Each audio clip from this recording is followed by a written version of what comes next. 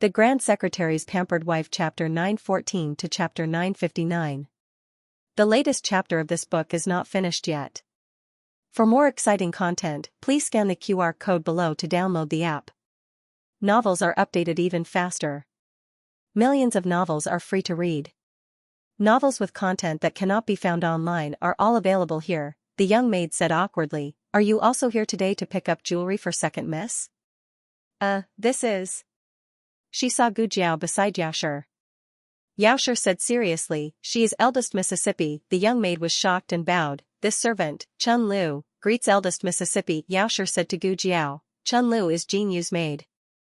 I forgot to tell you, Jin Yu is also getting married. Her fiancé is the third young master of the Marquis of Chongping's family, surnamed Quan. This marriage was chosen by Gu Jinyu herself. Xianxia had originally chosen the legitimate son of an assistant minister. Although his background was not high, he was kind-hearted, upright, and diligent. Her parents-in-law were also kind people. In addition, they did not mind that Gu Jinyu had a bad reputation in the capital. Gu Jinyu would be able to live the rest of her life peacefully after marrying. But she said she did not want to marry. Coincidentally, the Marquis of Chongping returned to the capital from his fief to report on his work and brought his family along. Third young master Quan fell in love with Gu Jinyu at first sight and hurriedly sent people to propose marriage. He was not from the capital and did not know much about Gu Jinyu's reputation in the capital. They would get married in the capital and go to the fief after marriage. Although Madame Yao was angry at Gu Jinyu's past actions, she still hoped that Gu Jinyu could find a good home on account of the Gu family's third branch's sincere love for Gu Jiao. Gu Jinyu's relationship with Xianxia had faded a lot. Her marriage was now managed by old Madame Gu. Chun Lu came to the manor last year. You haven't seen her, Xianxia said to Gu Jiao. Chun Lu bowed and began to secretly size up Gu Jiao. Her eyes were extremely beautiful. Even second miss did not have such a pair of cold and moving eyes. Chun Lu said, Madam, second miss's wedding date has been set. It will be on the 18th of next month. Wasn't it set long ago? Xianxia asked. You haven't asked yet, Chun Lu whispered. Gu Jiao looked at her indifferently. Does my mother need to personally ask about this kind of thing? As servants, don't you know how to report it? Feeling wronged, Chun Lu said, I thought Marquis and Madam had already talked about it. Recently, something had happened to the mines in the capital and the Ministry of Works had to rush to repair them. Marquis Gu had not returned for almost a month. While they were talking, the clip on Gu Jiao's veil came off, and the veil fell down. Chun Lu's gaze fell on Gu Jiao's birthmark and she was shocked. She immediately lowered her eyes and the corner of her mouth twitched in disdain. No wonder she had to cover her face with a veil. She was so ugly. He couldn't even compare to a single finger of second Mississippi. Gu Xiaobao suddenly reached out and grabbed Chun Lu's hair. Children still couldn't control their strength very well, so they didn't know how to control their strength. Chun Lu cried out in pain. She reached out to pull Gu Xiaobao's hand away. Gu Xiaobao held on tightly. The more she pulled, the more pain she felt. In the end, her tears came out. Xiaobao. Madame Yao's expression changed. She quickly grabbed her son's small arm. You can't grab people. Let go. Gu Xiaobao did not let go. Madame Yao panicked. He's not like this usually. He doesn't grab people or hit people. What's wrong with him today? Chun Lu cried out in pain. All the customers in the shop looked at her. If an adult bullied her, perhaps someone would come forward to help. But she was grabbed by a 1-year-old child. How could they help? Gu Xiaobao was a little fierce today. Gu Jiao looked at her fierce younger brother and said indifferently, let go. Elder sister is fiercer than mother. Gu Xiaobao let go. A large chunk of Chun Lu's hair was pulled out. The top of her head was almost bald. But the one who pulled her hair was the young master. She was angry but did not dare to say anything. In addition, she had lost face in front of so many people. She did not want to stay a moment longer. She even forgot to take Gu Jinyu's jewelry and ran out crying. Madame Yao frowned and looked at her son in her arms. She said sternly, Xiaobao, what's wrong with you today? Why did you grab people? She was really angry. Gu Xiaobao looked at Madame Yao innocently. 3 seconds later, he held Madame Yao's face and said in a childish voice, "Mother, Xiaobao loves you." Madame Yao, the people around them were amused by the child. They told Madame Yao not to blame the child. The child was still young and could be taught slowly. Only Madame Yao knew that her son was very obedient at home. He was very sensible. It was just that he was a little strange today. Gu Jiao glanced at the little fellow, raised her knuckles, and knocked on his head. They were siblings after all. They got familiar with each other very quickly. When they were sitting in the side room looking for jewelry, he was already willing to play with Gu Jiao. Gu Jiao carried him onto her lap. He struggled a few times without much effort, then lay flat and let her do whatever she wanted. However, he still did not call her elder sister. Plans could not keep up with changes. They spent a long time looking for jewelry. When they came out, it was already afternoon. Gu Xiaobao was drooling in Gu Jiao's arms. At this time, her grandaunt was also taking an afternoon nap. Gu Jiao did not want to disturb her. "Mother, how about I go over to Godfather's place first?"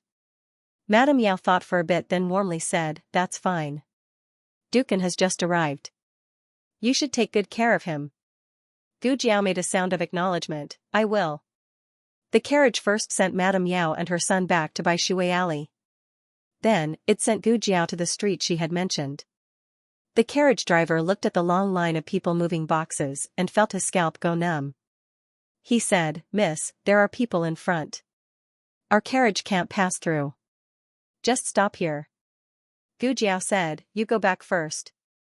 I will send a carriage back in a bit." "Yes, Mississippi." The carriage driver turned the carriage around. Gu Jiao walked towards the mansion that Dukan had set up. She had only taken a few steps when someone suddenly called out to her. "Elder sister?" Gu Jiao turned her head and saw a graceful figure walk out of a residence diagonally across the street. She wore a light purple translucent veil. Her exquisite features were faintly discernible. She was indescribably beautiful. It was Gu Jinyu, whom she had not seen in a long time. Gu Jinyu had just walked down the steps when a carriage stopped at the door. The carriage driver saw her come out and quickly reached out to open the curtain. She gestured at the carriage driver and the carriage driver lowered the curtain. She came in front of Gu Jiao and said with a face full of surprise, "Elder sister, why have you come? I heard that you accompanied Yan'er to Yuzhou to find a divine doctor to treat his heart disease and then returned to the countryside to visit family. Have you been well?" Going to Yuzhou was a story that Madame Yao and her husband had made up. They had even said the same thing to Marquis Gu. "Very well," Gu Jiao said. She did not ask if Gu Jinyu was well. They were not close. Small talk was a waste of energy. Gu Jiao was about to leave. Gu Jinyu said again, "Elder sister, don't be too sad." Gu Jiao looked at her strangely. Gu Jinyu sighed faintly, "I don't know if mother and younger brother have told you. So, brother-in-law is the young Marquis of Zhaodu who died in the fire 6 years ago. He did not die. When you went to Yuzhou, he reunited with his family. Now, he is no longer Xiao Lulang. He has regained his identity as the young Marquis. It was His Majesty who decreed that he had regained his identity. If elder sister does not believe me, you can go to the palace and ask His Majesty and the Empress Dowager for confirmation." She had a sad expression. "When I first heard this news, I was very happy for elder sister." The husband that elder sister had picked up in the countryside was actually the young Marquis who had fallen on hard times. What kind of good fortune is this? In the future, elder sister will be the young Marquis wife and the future mistress of Marquis Schwamping's residence. But I never expected that just a few months ago, news of the young Marquis marriage alliance with the Yan kingdom came from the palace. Speaking of this, Gu Jinyu looked at Gu Jiao with eyes full of heartache and regret. But Gu Jiao clearly saw some joy. "My reputation was in tatters. I thought that I would never be able to get married in this lifetime. Who knew that I would be chosen by the legitimate son of Marquis Chongping? And you, elder sister, who had always been above me, have become the young Marquis wife." After not seeing her for a year, Gu Jinyu had changed a lot. It seemed that she had been pleasing old Madame Gu recently. Marquis Chongping was a marquis with real power. He guarded the eastern border of Zhao country together with Marquis Schwamping's younger brother, General Wei Yuan. He doted on his youngest son the most. No wonder old Madame Gu changed her usual behavior and doted on Gu Jinyu. Tears welled up in Gu Jinyu's eyes. I heard that back in the countryside, elder sister had to scrimp and live frugally in order to support the young Marquis's education. You suffered a lot. Originally, I thought that after suffering was over, the good would come. Who knew that you would be demoted? Gu Jiao said. You seem to really care about me. Of course I care about elder sister. Gu Jinyu's voice was choked with emotion. Elder sister, you don't know. The young Marquis's fiancée is the daughter of the Duke of Yan.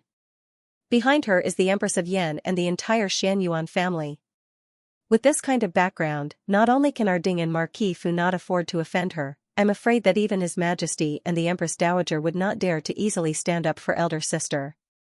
She raised her hand and pointed at the dozens of guards carrying the boxes. Elder sister, do you see that? That manor is the one the Duke of Yan bought for his daughter's marriage. It's even bigger than Ding and Marquis Fu. Last night, I saw them bring hundreds of dowry. Today, they actually bought so much from outside. As she spoke, she moved closer to Gu Jiao and whispered in Gu Jiao's ear, Elder sister, are you jealous? Digression, the third watch is here. Love Mud. The newest chapter of this book is not finished yet. For more exciting content, please scan the QR code below to download the app. Novels are updated even faster. Millions of novels are free to read.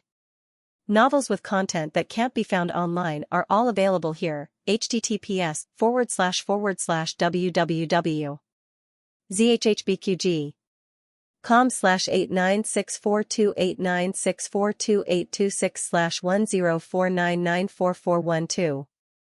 HTML Genius remembers this website's address in 1 second. www.zhhbqg.com. Bikuga mobile reading website, mzhhbqg. The latest chapter of this book is not finished yet. For more exciting content, please scan the QR code below to download the app. Novels are updated even faster. Millions of novels are free to read. Novels with substance that cannot be found online are all available here. Gu Jiao did not answer Gu Jinyu's words. Instead, she looked at the long line of people moving boxes outside the residence. She made a sound and said, right? You also think that it's too extravagant. Gu Jinyu smiled and glanced at Gu Jiao. Of course it's extravagant for the daughter of an aristocratic family to marry.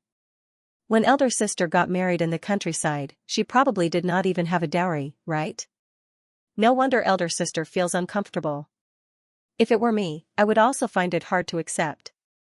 The husband that she gave up became someone else's in the end.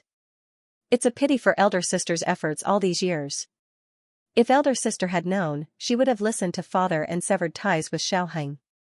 After all, it was elder sister who did not want him. Before the news spread to the capital, father might have been able to find a good marriage for elder sister. Now that the entire capital knows that elder sister is the wife who was cast off by the young duke, who would dare to marry elder sister? On the other side, a box was stuck in the carriage. They could not push it or pull it out. Gu Jiao went over to help. Gu Jinyu sighed at her. This time, she did not manage to stop Gu Jiao. She thought for a moment and chased after Gu Jiao. Second miss. A servant girl chased after her. Where are you going? Didn't you say that you were going to the shop to get the jewelry? You can also go to the embroidery shop to change the size of the wedding dress. Gu Jinyu looked at Gu Jiao's back and said, it's the same if I go later. My silly elder sister is going to embarrass herself. I should stop her. Elder sister. Don't be rash. She chased after Gu Jiao to the carriage. A coachman was standing in the carriage, unloading the goods. He tried to push the box out, but it was stuck. Not only that, his fingers were also stuck. Gu Jiao looked and drew a dagger from her waist. She was about to pry open the box when Gu Jinyu grabbed her wrist. Elder sister. What are you trying to do? No matter how unhappy you are, you can't do something like destroying someone else's dowry. Everyone turned to look at the two of them. The people who came to deliver the goods were local shop assistants from the capital. They didn't know Gu Jiao and naturally didn't know that she was the young mistress of this mansion. Gu Jinyu quickly said to everyone, apologies, I am the second young miss of Marquis Ding in Manor. She is my older sister. She just took things too hard for a moment, but I think she did not do it on purpose. Please do not blame her. The crowd listened for a long time but did not understand what she meant. But when they saw the dagger in Gu Jiao's hand, combined with Gu Jiao's words, they naturally thought that Gu Jiao was here to find trouble. Strange, this family had just moved in, and they already had a feud with someone. Gu Jinyu earnestly admonished her, elder sister, don't do anything foolish. I know you're jealous of the Yan Kingdom's daughter for stealing your husband. But no matter what, you can't do such a thing in front of so many people. If you do this, what will happen to your grandfather's face? What will happen to your father's face? What will happen to your brothers and the entire Marquis Dingyan Manor's face? This time everyone understood. So this newly arrived large family was the Duke of An and his daughter from the Yan Kingdom. Wasn't the Duke of An's daughter engaged to the young Marquis of Zhaodu? Could it be that the young Marquis already had a first wife? Gu Jinyu choked out. When the young Marquis was in trouble in the countryside, you saved the young Marquis and made him your husband. Now that he has recovered his identity, even though my heart aches that elder sister only found out the truth today, so this girl had once saved the young Marquis and forced the young Marquis to marry her, and she never knew about the young Marquis's past. The young Marquis was not even willing to tell her his past.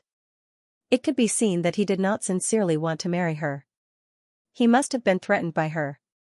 Gu Jiao looked at Gu Jinyu, her expression indifferent. Have you finished speaking?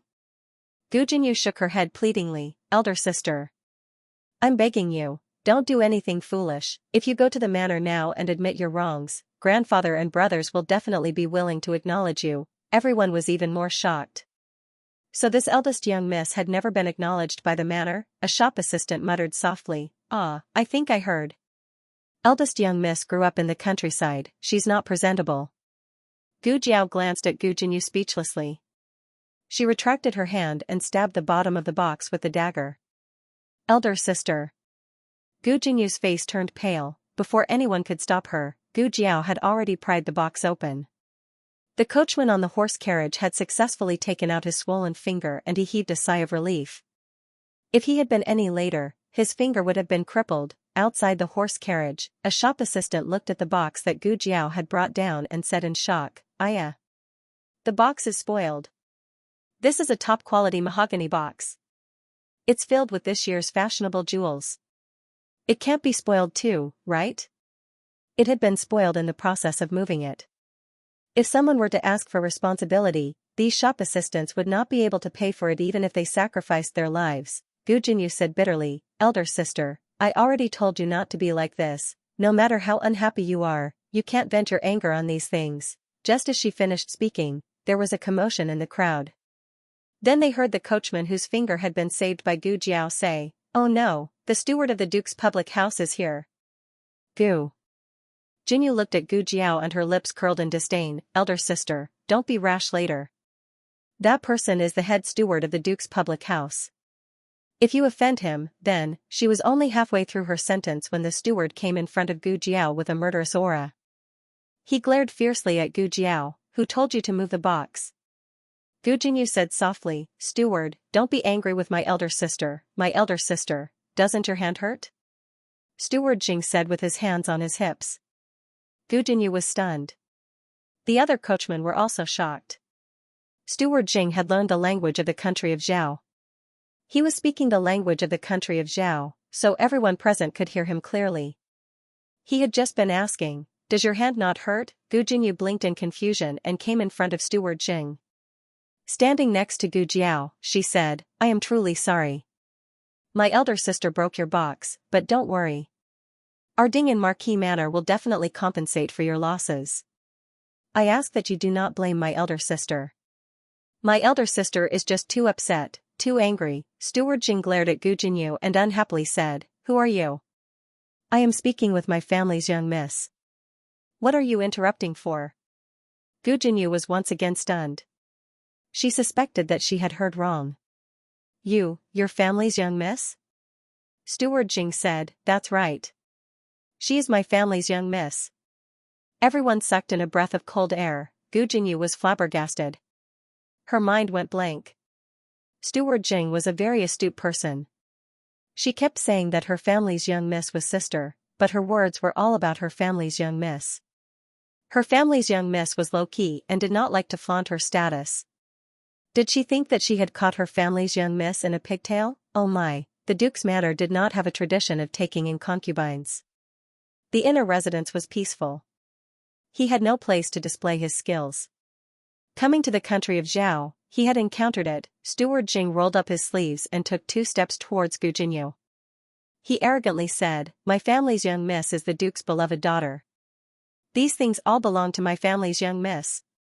My family's young miss can break them however she wants. Even if she takes them all and burns them for fun, she will be happy to do so.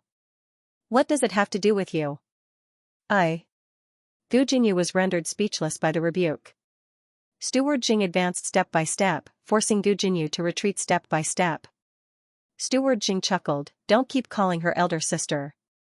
Are you worthy of being related to my family's young miss?" Gu Jinyu was dumbfounded. What on earth was going on? Hadn't she been divorced by the young Marquis? How did she become Duke Manor's young miss? She was clearly just a girl who grew up in the countryside. She didn't know if it was because she was too shocked or too jealous, but her entire body trembled lightly. Her fingernails dug into her palms, almost drawing blood. She looked at Gu Jiao in disbelief. Didn't you go to Yuzhou? How did you?" Just at this moment, another horse carriage came from another direction. It was the old Marquis and Gu Chongqing who had returned from court. Perhaps they had noticed the commotion in front of the Duke's manor. After the two of them got off the horse carriage, they walked over. "What happened?" Gu Chongqing asked with a frown. Gu Jinyu saw her grandfather and elder brother. At first, she was stunned. Then an idea flashed through her mind. It was as if she had seen her lifesaver. She said with tears in her eyes, "Grandfather. Elder brother. Elder sister didn't go to Yuzhou. She secretly ran to the country of Yin. She even became the Duke's manor's young miss. Grandfather had always been the most disciplined. He would never allow his own granddaughter to run off to another family to be their daughter. Moreover, they were from another country. This could be considered treason.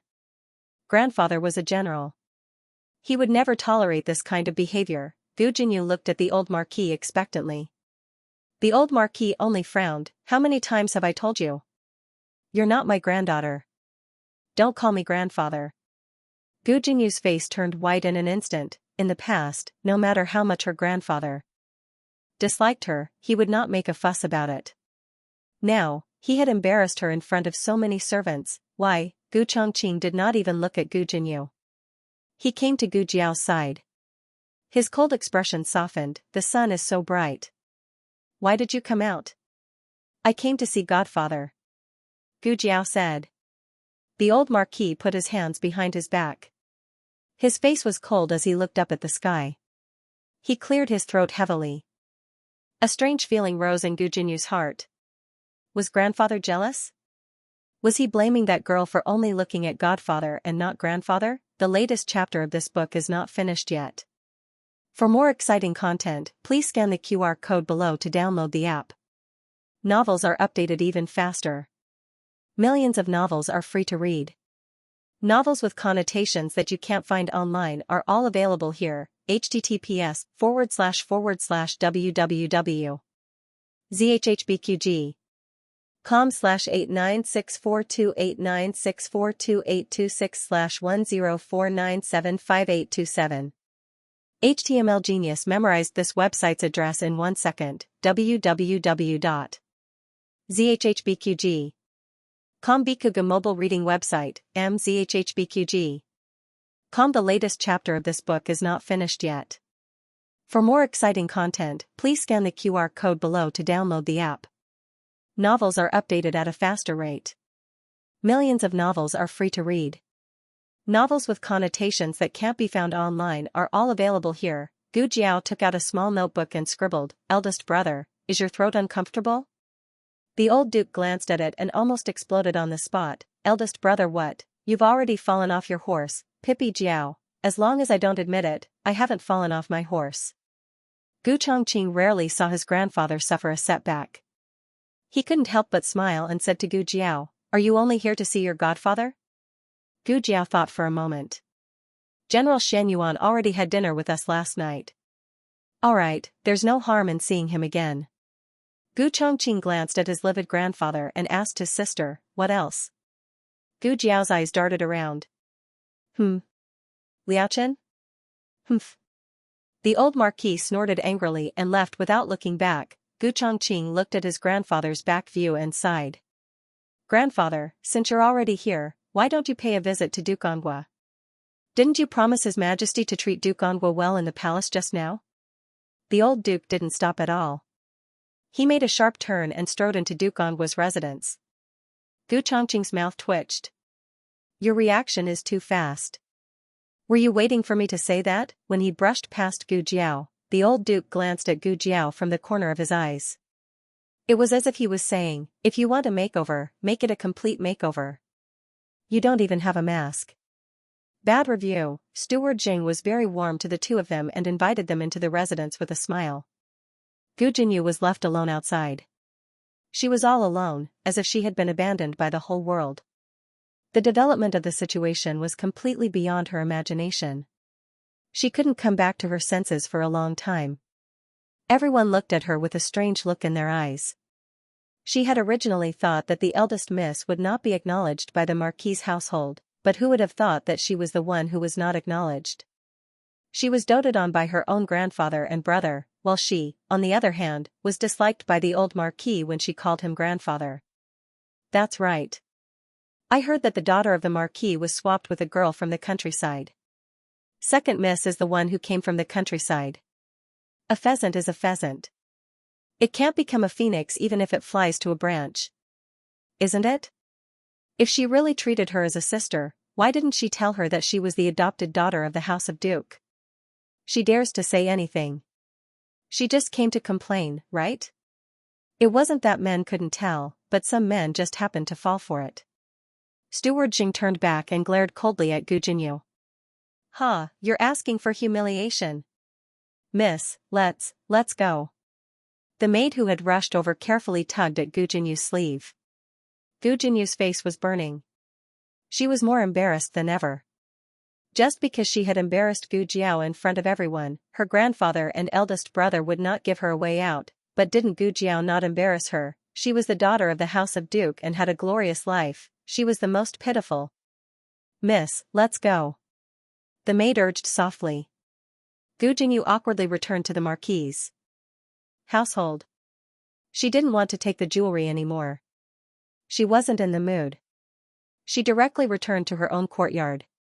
However, she hadn't rested for long when a young maid reported that the madam's personal servant, Nurse Fong, had come. Nurse Fong had gone home to visit her relatives and only returned to Jade Water Alley at noon. She brought some news that she had accidentally heard. When Madame Yao heard about it, she asked her to go to the Marquis' household and call Gu Jinyu over.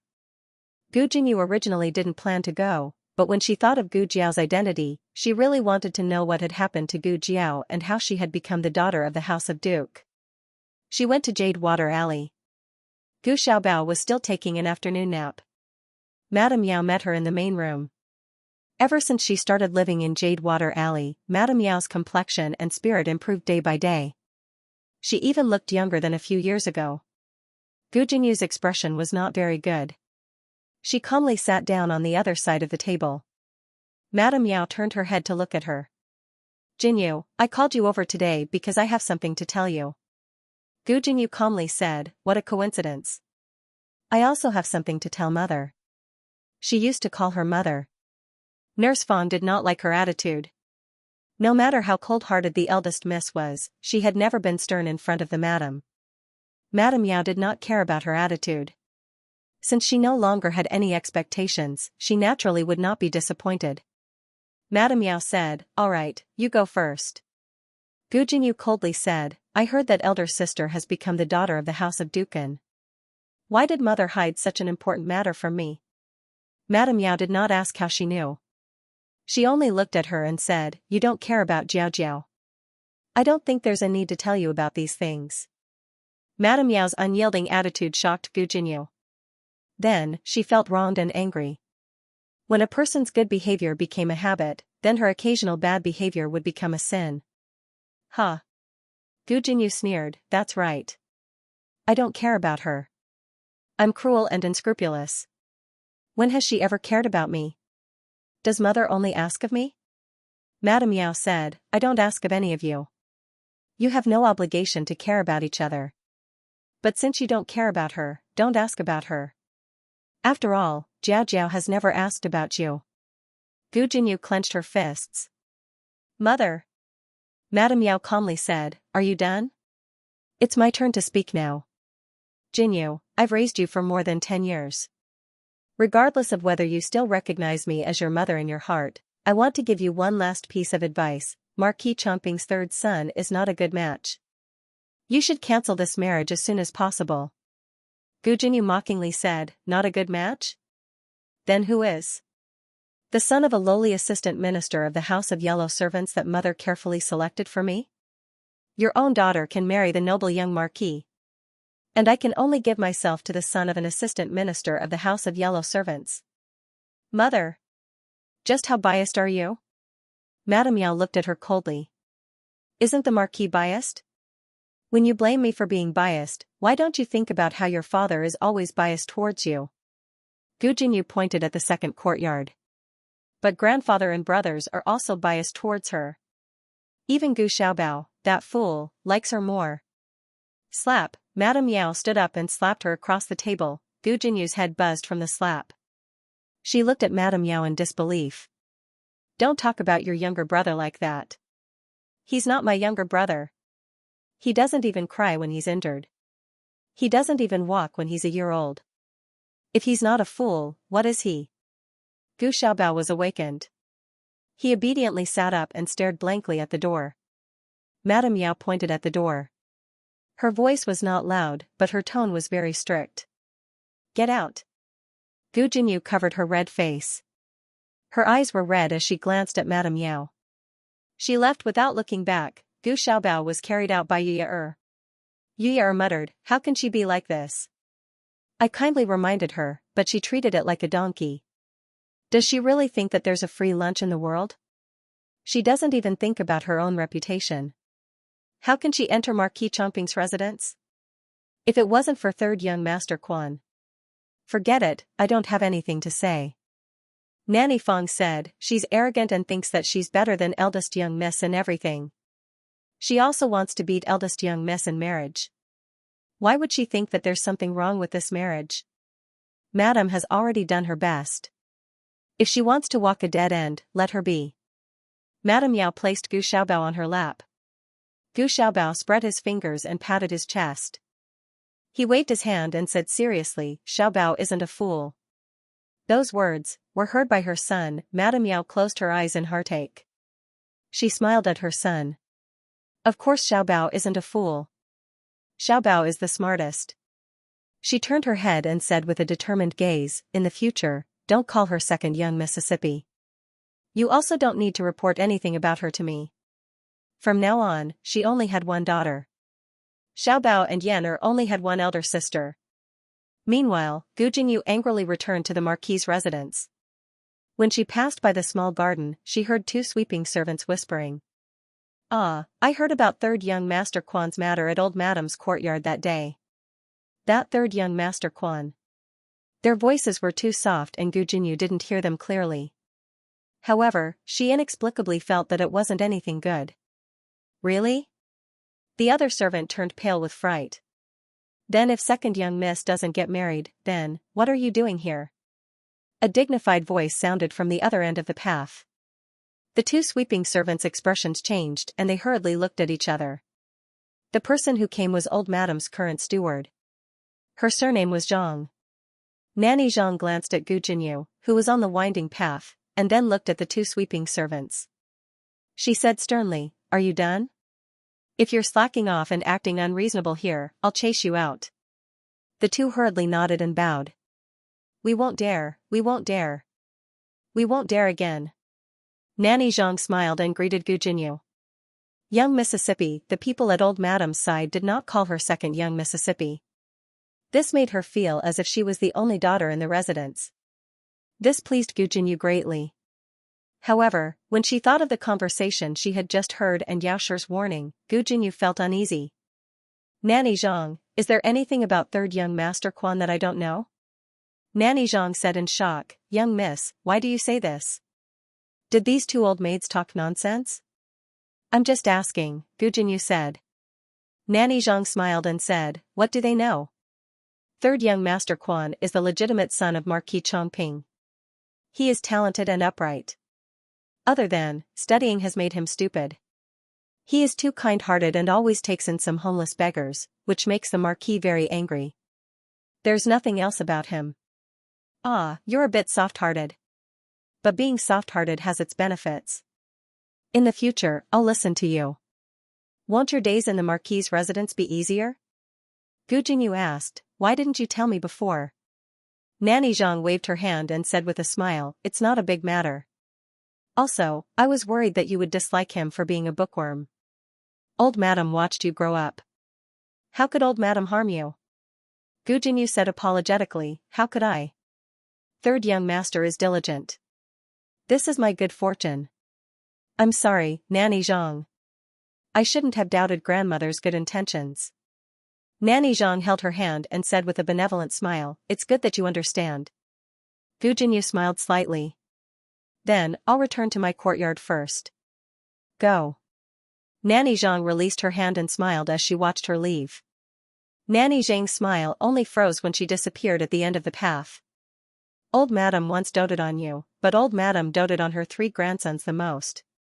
As long as she could pave the way for her grandsons, why would Old Madam care about the life and death of a granddaughter? Digression. As for Gu Jinyu, I want to say that I'm not developing a new plot with her. I've been chasing after her for so long and I have to give you a complete explanation. Otherwise, on a certain day in a certain year and month, it will appear, I suddenly remembered. What happened to that adopted daughter? I didn't write about her after returning to Zhao country. Was she chased out of the manor? What was her ending? I don't know. The author wrote her out again. Is it that fish? I also want to know her ending. Even Muru Xian, a small character, was mentioned in the comments section. People said that I wrote her out. If I don't explain clearly to Gu Jinyu, who has some weight, people will definitely question me later. Her appearance is a slap in the face. Everyone can eat without worry. Asterisk also, today is the Mid-Autumn Festival. I wish everyone a happy holiday. The latest chapter of this book is not finished yet. For more exciting content, please scan the QR code below to download the app. The novel will be updated even faster.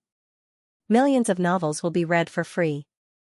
Novels with content that can't be found online are all available here. https://www.zhbqg.com/89642896428226/1049750014. HTML Genius memorized this website's address in 1 second. www.zhbqg.com Bikuga mobile reading website, mzhbqg.com. The latest chapter of this book is not finished yet. For more exciting content, please scan the QR code below to download the app. Novels are updated even faster. Millions of novels are free to read. Novels with content that can't be found online are all available here. As for Gu Xiaobao, after sitting on Yaosher's lap for a while, he began to look around. As if he didn't see anything, he slid down from Yaosher's lap. Xiaobao is willing to walk? Yuya was surprised. He walked by yesterday and went to open the door for his older sister. Yaosher's mood improved a lot when she mentioned the 2 children. Gu Xiaobao staggered to the east room and pushed open the door that was slightly ajar from the wind. He peered inside. Yaosher followed him.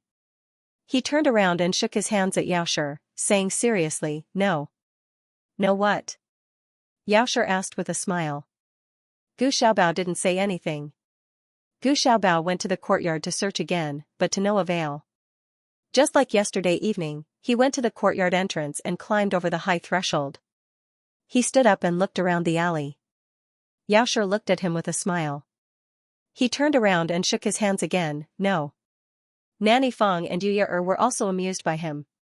Yuya teased, didn't you say you didn't want older sister yesterday? Why are you looking for her now?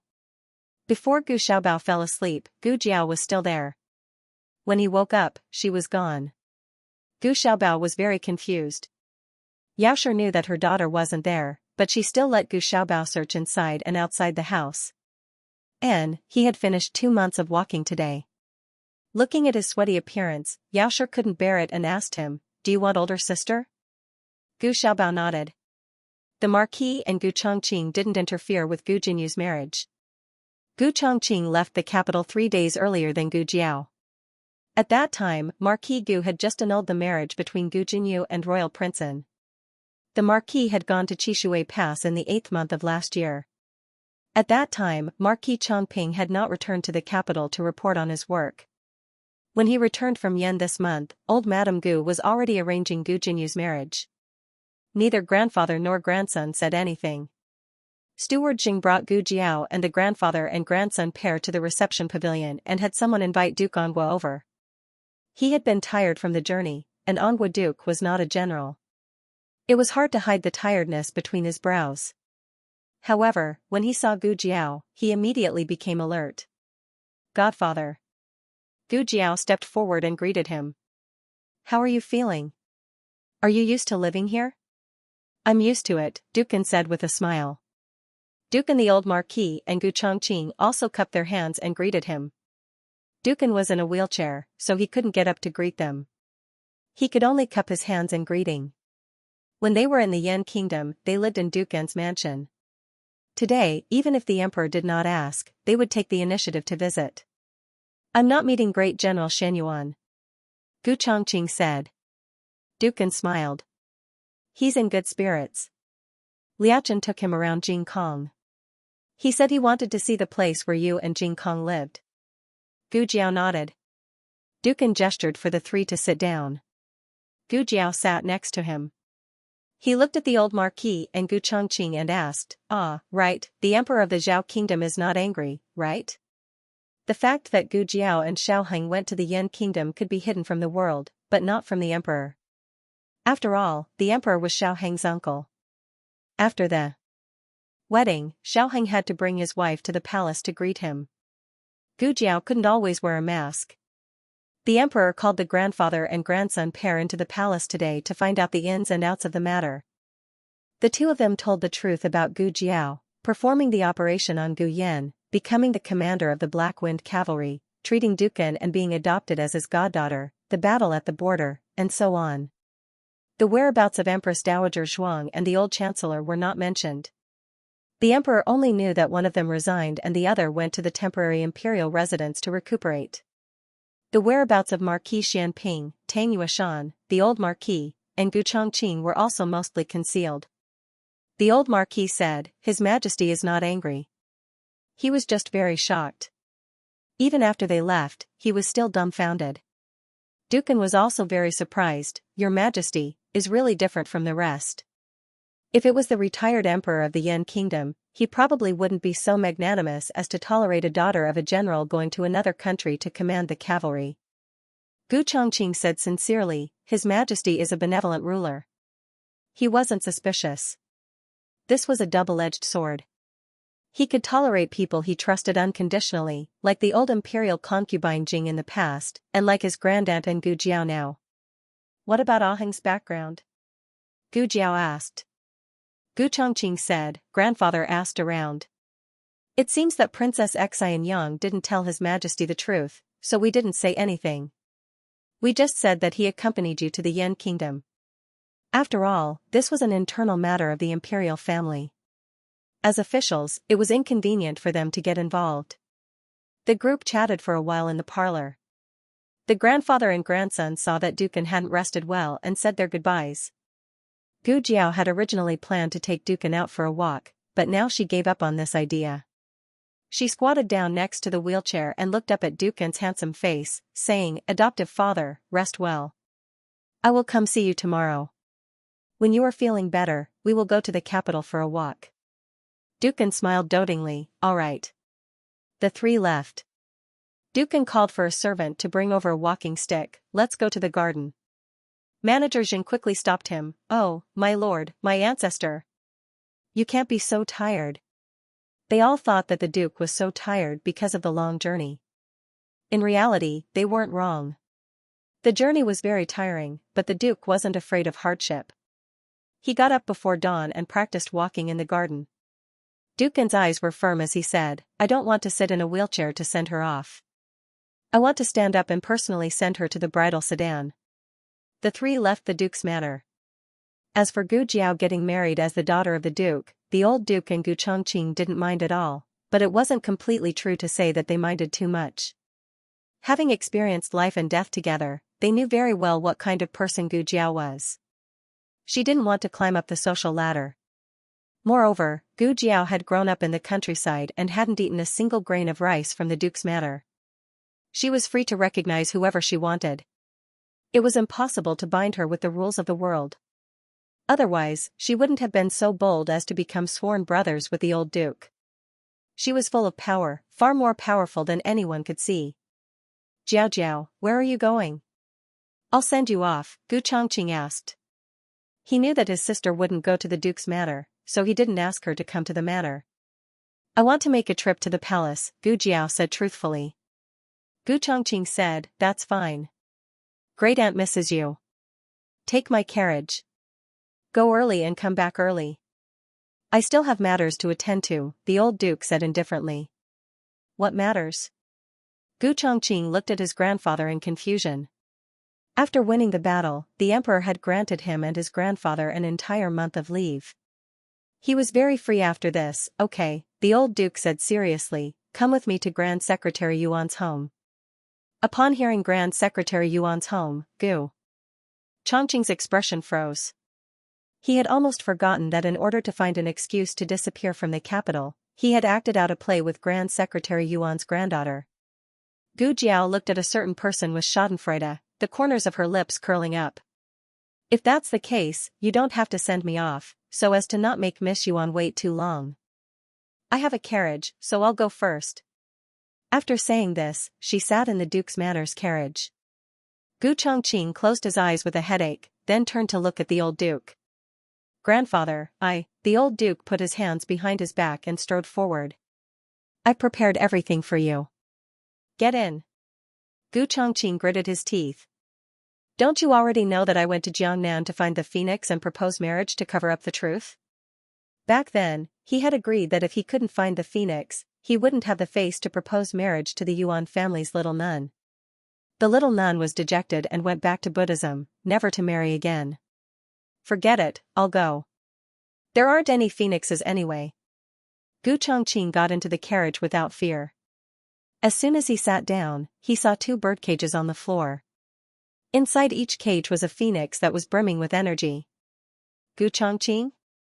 The old Duke thought, you're still too inexperienced to fight with grandfather.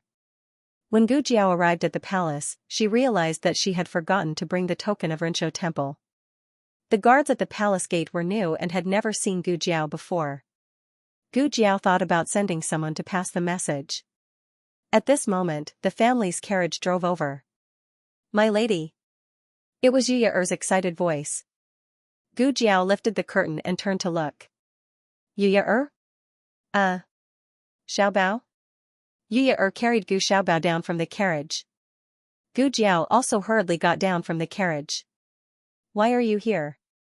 Yu Ye'er smiled. After Xiaobao woke up, he was looking for you everywhere. Madam said that you would definitely go to the palace, so she asked me to bring Xiaobao there first. The little guy would still look for her. Gu Jiao unexpectedly pinched Xiaobao's face. Gu Xiaobao's face was cold. What's the matter? Gu Jiao asked with a smile. Gu Xiaobao turned his small body and buried his head in Yu Ye'er's arms. Yu Ye'er said to Gu Jiao silently, angry. Over. Gu Jiao laughed and carried the little guy over. Xiaobao proudly struggled for a while. When he couldn't move, he took out a pair of small hands to cover his face. He didn't want Gu Jiao to look at him. Gu Jiao was amused by him and laughed out loud. She remembered the first time she left little Jing Kong to go up the mountain. When she returned home, little Jing Kong had the same reaction. What did she do back then? Alright, it's my fault today. I apologize to you. Can you forgive me? I need a kiss to forgive you. Gu Jiao nodded meaningfully and kissed Gu Xiaobao's cheek with experience. Gu Xiaobao still didn't remove the small hands in front of his face. Gu Jiao asked, eh? It didn't work? Gu Xiaobao was very shy. The latest chapter of this book is not finished yet. For more exciting content, please scan the QR code below to download the app. Novels are updated at a faster rate. Millions of novels are free to read. Novels with content that can't be found online are available here. https://www.zhbqg.com/896428964286/1049561002. HTML Genius memorized the website's address in 1 second. www.zhbqg.com Bikuga mobile reading website, mzhbqg.com. The latest chapter of this book is not finished yet. For more exciting content, please scan the QR code below to download the app. Novels are updated faster. Millions of novels are free to read. Novels with content that can't be found online are all available here. Gu Xiaobao was a frequent visitor to Rinshou Palace. Gu Jiao hugged him and enjoyed the privilege of entering the palace with her face. Gu Xiaobao had used up all his power when he was looking for his sister in Bai Shui Alley, so he couldn't walk anymore. Gu Jiao was strong and was happy to carry him. Yuya helped Gu Jiao carry her things and happily entered the palace. Empress Dowager Zhuang didn't care about court affairs and went to Bai Shui Alley to play cards when she had nothing to do. Her days were leisurely, but she was too worried about Gu Jiao and fell ill several times. It wasn't until the news of the victory at the border that she gradually recovered. Great Aunt. Gu Xiaobao was very close to his great aunt and reached out to her when he entered the bedroom. Great Aunt disliked children for being noisy, but Gu Xiaobao wasn't. He was a rare quiet child. Great Aunt allowed Eunuch Qin to carry him over. Eunuch Qin smiled and walked forward. Miss Gu, you're finally back. The Empress Dowager missed you every day and didn't eat or drink. If you didn't come back, the Empress Dowager would go to Yan Kingdom to find you. Eunuch Qin tactfully swallowed his words. Give him to me. Eunuch Qin reached out to carry Gu Xiaobao. Gu Xiaobao turned away. He didn't let him carry him. Eunuch Qin sighed. Let me do it. Gu Jiao said. Then, I'll go make tea. Eunuch Qin smiled and left, taking the palace maids with him. Empress Dowager Zhuang was sitting by the window drinking tea. Gu Jiao walked over and sat beside her. She softly greeted, Great Aunt. Empress Dowager Zhuang snorted. Yuya curtsied. Empress Dowager. Empress Dowager Zhuang, yes. Gu Jiao, wait, is there such a difference in treatment? Gu Xiaobao climbed behind Empress Dowager Zhuang and sat for a while. He found it quite boring and climbed down. Yuya placed the food box on the table and carried him out to play. Gu Jiao opened the food box and took out the things inside one by one. Candied plums, made by granduncle. Rose cakes, made by my mother. Empress Dowager Zhuang's face was sour and she was unmoved. Gu Jiao took out a small box from the bottom. Peach cake. I made it. Empress Dowager Zhuang's expression eased a little. But in the next second, her brows furrowed again. Who allowed you to enter the kitchen? Does Ijiao lack a peach pastry or something? Do you think the food you cook is delicious? Gu Jiao suppressed the smile on her face and mischievously reached out to grab the box. Oh, then I'll take it back. Empress Dowager Zhuang hugged the peach cake and glared at her with hidden bitterness. Gu Jiao laughed so hard that she fell back into her chair. The sun was shining brightly, and the girl's smile was beautiful. Empress Dowager Zhuang snorted, but the corners of her lips unconsciously curled up, and tears flashed in her eyes. Her Jiao Jiao was back. She was back with her tail intact. A lot of things had happened in the year that Gu Jiao was not in the capital. First, Crown Princess Wen Linling died of illness. Then, Empress Xiao selected 2 concubines for the crown prince. To Gu Jiao's surprise, one of the concubines was actually concubine Rui Wang's younger sister. Her name was Du Xiaoyun. Gu Jiao had a little impression of her because when she first came to the capital, she met Du Xiaoyun several times. Du Xiaoyun was Wen Linlang's loyal supporter and regarded Wen Linlang as the perfect goddess in her mind. She wondered how she felt when she was selected to be a concubine in the East Palace. Du Xiaoyun's belly was very strong. She was pregnant 3 months after entering the palace. Now, she was 5 months pregnant. Empress Xiao once told Empress Dowager Zhuang that if Du Xiaoyun could give birth to a son for the crown prince, she would ask the Empress Dowager to make her the crown princess. In addition, Rui Wang showed his skills in the court and was valued by the emperor. The emperor appointed him as an imperial envoy to Jiangnan to observe the situation of the people. Concubine Rui Wang and her son traveled with him and had already set off. What about Prince Ning? Gu Jiao asked. Empress Dowager Zhuang sighed. He's still the same. He's still confined in the mansion. Ever since Qiyu separated from him, his temperament changed a lot. I heard that he has been secretly sending people to inquire about Qiyu's whereabouts. Unfortunately, he didn't find anything. Prince Ning clearly had Princess Ning in his heart. He just couldn't get Wen Linlang when he was young. Unfortunately, he realized it too late. Qiyu was long gone. It was too late for him to regret. What about Zhuang Yuheng? Is there any news of him? Gu Jiao asked again. You have a lot of people on your mind. Empress Dowager Zhuang said this, but in her heart, she knew that Gu Jiao was worried about her. Whether it was Prince Ning or Commandery Princein, they were both children that she had truly loved.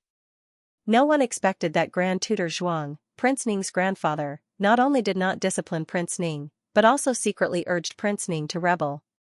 Prince Ning fell, Grand Tutor. Zhuang was beheaded, and the Zhuang family was exiled. Zhuang Yuheng was first expelled from the family by Grand Tutor Zhuang, and then he performed meritorious deeds. He could have stayed in the capital, but he was exiled without hesitation. When the Zhuang family was at its peak, he gave up his glory and left the Zhuang family. When the Zhuang family fell into a quagmire, he gave up his bright future and returned to the Zhuang family. Thinking of him, Empress Dowager Zhuang felt distressed and regretful. Her heart was filled with emotions, but no one dared to ask or mention it. Only Gu Jiao could make her speak. Empress Dowager Zhuang let out a long sigh. He became a teacher at a small private school at the border.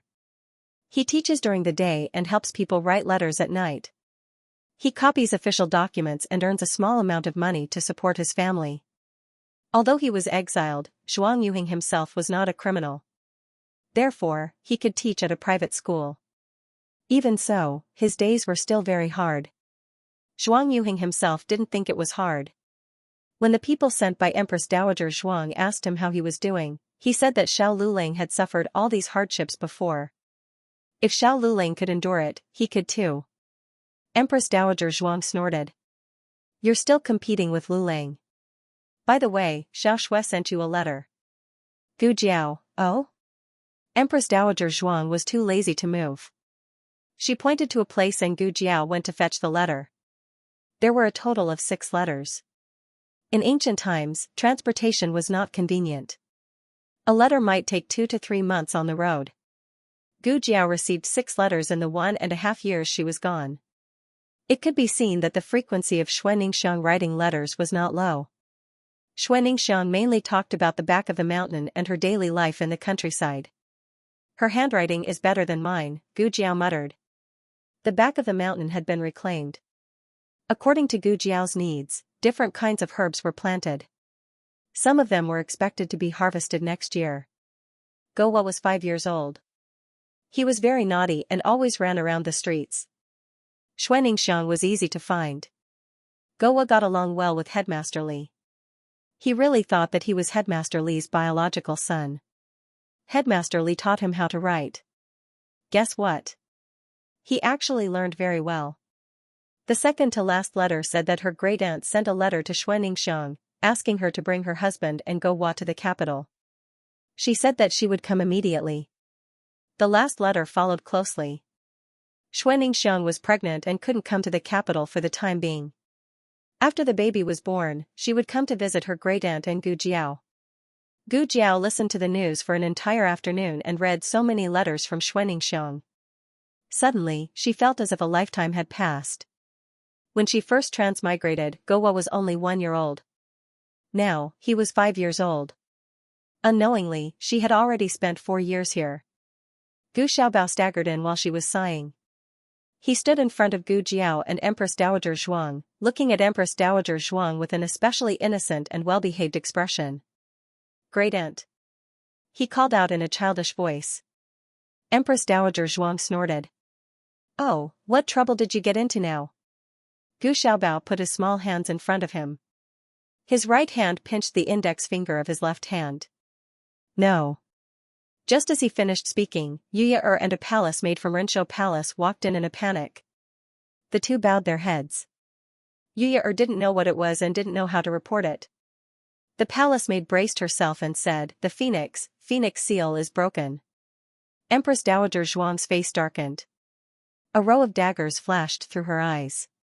Gu Xiaobao walked forward and hugged Empress Dowager Zhuang's hand. "Great aunt, Xiaobao loves you." Empress Dowager Zhuang's body shook. Who taught him that? Gu Jiao had dinner at Rinshou Palace before returning. Gu Xiaobao was so tired that he fell asleep. He was snoring sweetly in Gu Jiao's arms. Gu Jiao looked at him. "Oh, this child is so cute." Yuya smiled and said, "Miss, don't be envious. You will soon have a child with the son-in-law." "Her? Have a child?" Gu Jiao was stunned. The Yuan family. Grand Secretary Yuan and the old Marquis were chatting happily in the parlor. Gu Chongqing felt like he was sitting on pins and needles beside the old Marquis. Suddenly, he caught a glimpse of a figure flashing by outside the window. The other party seemed to look at him. He understood and stood up. "Sorry, I have to go to the washroom." The old Marquis glanced at his grandson with dissatisfaction. "Why did he have to go to the washroom?" Grand Secretary Yuan smiled and raised his hand. "It's fine. Go ahead. Zhao-san, take Gu to the washroom." "Yes." The manservant called Zhao-san led Gu Chongqing to the washroom. Gu Chongqing said without a change in expression, "I know the way. You go back first." "It'll take me a while." "Yes." Zhao-san returned to the parlor. Gu Chongqing turned around and used his qinggong to arrive at a small garden nearby. The little Taoist nun in Taoist robes had been waiting there for a long time. She was holding a newly published novel. The little Taoist nun closed the half-read novel and turned to Gu Chongqing. "You're finally here. If you didn't come, I would have gone to invite you myself." He said, "You had someone call for me just now?" "Yes." The little Taoist nun nodded. He asked, "Is something the matter?" The little Taoist nun glanced behind him, then gave the maid beside her a meaningful glance. The maid understood and walked to a nearby spot to keep watch. The little Taoist nun asked, "How did your grandfather talk with my grandfather?" "They." Gu Chongqing recalled how the two elders had hit it off so quickly. His expression was complicated. "I'm sorry. I didn't expect my grandfather to find a phoenix. Give me some time. I'll find another way to break off this engagement." The little Taoist nun paused, then probed, "If you break off the engagement, won't you have to get married in the future?" "What?" Gu Chongqing didn't understand why she would ask such a question. The little Taoist nun explained, "What I mean is that our original plan had a loophole. It's not that easy for me to return to the Taoist temple, especially since my grandmother threatened to kill herself a few days ago. It's the same for you. Even if you break off the engagement with me, your family will arrange another marriage for you until you get married." Gu Chongqing fell silent. Yuan Baolin was right. As the heir to the Marquis estate, he would inherit the Marquis estate in the future. His grandfather wouldn't give up on his marriage. Yuan Baolin thought for a moment, then asked, "Are you still the same as before? Don't you want to get married?" Men Gu Chongqing nodded resolutely. Yuan Baolin said, "Me too. I don't want to get married. What's so good about men? I've seen women live to a ripe old age, but all of them die young. Treasure your life and stay away from men." Gu Chongqing was speechless. He had nothing to say to that. Yuan Baolin hugged the storybook in her hands. She rolled her eyes and looked at him with a mischievous smile.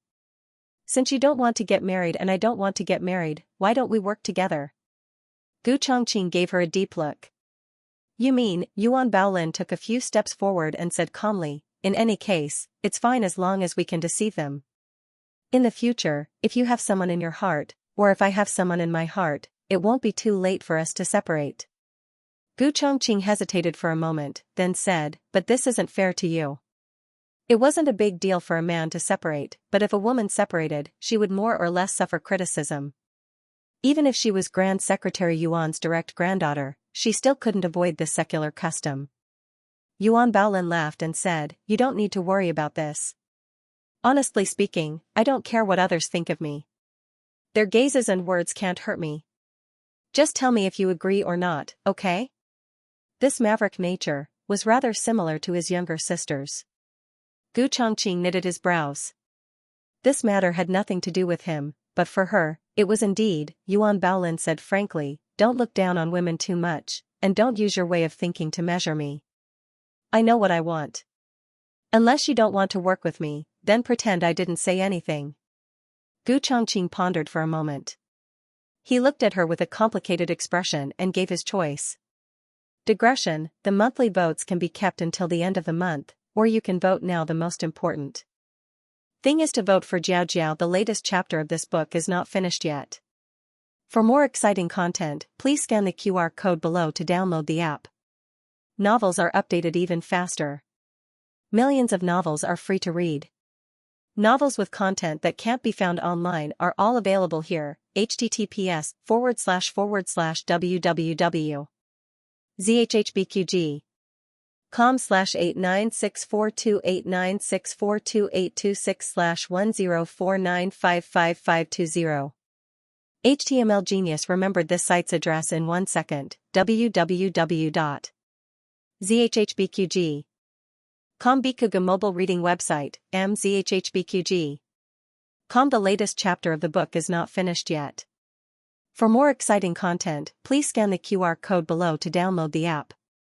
Novels are updated faster. Millions of novels are free to read. Novels with content that can't be found online are available here. After Yuan Baolin returned to her room, her younger sister, Yuan Tong, walked in. Her younger sister held her arm and whispered, Sister, do you really agree to this marriage? Yuan Baolin pulled her hand away and lay down on the chaise lounge. She leisurely flipped through the half-read novel. Yes. Her younger sister was surprised and sat down next to her. But sister, didn't you say that you won't marry in this lifetime? Yuan Baolin sighed. Grandmother threatened me with death. What can I do? Yuan Tong nodded and pinched her handkerchief. Speaking of which, he really found the phoenix for you. This means that he is serious about you. Yuan Baolin flipped a page and continued to read the book. She said indifferently, he didn't find it. Yuan Tong was puzzled. How do you know that he didn't find it? Yuan Baolin said, I just know. Yuan Tong frowned and stood up. Then I'll go tell grandfather. Wait. Yuan Baolin took down the book, looked at her, and said casually, don't ruin this marriage. I'm going to marry him. Yuan Tong frowned. Sister. There are so many good men in the world. Why do you want a dishonest man? Yuan Baolin said helplessly, you don't understand. Yuan Tong pouted and pinched her handkerchief. I don't understand. I only know that once sister gets married, it will be my turn soon. In the future, the Yuan family will become my maiden family. I won't be able to see my parents every day, and I won't be able to talk to sister like this. Yuan Baolin continued to read the novel. Yuan Tong thought of something and took a deep breath. If sister and Gu Shixi get married, won't I in that? Bumblebee's relative? Yuan Baolin asked, what bumblebee? Yuan Tong stomped her foot, his younger brother. That rude and annoying person. Yuan Baolin turned a page. Oh, is there such a person? I forgot. Gu Chungfeng, who was completely forgotten by his sister-in-law. After leaving the palace, Gu Jiao went to Vermilion Bird Avenue to visit Princess Xianxia and Shang Guanqing. Shang Guanqing was recovering well. The remaining poison in his body was almost cleared. He should be able to stop taking the medicine for the last month. In the future, he would pay more attention to his diet. There would not be too big of a problem. The three of them sat in Princess Xianxia's room. Gu Jiao inadvertently looked around. Princess Xianxia faintly said, "Don't look. Aheng is not there." Shang Guanqing sat on the right side of his princess mother. He picked up the book on the table and covered his left face. He whispered to Gu Jiao, "I know you're here, so I sent him away. I don't want you two to meet before the wedding." Gu Jiao said with a bitter face, "Oh." Yu carried the sleeping Gu Xiaobao in the courtyard to enjoy the cool air while Eugene fanned Xiaobao. Xiaoyi had not yet fallen asleep. She lay in the cradle alone and played with her feet. From time to time, she would make a small sound. She was a baby with a strong presence. As long as she was awake, she would not stop. She was the complete opposite of Gu Xiaobao, who could not even be bothered to cry. Yaoshi gave birth to Gu Xiaobao. It was as though the family had not given birth to a child. Princess Xinyang gave birth to Xiaoyi. It was as though the family had given birth to twins. Gu Jiao went to the side of the cradle to play with her. She stopped scratching her feet. Opening her gem-like eyes wide, she stared at Gu Jiao without blinking. She was about to grow her first tooth. Recently, she had been drooling quite a bit. Gu Jiao remembered that Gu Xiaobao was not so fat when he was 5 months old. Her little arms were like lotus roots, white and tender. She wanted to pinch them. "Can I pinch them?" Gu Jiao asked Shang Guanqing, who had also come to the side of the cradle. Shang Guanqing sternly said, "Of course you can't. Children have soft skin and tender flesh. What if you break them?" After saying that, he glanced at the princess mother, who was sitting in front of the coffee table drinking tea. Using his body to block her view, he whispered to Gu Jiao, "Feel free to pinch them." Xiaoyi, who was suddenly betrayed by her brother. Gu Jiao pinched and pinched. Oh, it felt so good. Xiaoyi was a lively baby. She loved to laugh and cry. Usually, if her brothers pinched her like this, she would have wailed and complained to her mother. But today, she gave her sister-in-law enough face. After Gu Jiao pinched her little arms, she raised her little feet high, as if asking, "Here, Jiao. Here, do you want to pinch?" With the two little ones playing with Yi, Princess Xinyang went to do her own things. When only the two of them were left in the house, Shang Guanqing asked Gu Jiao, "Oh right, how's my mother?" Gu Jiao, who was pinching Xiaoyi's hand, paused. She turned her head and looked at him strangely. "Why didn't you ask just now?" Shang Guanqing coughed lightly and said, "The princess mother was here just now. I was afraid that she would be jealous." Gu Jiao, you know quite a lot. Shang Guanqing raised his eyebrows and said, "Of course. Everyone is like that bookworm younger brother, who doesn't understand women."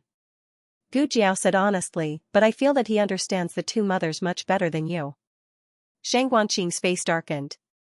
How could she undermine him like this? Gu Jiao took out a folded letter from her purse and handed it to him. "This is a handwritten letter from the Empress. See for yourself how she is doing." Shang Guanqing took the letter and glanced at Gu Jiao from the corner of his eyes. He snorted and said, "You're still talking about me.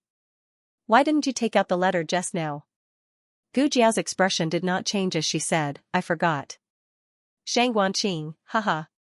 When Gu Jiao and Shang Guanqing were talking, they neglected Xiaoyi, who was in the cradle. Xiaoyi pulled Gu Jiao's hand unhappily. It was as if she was saying, "Don't talk to stinky brother, talk to me." Gu Jiao curved her lips and carried Xiaoyi. Gu Xiaobao liked to drink milk. Gu Jiao carried him for an entire day, so her body was also stained with a faint milky fragrance. Xiaoyi smelled the familiar scent. Her two chubby little hands grabbed Gu Jiao's lapel and plunged into Gu Jiao's arms. Gu Jiao? Gu Jiao thought that Xiaoyi was hungry, so she carried her to the greenhouse and gave her to Princess Xinyang. Xiaoyi, who suddenly returned to her mother's arms, was dumbfounded. That was an instinctive reaction. She hadn't played enough with her sister-in-law yet, then, she was pressed into her mother's arms. Great, with milk, everything is fine. Xiaoyi ate happily, completely forgetting about her sister-in-law. There were a total of 3 letters from Shang Guanyin.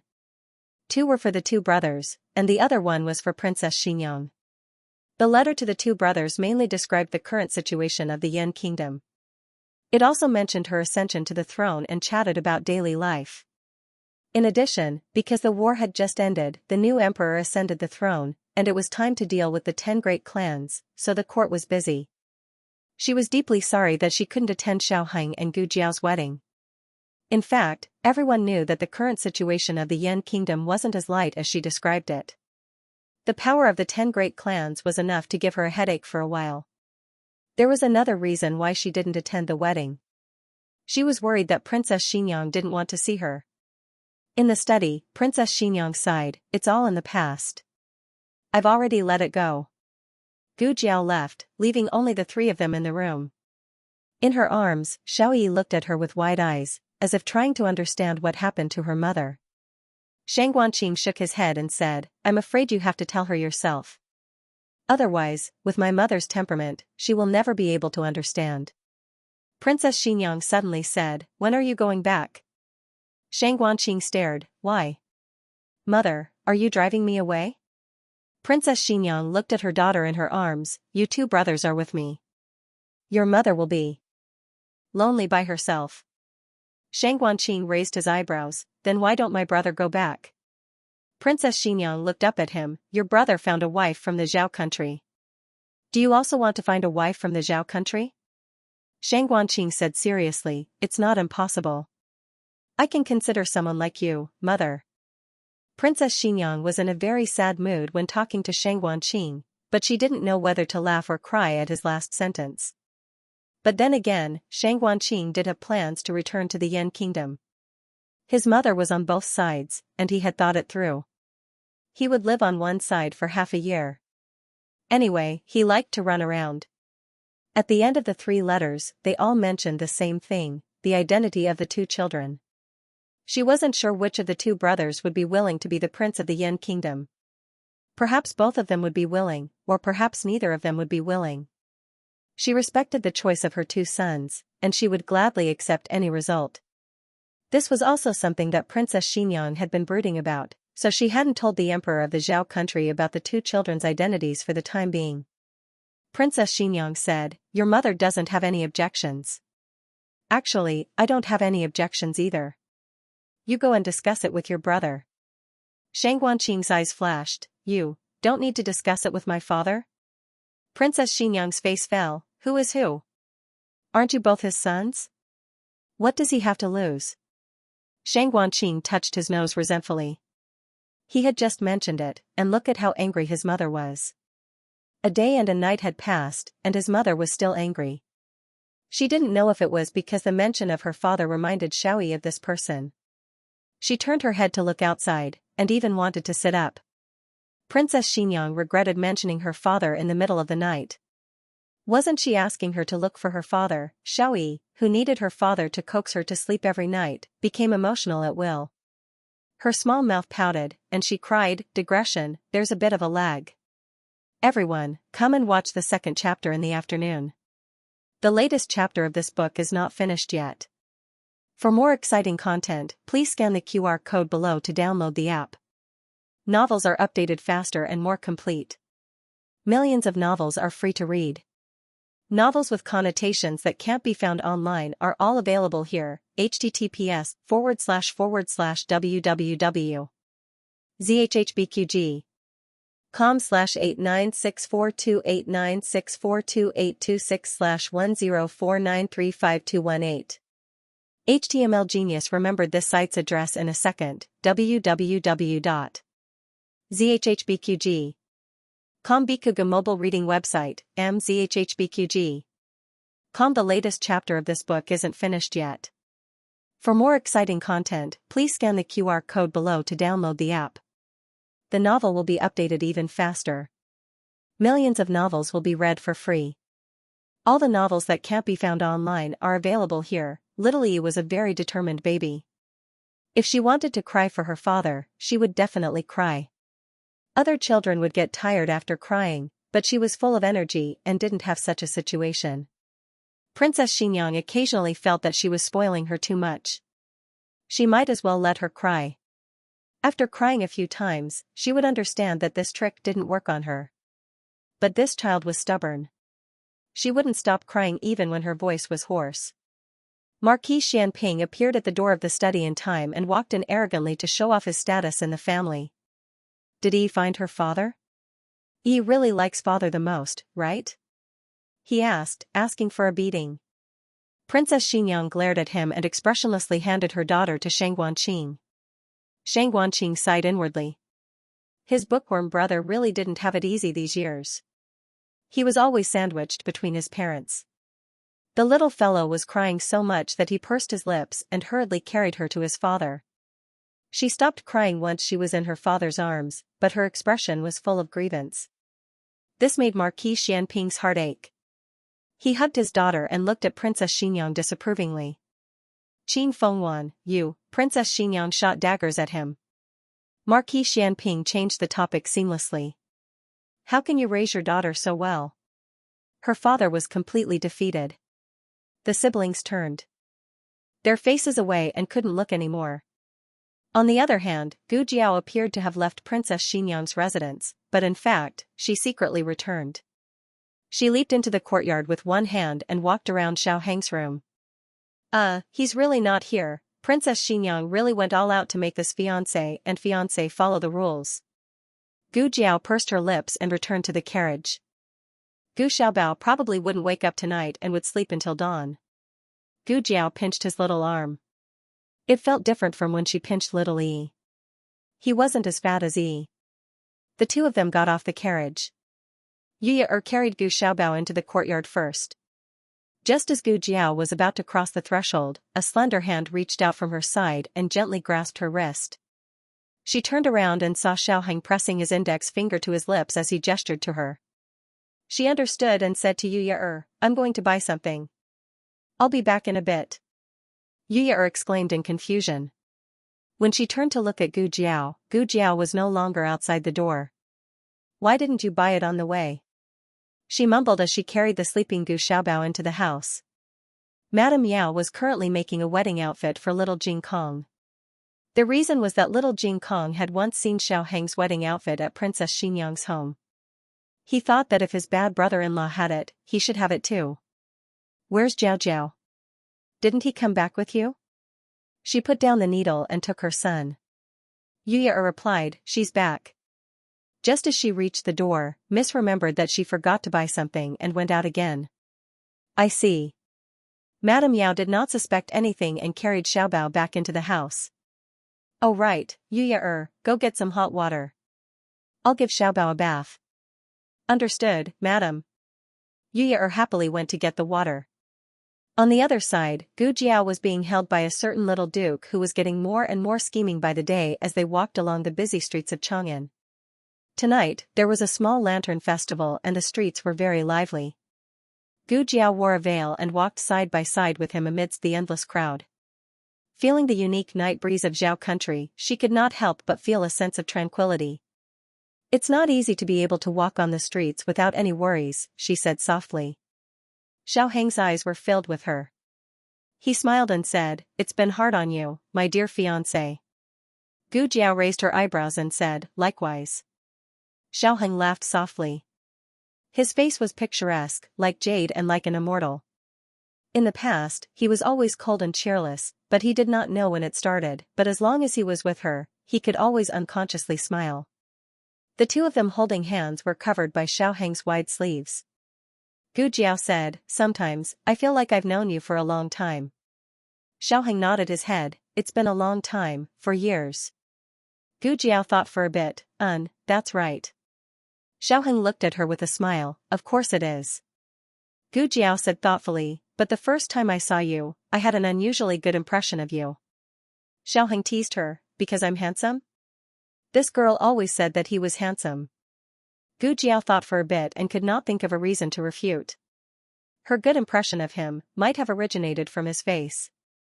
After all, she was obsessed with appearances, right? Although she did not know how many times her godfather had told her not to always look at a man's face. Xiao Heng did not know that she was really thinking about this problem. He said with emotion, in these 4 years, we've been apart more than together. If I'm not on the road to take the exam, then you're on the road to war. Speaking of which, why did you believe that I would pass the exam? He even jumped into the cold lake for a county exam paper. Gu Jiao said, I don't know, I just thought that you would pass the exam. It doesn't matter if you don't pass. I said before, I'll take care of you. Xiaoheng looked at the road and then looked at her. The corner of his mouth hooked up, then, my dear wife, please take care of me in the future. Gu Jiao curled her lips and said, we're not married yet. Aren't you calling me wife too early? As soon as her voice fell, a large man carelessly bumped into them. Xiaoheng used one arm to protect Gu Jiao, but he did not dodge and was hit by that person. That person raised his hand and was about to punch Xiaoheng, but Gu Jiao grabbed his wrist and threw him to the ground. That person fell on his back and scolded angrily, who is he to you? Gu Jiao fiercely said, my husband. Xiaoheng's lips hooked up and his eyes sparkled with a smile. This was just a small interlude. That person was not Gu Jiao's opponent and left dejectedly. The two of them continued to go to the lantern festival. Suddenly, a man and a woman seemed to be quarreling at a stall in front of the alley. The man's voice sounded familiar. The two of them could not help but look in that direction. Who would have thought that they would see Gu Qingfeng stand up from the stool in front of the small table, surnamed Yuan? What nonsense are you talking about? Am I talking nonsense? Your big brother is just dishonest. He was clearly not the one who caught the phoenix, but he still pretended that he did. What phoenix or not phoenix? How ridiculous. Gu Qingfeng had been outside the whole day and knew nothing about his big brother's engagement. Yuan Tong put her hands on her hips and said, stop pretending. If it wasn't for my sister not letting me say it, I would have already complained to my grandfather. Gu Qingfeng sneered, go ahead and complain. Yuan Tong stomped her feet and said, I'm doing this for my sister's sake. Gu Qingfeng mocked, oh, your sister's face is so big. Yuan Tong did not reply, but immediately took back the initiative, I don't want to be relatives with someone like you. Gu Qingfeng laughed, you think I want to be relatives with you? Yuan Tong gritted her teeth, big hornet. Gu Qingfeng did not back down, round tube. No, I think you're so dumb, you should be called her Tong. Who are you calling her Tong? Yuan Tong was so angry that she grabbed a stool and threw it at Gu Qingfeng. Gu Qingfeng was someone who practiced martial arts, so naturally he would not be hit by her. He dodged around the table and said proudly, come on, come on. Tong. Tong. Tong. Yuan Tong was really angered by him. She had never seen such an annoying person in her life. Gu Jiao and Xiaoheng both recognized each other's identity. They did not expect Gu Qingfeng to know her, and seemed to have a deep relationship with her. The two of them had a tacit understanding and did not try to stop the fight. Gu Qingfeng and Xiaoheng were the same age and turned 20 last year. When he was the monarch of the Yan kingdom, it was the state preceptor and duken who performed his coronation ceremony. He was the first person in the world to have these two host his coronation ceremony. But looking at him, even though he had turned white, he still looked like a child. What are you thinking about? The two of them continued to walk forward. Xiaoheng saw Gu Jiao's thoughtful expression and could not help but ask her. Gu Jiao said, I'm thinking about how to make it up to you if I'm not there when you perform your coronation ceremony. The coronation ceremony was a man's coming-of-age ceremony in ancient times. It was very significant. Xiaoheng and Sheng Wanqing turned 20 last year in December. At that time, Gu Jiao was preparing for the war against the Jin kingdom at the border. Xiaoheng suddenly lowered his head and whispered in her ear, make it up to me on our wedding night. His voice was low and full of magnetism, making her little ear feel numb and itchy. She raised her hand and touched her little ear, oh. Xiaoheng smiled, no, you're not going to refuse? What if I want you to do something bad? Something very, very bad.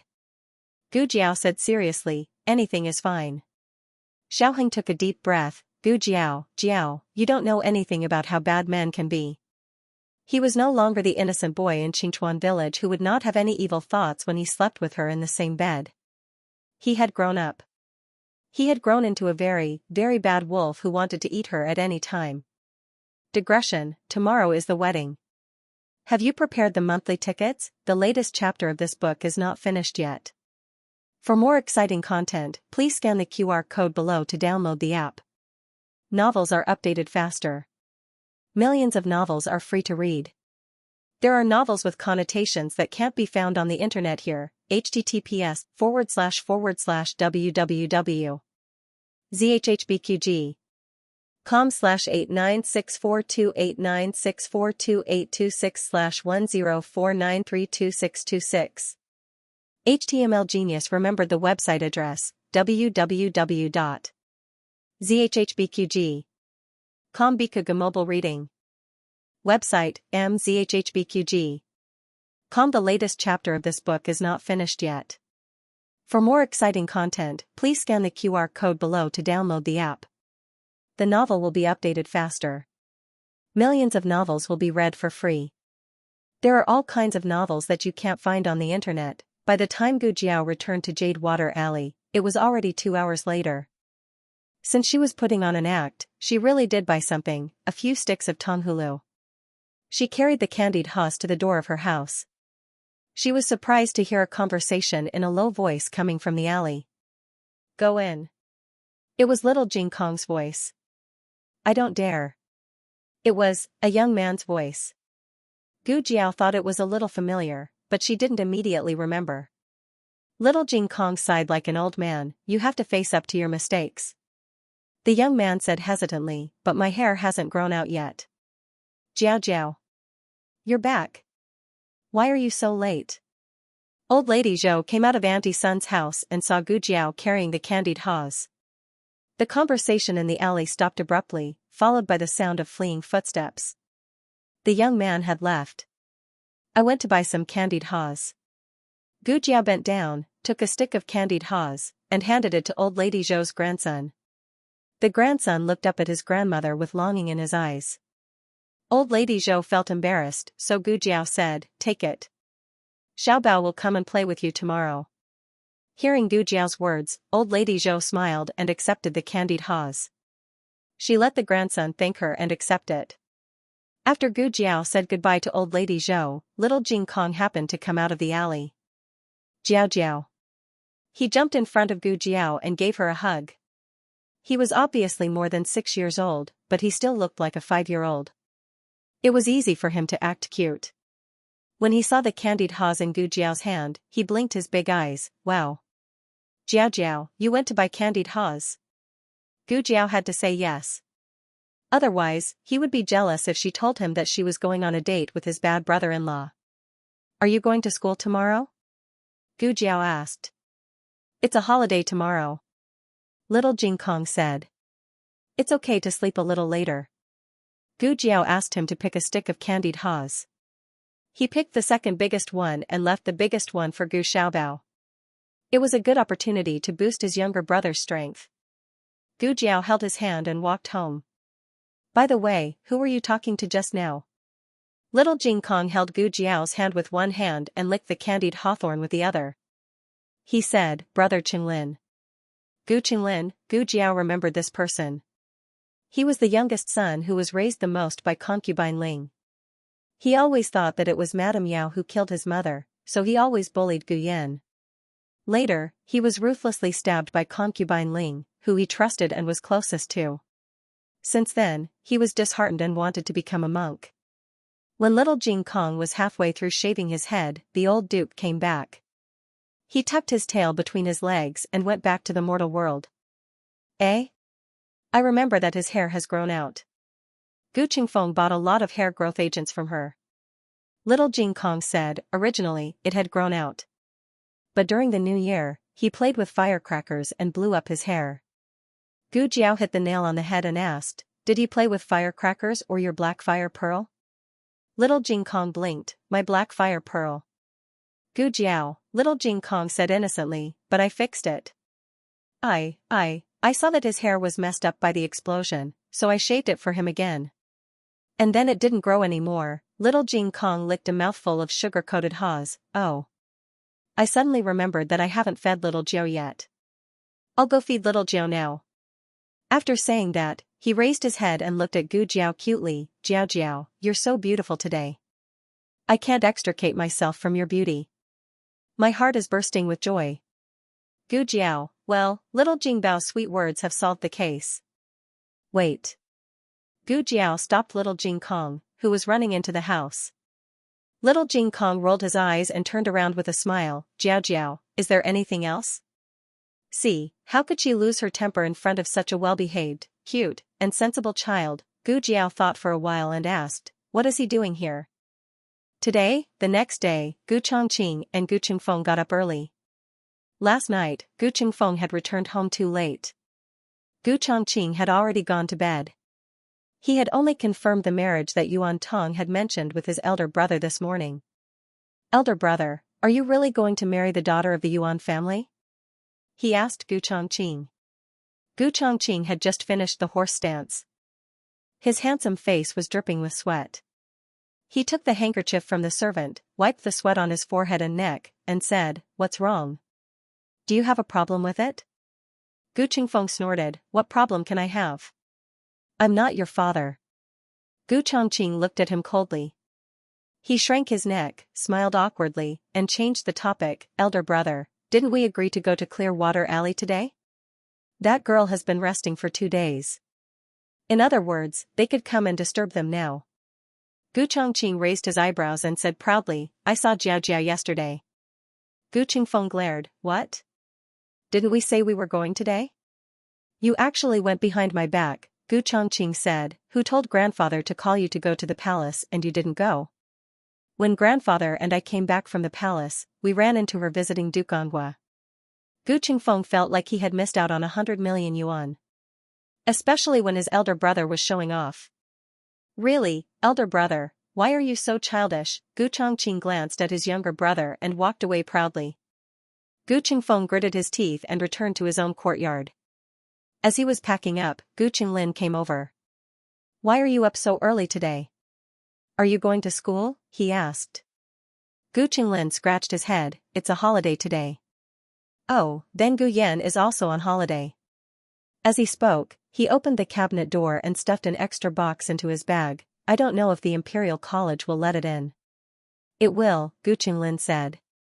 Gu Qingfeng forgot to ask how he knew and stuffed another box into his bag. I'll go out with elder brother later. You stay at home and study. Oh. Gu Qinglin lowered his head. What's wrong? Gu Qingfeng sensed that something was wrong with his younger brother's mood. Gu Qinglin hesitated. Nothing, I'm going to study. Weird. Gu Qingfeng watched his back as he turned and left. He packed up the box and went to meet his elder brother at the gate. It was rare for little Jing Kong to have a holiday, so Xianxia and Liaochen also came over. Liaochen was dragged over by his father. Otherwise, he wouldn't want to face the little monk who could recite scriptures better than the abbot. Xianxia was teaching the 3 young men martial arts in the backyard. Liaochen was lying on a rattan chair to cool off. Gu Xiaobao was carried by Yu to find Granny Zhou's grandson. Gu Jiao went to the clinic. Yaoshi was making snacks for the children in the kitchen. Xianxia was teaching them the most basic fist technique. He demonstrated it once and then taught them one by one. Little Jing Kong learned it the fastest, followed by Gu Xiaoshan. Gu Yan was the slowest. He barely learned it. Xianxia saw that the 3 children were sweating profusely and knew that it was about time for the day. Little Jing Kong's talent surprised him. Xiaolu really left behind a very outstanding descendant for the Xianyuan family. The 2 brothers went to the backyard and greeted Xianxia and his son. Then, they greeted Gu Xiaoshan and the other 2. Then, they went to the kitchen to greet Yao Shi. Elder brother, watch me do it. Little Jing Kong couldn't wait to show off his newly learned fist technique to Gu Chongqing. Gu Chongqing and Marquis Xianping had taught little Jing Kong some martial arts. He learned a lot of different things, but he practiced them very well. This was a hard-working child. His movements were smooth as flowing water. Oh, not bad. Gu Qingfeng exaggerated. Little Jing Kong nodded, that's right. I'm the best at it. Gu Xiaoshan was not very familiar with some of the moves. He practiced them silently at the side. Xianxia corrected him from time to time. Only Gu Yan went back to the house with a long face. Gu Chongqing followed him. Behind him, he said considerately, actually, I know this fist technique too. I can teach you too. Gu Yan turned his face and snorted. Who wants to learn it?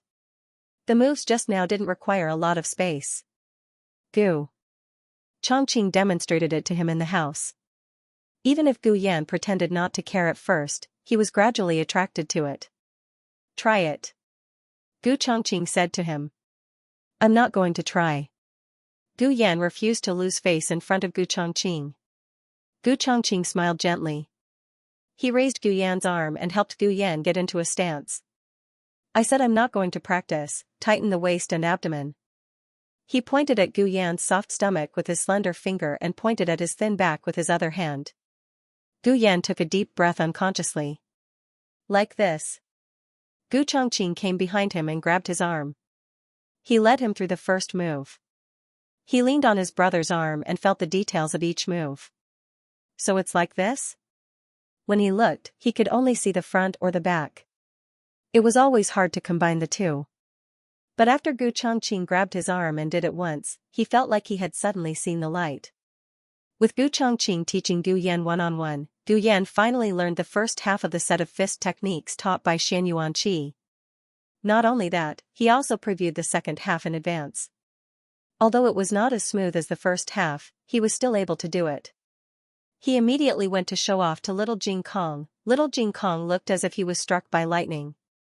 He was in disbelief. Even Brother Yan could do it? No way. He wanted to practice more. Jade Water Alley officially started the inner volume. Gu Xiaobao came back from his afternoon. He looked for his sister the moment he entered the house. But his sister was not there today. Gu Xiaobao clenched his little hands and looked up blankly. One brother, two brothers, a row of brothers. Gu Chongqing had not seen Gu Xiaobao for a long time. He still remembered the first time he saw him. He was trembling in his arms. Now that he had grown up, he should not be like that anymore. Gu Chongqing bent down confidently and carried the dumbfounded Gu Xiaobao up. Gu Xiaobao did not tremble like before, but his whole body was stiff. Big brother, he still looks scared of you. Let me do it. Gu Qingfeng carried Xiaobao over. Sure enough, Gu Xiaobao relaxed once he was in Gu Qingfeng's arms. Gu Chongqing did not believe it and carried him again. Gu Xiaobao froze again. Gu Chongqing, ha ha ha. Gu Qingfeng laughed with his hands on his hips. Big brother. Xiaobao still doesn't like you. He carried the little guy back into his arms and said proudly, Xiaobao, you like second brother the most, right?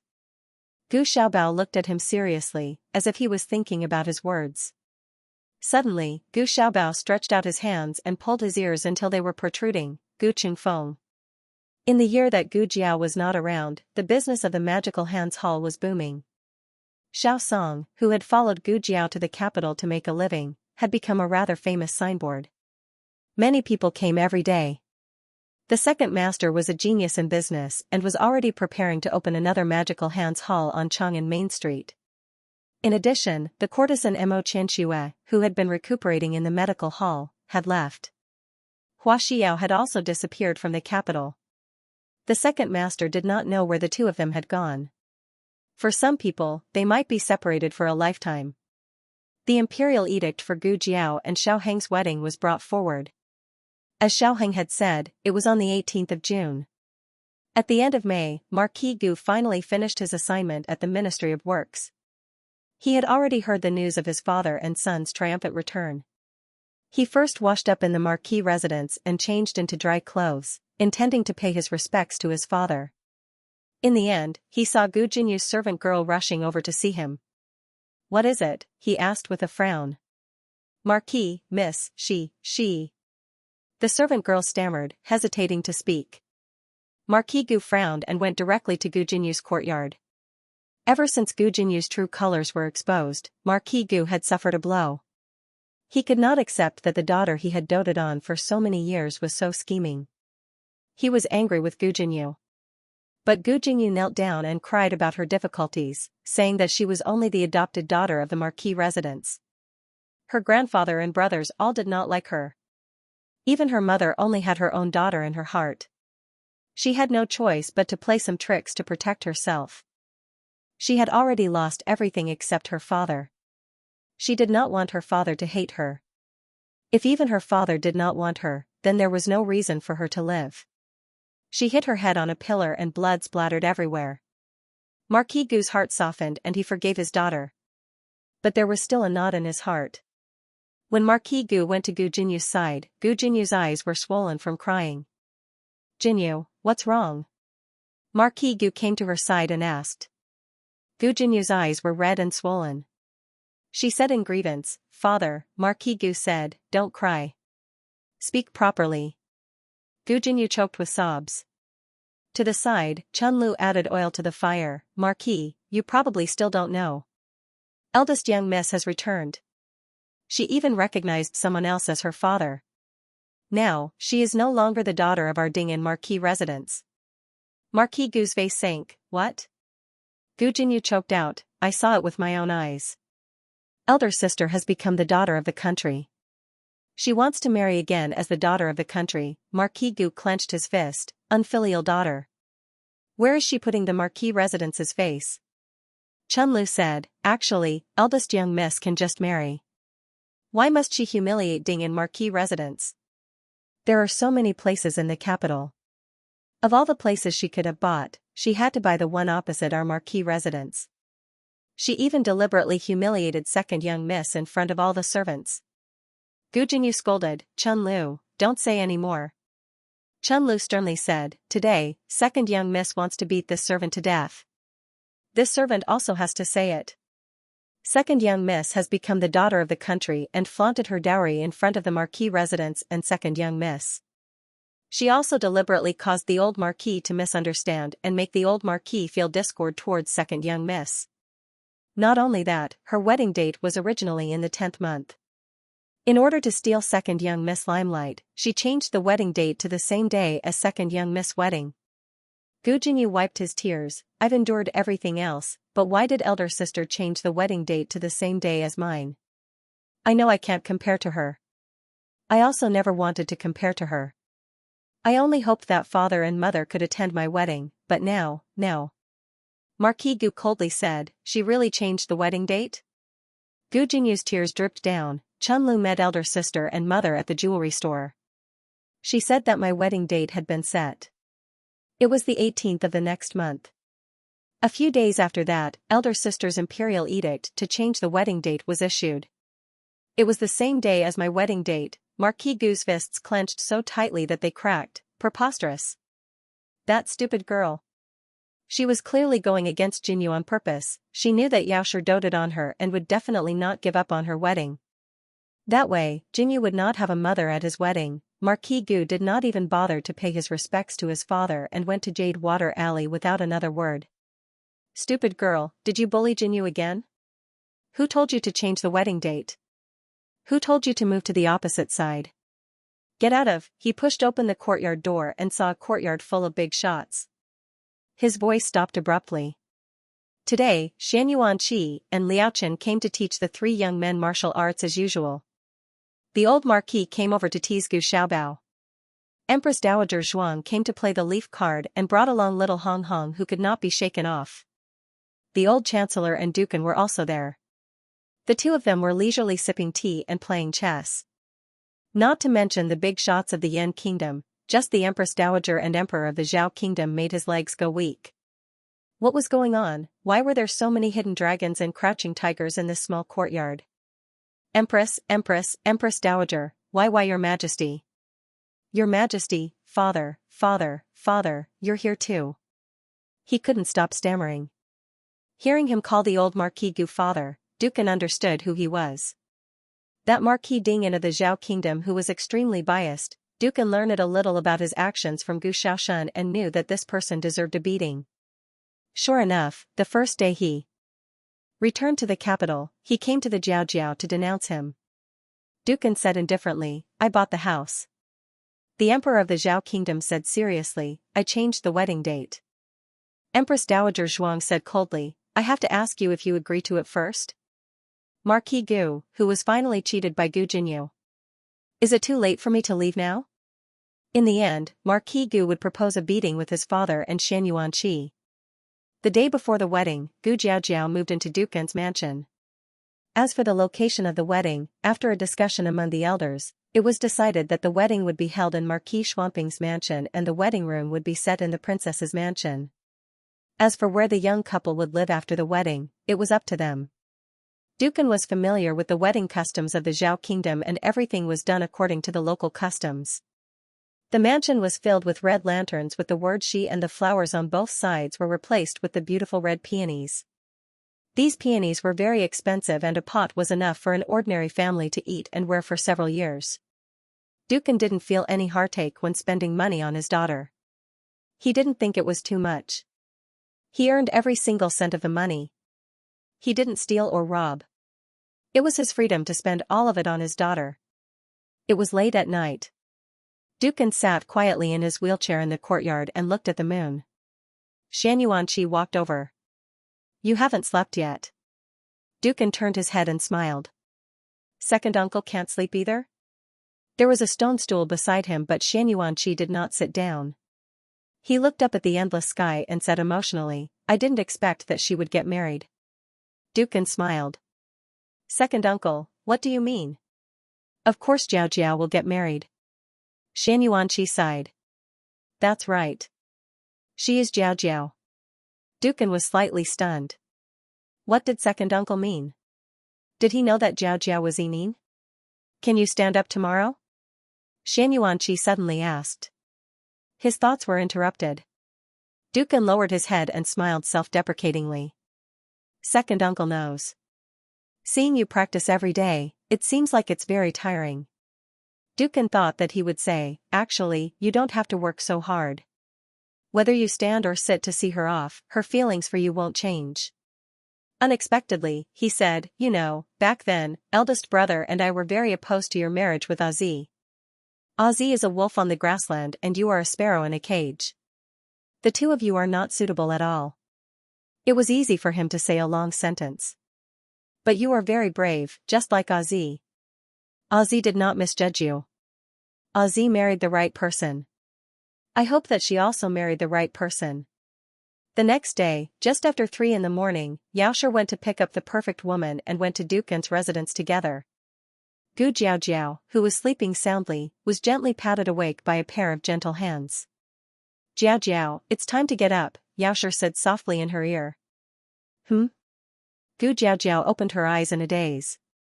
Yuya came to the bed with a brand new phoenix coronet and robes. The dazzling red light was immediately reflected in Gu Jiao's eyes. Gu Jiao was stunned. Yuya said with a smile, young miss, you are going to get married. The latest chapter of this book is not finished yet. For more exciting content, please scan the QR code below to download the app. The novel will be updated even faster. Millions of novels will be read for free. All the novels that cannot be found online will be available here, https://www.zhhbqg.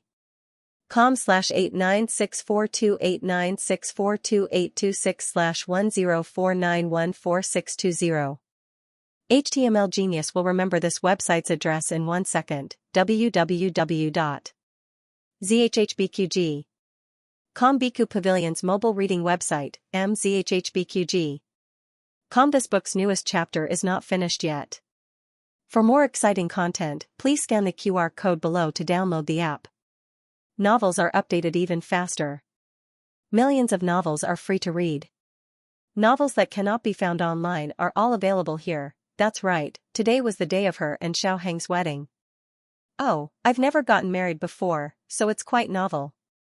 Her sleepiness immediately disappeared and her eyes sparkled. Yuya and Xianxia heard her words and thought that she was saying that she had never held a wedding when she was a commoner. The two felt their hearts ache. Eldest young miss, your hardships are over and your happiness has come. In the future, you will not need to suffer any more hardships. Yuya sincerely comforted her. Xiaoxia's heart felt sour, and her nose felt sour. She could not hold back her tears when she heard Yuya say wedding. She did not know if it was because her heart ached for her daughter's suffering or because she did not want her daughter to get married. She had not raised her enough. It really was not enough. The daughter that she had only found after being separated for 14 years was getting married in less than 4 years. Madam, don't cry. Yuya comforted her, her voice suddenly choked up, "If you cry, I will also cry." It was so strange. She clearly was not sad, but seeing Madame cry, she also felt sad. Gu Jiao stared blankly at Xiaoshi, not understanding why she was crying. The perfect Madame had seen this scene many times and smiled at Xiaoshi, saying, "Madame, young Miss is getting married to the capital and not far away. If you want to see young Miss, isn't that easy?" "That's true." Xiaoshi wiped away her tears, feeling a little embarrassed that she had lost her composure in front of her daughter. Fortunately, it did not affect her daughter's mood. Xiaoshi patted the back of Gu Jiao's hand and said, "I've already had someone prepare the hot water. Come, let's go bathe and change." "We still need to bathe?" Gu Jiao made a sound of surprise and got out of bed to go to the washroom. The bathtub was newly made and gave off a woody fragrance. Above the large tub of warm water, flower petals gently swayed. The room was filled with a gentle fragrance. Yu helped Gu Jiao bathe. Gu Jiao was not used to having someone serve her at home. This was Yu's first time seeing her young Mrs. body up close. If she did not see it, she would not know, but once she saw it, her tears immediately. There were too many scars on Mrs. body. Even though she had completely healed, and most of the scars had faded to the point where only a shallow mark was left, she still felt an indescribable pain in her heart when she thought about how these scars had come about. Eldest Miss always said that she was fine and that everything was fine. It turned out that they only reported the good news and not the bad news. "Why are you crying?" Gu Jiao heard Yu sobbing and turned to look at her. "Why are you sad? Do you miss your parents?" Yu sobbed and shook her head. "No, this servant doesn't miss father and mother." "Oh, then why?" Gu Jiao asked. "Miss, does it hurt?"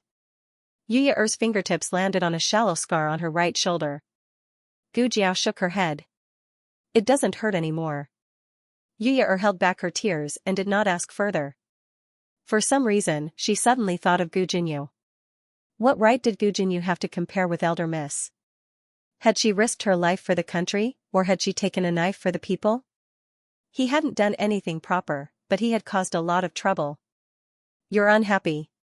Gu Jiao sensed Yu's emotions.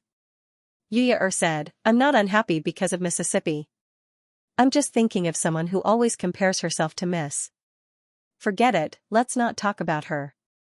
Today is Miss's wedding. Yu has to think of something happy." Gu Jiao nodded. "Okay." After bathing, Yu helped Gu Jiao change into her wedding dress. Today was her wedding. From the inside to the outside, every piece of clothing was red. The wedding dress was the one that little Jing Kong had sold the gold abacus to buy for her. The original size was a little big, but now it was just right. Ever since she came to ancient times, her clothes were very simple to make it easier for her to work and fight. She had never worn such bright colors. When she walked out from behind the screen, everyone in the room felt their eyes light up.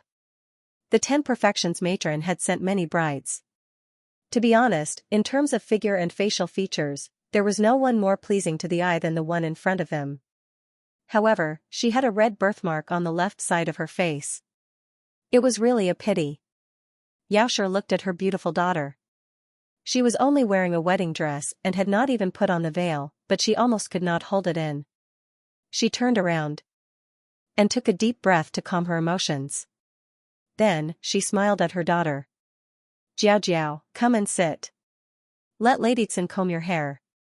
The 10 Perfections matron's surname was Cen. Gu Jiao went to the dressing table and sat down. She was also stunned by her own appearance. Dressing like this was not bad. The 10 Perfections matron was amused by Gu Jiao's expression.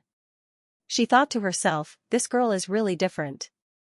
She is not shy at all and is as straightforward as a child. The 10 Perfections matron went in front of Gu Jiao and opened the small makeup box she had brought. She gently said to Gu Jiao, "I will also call you Jiao Jiao like your mother." "Okay." Gu Jiao said. The 10 Perfections matron smiled and said, "Before I comb your hair, I will first help you twist the noodles." "What is twisting noodles?" She had only heard of bandit suppression. "It is this. You might not be used to it the first time." The 10 Perfections matron's voice was very gentle, making people have a good impression of her. She took out a long white thread. With her left hand, she twisted it a few times with her right hand. Then, she began to twist Gu Jiao's face. Gu Jiao was in so much pain that she was quivering. The little ahog on the top of her head stood up. After all this time, she was just plucking my hair. Xianxia was originally very sad, but when she saw Gu Jiao's dumbstruck appearance, she could not hold back her tears and began to laugh. Gu Jiao was soulless as she allowed the 10 Perfections matron to twist her little face. The little commander of the Black Wind Cavalry, who killed enemies without blinking an eye, was actually pressed to a chair and had his hair plucked. Who would believe this? Because the 10 Perfections matron liked her, she even twisted her face twice. Just as they finished twisting the noodles, senior servant Fong came out of the kitchen with a steaming hot food box. "Madam, eldest Mississippi," she smiled and bowed. Xianxia asked, "So fast? Didn't you just go?" Senior servant Fong smiled and said, "Dukan ordered the servants to prepare it a long time ago." After a pause, she whispered to Xianxia, "I heard the servants say that Dukan did not sleep for the entire night." Xianxia sighed, "He really cares about Jiao Jiao." Senior servant Fong said, "Eldest Miss is worth it." Originally, she was worried that eldest Miss's heart was too cold and that the madam would not be able to warm it up. Later, she found out that eldest Miss's personality was cold, but her feelings were also very sincere and pure.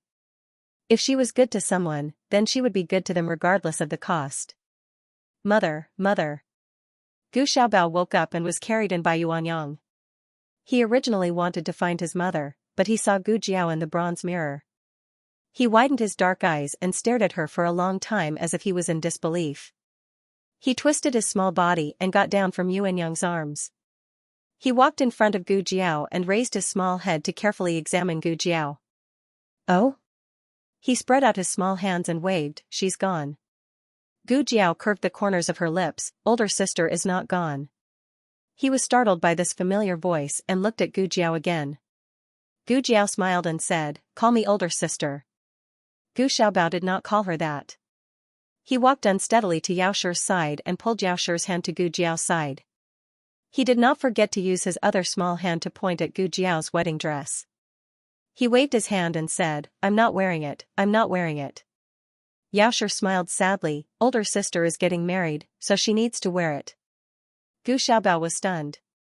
Children did not understand the meaning of marriage, but subconsciously, they seemed to understand that this would become a kind of separation. "I'm not wearing it." He waved his small hand seriously and pointed at Nurse Fong, "Nurse, wear it." The person Gu Xiaobao disliked the most was Nurse Fong, who chased after him all day long and did not let him touch or play with anything. He told Nurse Fong to leave quickly. Older sister was not leaving. Everyone in the room did not know whether to laugh or cry. Gu Xiaobao was not a child who would throw a tantrum. He did not cry when he saw that his opposition was futile. Instead, he stood next to his older sister and grabbed the corner of her clothes. It seemed that as long as he held on tightly enough, his older sister would not be able to leave. After the well-behaved woman finished wringing the noodles for Gu Jiao, she began to comb Gu Jiao's hair and makeup. Gu Jiao had returned from the border and stayed at home for more than a month.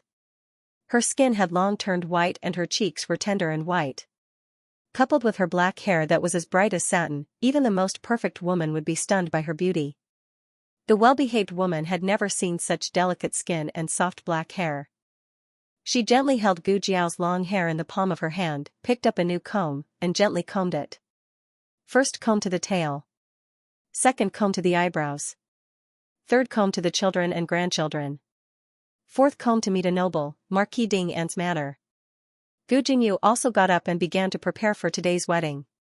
She changed into a bright red wedding dress and sat in front of the bronze mirror. The well-behaved woman, Lady Sun, was helping her with her hair. She had originally wanted to invite Lady Tsun, but Lady Tsun had been invited away.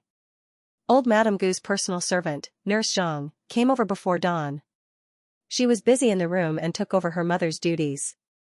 As for her mother, she had gone to attend her good older sister's wedding. It sounded nice and fair, but in the end, wasn't she biased towards her own child? Warm laughter came from outside the manor. This was not the first time. There had been a few times just now. Who is so noisy? Grandfather and grandmother are still resting. Gu Jinyu asked Chunlu as Lady Sun helped her with her makeup. Chunlu muttered unhappily, "It's not from our manor. It's from the Duke's mansion." Gu Jinyu bit her lip.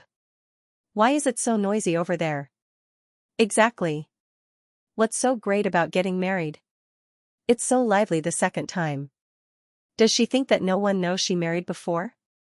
Lady Sun did her makeup silently. The news about these two daughters had already spread in the capital.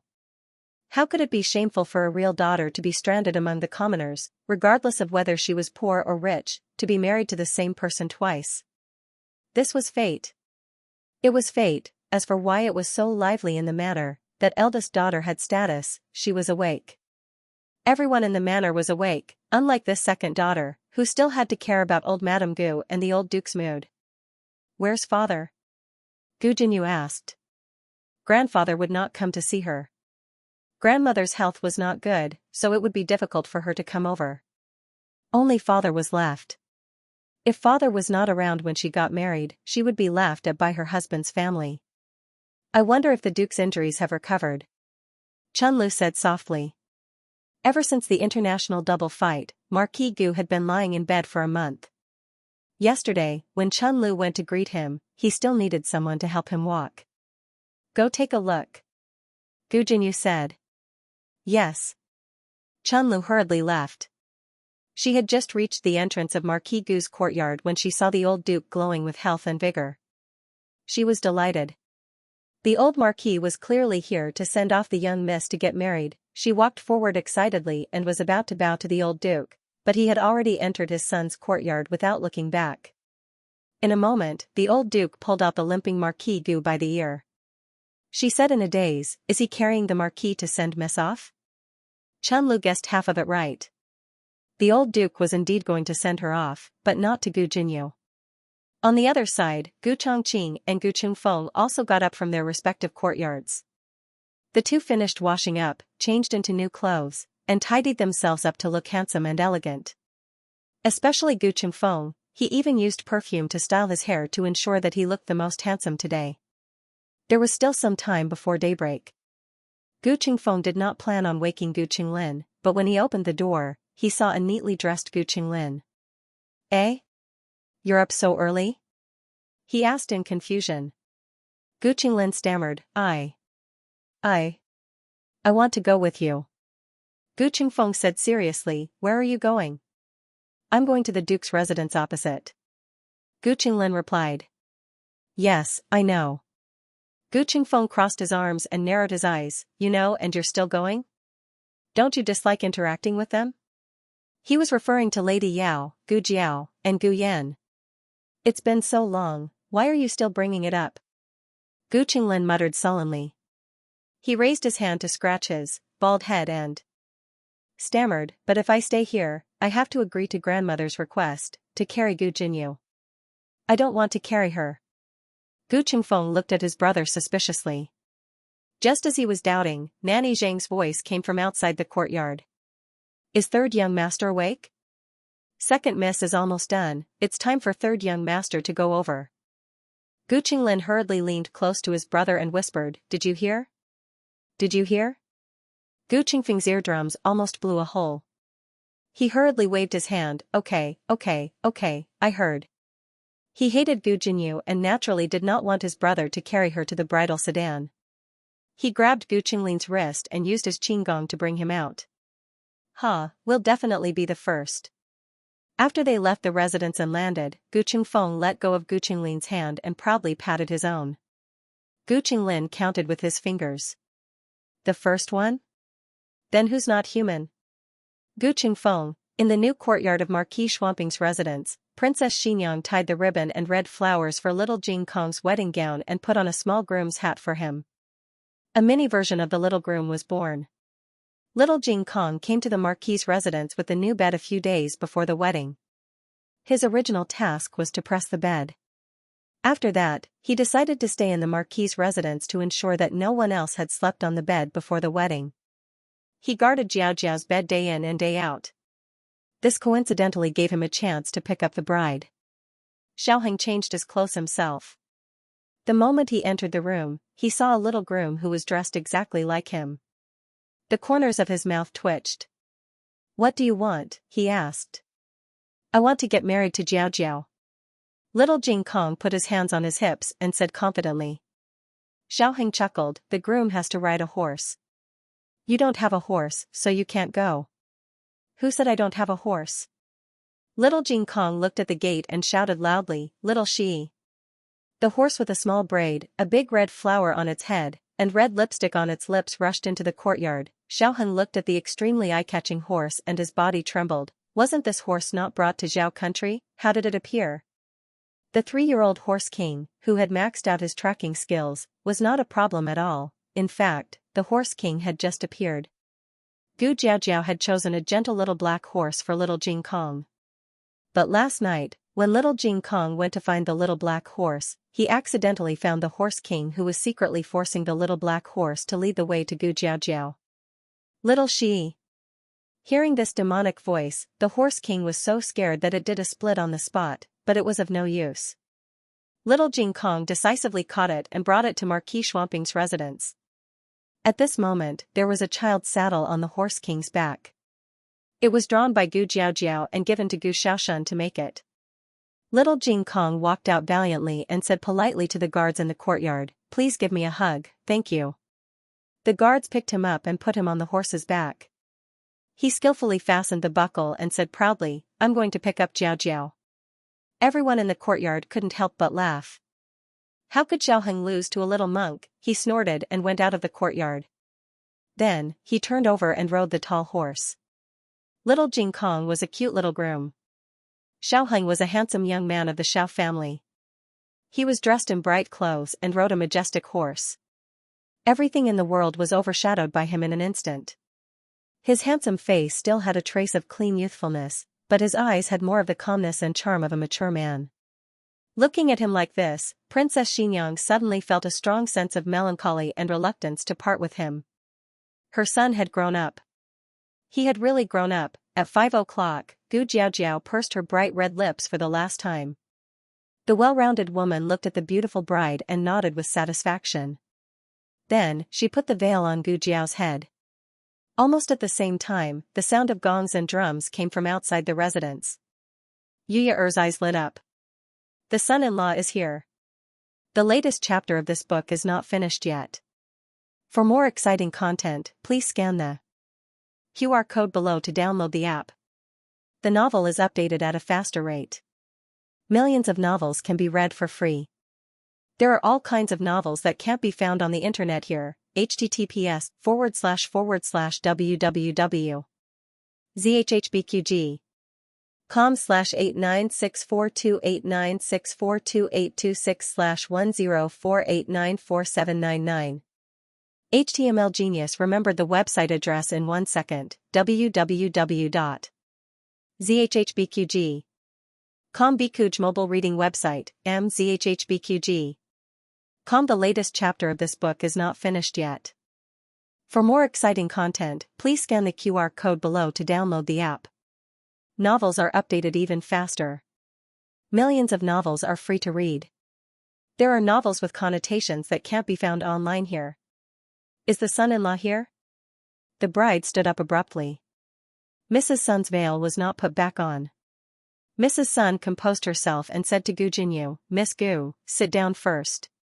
The son-in-law shouldn't be here so soon, right? It's not the auspicious time yet." Gu Jinyu realized that she had lost her composure. She slowly sat back in her chair and said, "Chun Lu, go take a look." "Yes." Mississippi Chun Lu turned and left. She came back very quickly. Her expression was ugly. She gripped her handkerchief tightly and lowered her head in silence. Gu Jinyu had messed up the phoenix coronet just now. Mrs. Sun was helping her put it back on. She glanced at Chun Lu and asked, "What's wrong? If you have something to say, say it. Don't hesitate." The sound of gongs and drums became louder. Chun Lu reported softly, but was quickly drowned out by the noise outside. Gu Jinyu reminded herself that today was her wedding day. She had to be happy and not angry. "Louder," she said to Chun Lu. Chun Lu braced herself and repeated in a slightly louder voice, "It's not Third Master Quan outside, it's the young Duke of Zhaodu." It really was the son-in-law. But it was not the second son-in-law, but the eldest son-in-law. Gu Jinyu clenched her fists. There were still at least 2 hours before they set off. Was Xiaoheng mistaken? He couldn't have foolishly come so early on purpose. They were already husband and wife in the countryside. Was there a need to act as if they had never been married? Miss Gu, don't move. Mrs. Sun was a step too late. Gu Jinyu was so angry that she trembled. The phoenix coronet caught her hair, and she gasped in pain. Mrs. Sun had been a perfect married woman for so many years, but she had never encountered such a situation. Although it was not serious, it was not auspicious. She naturally did not dare to say it out loud. She smiled and said to Gu Jinyu, "Your hair is loose. I'll comb it for you again." Gu Jinyu also knew that he had lost his composure and could not blame a perfect woman. He took a deep breath to suppress his anger and said to Chun-Lu in a normal tone, "That's right, didn't you call my father just now? Father hasn't woken up yet?" How would Chun-Lu dare to tell him that the marquis had long been taken away by the old marquis? "Go and urge father. I'm almost done here," Gu Jinyu said as he looked at the beautiful woman in the bronze mirror. Chun-Lu hesitated for a moment, but still summoned up the courage to explain. "Both the old marquis and the marquis have left the residence. The crown prince, and the 2 young masters have also gone out." "What?"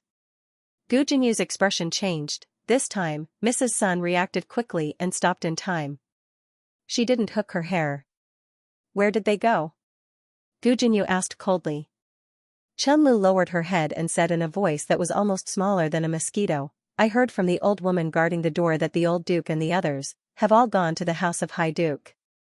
Gu Jinyu was so angry that she pulled off the phoenix coronet on her head and slammed it on the dressing table. The people in the room were so frightened that they didn't even dare to breathe loudly. Mrs. Sun suddenly regretted accepting this job. She had good fortune in her life. She had sent so many brides, but this was the first time she had met someone like this. All the men in the family had gone to attend the eldest young miss wedding. They did not leave any face for the second young miss. It was not good for her to meddle in other people's domestic affairs. She could only put on a smile and take the phoenix coronet. She said to Gu Jinyu, "Don't be angry. You just got married today. You should be happy. You will soon be marrying into your husband's family." This time, Yi did not need to interact too much with his maternal family. She swallowed the last sentence. "You are right. When I get married, I will have nothing to do with Marquis Ding and Fu." In any case, Mrs. Sun had already seen quite a bit of a joke. She might as well be more indifferent and save some face for herself. "After the wedding, I will be leaving the capital and going to the fief with Third Master. Third Master is the Marquis of Chongping's most beloved son.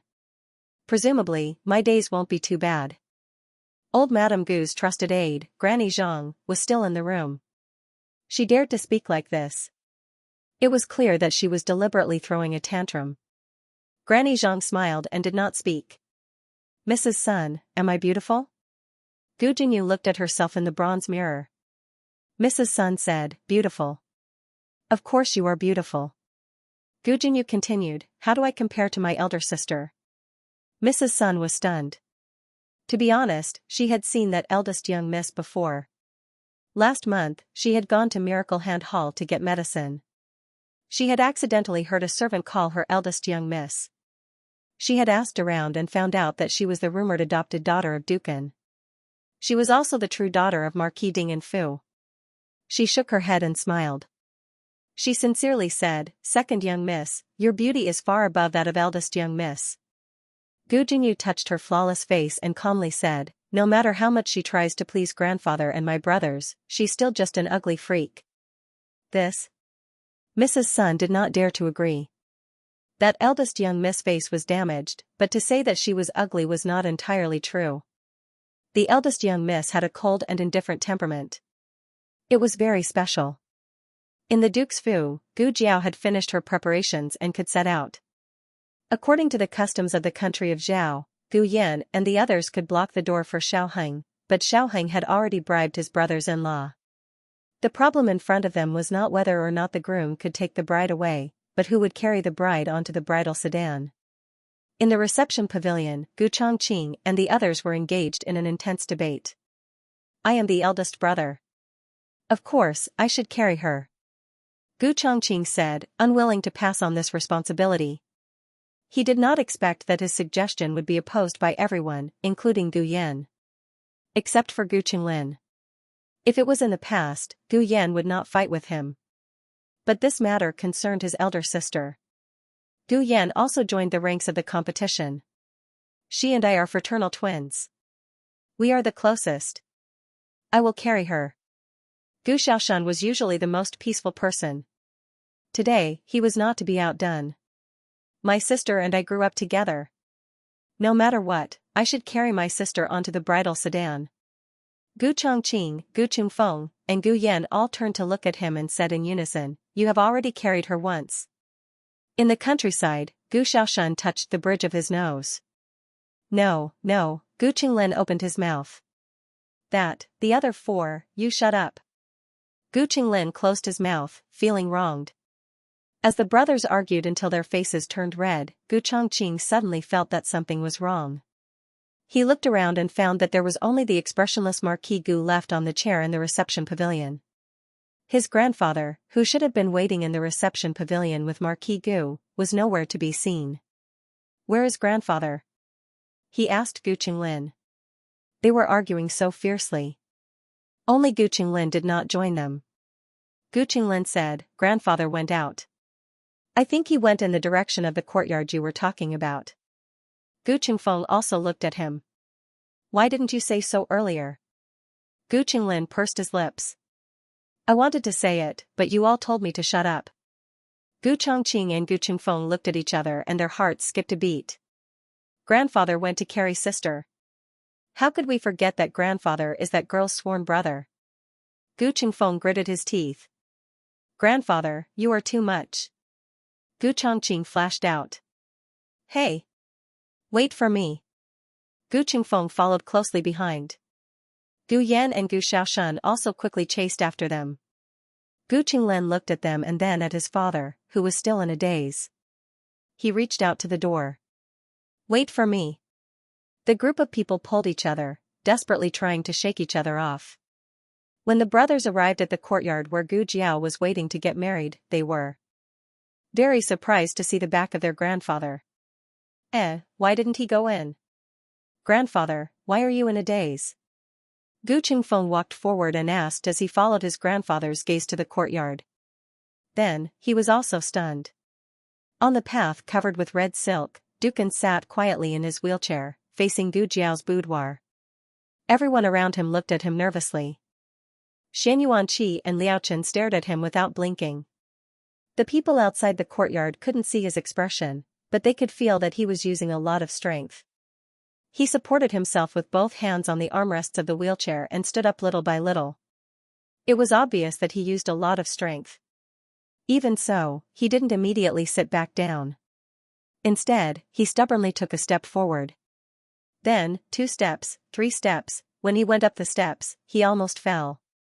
Steward Jing gasped in shock. Xianxia and Liao Chen's fingers twitched.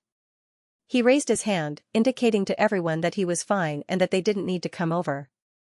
After he steadied himself, he walked up the steps with 10 times more difficulty than normal people. Seeing him appear at the door of the boudoir, Yaoshe was so shocked that she couldn't speak. Gu Jiao heard the slow but firm footsteps. She blinked under the veil and a slender hand reached for her. Jiao Jiao, father will send you off to get married. In the Xianyuan family, there was a custom of the father carrying his daughter when she got married.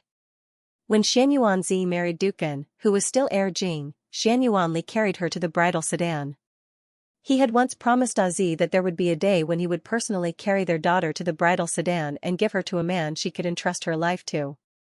3 years of being in a vegetative state had tortured him to the point that he didn't look human. He had finally recovered a bit, but he still couldn't compare to a normal person. His legs were sore and weak. It was difficult for him to support himself, not to mention carrying someone on his back. However, even though he walked very slowly, he walked very steadily.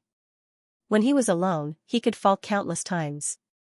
But when he carried his daughter, he couldn't fall even once. Gu Jiao lay on his thin back. She could clearly feel the muscles all over his body exerting strength. With every step, his legs trembled slightly. It was very difficult for him to walk. In just a few steps, he was already sweating profusely.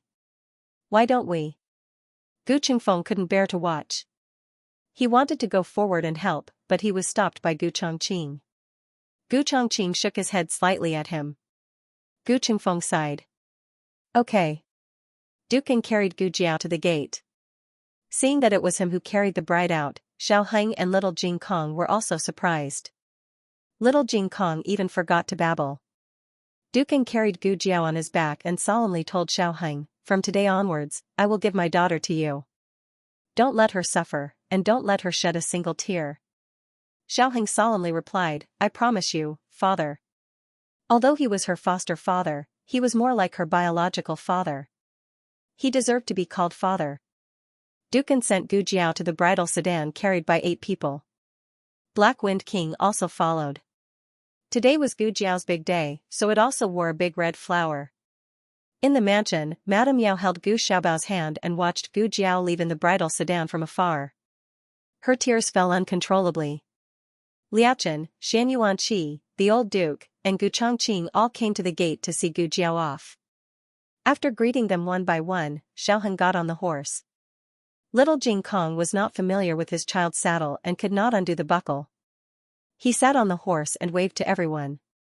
"I'm leaving. Goodbye, foster father. Goodbye, granduncle. Goodbye, master. Goodbye, big brother. Goodbye, brother Qingfeng. Goodbye, brother Yin. Goodbye, brother Xiaoshen. Goodbye, brother Qinglin. Goodbye, brother Yin, grandfather." It was so tiring to wave goodbye to so many people. "Everyone, hurry up and go, little guy. Your horse is almost blinding us." The Horse King walked away valiantly with brisk and proud steps. It hopped to Black Wind King's side. Black Wind King, who was wearing a big red flower, had a look of disdain. "Stay away from me." The sound of drums and gongs went further and further away. After the commotion, the long street was unusually quiet. Gu Qingfeng gave a few instructions to the guard at the side. The guard understood and went to Marquis Ding An's residence to drive a spacious carriage over. He walked down the steps and came to the side of the carriage. He did not hear any movement behind him, so he turned to look at everyone. "Hey! Why are all of you in a daze? What are you doing?" Gu Yan asked him. He grabbed the reins and checked the 2 horses pulling the carriage while saying, "It's a big day, what do you think?" "Of course, we're going to Marquis Xianping's residence for the wedding banquet. There's no rule that says the bride's family can't go to the wedding banquet. If you don't want to go, then forget it. I won't force you. You don't have to wait for me to come back tonight." "I'm not drunk." Before he could finish his words, he sensed that something was wrong. He turned his head around with a swish. Everyone got on the carriage, even Gu Xiaobao was sitting obediently on Gu Yan's lap. He was dumbstruck. "It can't be? At least leave a seat for me." After they had walked for a full 2 hours, the Quan family's procession finally arrived. Gu Jinyu was carried onto the bridal sedan by the wedding nanny. The procession was a man wearing a navy blue brocade robe. He smiled warmly and said, "I am second brother. I've come to escort third brother's bride." Beside the bridal sedan, Chun Lu could not help but ask, "Why didn't third young master come personally?" The man smiled and explained to Gu Jinyu in the bridal sedan, "Third brother injured his foot last night. Younger sister, please forgive him." Gu Jinyu tightened her grip on her handkerchief and said in a normal tone, "I know. Thank you, second brother." On the same street, 2 brides were getting married. Actually, the procession for Marquis Chongping's procession was very lively. There were over 100 people, but compared to Gu Jiao's procession, it was not enough. The Ghost Face Army, the Black Wind Cavalry, the Shadow Troop, and the Gu family's troops escorted the bridal sedan on the long street. Those who knew would say that it was a marriage alliance between 2 countries, but those who did not know would think that it was a military parade. Little Jing Kong woke up too early and fell asleep on the way back to the Marquis's residence. The adorable little groom sat on his little saddle and pecked at the rice grains like a little chick. The next moment, he was sprawled on his back and drooling. The commoners along the way laughed. The future god of war's indescribable sleeping posture was watched by the entire city's commoners. It was another black mark in their history. Xiaoheng looked at the little fellow in amusement. He carried him down and placed him on Gu Jiao's bridal sedan. He slept like a log and completely missed the upcoming ceremony. When they arrived at the residence, the servant girls carried little Jing Kong down. Xiaoheng held Gu Jiao's hand and helped her down the bridal sedan. The wedding nanny handed over a red silk ribbon and handed it to the newlyweds. The two entered the residence with the red silk ribbon in their hands.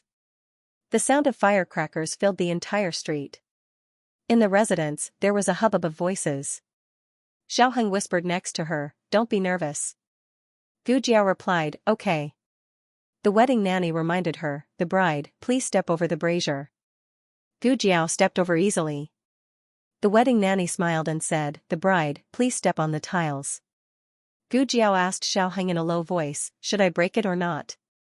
The wedding nanny heard it and smiled, "Break it. The more broken, the better." The last sentence was nonsense. In fact, it was enough to break it. As soon as she finished speaking, Gu Jiao stepped down and crushed the tiles into powder.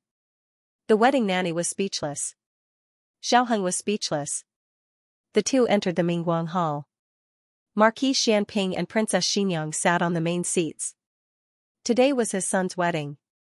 It was rare that Marquis Xianping did not cause any trouble. He sat obediently from the morning until now. Xiaoheng and Gu Jiao stepped over the threshold and walked in. The wedding nanny said, "First, bow to heaven and earth." Xiaoheng and Gu Jiao turned around tacitly and bowed to the door. The wedding nanny said, "Second, bow to your parents." The two turned around again and bowed to Marquis Xianping and Princess Xinyang. Princess Xinyang's eyes flashed with tears. Marquis Xianping did not look at her. He just gently held her hand.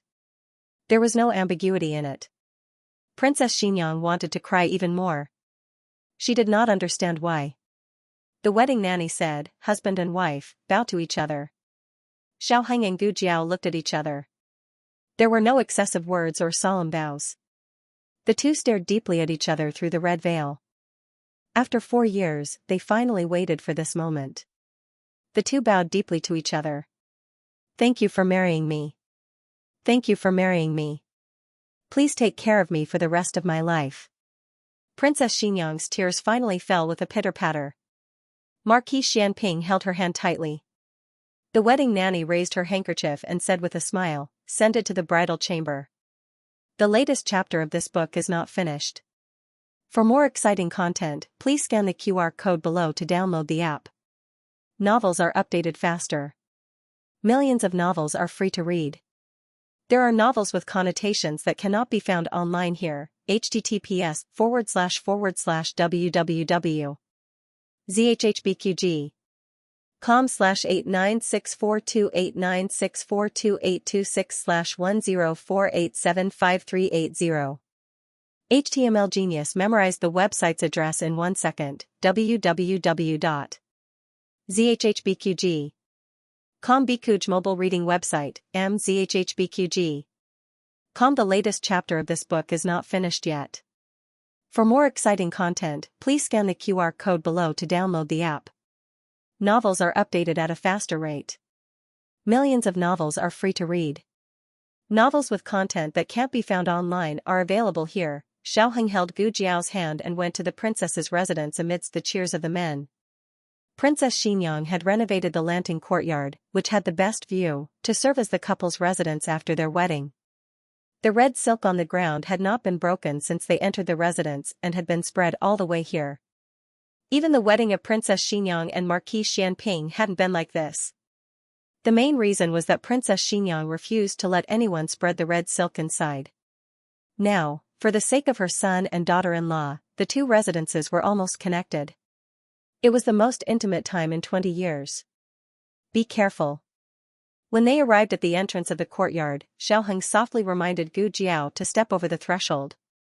Gu Jiao nodded and stepped over. The quality of the veil was too good. It was impossible to see through it. She could only walk carefully under Xiaoheng's reminder. It was still early. The peonies and begonias in the courtyard were competing with each other in the sun, filling the courtyard with their fragrance. The two maidservants lined up on both sides bowed to the two of them. Yuya hugged Gu Jiao's small medicine box and followed behind them. Today was Gu Jiao and Xiaoheng's big day. Even the Black Wind King was wearing a big red flower, so the medicine box was no exception. It was a celebratory medicine box today. The medicine box was as quiet as a chicken in Yuya's arms. However, Yuya's heart was unable to remain calm. Wow, so big, she couldn't tell the difference between the marquis residence and the princess residence. She only felt that they had been walking for a long time, but they still hadn't reached their destination. Moreover, this mansion was just too beautiful. The fake mountain is the same as the real thing. She inadvertently blurted out her thoughts. Xiaoheng smiled and said, "It's a real mountain." Eh? Yuya was startled. A real mountain? Xiaoheng nodded. Yes, Xianxia. Princess Xinyang was a very particular person. She didn't want fake things. The stone mountain in the princess's residence had been dug up and transported from elsewhere. The green hills were already there. Even the lotus pond was original. Wild lotus flowers bloomed in it. The Lanting courtyard was near the lotus pond. Just now, when he passed by, a gentle breeze blew across the water surface, bringing with it the fragrance of lotus flowers, which was very refreshing. After entering the bridal chamber, Xiaoheng held Gu Jiao's hand and sat down on the wedding bed. This was the bed that little Jing Kong had pressed down on before. According to the folklore, letting the little boy press down on it would allow the newlyweds to have a baby sooner. Little Jing Kong did not know the meaning behind it. Anyway, he was more than willing to sleep on Jiao Jiao's bed. When the maidservant saw the young master and young madam coming over, she tactfully retreated. Suddenly, only the two of them were left, and the room suddenly became quiet. It wasn't the first day the two had met, nor was it the first time they were alone, but the feeling was very different from before. Perhaps it was because this time they could become a real husband and wife. Thinking about what would happen next, Xiaoheng's heart surged with anticipation, and he was a little nervous with Shiyi. Your heart is beating so fast. Under the veil, Gu Jiao suddenly spoke. Xiaoheng was slightly stunned. He lowered his head to look and saw that a certain person's slender fingers had unknowingly placed on his pulse. She was indeed a physician.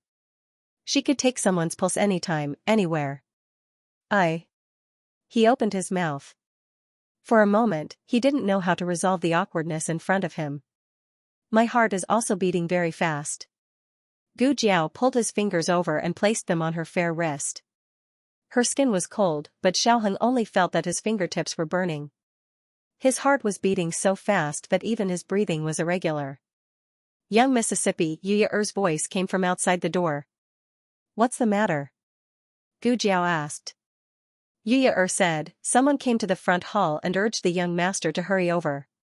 It was still daytime, so it wasn't time for the wedding night yet.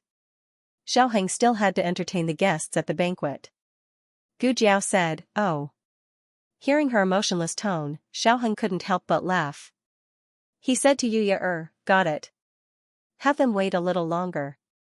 Yes, young master. Yuya happily went to pass the message. She knew it. In the young master's heart, her young miss was the most important. Are you tired? Xiaoheng asked Gu Jiao. I'm not tired, Gu Jiao said. She wasn't being polite. She really wasn't tired. The phoenix coronet and robe were very heavy for a normal woman, but it wasn't as heavy as her armor. She hadn't complained about being tired even after wearing her armor and fighting for a day and a night. What was so tiring about getting married? She still had a lot of energy, rumble her stomach growled. Xiaoheng smiled and said, you haven't eaten for half a day. You must be hungry, right? I'll have someone go get some food. Gu Jiao said, Yuya can go get it. You go entertain the guests at the front.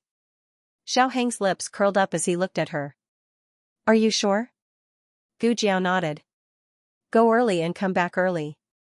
Yes, if you don't go, they'll punish you with alcohol. It was Eugene's voice. Eugene smiled as she walked in with a box of food.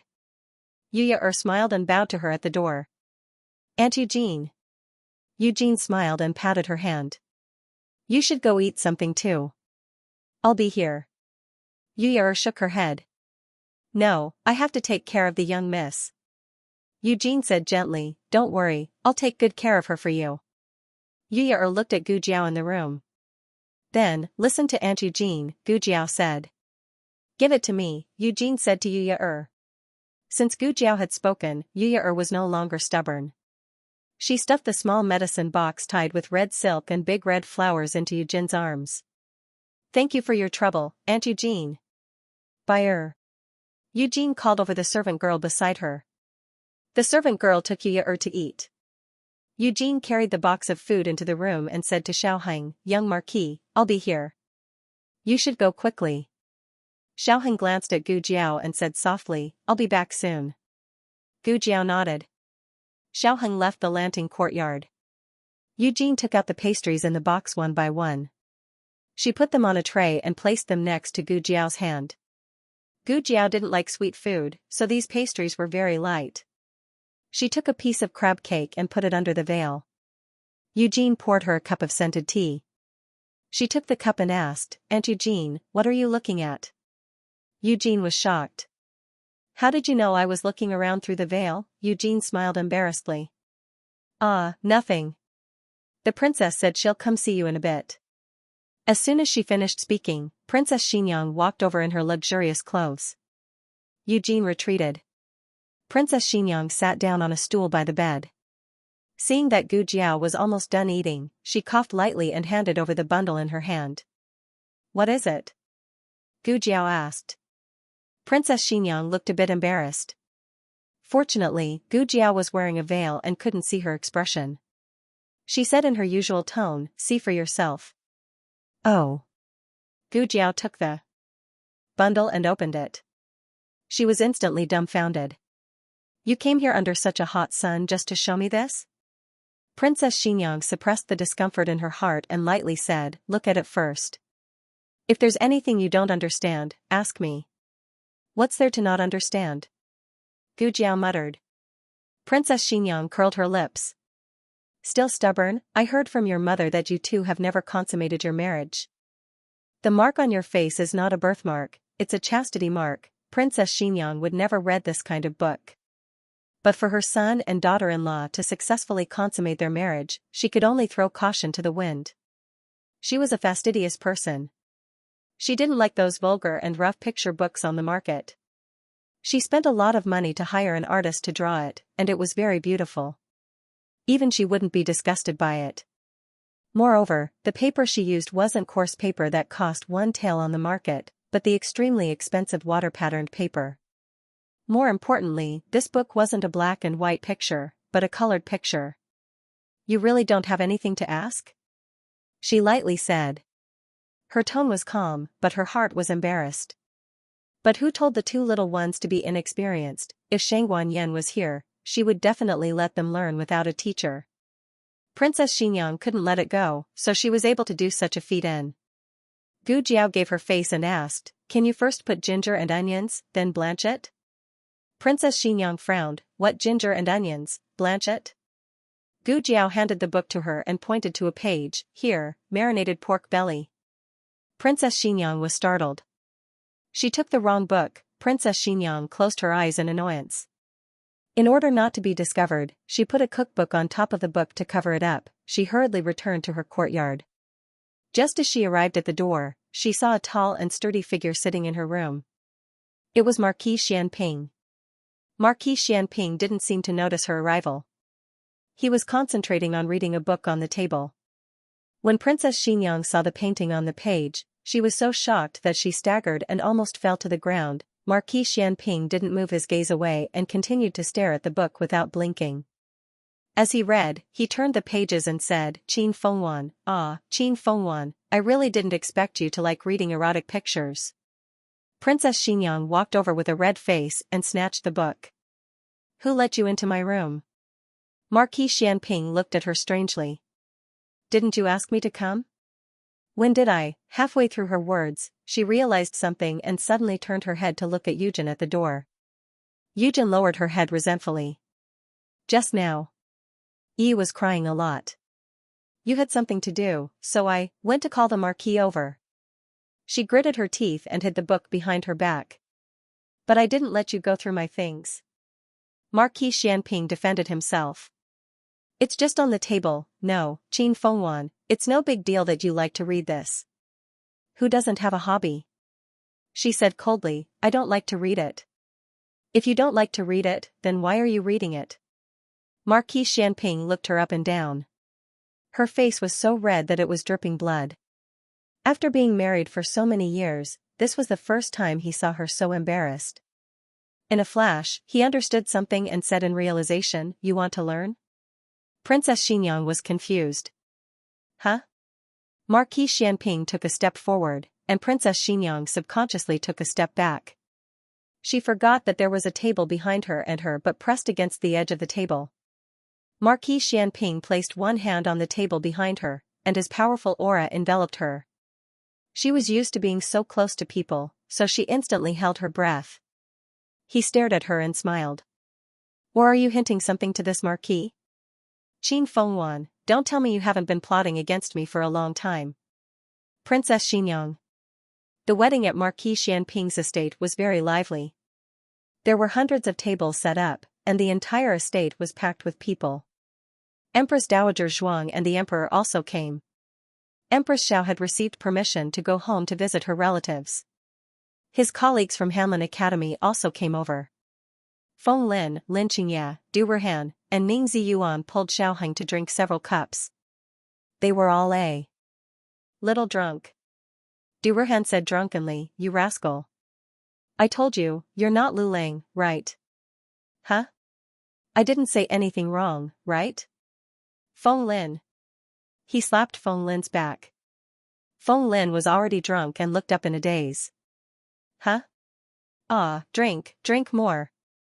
Du Erhan raised his wine cup. Let's have a drink with the young Marquis.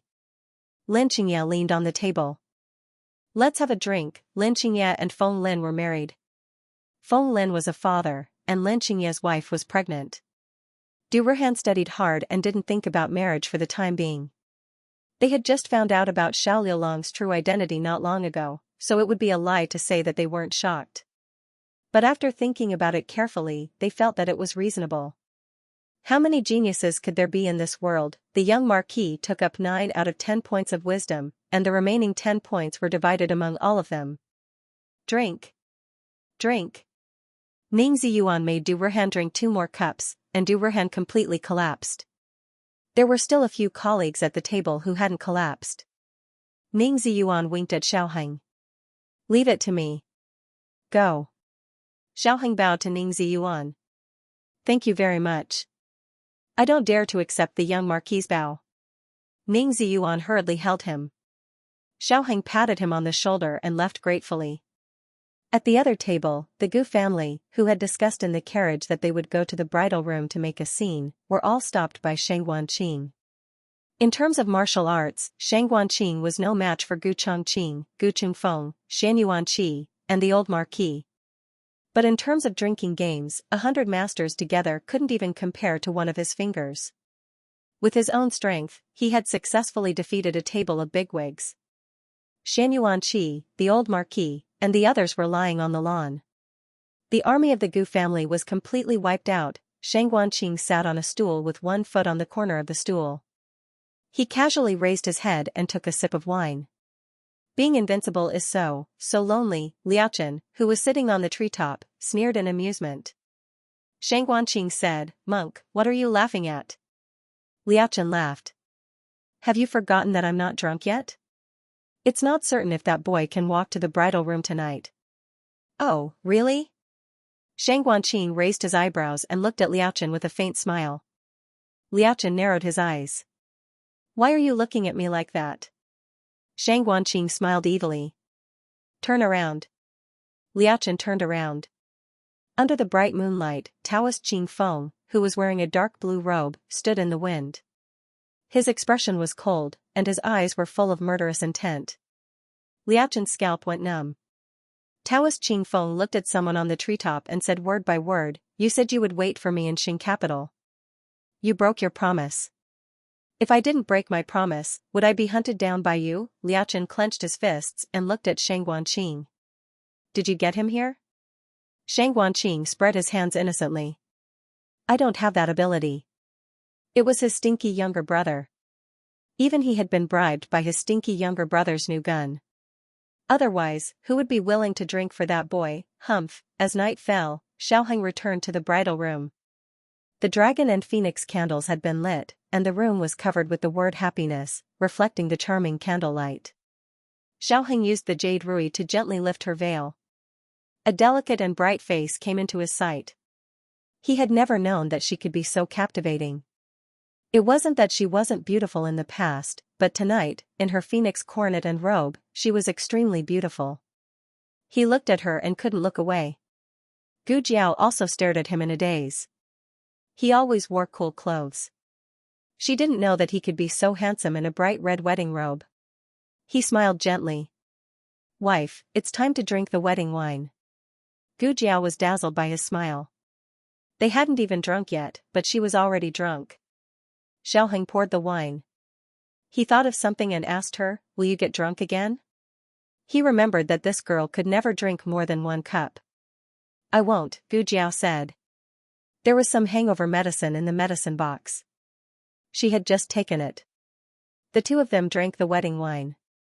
The sound of singing could be heard from the stage in the front yard.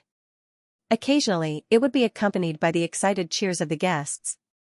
It came from the distant sky, making the already quiet courtyard seem even more peaceful. The two of them didn't make a sound. They didn't make a move. They just sat on the bed obediently. Xiaoheng pressed his palpitating heart and asked her, what are you thinking about? Gu Jiao honestly said, I'm counting. Xiaoheng looked at her in confusion. Why do you need to count? Gu Jiao counted with her fingers. The book says that women need to be reserved, so I can only eat you when I count to 100. Xiaoheng's eyes deepened and his breathing almost stopped. Then how many have you counted now? He asked in a hoarse voice. Gu Jiao counted and said, 59, 60, 61, he couldn't wait anymore. The remaining 39 would take his life. Jiao Jiao, you don't need to count to 100. The book is a lie. He raised his slender hand and gently held the back of her head. He lowered his head and covered her soft lips. The moonlight was gentle and the night was endlessly dark. The large red curtain was slowly lowered and the clothes scattered on the ground. There was a tempting fragrance. On the branches outside the window, Xiaojiao used his large wings to cover his head. Shame, shame. On the tall candlestick, the dragon and phoenix candles shed tears, looking like the blood of a virgin. The latest chapter of this book is not finished yet. For more exciting content, please scan the QR code below to download the app. The novel will be updated even faster. There are millions of novels to read for free.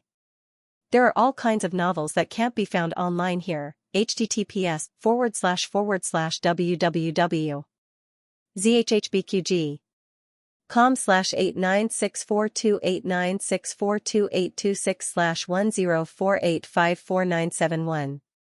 HTML Genius will remember the website address in 1 second. www.zhhbqg.com Bikuga mobile reading website, mzhhbqg.com. The newest chapter of this book is not finished yet. For more exciting content, please scan the QR code below to download the app. Novels are updated even faster. Millions of novels are free to read. Novels that can't be found online are all available here. For the young Marquis wedding, the Marquis Manor was lively for an entire night. The opera troupe changed shifts 3 times, and they sang until smoke came out of their throats. Only when the sun began to rise did the performance end and everyone leave. Xiaoyi was so noisy that she could not sleep.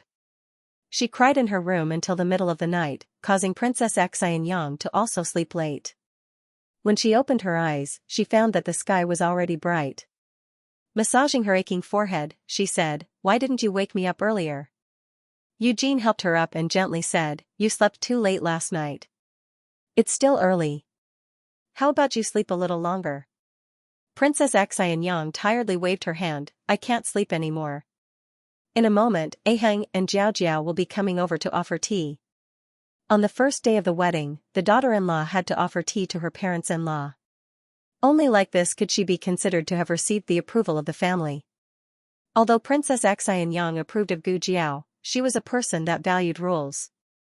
Etiquette could not be ignored. After she finished washing up, she changed into a set of dignified clothes and sat down in front of the dressing table. Eugene came behind her and began combing her hair. She said, "You also didn't sleep well, right? You don't need to be on duty today. Have Hua Ping come over." Eugene smiled, "I slept well. I wasn't here last night." Speaking to this point, she paused and looked at her own princess in the mirror. Sure enough, the princess' expression was ugly. She gently coughed and no longer spoke, silently combing Princess Xianxia's hair. As she combed, her expression began to look a little off. Princess Xianxia saw it from the mirror and strangely asked, "What's with that expression?" Eugene's eyes flashed, "I don't have it." "Princess Xianxia, you do." Eugene opened her mouth and braced herself to say, "You, next time, have the Marquis pay more attention." Pay attention to what? Just as Princess Xianxia finished asking, she looked in the mirror at where Eugene was staring. It was her neck, and there was a bright red mark on it.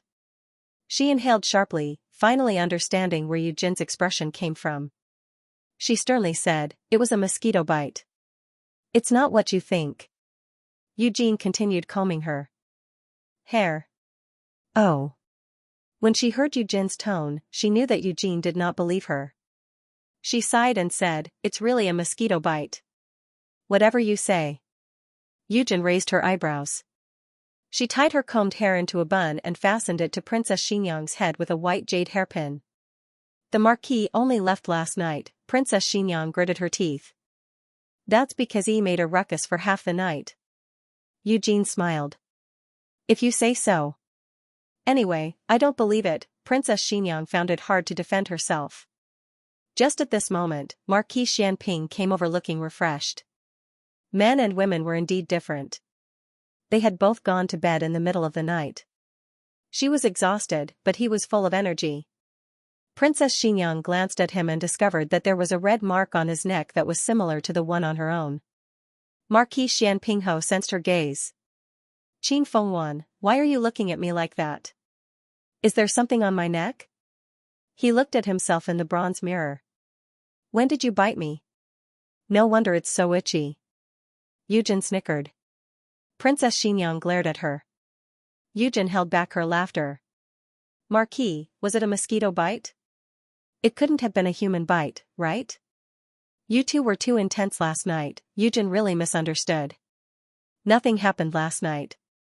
There were just too many mosquitoes." Now that she thought about it, Yi's crying wasn't entirely because the troop was too noisy. She might have been bitten too. But what should she say to make Eugene believe her? Princess Xianxia was so gloomy that she wanted to beat someone up. Her current appearance was another matter in Marquis Xianping's eyes. He sat lazily on the dressing table and smiled coldly. "Qin Fengwan, are you suspecting that I went out to find another woman last night?" Princess Xianxia looked coldly at Eugene. "Look at what you've done." Eugene pinched the comb.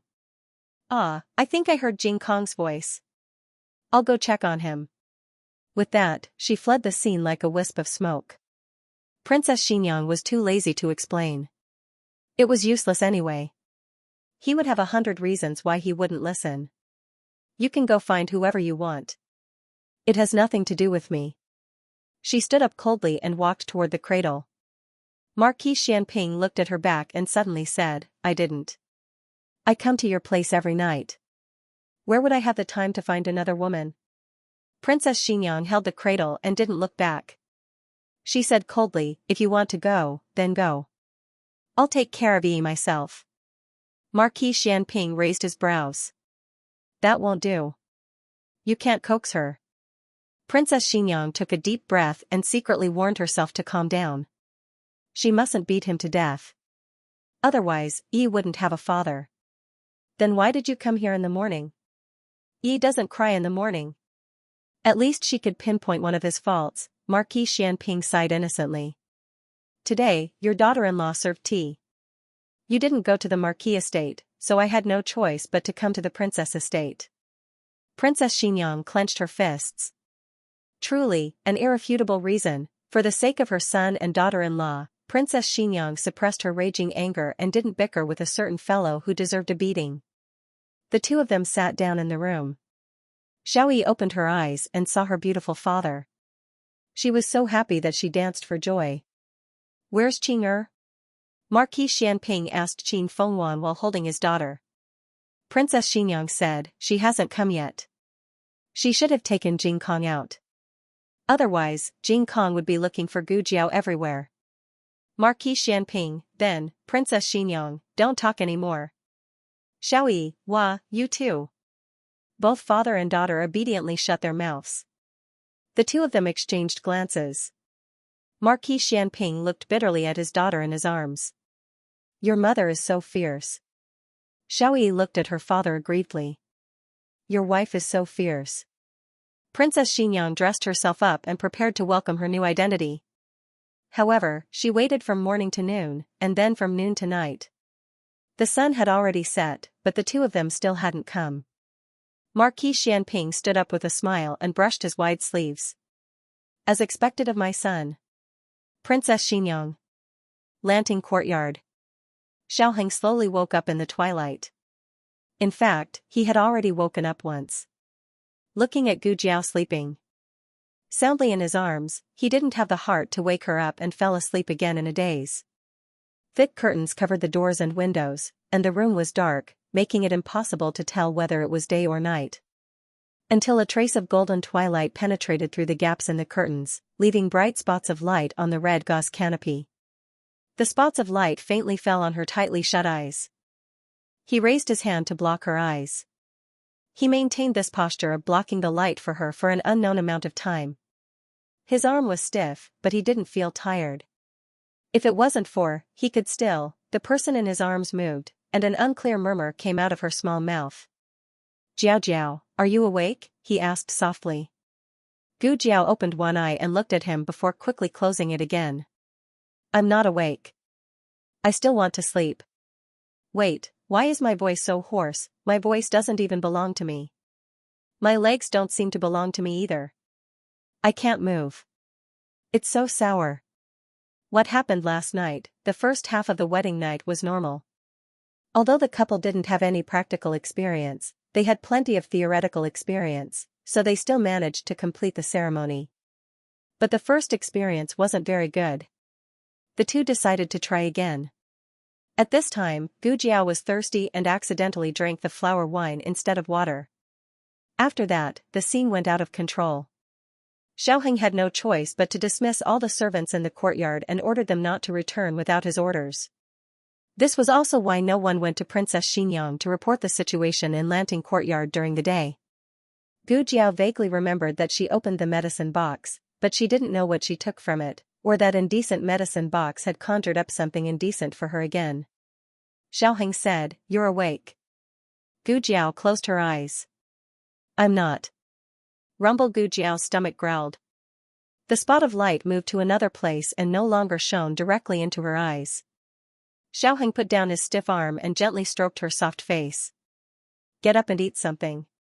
Gu Jiao moved her slender legs. Xiaoheng gasped and said hoarsely, "Jiao Jiao, don't move." Gu Jiao stopped moving. It wasn't that she was obedient, but that she really didn't have the strength to move. How could it be more tiring than fighting a war? She wouldn't feel so sore and weak even if she fought a whole night. What did she do last night? While thinking, she secretly opened her eyes and inadvertently glanced at the pillow. Who knew that she would almost choke? What did she see? Little do, she endured the soreness in her arm and stealthily walked over with 2 fingers. She planned to take the box back when Xiaoheng wasn't paying attention and destroy the evidence. "It's used up," Xiaoheng said calmly. 2 boxes. Gu Jiao. Digression, the monthly votes are starting to double. Looking for a wave of monthly votes? The latest chapter of this book is not finished yet. For more exciting content, please scan the QR code below to download the app. Novels are updated faster and more fully. Millions of novels are free to read. Novels with a deeper meaning that can't be found online are all available here. https://www.zhhbqg com/89642896428226/1048351113. HTML Genius memorized the website address in 1 second. www.zhhbqg.com Bikuga mobile reading website, mzhhbqg.com. The latest chapter of this book is not finished yet. For more exciting content, please scan the QR code below to download the app. Novels are updated even faster. Millions of novels are free to read. Novels with connotations that can't be found online are all available here. It was a small box of 3 in a box with various flavors. Little Marquis said that he liked the blueberry flavor the most. He used to think that it was a golden sore medicine, but he didn't expect it to be used like this. As an ancient person, he naturally didn't know how to use it, so it could only be. Gu Jiao hated that she couldn't bang her head on the pillow and die. She was going to lose her memory. The sky was completely dark. Gu Jiao was very tired. It wasn't the kind of tiredness that one would feel after a battle, but a kind of soreness and weakness that she couldn't describe. You didn't control yourself. She complained first. Young people need to control themselves. Xiaoheng nodded with a smile. Yes, it's this husband's fault. Then, in order to express my apology, this husband will go and get some food for my wife? Gu Jiao raised her small chin and said seriously, seeing that your attitude can be considered sincere, okay. The light in the room was dim to begin with. After that ray of twilight slipped away, the room was completely dark. Xiaoheng was worried that the light would hurt her eyes, so he didn't light the lamp. He tidied up and planned to go to his mother's courtyard to pay his respects. He also planned to ask the chef to make some hot food and send it over. Just as he arrived at the entrance of Lanting Courtyard, he bumped into Eugene, who was carrying a food box. Eugene came to deliver food for the two of them. It had been an entire day, so they would starve if they didn't eat. A trace of embarrassment flashed across Xiaoheng's face. Fortunately, there was the cover of the night. He pretended to be calm and greeted Eugene. Aunt Eugene. Eugene couldn't hold it in any longer and burst out laughing. Sleeping so late, everyone knew what was going on. Xiaoheng could only lie flat and let himself be mocked. This was just Aunt Eugene. When he saw his parents later, that would be. Eugene glanced at him and smiled. Alright, the princess and the marquis took ye out. You can come and pay your respects tomorrow. Xiaoheng heaved a sigh of relief. Eugene passed the lunchbox to him and told him and Gu Jiao to eat while it was still hot. Before she left, Eugene looked at him meaningfully and pointed at her neck. Xiaoheng understood. He coughed lightly and returned to the Lanting Courtyard with the food box. Gu Jiao had fallen asleep again, the kind that couldn't be woken up. Xiaoheng placed the lunchbox on the table, cleaned up the room, and lit a weak oil lamp. He carried the oil lamp in front of the bronze mirror and looked at the place that Eugene had reminded him of. He suddenly smiled, this girl. He placed the oil lamp on the table and lifted the curtain to see how she was doing, only to find that her body was even worse than his own. This was awkward. So it's really because I didn't control myself. He quickly covered Gu Jiao with a blanket. Gu Jiao felt hot and turned over. Her face, which was originally facing the inside, suddenly turned to face him. Earlier, the room was too dark, so Xiaoheng didn't have a chance to see her face. Now that he used the light of the oil lamp to take a closer look, he was so shocked that he directly picked up the stool on the ground. Who are you? Oh. Gu Jiao groaned in her sleep. He was startled and seemed to wake up from a dream. He carefully looked at her face again. It was her lips, nose, and eyebrows, but the blood-red birthmark on the left side of her face was gone. It was white and flawless. She was as beautiful as a sleeping fairy. Xiaoheng was stunned. He even forgot about the stool in his hand. His hand loosened and the stool fell on his shoulder. He cried out in pain and quickly grabbed the stool to prevent it from falling on the ground and waking her up. He looked at the blood on the brocade handkerchief and his gaze fell on her beautiful face again. He muttered in disbelief, it really is the chastity mark. Gu Jiao didn't know anything about her appearance. She slept until the morning of the 20th. Xiaoheng had woken up early and was sitting in front of the window reading a book. The morning light shone through the window and fell on his handsome face. Seeing such a pleasing scene early in the morning, Gu Jiao was in a very good mood. Xiaoheng had been in this pose for half an hour and his body was almost stiff. Finally, he was able to show his perfect and handsome side to a certain someone. He calmly put down the book and turned to look at her with a faint smile. "You're awake. Did you sleep well? Are you tired?" Her husband looked really good when he smiled. Gu Jiao couldn't help but curve her lips. She didn't know how enchanting her smile was. "I'm much better," she said. "I'm someone who has fought in a war, so I still have some strength." Then she stood up, but her legs gave way and she fell back down. Gu Jiao, Xiaoheng. Gu Jiao sat for a while and finally got used to it. She looked at the pajamas on her body and said, "Did you put it on for me?" "Yes." Xiaoheng nodded. Gu Jiao said, "Thank you." Xiaoheng smiled gently, "It's my honor." Shouldn't he be blushing and saying that if you mind, I won't make decisions on my own next time? Gu Jiao narrowed her eyes and looked at a certain someone.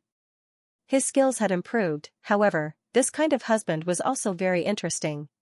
Gu Jiao looked away and asked, "How many days did I sleep?" 2 days, Xiaoheng said. "You slept for so long. No wonder your voice is not hoarse anymore." Gu Jiao muttered to herself and asked seriously, "Then, did I miss serving tea to the princess and the marquis?" She remembered that before she got married, her mother had reminded her that she had to serve tea to her parents-in-law on the second day of the wedding. If the other relatives in the residence were also present, then she had to go and greet them. Old Madame Xiao and Old Master Xiao had both passed away. The second branch and Marquis Schwamping's 2 illegitimate sons were far away in the east guarding the border. There was no one else in the residence that she needed to meet. Xiaoheng said, "It's okay. They weren't here yesterday. Are they here today?" Gu Jiao asked. Xiaoheng smiled gently, "You have rested well. They are here." Gu Jiao did not like to look in the mirror after she came to ancient times because of the birthmark on her face. Out of sight, out of mind. Therefore, even after she finished washing up, Gu Jiao still did not notice the changes on her face. Xiaoheng chose the latter between telling her and letting her discover it herself. Yuya heard the movement in the room and came in to help Gu Jiao wash up. As soon as she entered the room, she was stunned. She looked at the unfamiliar woman in the room and said, You are, what is it?" Gu Jiao asked strangely. It was the young Miss's voice. This person, young Miss? It was no wonder that Yuya did not recognize her. The birthmark on her young Miss's face was too iconic.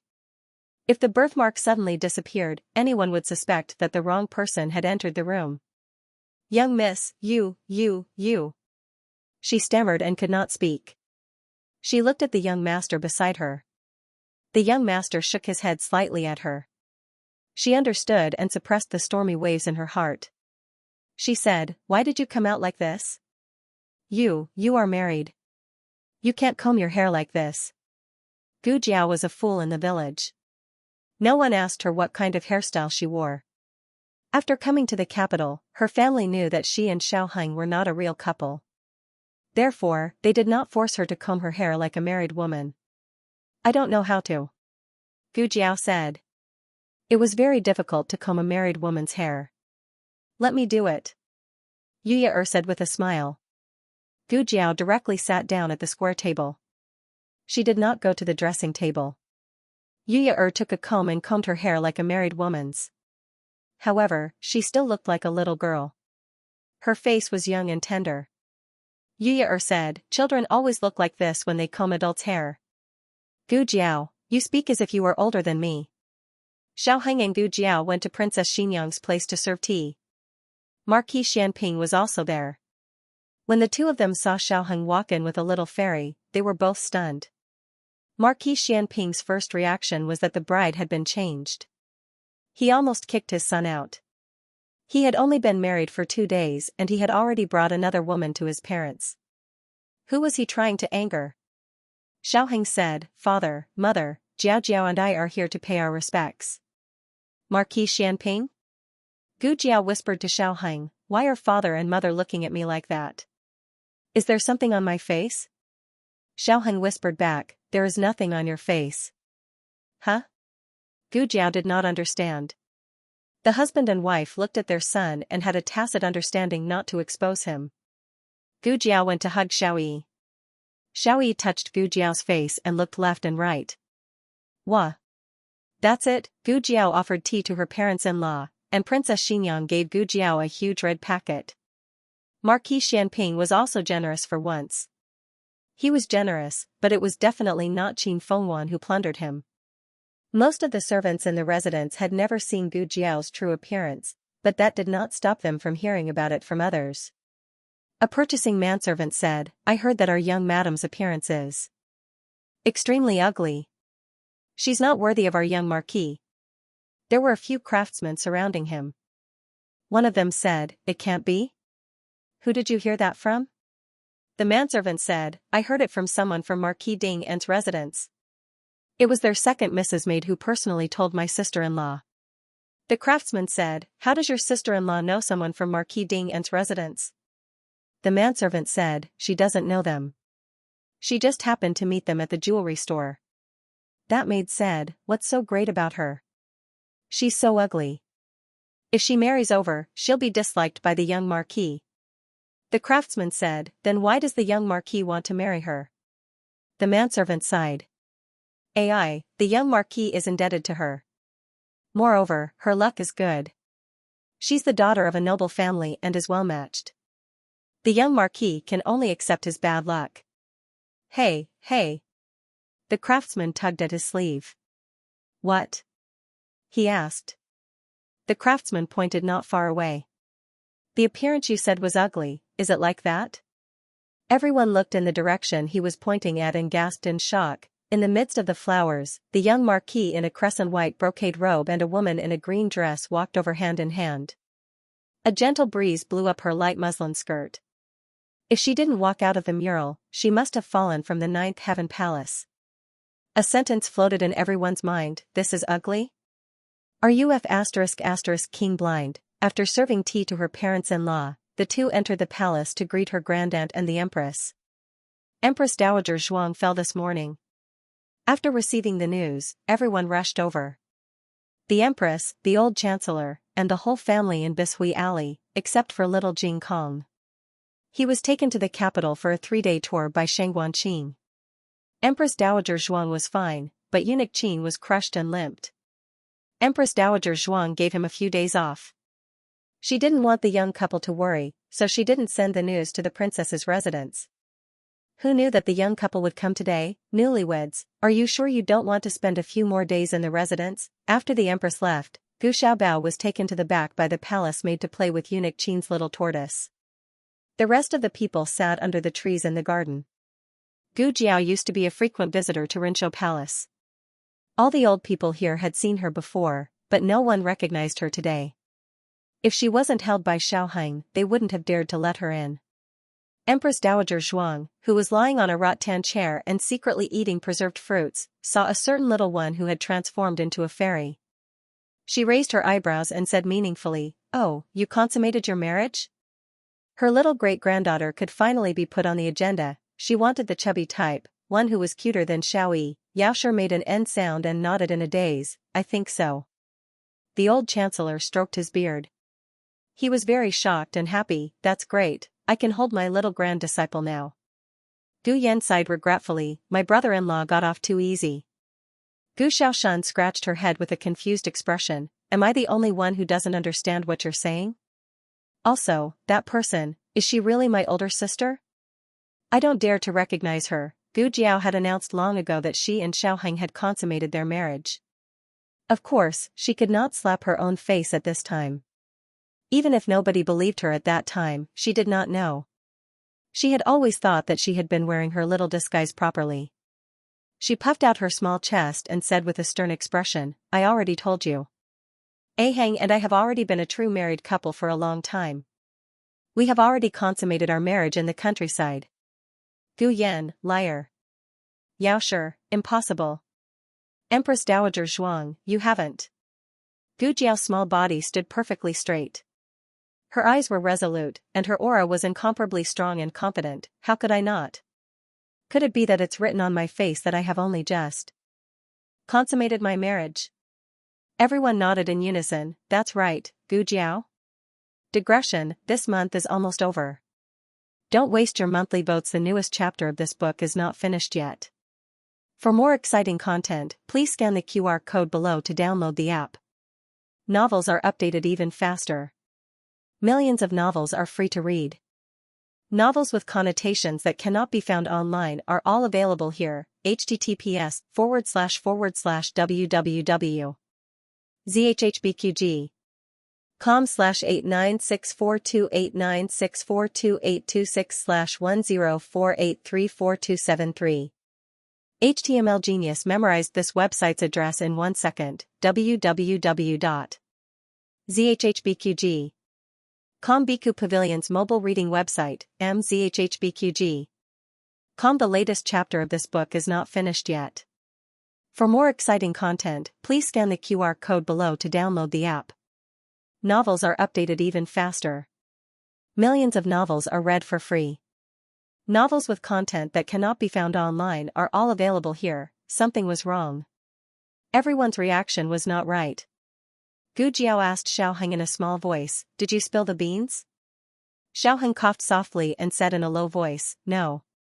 He could not take the blame for this. Then what is going on? Gu Jiao muttered in confusion. No matter how smart she was, she would not have guessed that the birthmark on her face was actually a chastity mark. After all, who put the mark there? And after all, who put such a large mark? Xiaoheng could not bear to see her continue to be kept in the dark. He planned to tell her the truth about the chastity mark. Who knew that just as he was about to speak, Gu Xiaobao was carried over by a palace maid. Gu Xiaobao was sweating from the sun and the palace maid carried him over to change his clothes. He immediately saw the fairy-like Gu Jiao. Children always had no resistance to beautiful things and would be uncontrollably attracted to them. He twisted his small body and got down from the palace maid's embrace. He was a lazy baby and could not walk more than 5 steps a day. It was clear how attracted he was to someone who could get off the bed voluntarily. He came to Gu Jiao's back and walked around Gu Jiao. He raised his small head to take a look. Then, he exclaimed in surprise, "Oh? Xiaobao?" Gu Jiao's lips curved. She bent down and reached out to lift the little guy up. Gu Xiaobao widened his black gem-like eyes and blinked as he looked at Gu Jiao. He looked at the left side of her face and then looked at the right side of her face. He was certain that the person in front of him was his older sister, but it seemed like something had disappeared from her face. He turned his head to look at Madame Yao and his great-aunt. He waved his small hand and said seriously, "Nothing." "Xiaobao, what do you mean nothing?" Gu Jiao asked him. Gu Xiaobao looked at her again and pointed at her face. He waved a small hand and said, "Nothing, Fei Fei." "What Fei Fei?" Gu Jiao still did not connect the dots to her birthmark, but Gu Xiaobao's reaction made it obvious that there was something wrong with her face. She passed Gu Xiaobao to Xiaoheng and turned to enter her room in Rinzhou Palace. Everyone exchanged glances. Gu Yan counted, 3, 2, 1. Just as he finished counting, an earth-shattering scream came from the room. Wah, bang, it was much louder than Xiaoyi's, and the roof was almost blown off. The birds on the trees fluttered their wings and fled in all directions. The fallen leaves scattered all over everyone. Xiaoheng removed the leaf from Gu Xiaobao's mouth and raised his eyebrows. "Your reaction is much better than mine." When Xiaoheng led Gu Xiaobao into the house, Gu Jiao had already stopped. She sat quietly in front of the dented bronze mirror. Actually, it was just a birthmark, but for some reason, the difference between having it and not having it was so great that even Gu Jiao herself did not recognize it. When she first saw an unfamiliar face in the bronze mirror, it completely overturned her understanding. She thought that she had seen a ghost and punched down. After punching, she realized that the person was herself. She slowly turned around and looked blankly at Xiaoheng. "Husband, they say that a woman who has been nourished by love is the most beautiful, but I'm thinking, isn't this nourishment a little too much?" Xiaoheng chuckled softly. He bent over slightly and covered Gu Xiaobao's small ears with both hands. He could not help but say, "It's the chastity mark." Gu Jiao's almond eyes widened. Chastity mark? Xiaoheng laughed helplessly. Mother knows more about this matter. Gu Jiao quickly went to ask Yaoshi. Thanks to her, Gu Xiaoshan also heard the whole story. Gu Jiao's small face darkened. So it's the abbot. What's going on? Do all the monks in your temple drink wine? After drinking, they even gave people the chastity mark. Their hands trembled and they lit up such a big pile. Gu Jiao said, I'll settle the score with him when we get back. But how did Yan know? Gu Xiaoshan asked. That day, when Yaoshi confessed the situation to Xiaoheng, Gu Xiaoshan and Gu Yan were not present. The ones present were Grandaunt, the old chancellor, Gu Chongqing, and Gu Qingfeng. I guessed. Gu Yan said. He did not like to study, but it did not mean that he was not smart. On the contrary, he was very observant and meticulous. Nothing in the family could be hidden from him. Gu Jiao pursed her lips. Why didn't you tell me earlier? Thinking of how she had shamelessly said that she had consummated her marriage with the chastity mark in front of them, it really was a black history that could not be erased. Yaoshi held her daughter's hand and said with unconcealable relief, Mother's Jiao Jiao has finally become beautiful. In fact, no matter what Gu Jiao looked like, it was the best appearance in her eyes. But if one could have a good appearance, who would not want it? She had once been angry with the abbot, but she later thought about it. In the countryside, where there was no one to protect her daughter, an ugly appearance was not a bad thing. Otherwise, with this face, who knew how many disasters it would attract? Grandaunt? Gu Jiao cleverly looked at Empress Dowager Zhuang. Do I look good? Was she showing off just like that? Empress Dowager Zhuang snorted. More arrogant than a little monk. Naturally, she looked good. Although she had guessed that she would no longer be ugly after removing the chastity mark, she did not expect her to be this beautiful. Her beauty had been completely sealed by the chastity mark. She was still young and her facial features had not fully developed. When she grew older, she would become more and more beautiful. Perhaps one day, she would be extremely beautiful. She was already old and did not know if she could stay with her for that long. Gu Jiao and Xiaoheng went to pay respects to the emperor and empress. As expected, the emperor and empress Xiao were both shocked. They asked Gu Jiao what had happened to her face. Gu Jiao cared about her face, so of course, she didn't say that it was her chastity mark. I used some medicine to remove it, Gu Jiao said. What kind of medicine? Is it so magical? Empress Xiao expressed that she also wanted it. Gu Jiao, no, you don't want it. Auntie, how is little Qi these days? Seeing that the topic was about to develop in an indescribable direction, Xiaoheng quickly changed the topic and asked about Qin Chuyu. Qin Chuyu and little Jing Kong studied in the prodigy class of the Imperial College and were very close friends. There was also the youngest son of the Minister of War, Su Tsong. At the mention of her son, Empress Zhao's attention was successfully diverted. He's almost 10 years old, but he's still as noisy as when he first entered the Imperial College. The two came from the emperor and stayed at Renshou Palace for a whole day. When it was almost dark, they said goodbye to their grandaunt. Gu Xiaobao stayed in Gu Jiao's arms and did not want to get down. Come back with me, okay?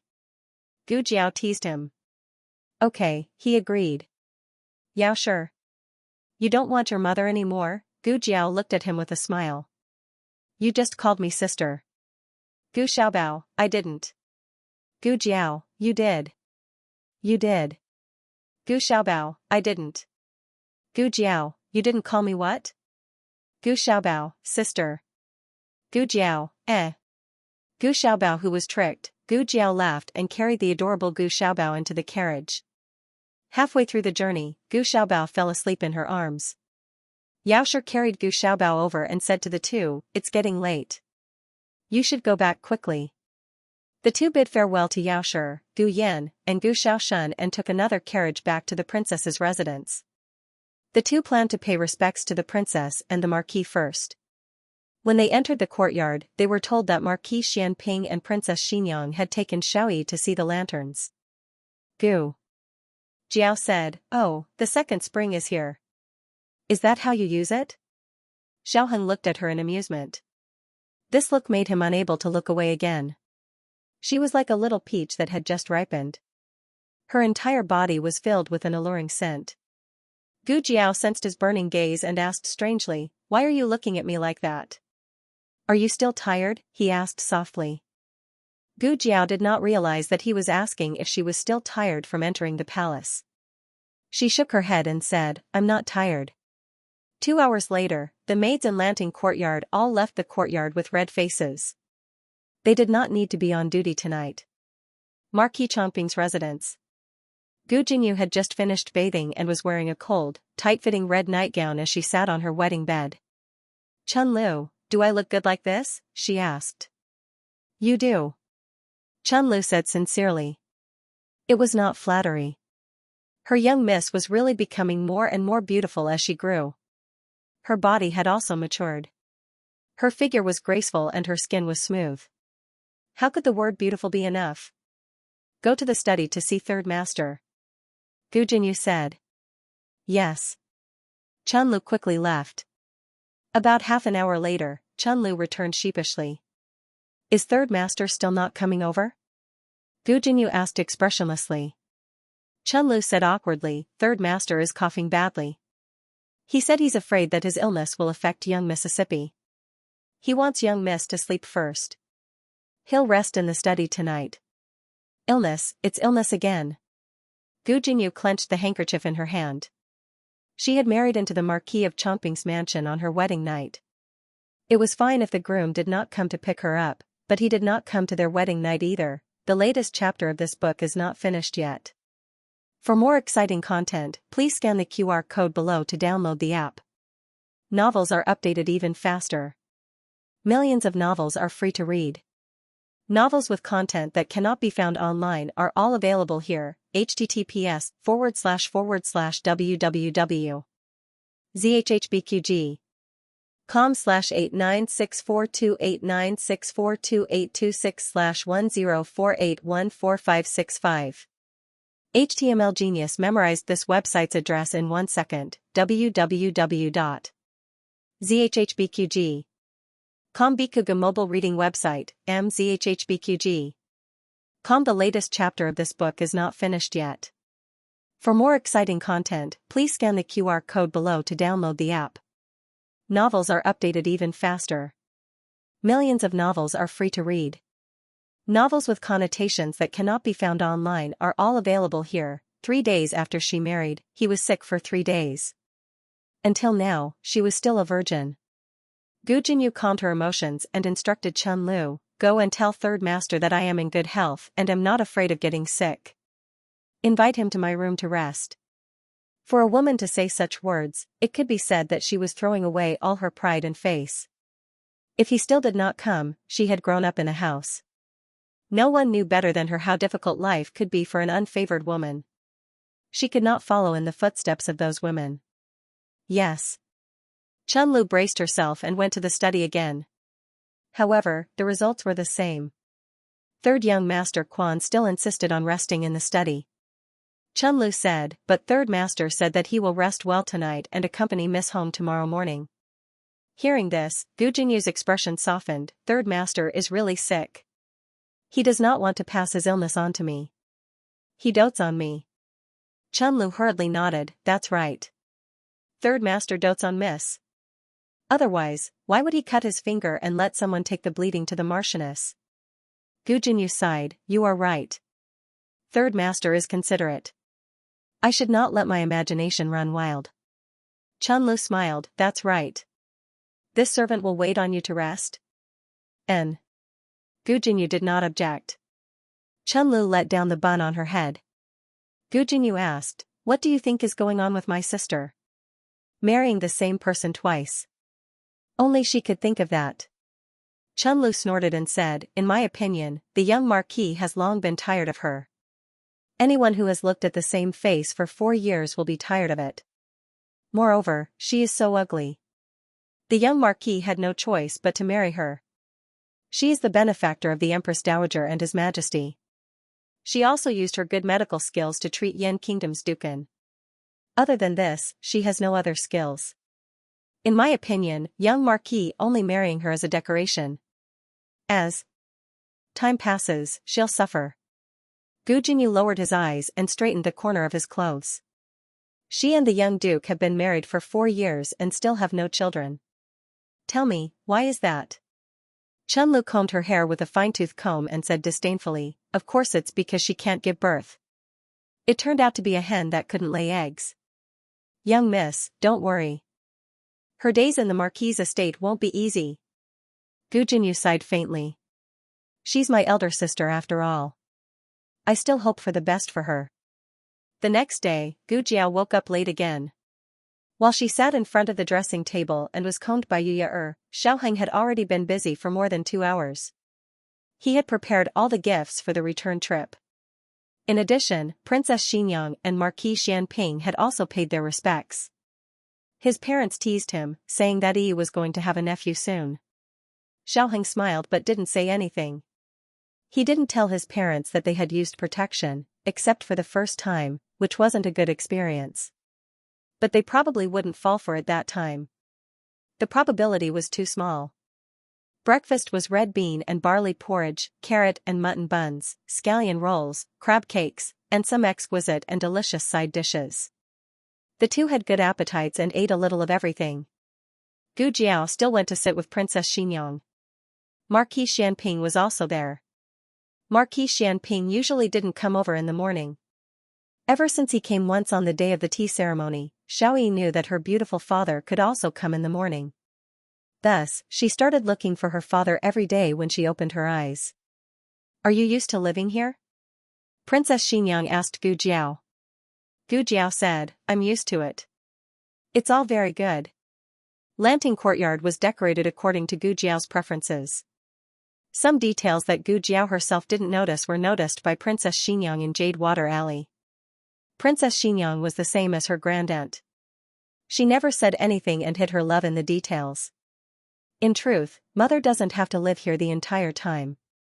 Gu Jiao was referring to the princess matter. Princess Xinyang understood her meaning and said, it's nothing. Previously, I moved out of here because Aheng died. When I came to the princess matter, I would think of Aheng. Now that Aheng has safely returned and Qing'er has also returned, there's nothing but. Being too close to a certain person had no other shortcomings. She silently glanced at Marquis Xianping. Forget it, this person didn't seem to be asking for a beating recently. Marquis Xianping was currently holding his daughter in the corridor to enjoy the cool air. He inadvertently turned his head and met Princess Xinyang's gaze. He raised an eyebrow. Qing Fengwan, you're peeking at this Marquis again. Princess Xinyang clenched her fists and took back her earlier words. This person was truly asking for a beating. Princess Xinyang didn't want to see him again and coldly said, don't you need to go to court? Marquis Xianping smiled. This Marquis is on vacation. Princess Xinyang chuckled. What vacation? Aheng is getting married, not you. Marquis Xianping looked at the daughter in his arms and shamelessly said, maternity leave. Princess Xinyang. Gu Jiao and Xiaoheng came out of the princess manor and sat in a carriage headed to the duke's manor. Today was also the day Gu Jinyu would return home. She wasn't as willful as Gu Jiao, who could get up whenever she wanted. Before the sun rose, she went to her mother-in-law's place to set the rules. After serving her mother-in-law breakfast, she returned to her own courtyard to check the gifts for her return home. After everything was tidied up, third young master Quan finally got up. At this time, they had already paid respects to old Madame Gu and Marquis Gu and were preparing to return home. The carriage had barely taken 2 steps when Gu Jinyu heard the sound of horses galloping in their direction. Speaking of which, it was strange. She wasn't familiar with Gu Jiao, but every time it was her horse, she could always tell. It was the Black Wind cavalry that had fought on the battlefield. They carried a fierce murderous aura. Even though they were far away, the horses of Marquis Chomping's manor were still a little frightened. Gu Jinyu lifted the curtain to take a look and happened to see a group of carriages stop in front of the duke's manor. Xiao Heng, who was dressed in a white brocade robe, led Gu Jiao, who was dressed in a green robe, out of the carriage. Gu Jinyu snorted sarcastically. That girl knew martial arts. Did she still need someone to help her? They were so careful. Did they treat that girl like a treasure? Stop the carriage. Gu Jinyu said. Third young master Quan, who was resting with his eyes closed, immediately opened his eyes and asked in confusion, "What's wrong?" Gu Jinyu smiled gently and said, "I saw my sister and brother-in-law. I want to go and greet them." Third young Master Quan asked, "Young Marquis?" Marquis Chongping's manor was in the eastern region and had some connections with the Xiao family. This time, because the wedding was coincidentally on the same day, they couldn't attend each other's wedding. However, he heard from his family that they still sent congratulatory gifts. Third young Master Quan said, "All right." The two of them got off the carriage. Third young Master Quan got off first and left immediately, completely ignoring Gu Jinyu. There was no harm if there was no comparison. This was how they got off the carriage when they came to the Marquis's manor. Gu Jinyu didn't feel that anything was wrong. However, when she saw how Xiaoheng treated Gu Jiao, she immediately felt unbalanced. She gritted her teeth and glanced at Gu Jiao. Gu Jiao was wearing a veil today, covering most of her face. Only her bright forehead and exquisite eyes were exposed. Sister, brother-in-law, what a coincidence. She took Third young Master Quan's hand and walked towards them. Third young Master Quan frowned and pulled his hand back. Gu Jinyu felt awkward, but she didn't show it on her face. She continued to smile and said, "Sister, are you coming home today? Why are you so late? Don't tell me you slept until late in the morning? Do you still think you're an unmarried girl?" Third young Master Quan greeted Xiaoheng with an eager gaze, "Young Marquis."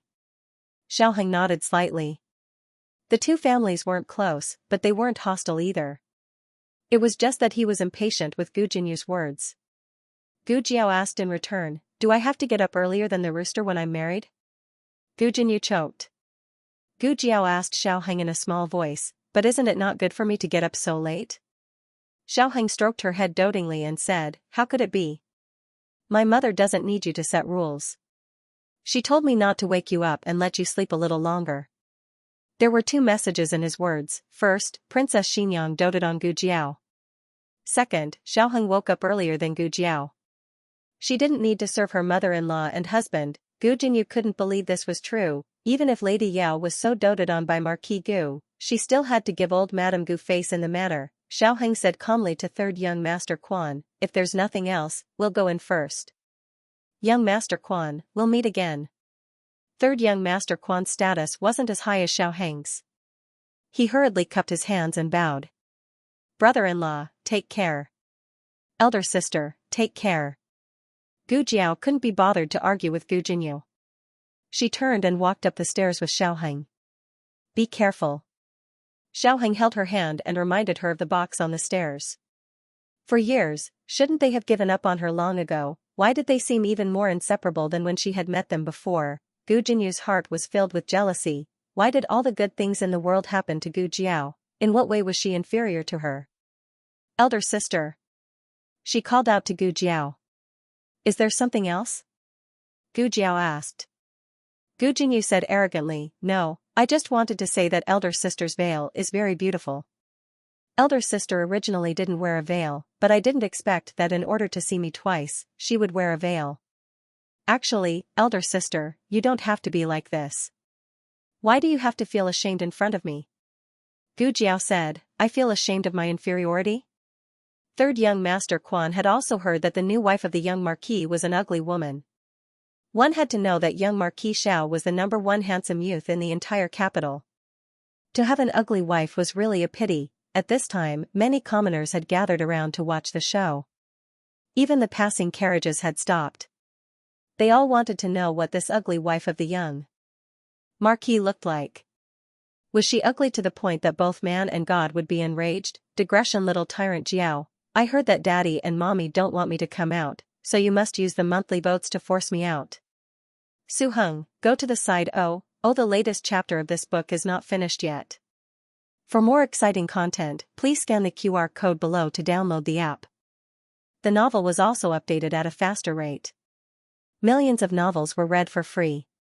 There are all kinds of novels that can't be found online here. https://www.com/8964289642896428226/1048140002 HTML genius remembered this website's address in 1 second. www.zhhbqg.com Bikuga mobile reading website, mzhhbqg.com. The latest chapter of this book is not finished yet. For more exciting content, please scan the QR code below to download the app. Novels are updated even faster. Millions of novels are free to read. There are novels with connotations that can't be found online here. A person's rationality would not collapse overnight. To be honest, Gu Jinyu's actions today were not wise. Even if she made Gu Jiao make a fool of herself in front of everyone, it would not benefit her in any way. It was an action that harmed others without benefiting oneself. But after Gu Jiao returned, Gu Jinyu had suffered too many blows from Gu Jiao. Her rationality had been eaten away until there was not much left. She did not care what she could get. As long as she could make Gu Jiao the laughingstock of the capital, she would accept it even if she hurt herself and the enemy by 1,000.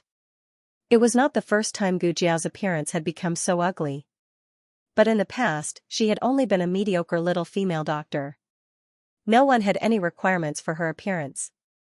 Now that she had climbed up the social ladder and married the young Duke of Zhaodu, there would naturally be people who would feel that her appearance did not match. This marriage was like a fresh flower being stuck in cow dung, and men all cared about face. His wife had embarrassed him so much in front of everyone. The young duke would probably have a knot in his heart and would not dare to go out with her in the future, right? Gu Jinyu thought with schadenfreude. She looked at Gu Jiao and Xiaoheng with a mocking gaze. She felt that Gu Jiao must be furious, but the truth was the opposite.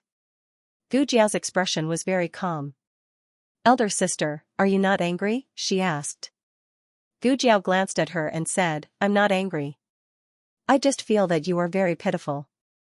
There is so much light in the world, but you only see darkness." Gu Jinyu's eyes narrowed. "Let's go," Gu Jiao said to Xiaoheng. Gu Jiao was actually a young girl who loved to be beautiful, but she would not have strange thoughts because she loved to be beautiful.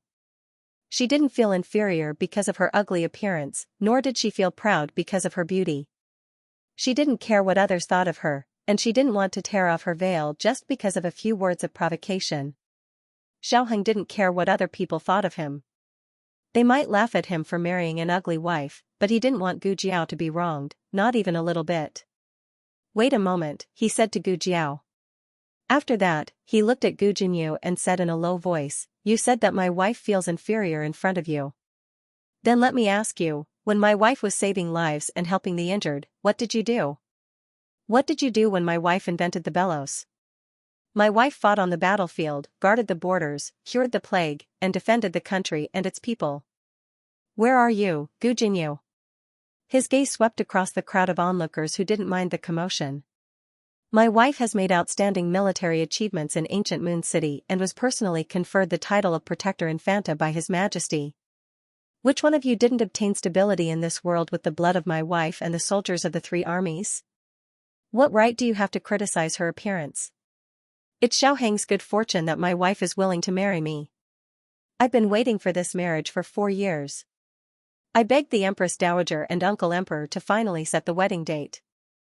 My wife is the most beautiful woman in the world. There's no need to prove it to anyone. If we're talking about feeling inferior, it's all of you who should feel inferior in front of her." His words made everyone blush with shame. As a woman, she had done something that even men couldn't do, but they were criticizing her appearance. Gu Jinyu's heart was in turmoil. She had originally planned to embarrass Gu Jiao, but she didn't expect that the young duke would confess to Gu Jiao in public instead. This cleared up all the unfavorable rumors about Gu Jiao and the wedding. He was the one who begged for this marriage, it was his good fortune, it was him. He was the one who wanted to marry her. He waited for 4 years just to marry her with his real identity. Why was Gu Jiao able to meet such a good man? Xiaoheng sighed and said, "Wife, appearance isn't important anyway. If they want to see it, let them see it." Everyone, what happened to not proving it? Gu Jiao wasn't someone who liked to wear a veil. Last time, she wore it at Yao Shi's request. This time, it was to give Dukan a surprise. Yuya came down from the carriage. She coldly looked at Gu Jinyu and came to Gu Jiao's side. She harumphed and said, "Some people want to seek their own humiliation. Young miss, help her out. Chunlu rolled her eyes. We don't know who's the one seeking humiliation. No matter how much you flatter yourself, you're still ugly. Gu Jiao's veil was blown open by the wind. Chunlu looked at that indescribably peerless face and her throat couldn't make a sound. How could it be like this? She had clearly seen the eldest young Mrs. face in the jewelry store last time. She didn't look like this. Where was that eye-catching red birthmark? Why did it disappear without a trace? Gu Jinyu's shock was no less than Gu Jiao's. Chunlu had only seen Gu Jiao once, but Gu Jinyu had seen her up close countless times. She had even drawn Gu Jiao's portrait with her own hands. No. Impossible. Impossible, she looked in disbelief at that flawless face. She could not accept Gu Jiao's transformation from an ugly girl to a heavenly beauty. She had already lost to Gu Jiao in everything. The only thing she was proud of was her own appearance. But now, even her appearance had been ruthlessly beaten, saying that she was better than her was already praising her. Before Gu Jiao took off her veil, her face could still be seen. After the veil was gone, she instantly lost all color. All the light in the world seemed to gather on Gu Jiao's face. Gu Jinyu had completely withered. No. No. It's not like this. You're not my older sister. You're not. You're not. Enough. Don't talk so much. Third young Master Quan could not take it anymore. The people around were pointing and gossiping. He had married such an ignorant woman. He would not have the face to go out in the future. He gritted his teeth and glared at Gu Jinyu. He cupped his hands and said to Xiaoheng, "Brother-in-law." Xiaoheng said indifferently, "Don't call me brother-in-law. We're not close." After saying that, he held Gu Jiao's hand and walked into the duke's public house. The rest of the people were still immersed in Gu Jiao's stunning appearance and did not regain their senses for a long time. Which damnable rumor spread that the young duke had married an ugly wife? Was it purposely ruining the young duke and his wife's reputation? If he had really seen her, then he was blind.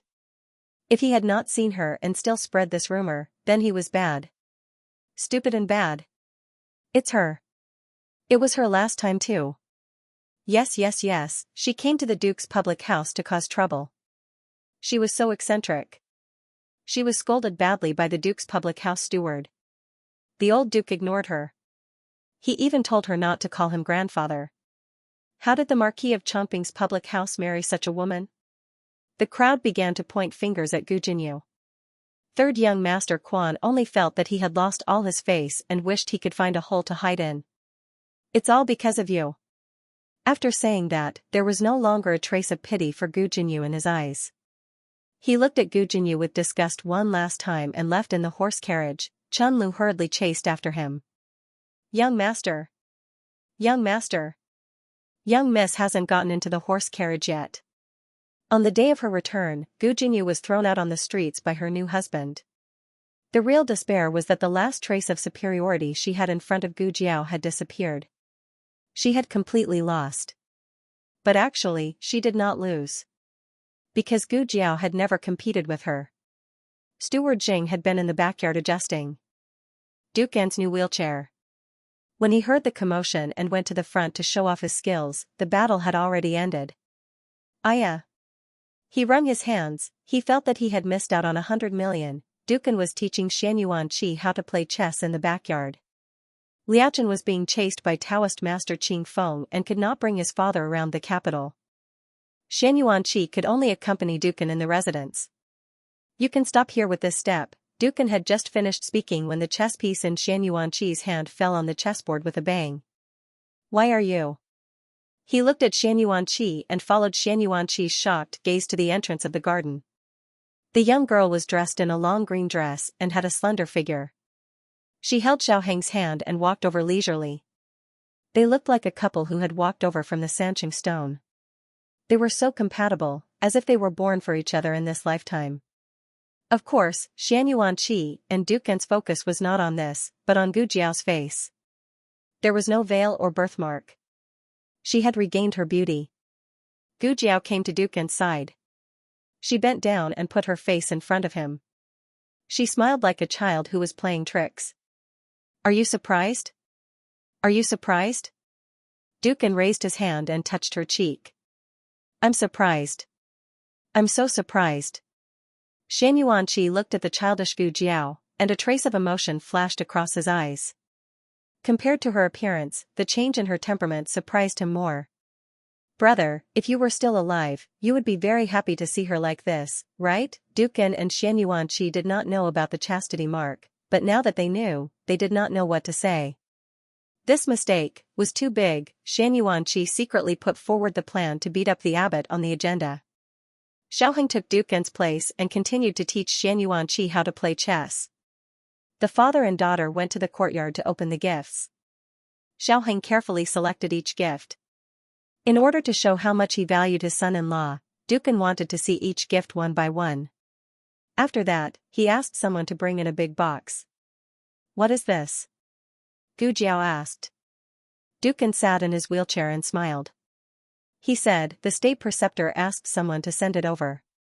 He said it was the wedding gift that he promised you before. Gu Jiao immediately remembered. Ah, the weapons that Jin Kingdom offered as a tribute. Such a big box. Are they all for me? Dukan was amused by her impatience. There are 2 more boxes. Here it comes. Here it comes. Steward Jing ordered the servants to bring in the other 2 boxes of weapons and opened the lids. Gu Jiao began to choose carefully. Jin Kingdom had spent a lot of money this time. They offered all good things as a tribute. Suddenly, Gu Jiao's gaze fell on a long and narrow mahogany box. Miss wants to see this? Steward Jing cleverly walked over and opened the mahogany box. He presented it to Gu Jiao with both hands. Inside was a long sword made of dark iron with peacock feathers that shone with cold light. When Gu Jiao saw it, a strange feeling arose from the bottom of her heart. She held the sword in her hand and looked at it carefully. When she pulled the sword out of the scabbard, the cold light reflected in her eyes. Suddenly, an image flashed in her mind. It's this? In the dream of the battle, she saw her own ending, dying under this sword. Digression, it's the last day at the end of the month. Don't waste the monthly votes. The latest chapter of this book is not finished yet. For more exciting content, please scan the QR code below to download the app. The novel will be updated even faster. Millions of novels can be read for free. There are all the novels that can't be found online here. https://www.zhhbqg com/8964289642826/10479560 HTML Genius remembered the website address in 1 second. www.zhhbqg.com Biku Pavilion Mobile Reading Website, mzhhbqg. The latest chapter of this book is not finished yet. For more exciting content, please scan the QR code below to download the app. Novels are updated faster. Millions of novels are free to read. There are novels with connotations that can't be found on the internet here. Dukan looked at her and said, Jiao Jiao, what's wrong with you? Is there something wrong with this sword? Dukan loved Gu Jiao dearly, so he saw every little expression on her face. Gu Jiao didn't know how to explain for a moment. Dukan knew his precious daughter too well. She was amenable to persuasion but not coercion. He said with a worried face, Jiao Jiao, you must tell father anything. Don't hide it from me. Otherwise, I will be worried. Godfather was also father. He called himself that on the day of his wedding, so Gu Jiao didn't think much of it. His tone was so soft that it was hard to resist. But where did this come from? Just as Gu Jiao was thinking about how to say it, Xiaoheng and Xianxia came over. As soon as the 2 entered the room, they noticed that the atmosphere was a bit strange. Father, Jiao Jiao. Xiaoheng greeted and asked, did something happen? Your expressions are strange. Dukan looked at Gu Jiao, as if waiting for her answer. Gu Jiao sighed helplessly. Okay, Steward Jing, please take everyone away first. Okay. Steward Jing called the servants in the room out. They sat around the square table. Gu Jiao sat on Dukan's left, Xianxia on her right, and Xiaoheng on the opposite. Speak, Dukan said. I had a dream. Gu Jiao told him about her dream of dying under this sword. It's just a dream. Jiao Jiao, don't take it seriously, Dukin comforted her. It wasn't clear if he was comforting Gu Jiao or himself. Xianxua's expression turned solemn. He remained silent. What else did you dream of? Xiaoheng asked.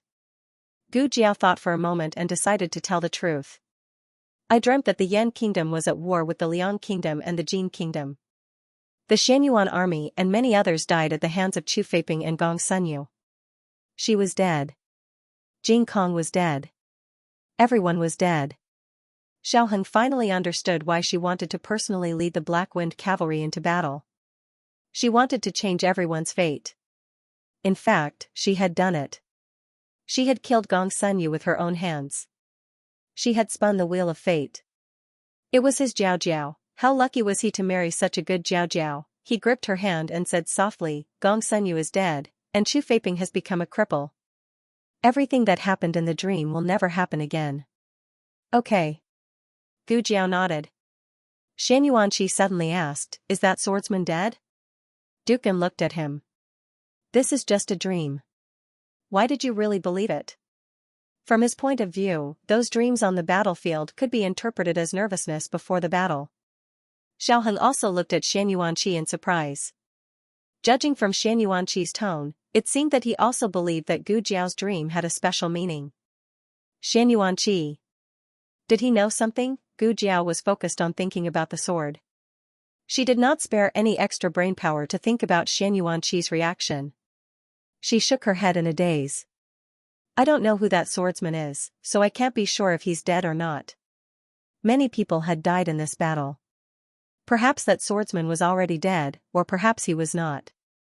Moreover, the battle in Puqing happened 9 years earlier than in her dream.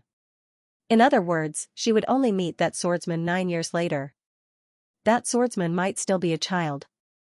Maybe after 9 years, he wouldn't be a swordsman anymore. He would not be like Gong Sunyu's 4 subordinates, who were already malignant tumors. You have to be careful. Xianxia did not want to be careless when it concerned Gu Jiao. He asked again, is that swordsman from Jin State? Or from Liang State? Gu Jiao shook her head. I'm not sure either. She knew nothing about the swordsman. She was stabbed in the heart from behind. If it were not for the extra perspective in her dream, she would not even know what kind of mask the swordsman was wearing. Can you draw that mask? Xiaoheng asked. Let me try, Gu Jiao said. Xiaoheng went to get a brush and paper. Gu Jiao's brush was not very good at drawing, so she sketched with charcoal.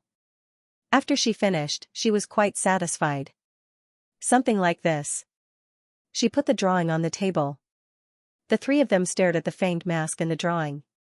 They really could not imagine its origin. And this sword, Xianxia said. Write a letter and ask the state preceptor about the sword's origin. And Wu Gong nodded. Okay. Gu Jiao paused and said, about this sword, I suddenly remember someone. Maybe we don't need to ask the state preceptor. Just ask him. After the newlyweds left, and Wu Gong sat in his wheelchair and turned to look at Xianxia, who was deep in thought. He voiced his doubts. You seem to really believe in Jiao Jiao's nightmare. Xianxia said, she can see in her dreams. And Wu Gong was stunned. Xianxia said, she has been rewriting everyone's fate. Now, it's someone's turn to rewrite hers. It would be best if that assassin died. If he was still alive, he would find him personally and kill him. It was June in the capital and the weather was hot. A master and servant walked listlessly on the busy street. Peddlers pushing stalls passed by them from time to time, almost knocking into them. Be careful. How can you walk? The guard in gray dodged to the side and used his body to block his master. The peddler who was scolded by him saw the sword at his waist. He was angry, but he didn't dare to say anything. He rolled his eyes and left. Master, oh master, how long do we have to stay in Zhao country? That monk won't tell us anything. We can't beat him or persuade him. We can't. As the guard in gray spoke, he felt that there was no movement behind him. He turned around and was shocked. Master? Where did you go?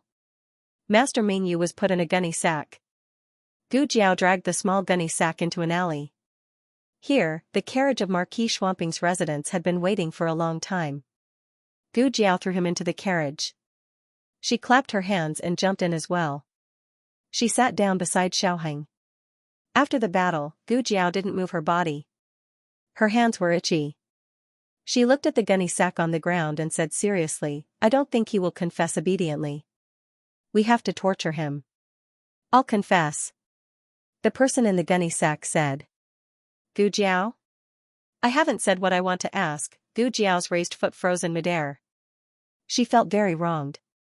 Xiaoheng smiled gently and held her soft hand. His thumb gently rubbed her fingertips. He said softly, I'll compensate you when we get back. Gu Jiao said, I want the kind that is fermented by Jiang. Xiaoheng laughed softly. His eyes sparkled. Okay. The person in the gunny sack, hello? If you want to interrogate, then interrogate. Don't give me dog food. Gu Jiao released Master Mingyu from the gunny sack. Master Mingyu sat down on the stool beside Xiaoheng. He waved the fan in his hand and said, What do you want to ask? Ask. This master is in a good mood today. I won't argue with you. Gu Jiao looked at Xiaoheng. He's stubborn. Can I beat him up? Master Mingyu's body trembled. Why did this little girl always want to beat people up? Wait, little girl. What happened to your face? The light in the carriage was dim, but his eyesight was very good. He could clearly see that breathtakingly beautiful face. He almost couldn't shift his gaze away.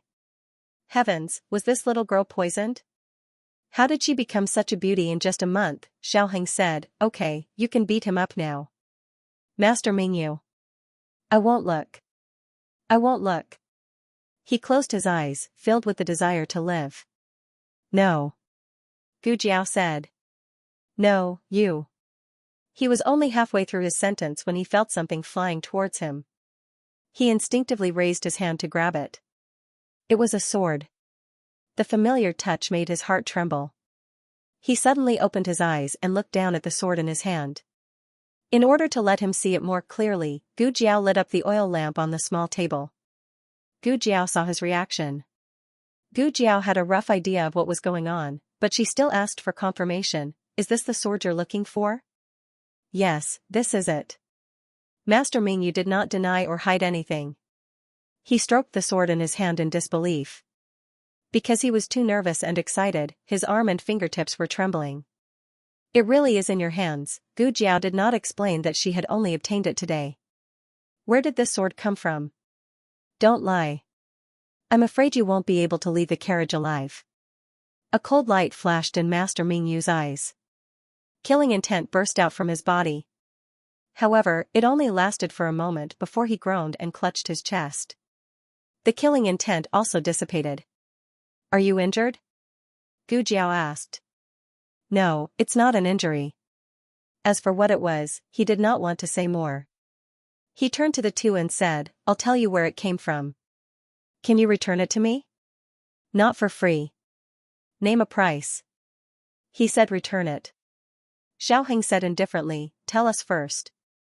If we're satisfied, we'll consider whether to agree to your conditions. Gu Jiao nodded. That's right. That's it. A trace of conflict appeared in Master Mingyu's eyes. Logically speaking, he could not reveal his identity. However, in order to take back the sword, he could only betray his promise. He said resignedly, it's my master's sword. Xiaoheng asked, who is your master? Digression, the ticket has been cleared. I won't vote again. The latest chapter of this book is not finished yet. For more exciting content, please scan the QR code below to download the app.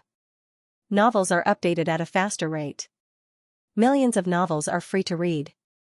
Novels with connotations that can't be found online are all available here. https://www. zhhbqg.com/8964289642826/1047944129. HTML Genius memorized this website's address in a second. www.zhhbqg.com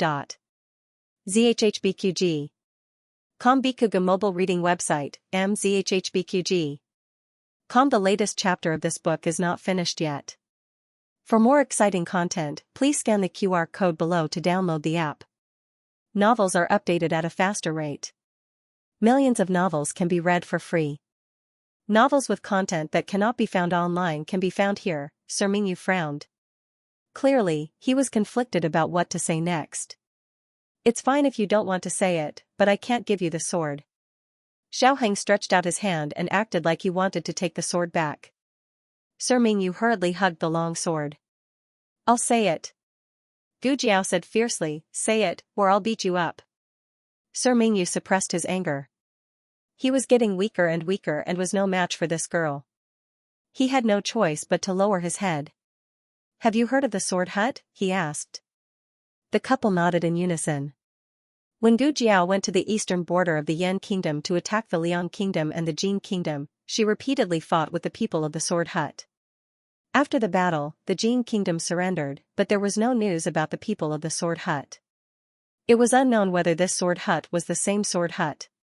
Sir Mingyu said, my master is the master of the sword hut, the leader of the sword hut. This sword is called Xianxia and is the leader's keepsake. I came to the Zhao Kingdom because there was a traitor in the sword hut who escaped with the sword. I came to find its whereabouts. But who would have thought that the moment I found it, it was snatched away by that stupid monk? Gu Jiao said, did you say Liachen? Liachen did not snatch your sword. He picked it up. Sir Mingyu said, I don't believe it. Gu Jiao laughed. It's up to you to believe it or not. Sir Mingyu wanted to say something but stopped. There was no point in investigating the monk's actions. The important thing was that Xianxia had been found. He could finally return to the sword hut. Gu Jiao said again, how many sword huts are there in the world? Sir Mingyu said without hesitation, only one. He thought of something and said, but we can't rule out the possibility of some small sects using the name of the sword hut to swindle people. Gu Jiao touched her delicate chin. Is the sword hut that colluded with the Jin Kingdom's royal family? Young Master Mingyu was slightly stunned. The royal family of Jin Nation? Ah, you're talking about that? I guess so. That's a branch of the sword hut. Only 2 of them are from the inner sect. Gu Jiao asked, Sky Splitter and Anhun? You know them? Young Master Mingyu was surprised. Gu Jiao thought to herself, not only do I know, but I'm also very familiar with it. I've fought with Anhun, I've fought with Heaven Splitter. It was no wonder that Long Yi and Anhun were so powerful, but the masters of the sword hut at the border were so weak. It turned out that only the 2 of them were inner sect disciples. Mr. Mingyu snorted and said, the Jianghu does not know that the sword hut is divided into the inner and outer sections. You are lucky to have met me. Otherwise, you would never have known that the sword hut that interacts with the Jin Nation is just a branch. Gu Jiao was puzzled.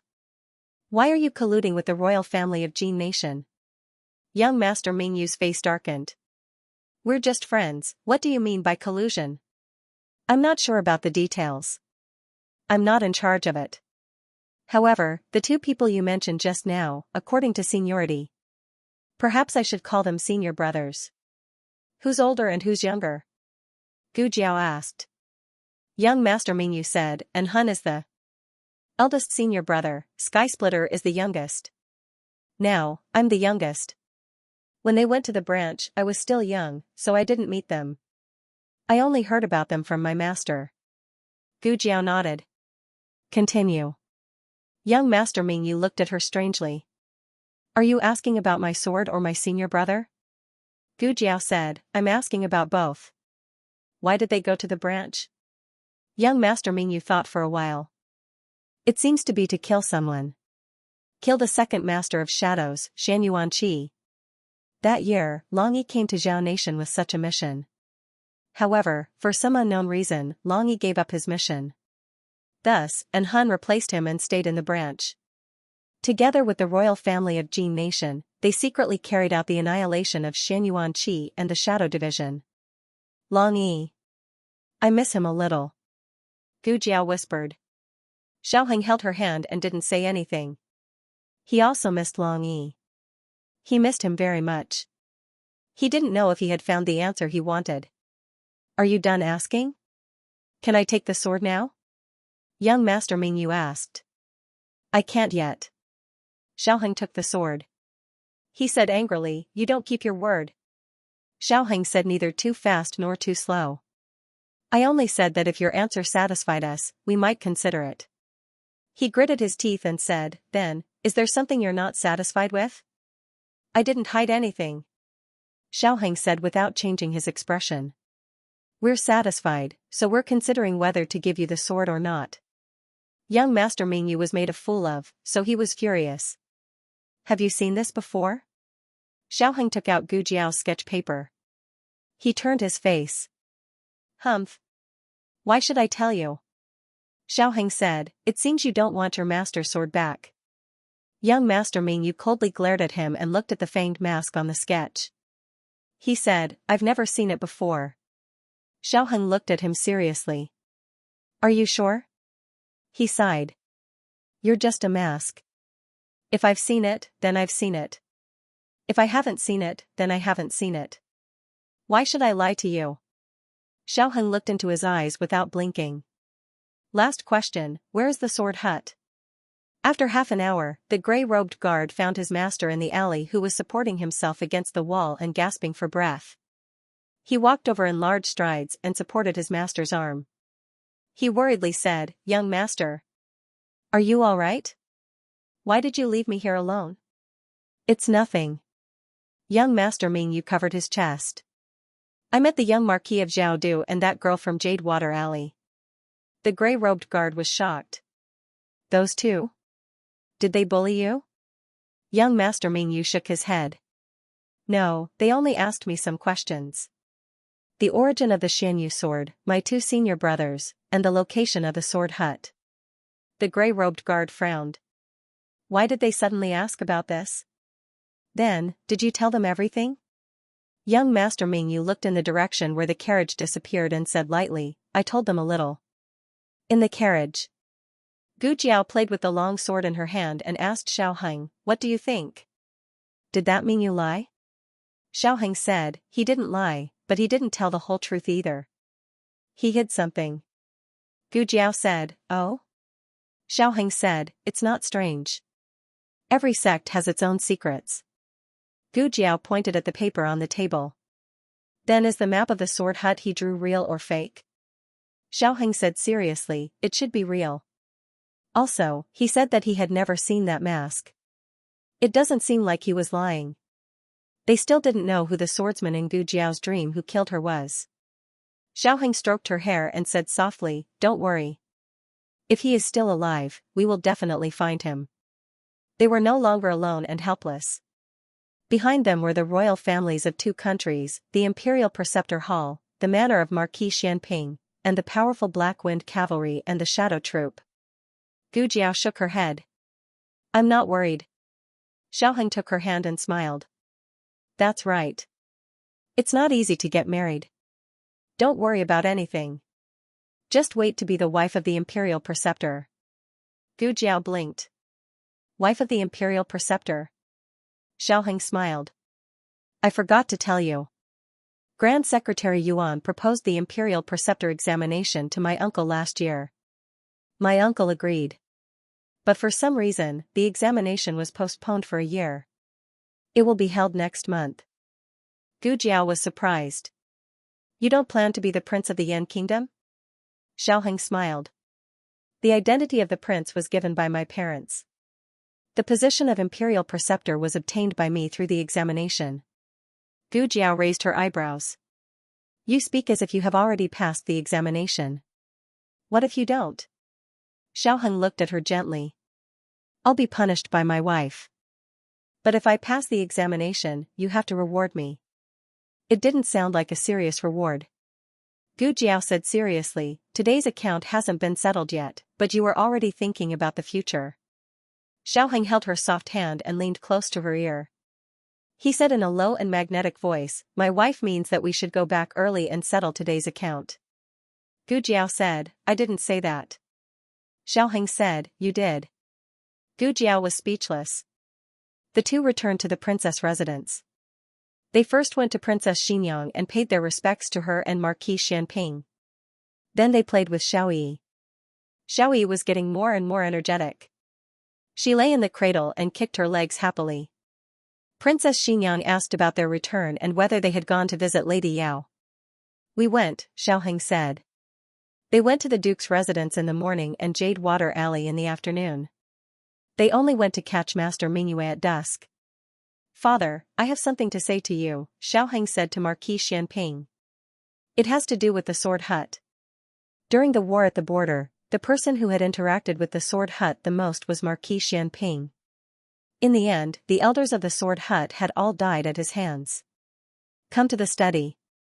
Marquis Xianping put his hands behind his back and strode outside. Princess Xiangyang glared at him and muttered, "That's my study." The father and son went to the study next door. Eugene brought over a bowl of black medicine and looked meaningfully at Gu Jiao. Gu Jiao felt her hair stand on end. What? Princess Xiangyang said, "Drink it." Gu Jiao smelled it. She was a doctor, so of course it was not difficult for her to recognize the medicine. This is, Princess Xiangyang admitted, pregnancy medicine. Drink it while it's hot. When it cools, the medicine won't be effective enough. Gu Jiao was speechless. Should I tell you that I've already used little Tao Tao? Princess Xiangyang glanced at her and asked, "Why aren't you drinking it? Are you afraid it's bitter?" "Fine, I'll drink it.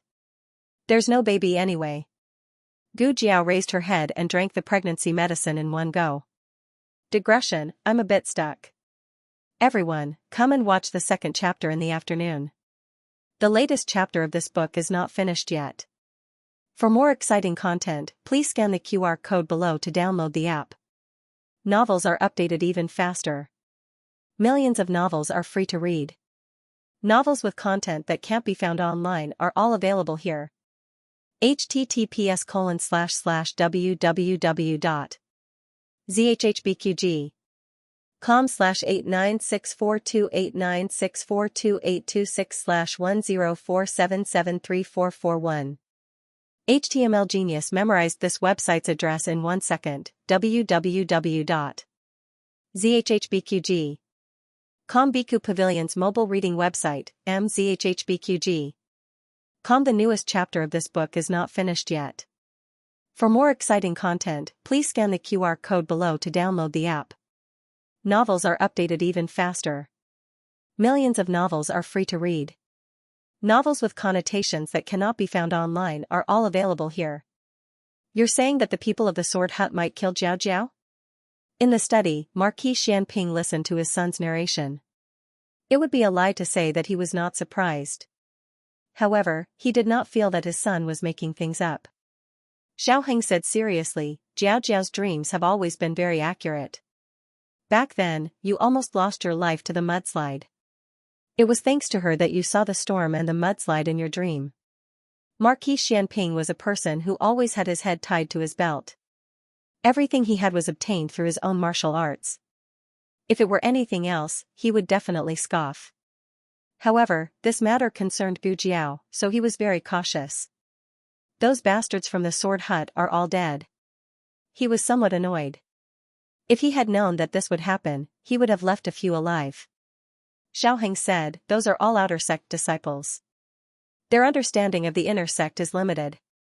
They are not as valuable as Mingyu." Marquis Xianping said thoughtfully, "I'll capture that guy another day and interrogate him." Xiaoheng did not object. One had to be merciful. Sometimes, being merciful to one's enemy was being cruel to oneself. "Father, have you seen any ace from the Sword Hut wearing this mask?" Xiaoheng handed the sketch paper he carried with him to Marquis Xianping. Marquis Xianping took it and looked carefully. He shook his head. "No. Why would the people of the Sword Hut wear masks?" This question stunned Xiaoheng and Gu Jiao. Because this was an established fact, Gu Jiao and Xiaoheng did not question the irrationality of this phenomenon. However, Marquis Xianping was a bystander and immediately sensed that something was wrong. Xiaoheng quickly came back to his senses and said, "I was almost led astray by you. And Hun and Shirtian both wore masks. I'm guessing that only the inner sect disciples would wear masks when they come out to carry out missions." Marquis Xianping nodded. "This makes sense. I'll get to the bottom of this." You can focus on preparing for the upcoming exam. Xiaoheng looked at him in confusion. Did I tell you that I'm going to take an exam? Marquis Xianping snorted, do you think I won't ask if you don't tell me? He was now a father who cared for his son, and would not be indifferent, or pretend to be indifferent, to his learning. Xiaoheng laughed. Thank you, father. Marquis Xianping said with an unruly expression, why are you thanking your own father? If you really want to thank me, give birth to a little nephew for you to play with. Xiaoheng, there are two big things in life that cannot be avoided, urging marriage and urging children. Xiaoyi was about to sleep. The two of them bid farewell to Princess Xinyang and Marquis Xianping and returned to their own courtyard. As soon as he entered the room, Xiaoheng asked, my mother didn't say anything strange to you, did she? What strange words? Gu Jiao asked.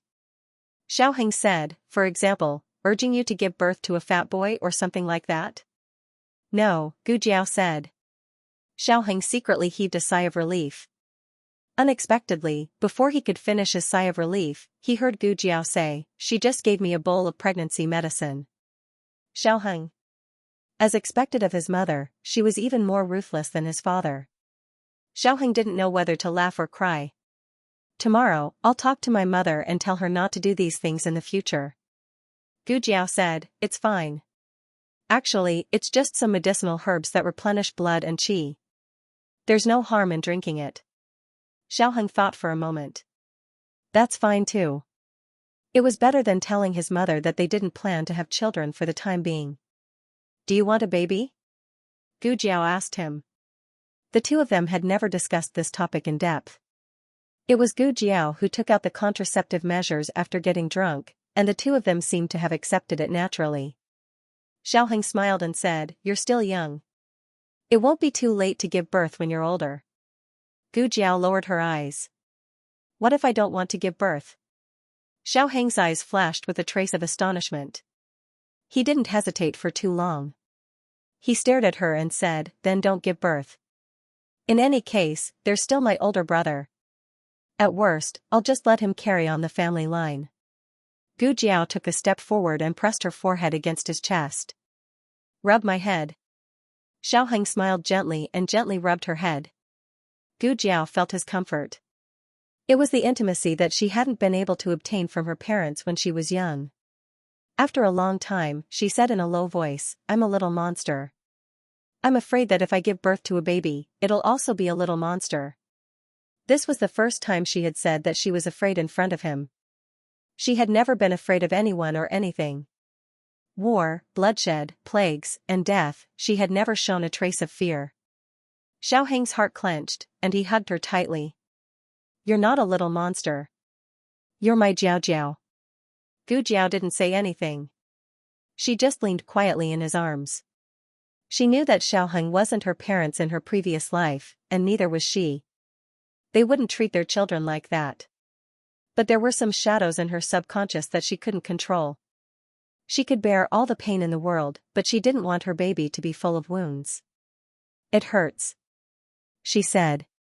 They don't want me. It really hurts. Duke's mansion. It was late at night, but Dukan didn't feel sleepy. He went to Shan Yuanqi's courtyard. Shan Yuanqi always went to bed early. As expected, the lights in his room were still on. Dukan pushed the wheelchair into the room. Can't you walk? Shan Yuanqi pushed the door open and pushed him in. Dukan smiled and said, I can't walk too much. What's the matter? Shan Yuanqi stopped the wheelchair beside the square table and sat down opposite Dukan. Dukan said bluntly, you seem to know Jiao Jiao very well. We fought together, Shan Yuanqi said. Dukan remembered that Gu Jiao and Shan Yuanqi fought against Gong Sunyu and the Jin army in Ghost Mountain and Pu City.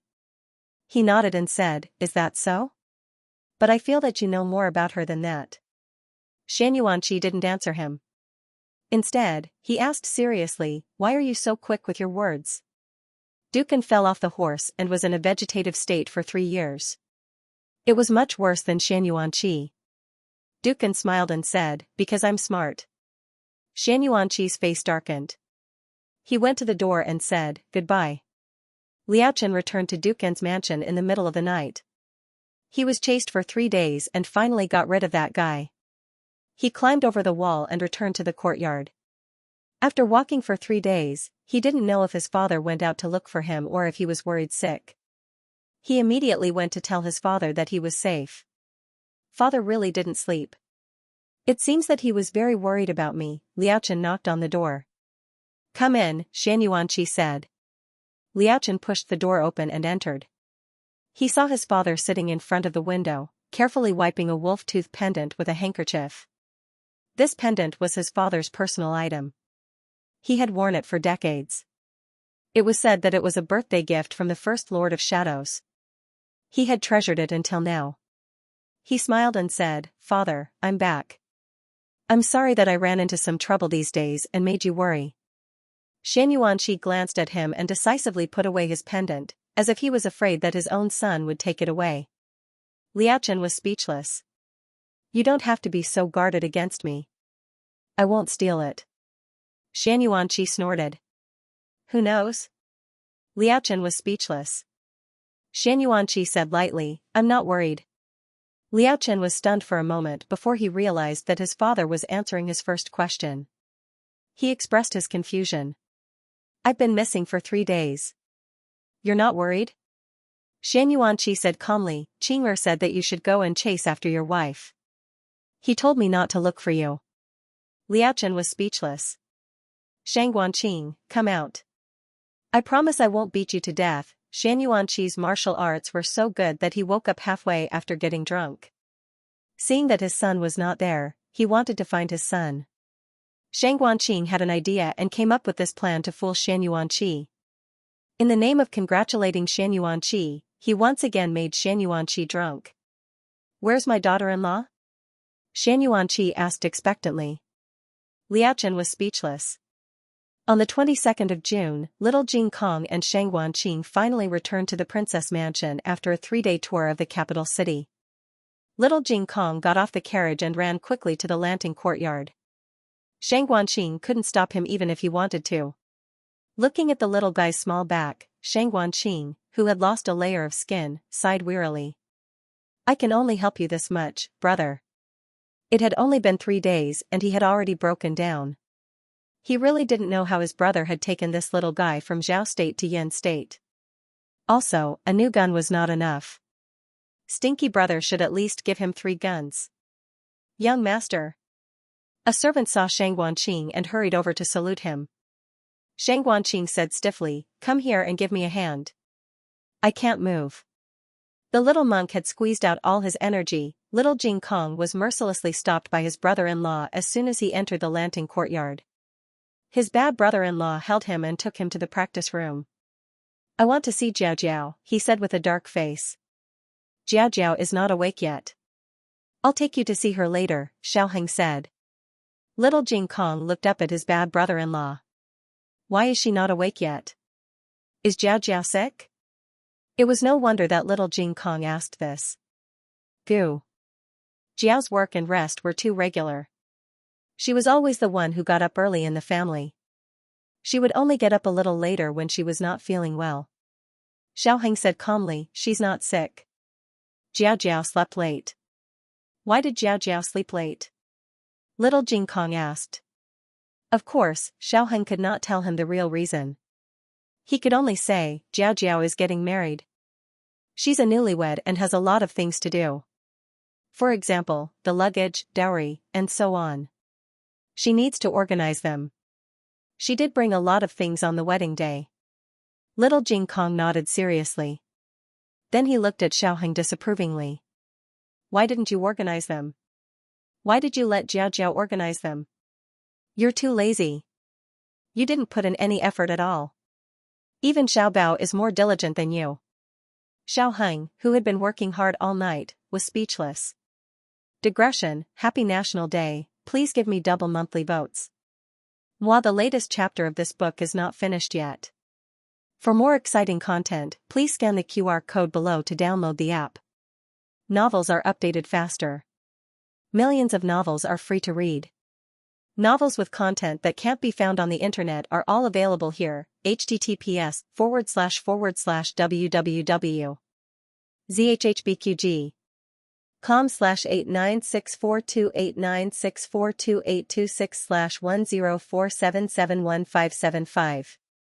HTML Genius remembered the website address in 1 second. www.zhhbqg.com Bikuj mobile reading website, mzhhbqg.com. Please scan the QR code below to download the app for more exciting content. More novels are updated faster. Millions of novels are free to read. There are all kinds of novels that can't be found online. The Lanting courtyard had prepared a separate practice room and backyard for little Jing Kong, so he could play to his heart's content. After putting him down, Xiaoheng went to the study to do his own things. Shang Guanqing was carried into the study by 2 servants. His cheeks were thin, and he looked miserable. Xiaoheng was tidying up the desk and was shocked by his appearance. "What happened to you? Were you beaten?" Shang Guanqing motioned for the servant to help him to the chair opposite the desk. The servant helped him to the southeast corner. He shook his head and said, "I want the seat over there." That seat was facing his younger brother, and he could show his miserable state without any blind spots. It had to be said that the 3 of them had excellent wisdom and talent when it came to showing themselves. After he sat down painfully, he said to the servants, "Okay, you can leave." The 2 servants left without saying a word. Xiaoheng flipped through the books in his hand and picked out the ones that needed to be dried. He glanced at him and said, "You are my father's son. No one in Jiaodu would dare to beat you, right? Let me guess, you want a gun again?" Shang Guanqing gasped. What kind of monster was his stinky younger brother? Could he see through his thoughts at a glance? He opened his mouth. Xiaoheng didn't give him a chance. "Don't deny it. I saw through it." Shang Guanqing's handsome face darkened. In the next second, he removed his disguise and casually placed his feet on the table. He crossed his hands behind his head and leaned his body against the back of the chair. He said casually, "Tell me, where did I expose myself?" Xiaoheng said with amusement, "You didn't expose yourself. I tricked you." Shang Guanqing's body shook. "That girl tricked me, but you tricked me too. You two are really a match made in heaven." "I don't care." He turned his face and said angrily, "I'll lose half my life if I have to take care of the little monk for you. No matter what, you have to make me at least 10 new firearms." 2. Xiaoheng bargained. Shang Guanqing withdrew his feet from the table and sat up straight. He stared at Xiaoheng and said, "Don't you always cut the price by half when bargaining?" Xiaoheng thought for a moment. Then, 1 round? If the 2 swords were half and half, it would be 1 sword. Shang Guanqing narrowed his eyes dangerously. "I'll tell the princess's mother that you bullied me." Xiaoheng said calmly, "You've already cured the poison, yet you're still being bullied by a weak scholar like me. It seems that you don't practice the horse stance enough." The corner of Shang Guanqing's mouth twitched. 3, no less. "Xiaoheng, deal?" Shang Guanqing asked, "Are you not going to struggle this time?" "If I had known earlier, I would have said 4 rounds, Shang Guanqing returned to his courtyard after the daily "Can't Beat My Younger Brother" series ended. Little Jing Kong finished practicing, reading, and doing his homework. It was almost late in the morning when Gu Jiao finally came out of her room. He jumped down from the swing and ran towards Gu Jiao with all his strength. "Jiao Jiao." He opened his little arms and was about to throw himself into Gu Jiao's arms as usual. However, he stopped in time when he was halfway to her. He gathered his chi in his lower abdomen and stabilized his lower body. His little feet were firmly nailed to the ground, and his little body swayed as he tried not to fall to the ground. He raised his head and looked at Gu Jiao in disbelief. He pointed at her face with his little finger. "Jiao Jiao?" Gu Jiao smiled and walked forward. She raised her hand and patted his little head. "Wow, what have you been doing? You're tanned again." On the wedding day, he was still a boiled egg. Now, he was almost a shiny little egg. "Ah." He quickly covered his head and said with grievance and resentment, "It's all Brother Qing's fault. He took me with him on the boat for 3 days. I've become dried fish under the sun." Gu Jiao thought of that scene and laughed until she bent over. She laughed very happily. Little Jing Kong was addicted to her smile and felt very happy. "Jiao Jiao." He looked at her left face curiously. Why are the flowers on your face gone? Flowers? Gu Jiao was stunned. She suddenly realized that little Jing Kong did not say the word fold just now. He had grown up and was no longer the 3-year-old monk who had just left the mountain. Gu Jiao felt an indescribable feeling in her heart. Was it relief, or melancholy? There seemed to be a trace of reluctance. She wanted to rub him back and be the little dumpling who followed behind her all day long and called her Jiao Jiao in a childish voice. When he opened his eyes and did not see her, he would cry until the sky was dark. He would let her plant kisses on his little face and water them every day while waiting for them to sprout. He would always sit on the threshold and wait for her to come home. Jiao Jiao, what's wrong with you? Little Jing Kong saw that Gu Jiao suddenly looked at him and did not speak, so he could not help but ask her. His little eyes could not hide his concern and worry. No matter how much he had grown up, he was still her Jing Kong. Gu Jiao stroked his little head and said softly, because I've grown up too, so the flowers are gone. The 6-year-old little Jing Kong thought about it seriously and combined all his written knowledge and agricultural knowledge. He said, like the begonia flower? Will it bear fruit when the flowers are gone? The pea seedlings he planted in the countryside would bear fruit when they grew up. Gu Jiao thought about it and said, I don't know yet. Oh. He thought about the pea seedlings in the countryside again. He was not sure if all of them had borne fruit, so he decided to plant a few more to observe.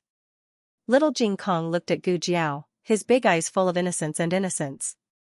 He said, Jiao Jiao, don't be sad. Even without the flowers, you're still very beautiful. You're the most beautiful. Children had their own unique sense of beauty. In little Jing Kong's eyes, Gu Jiao was the most beautiful girl in the world regardless of whether she had a birthmark or not. On the other side, Marquis Xianping personally went out and caught young Master Mingyu and his bodyguards near Jade Water Alley. He brought the two of them back to a place in Marquis Xianping's mansion that specialized in interrogating disobedient people. A person like him, whose hands were stained with blood, was secretly not a gentleman. The carriage stopped at the gate of the courtyard. The bodyguards lifted the curtain. Marquis Xianping took a handkerchief and wiped the blood on his hands. He said lightly, Chang Jing is not here, so I have to deal with such trivial matters personally. The bodyguards did not dare to say anything. Young Master Mingyu was not easy to deal with. Ordinary secret guards could not do anything to him. Marquis Xianping threw away the handkerchief that he used to wipe the blood on and got off the carriage with a cold expression. Young Master Mingyu and his bodyguards were tied up in a secret room that did not see the light of day. They were hung on a wooden frame. The bodyguards were not able to withstand the beating and had already fainted. Young Master Mingyu was still conscious. He had not been tortured for the time being. The injuries on his body were from the fight with Marquis Xianping. He opened his arms and was unable to move because of the iron chains. The blood at the corner of his mouth meandered down and dripped onto the cold floor along his dusty chin. He looked at Marquis Xianping coldly, his eyes full of murderous intent. Marquis Xianping walked onto the execution platform fearlessly, like the king of the night. Young Master Mingyu's murderous intent was instantly suppressed by his aura, like a clay ox entering the sea. Young Master Mingyu's eyes trembled violently. This man was very dangerous, Marquis Xianping said arrogantly. I don't like to talk nonsense and I'm not used to beating around the bush. Tell me honestly who you are, who Shirtian is, and what is your relationship with the Sword Hut. Also. As he spoke, he gave a look to the bodyguard at the side. The bodyguard understood and went forward to pull open young Master Mingyu's lapel, revealing his strong and muscular chest. Above his heart, there was a dark red and black area. Marquis Xianping narrowed his eyes slightly. So you were poisoned by a venomous insect. No wonder your skills have been eaten away and you can't use them. Young Master Mingyu gritted his teeth and turned his face away. I won't say it. Marquis Xianping smiled faintly. You don't need to say it. I have already guessed it. Young Master Mingyu looked at him and frowned. What have you guessed? Marquis Xianping chuckled. You secretly escaped from the Sword Hut. That sword was also secretly brought out by you. But without it, you can't go back. Young Master Mingyu's pupils suddenly contracted and he looked at him in disbelief. Marquis Xianping paced a few steps in front of him and said thoughtfully, It seems that the sword is the key to going to the sword hut. There must be some passage or mechanism that can only be opened with it. No wonder you were so generous as to draw out the map. You were certain that we couldn't get onto the island. Even if we did, we would all die in those mechanisms. Young Master Ming, you couldn't believe that this was true. Marquis Xianping of the Zhao country. He had stayed in the Zhao country for so long. How could he not have heard of such a person? But wasn't this person a brute with all brawn and no brains? Why was he completely different from the rumors? Marquis Xianping turned around and walked down the steps leisurely. He waved his hand and said carelessly, "Kill him." Yes. The bodyguard cupped his hands and pulled out the long sword at his waist. Young Master Mingyu's heart skipped a beat. Didn't he want to interrogate him? How far was this? He didn't say anything about Shirtian or his background. Did he not want to know anything about it? Aren't you being too careless like this? Marquis Xianping turned around and smiled arrogantly. With the map and the key, you no longer have any value. Whatever I want to know, I will naturally be able to find out when I get to the island. The bodyguard's sword chopped down at his head. Young Master Mingyu almost instinctively blurted out, "I am the young master of the sword hut. The sect leader is my father." Marquis Xianping waved his arm and shot out a hidden weapon that knocked away the bodyguard's long sword. Young Master Mingyu had never felt death so clearly before. His entire body was covered in cold sweat. It mixed with the blood and stuck to his clothes. This man was too terrifying. Did he really plan to kill him, or was he certain that he would confess? What was worse was that people didn't have time to lie in the face of death. Everything he said was true. Damn it, Marquis Xianping looked at him with a smile that wasn't a smile. Then, young master of the sword hut, happy working together? The newest chapter of this book is not finished yet. For more exciting content, please scan the QR code below to download the app. Novels are updated even faster. Millions of novels are free to read. Novels that can't be found online are all available here. https://www.zhbqg.com/89642896428226/1047536992. HTML Genius will remember this website's address in 1 second. www.zhbqg.com. Biku Pavilion's mobile reading website, mzhhbqg.com. The latest chapter of this book is not finished yet. For more exciting content, please scan the QR code below to download the app. Novels are updated even faster. Millions of novels are free to read. Novels with connotations that can't be found online are all available here. After coming out of the secret chamber, it was getting late. Marquis Xianping went back to his courtyard and asked someone to prepare a hot bath. Steward Lu looked at him strangely. "Didn't you just wash up after practicing in the morning? I've never seen you so clean before." "What do you know?" Marquis Xianping took off his blood-stained clothes, revealing his strong upper body. His body was covered with scars. It was the body of a general who had been on the battlefield for many years. His muscles were firm, strong, and well-defined. Steward Lu was a man, but he couldn't help but say that he was very envious. He put the clothes into the basket and sighed. "I know, you're going to see the princess."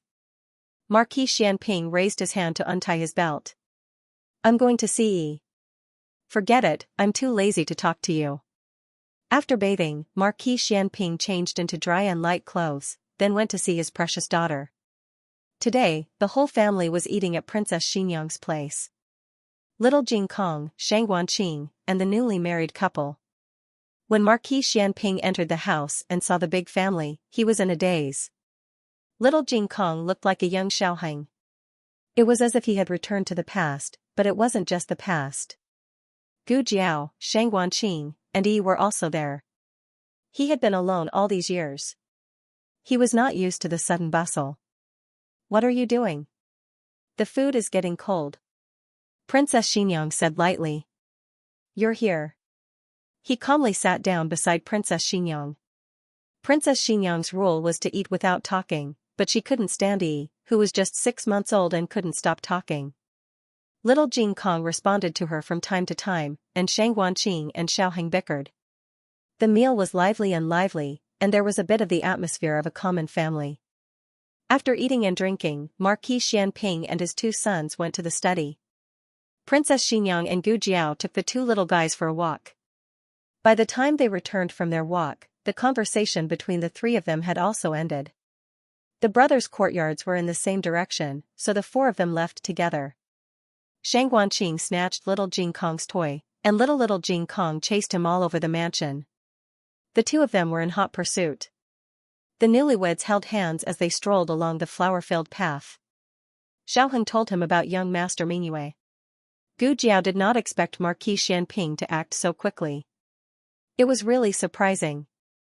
Xiaoheng looked at Shang Guanqing, who stuck out his tongue and made a face at little Jing Kong. He couldn't help laughing and said, "My brother and father are usually not serious, but when they meet someone they care about, they will risk everything." Gu Jiao nodded. Xiaoheng smiled gently and said, "There's no need to be envious. They're your brothers and father now." Gu Jiao, "Then I'll envy myself." Xiaoheng smiled. Gu Jiao said, "So, young Master Mingyue is actually the young master of the sword hut. Then, are he and Long Yi fellow apprentices?" Xiaoheng nodded and said, "Yes, his father is the master of Long Yi and Enhun. Long Yi and Enhun are both orphans. They are also the first batch of children to survive the purple grass poison." Gu Jiao asked, "Are the people of the sword hut using the purple grass poison to cultivate men of sacrifice?" Xiaoheng said, "He's not sure. He only said that he had this guess." Young Master Mingyue's situation was somewhat similar to Chongjing's. They both lived on the island and were also the young masters of hidden sections. However, young Master Mingyue's situation was not as optimistic as Chongjing's. He was not the son of the island master's wife. The island master's wife could not bear a child, so she adopted a nephew from her maternal family. She wanted him to inherit the sword hut. Who would have thought that not long after, a maid on the island gave birth to a son for the island master? Young Master Mingyue left the island without permission to look for new purple grass. Who would have thought that not long after he left the island, he would be hunted down? Not only did he lose his mystic moon sword, he was also poisoned by the other party. This kind of poison came from the island. If he wanted to detoxify it, he had to return. However, without the mystic moon sword, he could not break the mechanism at the entrance of the island. Gu Jiao suddenly realized, so it was like this. Xiaoheng said, "Mingyue said that if this kind of poison is not used, it will take effect very slowly. Once the internal force is used, it will produce a large amount of poison. No wonder he did not fight with us." Gu Jiao touched her chin. "I'm really curious about his strength. I also have a question.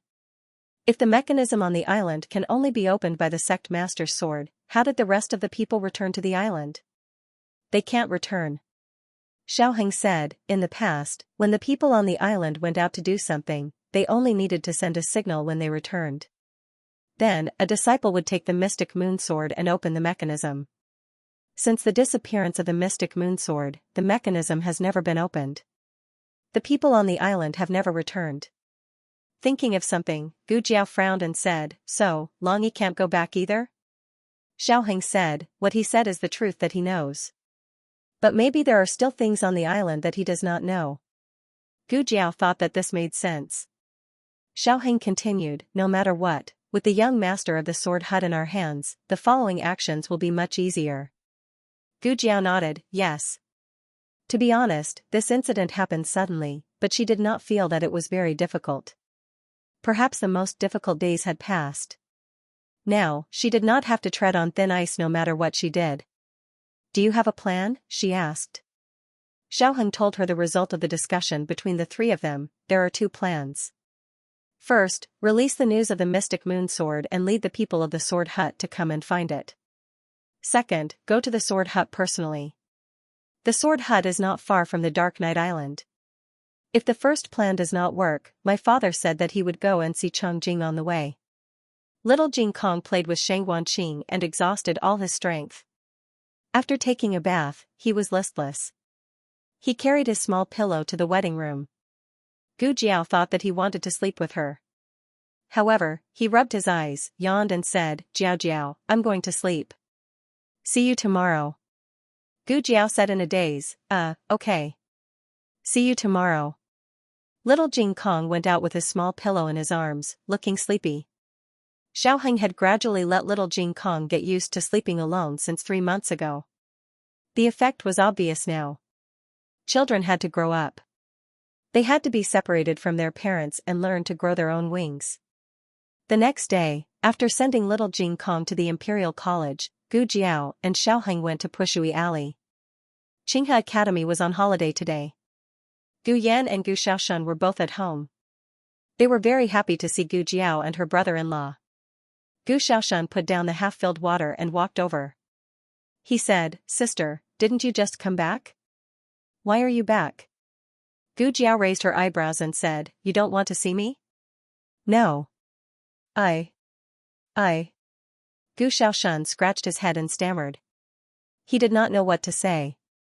He liked his sister very much and wished that he could see her every day. He was afraid that his sister would not stay in the mansion and make his parents-in-law unhappy. Princess Xinyang was a very open-minded mother-in-law. If Gu Jiao really stayed in the mansion and did not go out, she would be worried. What's more, today was a special day. Gu Yan saw through it but did not say anything. He greeted his sister and brother-in-law and looked outside. "What are you looking at?" Gu Xiaoshan asked him. "Here." Gu Yan used his eyes to signal Gu Xiaoshan to look outside. Gu Xiaoshan looked carefully. Another carriage stopped in front of the door. Eunuch Qin, who was in disguise, helped his great-aunt, who was dressed like an old lady, out of the carriage. "Great-aunt."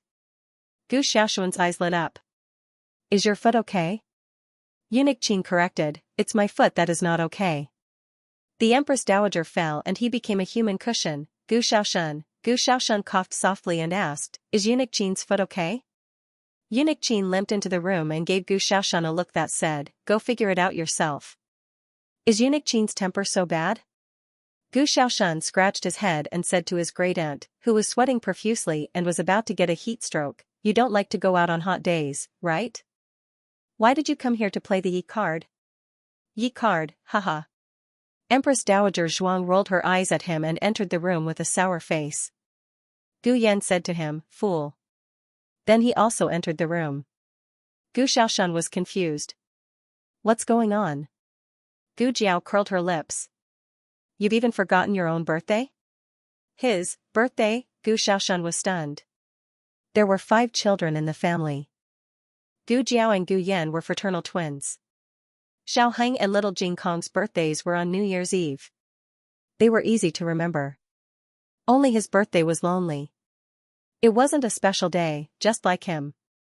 What's so good about a small birthday? He curled his lips and muttered. The tip of his nose was sour and his eyes were a little hot. Recently, the family was busy with his sister and brother-in-law's marriage. He even forgot his own birthday. "No way, Gu Xiaoshan, are you crying?" Gu Yan had unknowingly grown out from behind him. Gu Xiaoshan quickly wiped his tears and said seriously, "I'm not. I'm a man. How can I cry?" Gu Yan snorted. "You haven't even grown all your hair. How can you be a man?" Gu Xiaoshan asked back, "Have you grown all your hair?" Gu Yan was full of superiority. "I'm older than you." Gu Xiaoshan stretched out a finger. "Just 1 year old." Gu Yan looked up at the sky. "That's still big." The two bickered. Suddenly, Yuya rushed in a panic. "Oh no. Something happened." Gu Jiao heard the noise and came out of the room. She asked Yuya, "What happened?" Yuya rushed in front of Gu Jiao and grabbed her arms. She sobbed and said, "Madam took Xiaobao to the tea house to buy snacks. The tea house suddenly caught fire. Xiaobao and Madam are trapped inside. They didn't come out." Digression, today is also the day I want to get monthly votes. The latest chapter of this book is not finished yet. For more exciting content, please scan the QR code below to download the app. Novels are updated faster and more complete. Millions of novels are free to read. Novels with content that can't be found online are all available here. https://www.zhhbqg com/89642896428226/1047539197. HTML Genius memorized the website's address in a second. www.zhhbqg.com Bikuj mobile reading website, mzhhbqg.com. For more exciting content, please scan the QR code below to download the app. Novels are updated at a faster rate. Millions of novels are free to read. Novels with a deeper meaning that can't be found online can be found here. Today was Gu Xiaoshuan's birthday. Early in the morning, Xiaoxia brought Gu Xiaobao to the tea house to buy tea and snacks. She never expected to encounter such a situation. A madman actually set fire to the tea house. The fire on the first floor had been extinguished, but none of the customers on the second floor dared to rush out. There was no other reason than the madman had splashed kerosene all over the corridor and even the backyard. He stood on the roof with a torch in his right hand. There were several large holes in the roof that faced the stairs and corridor. No one could guarantee that the madman would not throw the torch at them the moment they tried to escape. Yu was able to escape because Gu Xiaobao shouted that he wanted to eat candied haws. She went across the street to buy a skewer. She had just paid when the fire started. The tea house was at the corner of the east end of Chang'an Avenue, not far from Jishui Lane. When Gu Jiao and Xiaoheng arrived at the scene, the nearby officials were also alerted. To prevent unnecessary harm, the officials used their bodies as a wall to keep the people far away. The shops across the street were crowded with onlookers. At this time, the Rensho temple token was useless. Fortunately, Xiaoheng was an official from the Ministry of Justice. The Ministry of Justice is investigating. He handed his Ministry of Justice warrant to the officials. After checking the warrant and confirming that it was authentic, the official's expression softened. Then, he looked at Gu Jiao. "Who is she?" Xiaoheng said without a change in expression, "A doctor invited by the Ministry of Justice." The commotion was too big, and many people were injured. The officials did not suspect anything and let the two enter. When the two arrived at the front of the tea house, they unexpectedly saw a familiar figure. Gu Jiao blinked in surprise. Tang Yuashan? Tang Yuashan's left hand was clutching his abdomen, blood seeping from his fingertips. His face was pale and his breathing was rapid. He was injured. He heard Gu Jiao's voice and turned to look at Gu Jiao. At the same time, he saw Xiaoheng. He frowned and hesitated. It was obvious that he was embarrassed and distressed. The two of them looked at the arsonist on the roof at the same time. The arsonist's hair was unkempt, and it took them a lot of effort to recognize him. Tang Ming? Gu Jiao was puzzled. "It's him," Xiaoheng said. The last time he saw Tang Ming was 2 or 3 years ago. At that time, no matter how dark and despicable he was in his heart, he was at least a playboy on the surface. He was like a completely different person from the crazy arsonist in front of him. "What happened?" Gu Jiao asked Tang Yuashan. She glanced at his abdomen. "You're injured." Yuashan, Tang Yuashan, did he do this?" Gu Jiao was referring to Tang Ming. With Tang Yuashan's martial arts skills, it would be difficult for anyone to hurt him in a one-on-one fight, unless the big shots intervened. Tang Yuashan sighed. "After I returned to the capital, I found him hanging out with some shady people. I had a big fight with him, and he ran away from home. This morning, I found him lying in a gambling den, taking cold food powder with those people." Cold food powder was a drug used to treat typhoid fever. However, it had a side effect. It could make people feel absent-minded, which was similar to ecstasy. Long-term consumption could be addictive. No wonder Tang Ming's mental state seemed abnormal. Tang Yuashan's mood was complicated. He was angry and annoyed. "I beat those people, beat him up too. I ordered him not to have any contact with them in the future, or I would kill them all." Gu Jiao asked, "And then he attacked you?" Tang Yuashan said bitterly, "He wanted to kill himself. I went to grab the knife and accidentally injured myself. As the saying went, don't wash your dirty linen in public." To outsiders, they were uncle and nephew. However, Gu Jiao and Xiaoheng knew that Tang Yuashan and Tang Ming were actually father and son. Now that things had turned out this way, it was really embarrassing. "What are you going to do?" Gu Jiao asked Tang Yuashan. With Tang Yuashan's archery skills, he could shoot him down with one arrow. The problem was that the torch in his hand would fall after he fell. It would be terrible if it ignited the whole tea house. Tang Yuashan looked at the delirious Tang Ming on the roof and said with difficulty, I want to calm him down first and lure him down. But he doesn't seem to be listening to me now. Gu Jiao said, he just took cold food powder. His mood is unstable. You talk to him here. I'll go up and catch him. Tang Yuashan stopped her. No. There's kerosene all over. Gu Jiao said seriously, my mother and brother are in the tea house. Tang Yuashan choked. After a while, he awkwardly squeezed out a few words. I'm sorry, Gu Jiao said calmly, let's not talk about this for now. Let's stick to the plan. Okay. Tang Yuashan clenched his fists and agreed. You have to be careful. Xiaoheng reminded Gu Jiao. I understand. Wait for me here. Gu Jiao said and turned into the back of the tea house through the alleyway. The back of the tea house was burned into a mess. The fire was extinguished, but there were still many small flames left. The officials extinguished the fire while trying not to make too much noise. They were afraid that they would provoke Tang Ming on the roof. Tang Ming's body was on the verge of collapse. It was as if he would fall down with the torch in the next second. Tang Yuashan hurriedly said, Ming come down. We can talk things out. I won't stop you from making friends. Just do whatever you want to do. Uncle won't stop you. Uncle. Tang Ming seemed to be provoked by this word. He suddenly became alert and looked at Tang Yuashan mockingly. The 5 minerals powder was so strong that he could not see clearly. But even so, he could still recognize that this person was his good uncle. He suddenly laughed crazily. Uncle. Uncle. Are you my uncle?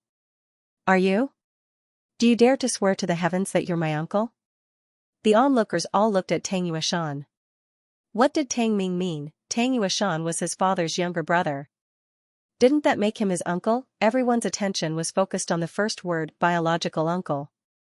Could it be that Tang Yuashan was not Old Master Tang's biological son, so they were not uncle and nephew? That was impossible.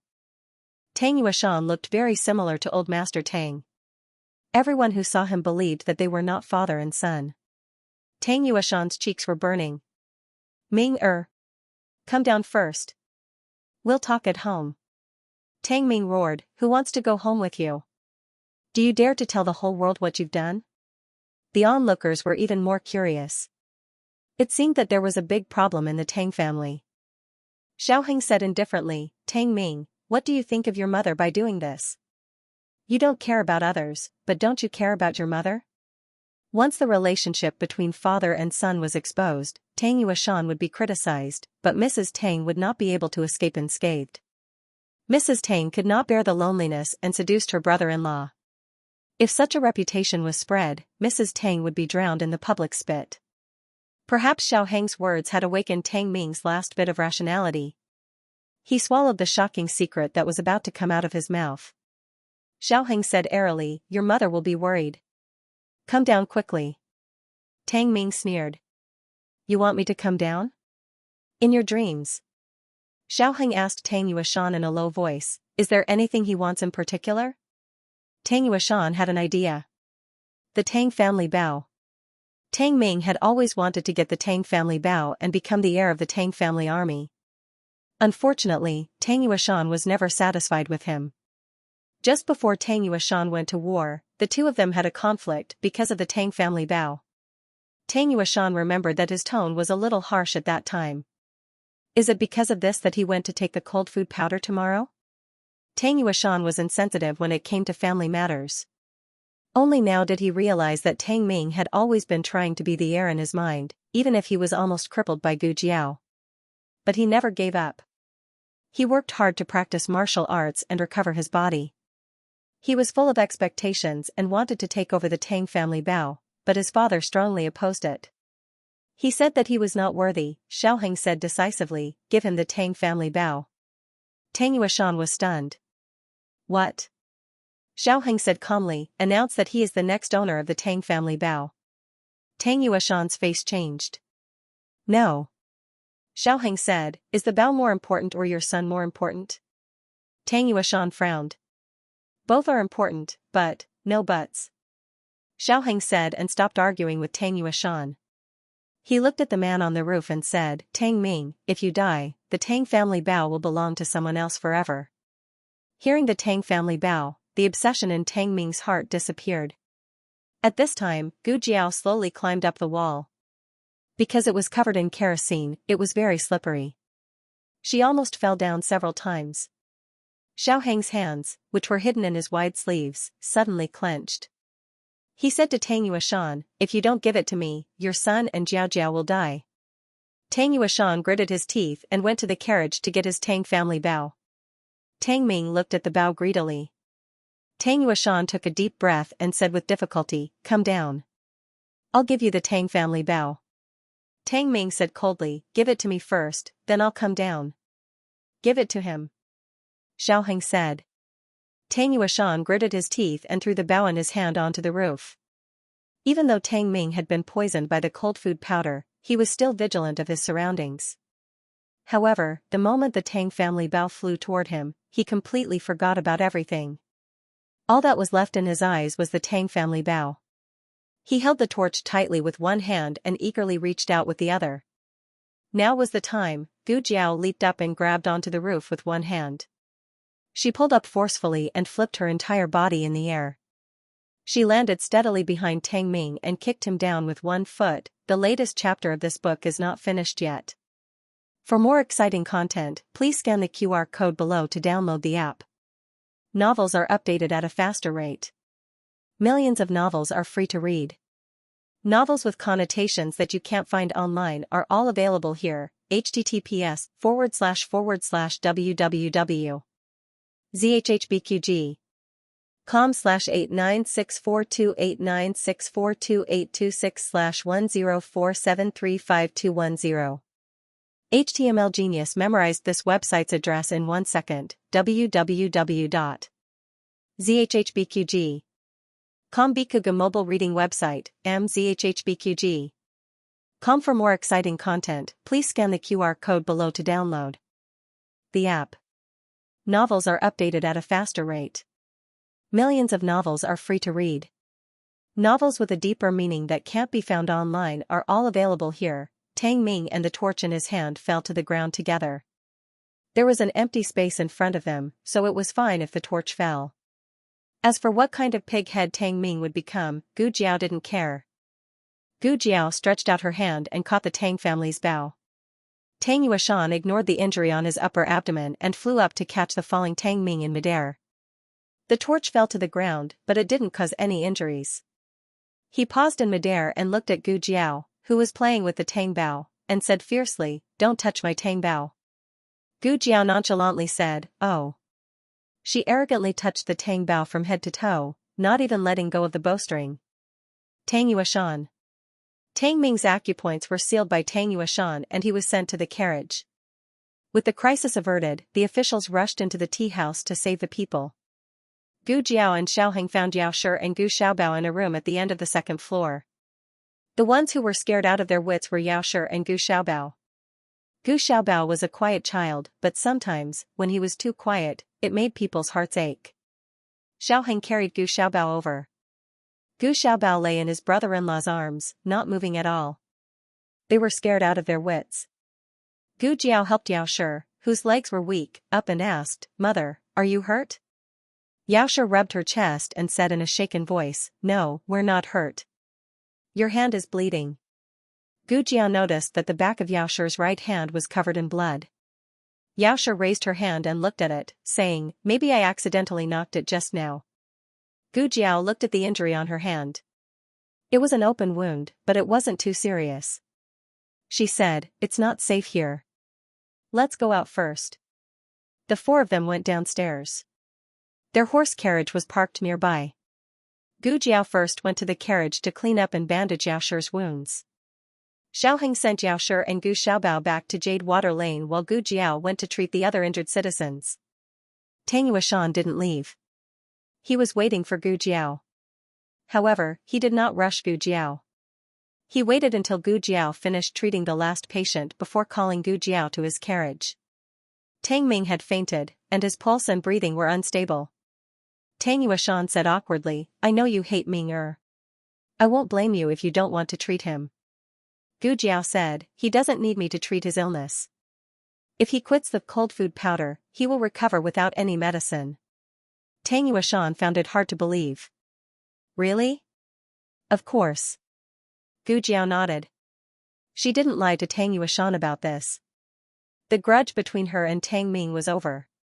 Tang Ming had paid the price for what he did in the past. As long as Tang Ming didn't provoke her again, she wouldn't kill him. "It's not that easy to quit," she emphasized. "I will accompany him," Tang Yuashan said. Gu Jiao looked at him in surprise. The Grand Marshal of the world's armed forces had such a profound side to him. Tang Yuashan said sadly, "He already knows that he was wrong. The reason he indulged himself like that was all because of me. He holds a grudge against me, and my eldest brother. He had deliberately raised him astray, and that was why he had such a personality and a sense of right and wrong." Tang Yuashan didn't say these words. He said guiltily, "These 2 years, he tried very hard to change himself. He wanted to prove to me that I was the one who cruelly denied him time and time again." Gu Jiao asked, "Why did you deny him? Is it because you don't like him?" Tang Yuashan shook his head. "No, he's my son. How can I not like him?" He denied Tang Ming for other reasons. Gu Jiao asked curiously, "He did so many horrible things. Have you never thought of abandoning him?" Tang Yuashan said firmly, "Never. If he did something wrong, I would hit him, scold him, and punish him. But I will never abandon him." Gu Jiao was deep in thought. Tang Ming's episode had a slight impact on Gu Jiao's thoughts. It wasn't strange for smart and sensible children to be doted on by their parents. But for a son like Tang Ming, Tang Yuashan had never thought of abandoning him. Gu Jiao sensed a power from Tang Yuashan that she had always been lacking in. This power affected her, causing her state of mind to change. When they returned to Jade Water Lane, Madame Yao and Gu Xiaobao were already fine. Madame Yao was playing cards with her great-aunt in the courtyard. Gu Xiaobao was pulled to the backyard by little Jing Kong, who had just returned from school, to comb the horse's manes. The 2 horses were lying on the ground. The Horse King rolled his eyes in disgust. But it couldn't kick the horse because the Black Wind King would beat it. Although it was already 3 years old, it was still no match for the Black Wind King. It was a story sadder than sad. The Black Wind King was very friendly to human children. Gu Xiaobao's small body lay on its neck. He had just experienced a scare. The Black Wind King's strong and gentle aura comforted him. Gu Xiaobao was not so scared anymore. In the evening, Xianxia and his son, as well as Dukan, came over. Dukan was very particular when he visited. He would usually choose when her great-aunt was also present. The 3 of them gave Gu Xiaoshan the birthday gifts they had prepared. Gu Xiaoshan was a little confused. It was just a small birthday celebration. Why were there so many big shots? Then, at night, Gu Chongqing and Gu Qingfeng also came over. Looking at the birthday gifts stuffed in his chest, he became a little confused. Fruit on the tree. There's no need to make such a big fuss. I'm only 17 years old. I'm not even 20 years old. Are you celebrating my birthday, or finding an excuse to come to Jade Water Lane? Gu Qingfeng squinted his eyes. What do you think? Gu Xiaoshan had an epiphany. He clenched his fist and said, "Of course it's to celebrate my birthday." The Gu brothers were speechless. Gu Qingfeng laughed dryly. It's good to be a little naive. The weather was hot. Dinner was placed in the courtyard. Tonight, the old chancellor was in charge of cooking. He cooked a table full of Zhao country specialties according to the children's tastes. He also cooked a few Yan country dishes according to Dukan and Xianyuanqi's tastes. Little Jing Kong said, "Young master, I want to eat brown sugar glutinous rice cake." The old chancellor said without hesitation, "No more.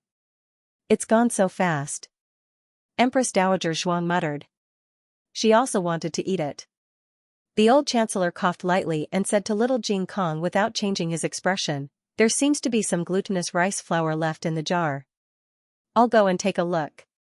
Little Jing Kong crossed his arms and snorted. Grandaunt has it when she eats it, but I don't have it when I eat it. Granduncle is biased. The old chancellor was flustered. What are you talking about? I just remembered that I have it. I'll make it for you. I'll make it for you now. Then, he went to the kitchen seriously and made a bowl of brown sugar glutinous rice cake. He sprinkled white sesame seeds and put it in front of Empress Dowager Zhuang. It was 108,000 miles away from Little Jing Kong. Little Jing Kong, who couldn't even reach with a ladder, was speechless. At the end of the dinner, Gu Xiaoshan ate a bowl of longevity noodles. Little Jing Kong and Gu Xiaobao each got a small bowl of longevity noodles. Today was Gu Xiaoshuan's birthday, so she didn't force the children to practice martial arts. Xianxia went to the backyard to play with Little Jing Kong and the others. Gu Yan dragged Gu Chongqing to his granduncle's courtyard when no one was paying attention. What's the matter? Gu Chongqing asked Gu Yan. Gu Yan said, give me special treatment. Gu Chongqing was stunned for a moment before he realized that Gu Yan wanted to continue practicing the boxing technique from last time. Gu Yan's motive for practicing martial arts was very simple. He wanted to show off to the little monk. He didn't expect himself to become a martial arts master or a swordsman. Gu Chongqing didn't care about his motive. Practicing martial arts could strengthen the body. As long as he was willing, he had no reason not to teach him. He looked at Gu Yan lovingly and said, "You've finished learning the boxing technique from last time. I'll teach you a set of palm techniques." Gu Yan's eyes lit up. Iron sand palm? The kind that can stay in hot sand for a long time? Gu Chongqing smiled. No. If you want to practice to that level, you won't be able to do it without 7 or 8 years of hard work. Oh. Gu Yan only wanted to show off quickly. He didn't want to practice hard. Gu Chongqing taught him a set of palm techniques that looked impressive, but in reality, could only be used to strengthen his body. It was late at night. The children were tired from playing. Gu Jiao and the others also went home. Grandaunt was old. Gu Jiao and Xiaoheng didn't tell her and granduncle about the sword hut. Xianxia and Dukan knew about it. They asked Xiaoheng in private and got the information from young Master Mingyue. They sat in the carriage with little Jing Kong, who was sleeping soundly as soon as he got on the carriage. Xianxia was carrying little Jing Kong. Horse King and another Black Wind horse were pulling the carriage. With Horse King, the carriage was fully automatic. Black Wind King walked at a leisurely pace and stared at it. He didn't want it to run off to some corner to play. Xianxia said, "Are you planning to try and spread the news to attract the people from the sword hut?" Xiaoheng nodded. That's right. If this plan doesn't work, my father will go to the sword hut personally. The people from the sword hut won't come, Xianxia said with certainty. Why? Gu Jiao looked at him in confusion. He said, the young master of the sword hut has been missing for many years. If they wanted to come, they would have come long ago. Your father just had a daughter. It's inconvenient for him to be separated from his wife and child. Zheng'er and I will go this time. The latest chapter of this book is not finished yet. For more exciting content, please scan the QR code below to download the app. The novel will be updated even faster. Millions of novels will be read for free. All the novels that can't be found online are here. https://www.zhbqg.com/89642896428226/1047344443. HTML Genius memorized the website's address in 1 second. www.zhhbqg.com. Biku Pavilion's mobile reading website, mzhhbqg.com. The latest chapter of this book is not finished yet. For more exciting content, please scan the QR code below to download the app. Novels are updated faster. Millions of novels are free to read. Novels with content that can't be found online are all available here. Liachen had no objection to this. He had long wanted to go to the sword hut and take revenge for the Shadow Division. It was definitely not to avoid the pursuit of that cow-nosed man. Right, where's my daughter-in-law? Xianxia suddenly asked. Liachen was speechless. On the other side, Empress Dowager Zhuang also returned to the palace. She glanced at the old chancellor who had rubbed against her carriage for the umpteenth time. Her eyes were like daggers. The old chancellor said without changing his expression, "I suddenly remembered that I have an urgent matter to report to His Majesty." After a pause, under the cold gaze of Empress Dowager Zhuang, he said, "My carriage is broken." Empress Dowager Zhuang was too lazy to pay attention to him. She hugged her candied fruit jar and closed her eyes to rest. Today's candied fruit was personally made by Gu Jiao, and Empress Dowager Zhuang cherished it very much. After entering the palace, Empress Dowager Zhuang glanced at someone and said, "Still not getting out of the carriage? Ah, have we arrived? So fast." The old chancellor muttered with dissatisfaction and got out of the carriage resentfully under Empress Dowager Zhuang's sharp gaze. The carriage carried Empress Dowager Zhuang in the direction of Rinshou Palace. The old chancellor looked in the direction of the carriage without saying a word until a palace guard on duty came over and bowed to him. "Lord Hua, the palace gate is about to be locked. Do you have something to report to His Majesty?" "I'll ask them to wait." "No need, it's fine." The old chancellor waved his wide sleeves, put his hands behind his back, and strode out of the palace. Only the palace guard was left behind. He scratched his head and looked confused. "You entered the palace in the middle of the night to admire the moon?" Xiaoheng and Gu Jiao returned to the princess residence. They first went to greet Princess Xianxia, but were told that the princess was not there. The maid reported, "Something happened in the barracks today. The Duke went to the barracks and didn't come back until night. Miss wanted her father and cried until she couldn't catch her breath. The princess had no choice but to take Miss out to see the lanterns."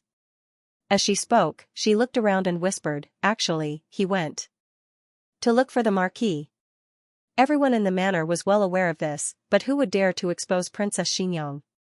Did he not want to live any more? Xiaoheng didn't know whether to laugh or cry. The princess of Xianxia, who had been the great empress of the household for so many years and who always kept her word, was actually being toyed around by a little kid one day. Not bad, she was more capable than her two brothers. The couple returned to the Lanting courtyard. Xiaoheng carried little Jing Kong back to the house and gave him a bath. Little Jing Kong was in a deep sleep and did not wake up even when his bad brother-in-law kept poking him. When Xiaoheng took the pajamas for him to change into, he suddenly realized that the cuffs and trousers were shorter. It was also at this moment that Xiaoheng truly realized that the little kid had grown up. Jing Kong was brought home by Gu Jiao when he was 3 years old. In the past 3.5 years, on the surface, Jing Kong was more attached to Gu Jiao. This was because he always said Jiao Jiao, Jiao Jiao, but in fact, he spent the most time with Xiaoheng. First of all, they slept in the same room, which took up 1/3 of their time. Secondly, Gu Jiao couldn't take him with her when she went to battle. But when he went to the Yan kingdom to look for Gu Jiao, the little kid followed him closely. He had never raised a child before, so he had no experience in dealing with children. He accepted him because he was brought back by Gu Jiao. But after a difficult journey and a battle of wits and courage, the two of them became an inseparable part of each other's lives. Xiaoheng pinched the cuffs that were shorter and said, "He's starting to grow taller. It's time to make new clothes." "You really don't save the cloth." Little Jing Kong mumbled in his sleep, as if he was complaining about his muttering. When Xiaoheng returned to the upper room, Gu Jiao had finished washing up. She was wearing cold silk pajamas and sitting at the table, sorting out the medicine in the small medicine box. When Xiaoheng saw her, he felt a sense of peace. He smiled and said softly, "I'm going to take a bath first." "Oh, okay." Gu Jiao continued to bury her head in sorting out the medicine. When Xiaoheng came out of the bath, she was still sorting out the medicine with a strange expression. "What's wrong?" He came to her side and asked. 1, 2, 3. Gu Jiao counted the anti-inflammatory medicine in the box and turned to Xiaoheng. "Did you notice that it seems to have become bigger? Is it a medicine box?" Xiaoheng looked at it carefully. Gu Jiao said, "In the past, this box could only fit 2 boxes side by side. Today, there are 3 boxes." Xiaoheng didn't have a deep memory of the internal structure of the small medicine box. He only knew that it looked small, but it was very big. In Gu Jiao's words, there was a different dimension inside. As for the box, Xiaoheng looked at it for a moment and measured its length, width, and height with his fingers. It seems to have grown by an inch. Gu Jiao opened her eyes wide and said, "Is that right? I just found out today." The main reason was that she had been busy with her wedding recently. After the wedding, she had been shameless and had almost no time to sort it out carefully. The small medicine box was too mysterious. Gu Jiao still couldn't completely understand it. She could only be sure that it came from a higher civilization and wasn't a product of this dimension. Xiaoheng sat down beside her and asked, "How did you get this box in the first place?" "Godfather gave it to me," Gu Jiao said truthfully. Gu Jiao had confessed to Xiaoheng about her origins. She said that she came from another spacetime. In terms that Xiaoheng could understand, it was her soul that occupied this body. However, she rarely mentioned her specific experience in that spacetime. What's a godfather? This was a new term for Xiaoheng. Gu Jiao explained to Xiaoheng the meaning of a godfather in the market. However, in the organization, it didn't mean father. It was more of a respectful title for the leader of one's group. In fact, her godfather wasn't much older than her. She clearly remembered that when she was 8 years old, her grandmother, the only person who took care of her, passed away.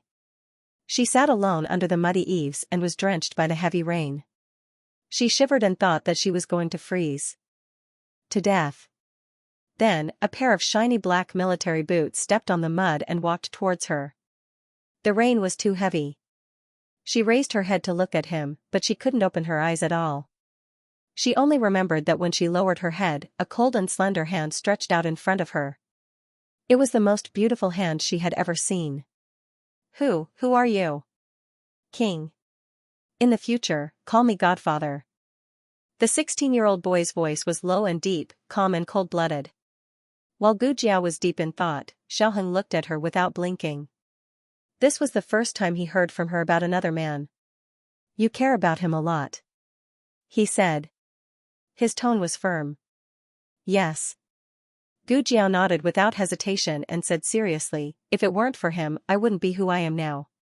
If her godfather hadn't picked her up, she would have frozen to death in the heavy rain.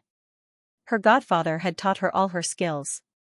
But when it came to her godfather's memories, she suddenly felt uncertain. She hadn't felt this way before. She couldn't tell exactly when it started, but recently, she felt more and more like she had forgotten something very important. "Wife," Xiaoheng said calmly, "I'm jealous. The kind that couldn't be coaxed." "Hmm?" Gu Jiao looked at him blankly. "Why?" Xiaoheng, the king of jealousy, confessed expressionlessly, "You've never cared about me this much." Gu Jiao, the moon was dark and the wind was strong. A carriage traveled on the wide official road. "You little troublemaker, do you have to go find your father?" Inside the carriage, Princess Xianxia hugged the little fellow in her arms and asked with hidden bitterness. At this time, other children had already gone to bed, but her obedient daughter's gem-like eyes were still wide open, without the slightest hint of sleepiness. "Have the carriage turn around." Princess Xianxia ordered Eugene. Eugene ordered the driver. As soon as the carriage turned around, the quiet little Yi in her arms clenched her fists and began to cry. Princess Xianxia stomped her feet in anger. The carriage finally stopped near the military camp. At this time, the civil officials had already finished their shifts, and the generals were a bit late. There were many carriages parked on both sides of the road. Princess Xianxia specially chose an inconspicuous position, so no one noticed anything strange. Little Yi obediently nestled in her mother's arms and waited for her father. Finally, Marquis Xianping came out. "It's the Marquis." Eugene peeked through the gap in the rear window curtain. "There seems to be another person with him? Is it General Qian?" General Qian was a general of the imperial court. He was originally the Marquis' subordinate, but recently he had been transferred to the capital's west camp. "Wait first," Princess Xianxia said. She didn't want people to find out that she had come to find Xiaoji. The two chatted happily for a long time, when General Qian suddenly mentioned that he wanted to invite Marquis Xianping to Soft Fragrance Pavilion to listen to music. Soft Fragrance Pavilion was a famous brothel in the capital. It was as famous as Immortal Music House, and the girls inside were all beautiful. Recently, many beauties have come to Soft Fragrance Pavilion. This one boldly invites the marquis to listen to some music. General Qian said with a smile. Eugene looked at her family's princess without batting an eyelid. Princess Xianxia's expression didn't change at all. She said in a low voice, "Princess." Princess Xianxia said firmly, "He won't agree. He still has to go back and coax Yi." Then Marquis Xianping boarded General Qian's carriage. After the two left, Eugene didn't even dare to breathe loudly. "Return to the residence," Princess Xianxiang said coldly. Aren't you going to take a look?" Eugene asked in a low voice. Princess Xianxiang said unhappily, "What's there to see? If he wants to go to a brothel, do you think I'm going to stop him? He can go wherever he wants, it has nothing to do with me." Little Yi probably felt her mother's murderous aura, so she obediently stayed motionless and didn't cry for her father. Half an hour later, Princess Xianxiang's carriage stopped at the entrance of Soft Fragrance Pavilion. Digression, it's almost over. If there's anything that hasn't been explained, or if there's anything that everyone wants to see, you can tell me in the comments section. The latest chapter of this book isn't finished yet. For more exciting content, please scan the QR code below to download the app. Novels are updated even faster. Millions of novels are free to read. Novels with connotations that can't be found online are all available here. https://www.zhhbqg.com/89642896428226/10471580 HTML Genius remembers this site's address in 1 second. www.zhhbqg.com Biku Pavilion's mobile reading website, mzhhbqg.com. The latest chapter of this book is not finished yet. For more exciting content, please scan the QR code below to download the app. Novels are updated faster. Millions of novels are free to read. Novels with content that can't be found online are all available here. Princess Xianxiang's face darkened. "Why are we here?" Eugene's eyes flashed and she smiled awkwardly. The carriage broke down. The coachman said, "The wheels are loose. I have to fix it." Xiaoyi, who was nestled in the bride's arms, cried out, "Wow." Princess Xianxiang, she raised her chin like a proud peacock. "Don't do these useless things. I won't go in and catch them in the act." She was a princess of a country. How could she lower herself and step into such a brothel? Besides, she and Xiaoji weren't real husband and wife. They had agreed that she wouldn't interfere with him no matter what he did. She lifted the curtain and said to the coachman, "Is it fixed?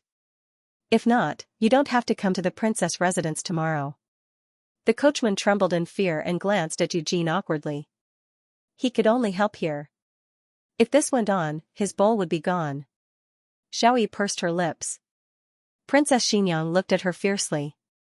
"You too. Don't cry." Her mother was murderous. Xiaoyi shut her mouth, feeling wronged.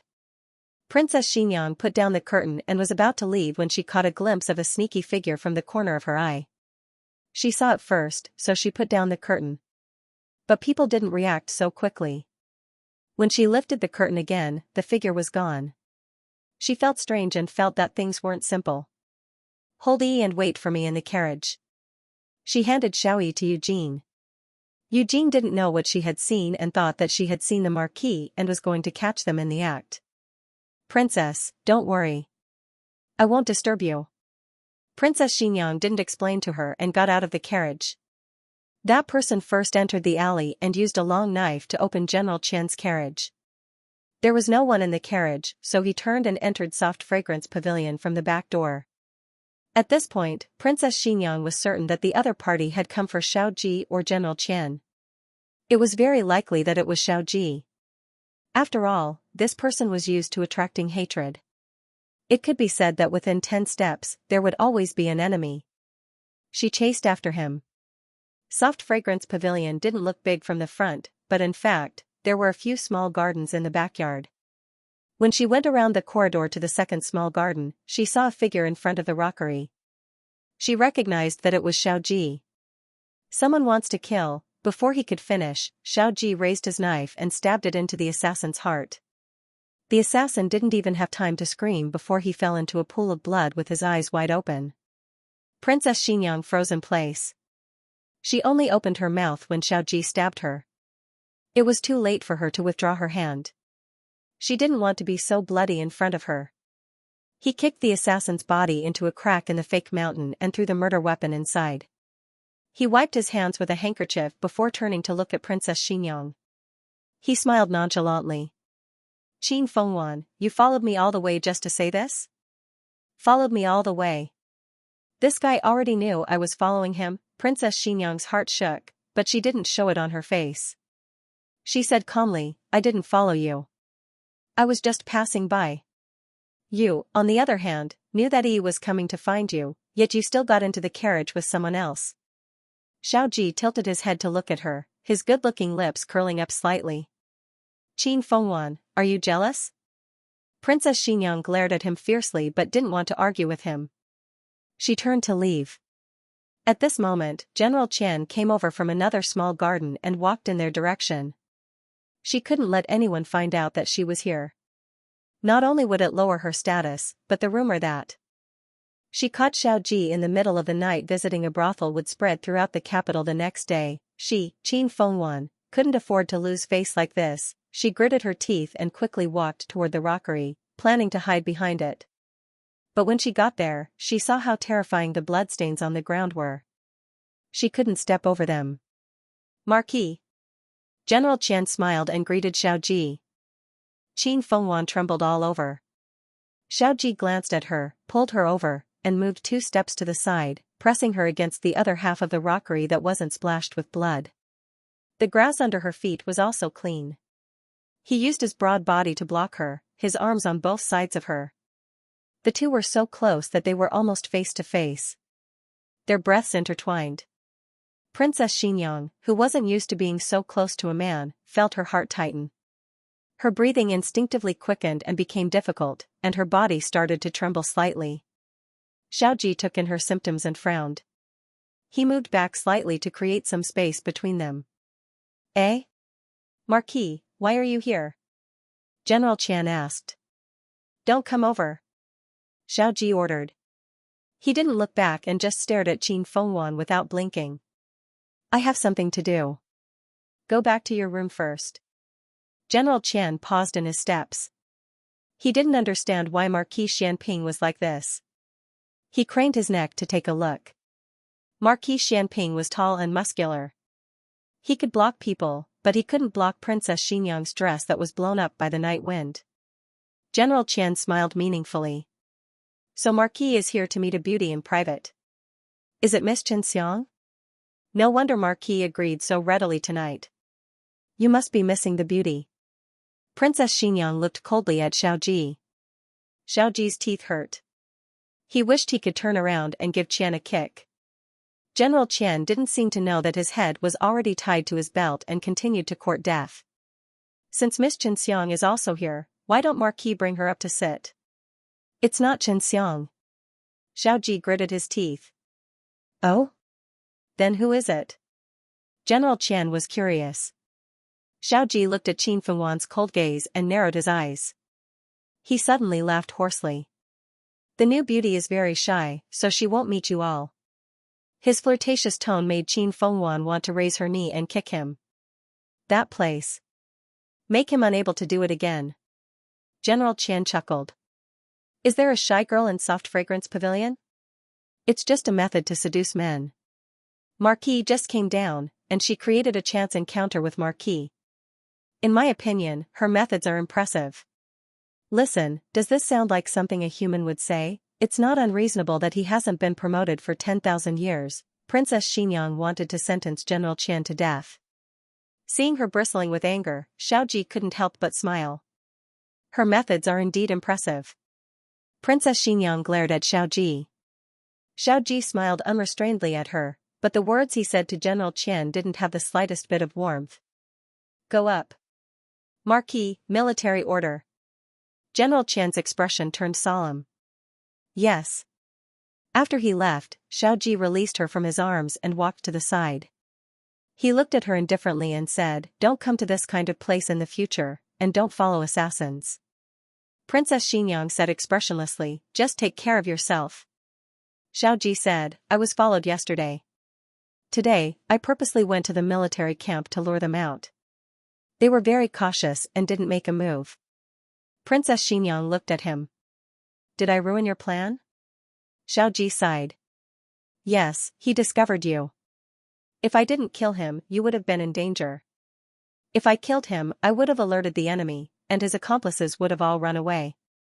Princess Xianxia lowered her eyes. Xiaoji looked at her and said with a faint smile, "Qin Fengwan, you're suddenly so concerned about me. Don't tell me you've really fallen for me?" The guilt in Princess Xianxia's heart disappeared in a second. The king of atmosphere ruining, Xiaoji, Princess Xianxia returned to the carriage. Xiaoji also followed. Princess Xianxia didn't let him get on the carriage. "What are you doing here? Aren't you going to continue visiting your brothel? Your Miss Xianxia is waiting for you." Inside the carriage, Xiaoyi started crying. "Daddy's here. Act coquettishly, let's go." Xiaoji raised his brows and gestured in the direction of her hand. Princess Xianxia glared at the crying little fella in Eugen's arms with a dark expression. "He really is your father's biological son." After returning to the residence, the first thing Xiaoyi did was to use her eyes to find a washboard for her father. Xiaoji. 3 days later, Shan Yuanqi and Liaochen set off, accompanied by young Master Mingyue and his servant. They brought a troop of the Dark Shadow Division and entered the Yan Kingdom through the waterway. Then, they went all the way to the northwest and advanced towards the ice field. On the 3rd day of the 7th lunar month, the capital of the Zhao Kingdom held a junior advisor exam. It was jointly hosted by the Imperial Cabinet and the Ministry of Rights. The main content of the exam was 8-part essay and political theory.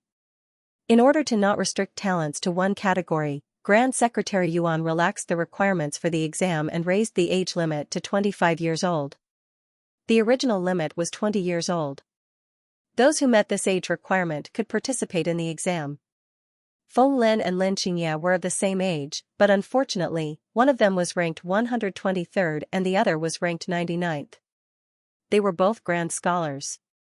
Du Ruhan, on the other hand, was ranked 13th and was ranked grand scholar on both lists.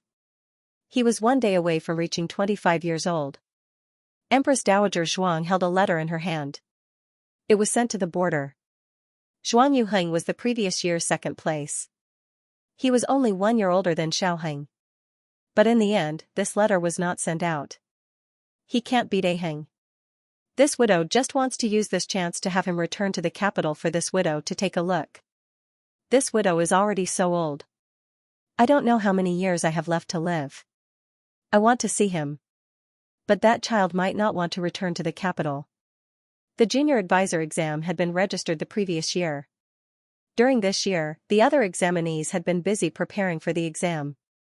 Xiaoheng, however, had gone to the distant Yan Kingdom and was completely unaware of this matter. After returning to the country, he had been busy with the Ministry of Justice and the wedding. He had very little time to prepare for the exam. Even Princess Xianxia felt that her son had neglected his studies for too long and that his chances of passing were not high. When the results came out, everyone was dumbfounded. In the 3 exams, Xiaoheng had obtained 1st place with an overwhelming advantage. Looking at the exam papers sent by the Ministry of Rights, Princess Xianxia did not dare to believe her eyes. "You're like a boy who has just eaten meat all day long. You're always together with your wife, but I don't see you studying." Little Jing Kong also ran over to look at his bad brother-in-law's exam paper. After reading it, he nodded seriously and turned to go to Xiaoheng's study. "I heard that you're going to be a junior advisor." He got straight to the point. "Is a junior advisor very good? Is it a very high-ranking official?" Xiaoheng showed off. "Of course it's very good. It's standard 3rd rank. It's the same rank as son-in-law." Finally, the joke of being the last place could be passed. Little Jing Kong waved his small hand and sternly said, "Since you're going to be a high-ranking official, the rent for Bai Shui Alley should be increased. The family price is 100 taels per month. Yearly payment." Xiaoheng, on the 18th of July, they had been married for a month. They could no longer live in the bridal chamber. The people of Chongping Marquis residence set off for their fief. Gu Jinyu did not bid farewell to anyone, including old Madame Gu, who had facilitated this marriage. The procession went out of the East City Gate. Gu Jinyu and Chen Lu sat silently in the carriage. The curtain was lifted by the breeze and light came in. Gu Jinyu's expression was cold. She still wore a veil in the carriage, but it could not hide the bruise on her brow bone. On the second day after Gu Jinyu left the capital, Xiao Heng and Gu Jiao discussed where to live in the future. They could move into the princess residence that her great-aunt gave to Gu Jiao at any time, but Lady Yao and her great-aunt were used to buy Shui Alley. They decided to live in Princess Xinyang's residence and buy Shui Alley. Sometimes, a small decision could affect the whole family. Because the children were here, Princess Xinyang did not mention moving back to Zhuke Avenue. Shang Guanqing was also preparing to leave. He had stayed in Zhao country long enough and needed to go back to accompany Shang Guanyin. But because the 2 new guns that Xiao Heng promised to give him were not ready yet, he had to wait for a few more days. In late July, a bolt of lightning flashed over the capital. The power was like 10 tons of gunpowder exploding. The windows of the princess residence trembled. Xiao Yi, who was taking an afternoon nap, was woken up by the thunder. She was so scared that she cried loudly. Eugene and Princess Xinyang were in the flower room. The wet nurse was guarding the room. The wet nurse hurriedly picked up the little master. Xiao Yi screamed at the top of her lungs. Her loud and clear cries seemed to want to shake down the thunder. The wet nurse did not know whether she was noisier or the thunder. Who would have thought that as she cried and cried, she suddenly stopped crying. She opened her big teary eyes and looked unblinkingly at the door. She did not know when, but a handsome and cold youth in black clothes appeared there. The terrifying lightning circled above his head like a dragon, but it seemed to be blocked by him. Xiao Yi's little face was covered in tears as she stared at him blankly. The youth in black clothes walked in. He thought for a moment and took out the candied haws in his hand. He handed it to her and said, "Do you want to eat?" Xiao Yi? Digression, Xiao Yi, immortal sister, can you give me a monthly vote? Double it, the latest chapter of this book is not finished yet. For more exciting content, please scan the QR code below to download the app. Novels are updated faster. Millions of novels are free to read. Novels with connotations that cannot be found on the internet are all here. https://www.zhhbqg.com/89642896428226/1047152773. HTML Genius remembers this site's address in 1 second. www.zhhbqg.com Bikuga mobile reading website, mzhhbqg. The latest chapter of this book isn't finished yet. For more exciting content, please scan the QR code below to download the app. The novel will be updated even faster. Millions of novels will be read for free. There are novels with connotations that can't be found online here. This was the first time Xiao Yi met someone who wanted to give her hard candied haws.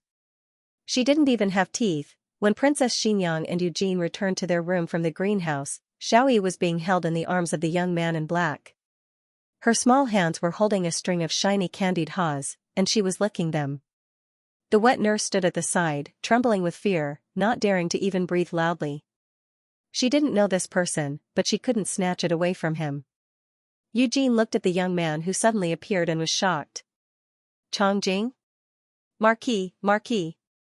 In Marquis Schwamping's practice room, Xiao Ji was helping Shang Guanqing get into the horse stance when Steward Lu rushed over. What's the matter? Xiao Ji glanced at him. Steward Lu raised his hand to wipe the sweat on his forehead and said with a smile while panting, Chongjing is back.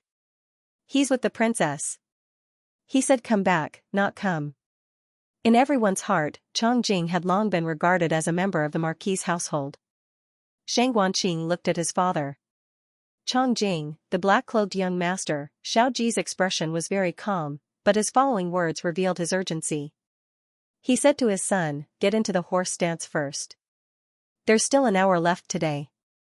Don't be lazy. I'll go over. Lu Huan, watch him.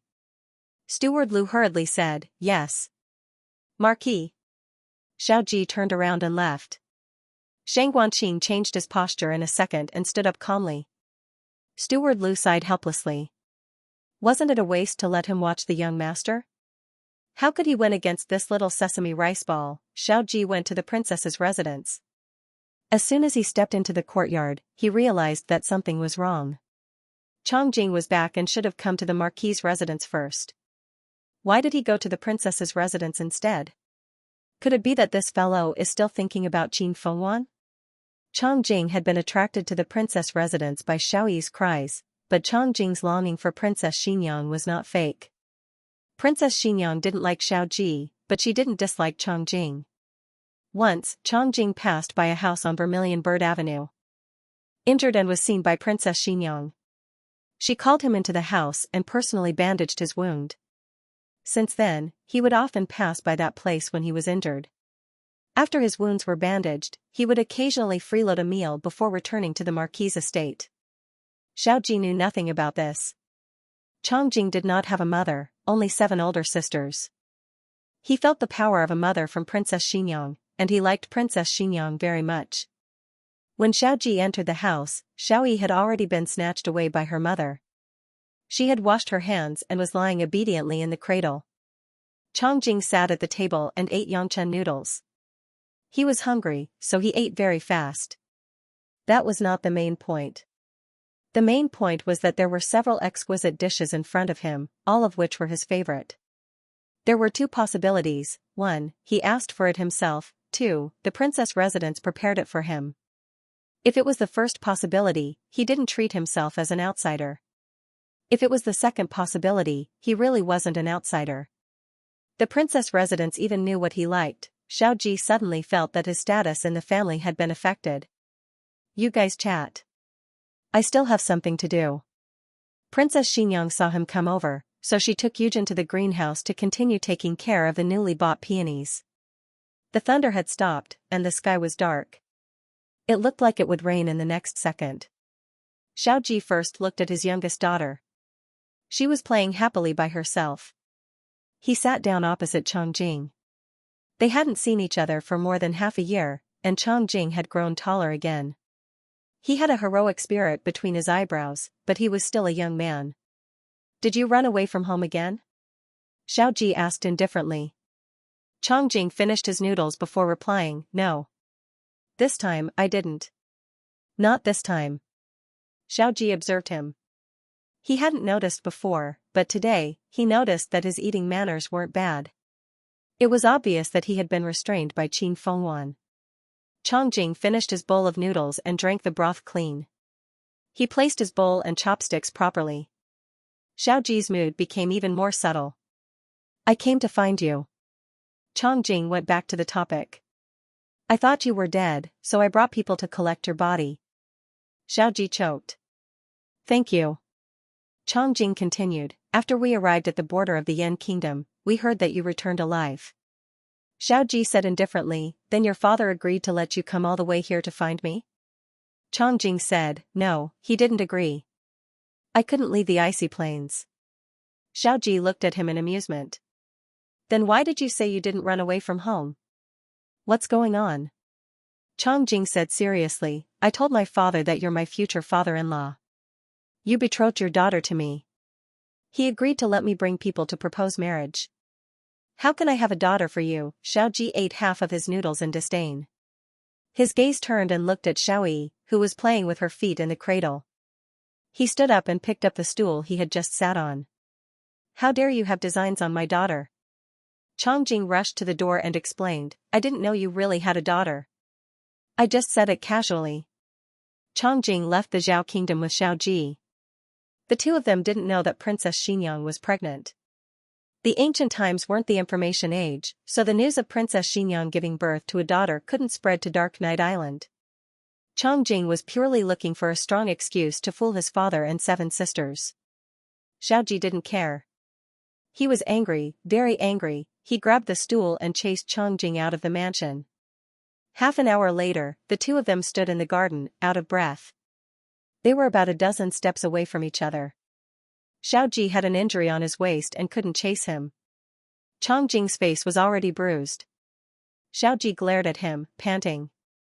He threw the stool away and turned to go back to the study. Changjing pursed her lips in grievance and limped after him. Xiaoji didn't sit well in the study. He got up and went to the princess's mansion. He picked up Xiaoyi from the cradle and said seriously, "You can't get married until you're 80 years old. Do you hear me? Xiaoyi?" Xiaoheng had just gone to take measurements. The imperial court wanted to make a junior assistant robe for him. After everything was ready, he would officially go to court to receive his title. The moment he returned to the mansion, he heard about Changjing's return and how she was beaten up by Xiaoji. Coincidentally, Gu Jiao was free at the moment, so he went to the marquis's mansion with Gu Jiao. They bumped into Xiaoji, who came from the princess's mansion. "Father." Xiaoheng greeted him. "I heard that Changjing is back." His father missed Changjing and must be very happy. However, his father didn't look at him and snorted coldly. "Humph. Xiaoheng, what kind of reaction is this? Is he angry at me?" Xiaoheng asked Gu Jiao. Gu Jiao said, "I think he's angry at Changjing." "Why?" Xiaoheng didn't understand. He had just returned from outside and didn't know the details. Gu Jiao pointed to the piles of gifts in the courtyard. "Those are your sister's betrothal gifts." "Xiaoheng?" Changjing was joking, but Chang Kuan took it seriously. Not only did he let Changjing go back to Zhao country, but he also asked Uncle Li, who had watched Changjing grow up, to bring a lot of betrothal gifts to show his sincerity. This was truly a huge blunder. After the beating and scolding, it was time to ask about serious matters. The four sat down in the study. Changjing sat on the other side of Gu Jiao and used Gu Jiao to block Xiaoji's murderous gaze. Xiaoji was still angry and didn't want to talk to him. It was Xiaoheng who spoke. He asked, "Changjing, did you run into General Shan and Liaochen on your way back?" Changjing was confused. "Why would I run into them?" Xiaoheng said, "They went to find the sword hut. They took the water route and left last month. You just came from that direction." The base of the sword hut was also on an island, not far from the Dark Night Island. Changjing shook his head. "I took the land route and didn't run into them. Because they had brought a lot of valuable betrothal gifts, they were worried that the boxes would get wet if they took the water route, so they chose the official road." Changjing thought deeply. Did they go to the sword hut to take revenge for what happened to the shadow department? If so, they might have come for nothing. "Why do you say that?" Xiaoheng asked. Changjing said, "The sword hut has been destroyed." Xiaoji looked up and glanced at him impatiently. "Who did you hear that from?" Changjing said seriously, "I didn't hear it from anyone. I saw it with my own eyes. When spring came, my father took me to destroy the sword hut, the real sword hut. The sword hut thought that it had hidden well, but in reality, the Dark Night Island knew its exact location. However, Chang Kuan was not an ambitious person. If the sword hut didn't offend him, he wouldn't provoke the sword hut either." Xiaoji frowned. "Why did your father want to destroy the sword hut?" Changjing felt wronged. "Isn't it because of you? My father died in the ice plains because of you. To make me feel better, he agreed to destroy your enemy, the sword hut." Strictly speaking, the sword hut was not Marquis Xianping's enemy. However, the sword hut had repeatedly attacked the Xianyuan family, Shang Wanqing, and Gu Jiao. Marquis Xianping really wanted to destroy them. "Continue," Xiaoji said. Changjing continued, "When the people of the Dark Night sect went to the island of the sword hut, we found that there were corpses everywhere. There were no survivors. Someone had destroyed the sword hut before us. The weather was not hot and the corpses were not badly decomposed. According to Uncle Li's guess, they were killed about 3 days ago." Gu Jiao made a sound of surprise. Who could be so powerful? The sword hut was arrogant. It was not strange for them to have enemies. But what kind of enemy could destroy the entire sword hut? Changjing said, "The wounds on those people were all the same. My father and Uncle Li both thought that they died under the sword of the same person." Gu Jiao opened her eyes wide. "You mean, one person destroyed the entire sword hut?" Xiaoji and Xiaoheng were silent. A name flashed through the hearts of the father and son at the same time. Xiaoheng narrowed his eyes and said, Long E. Digression, Long E, Lu. The latest chapter of this book is not finished. For more wonderful content, please scan the QR code below to download the app.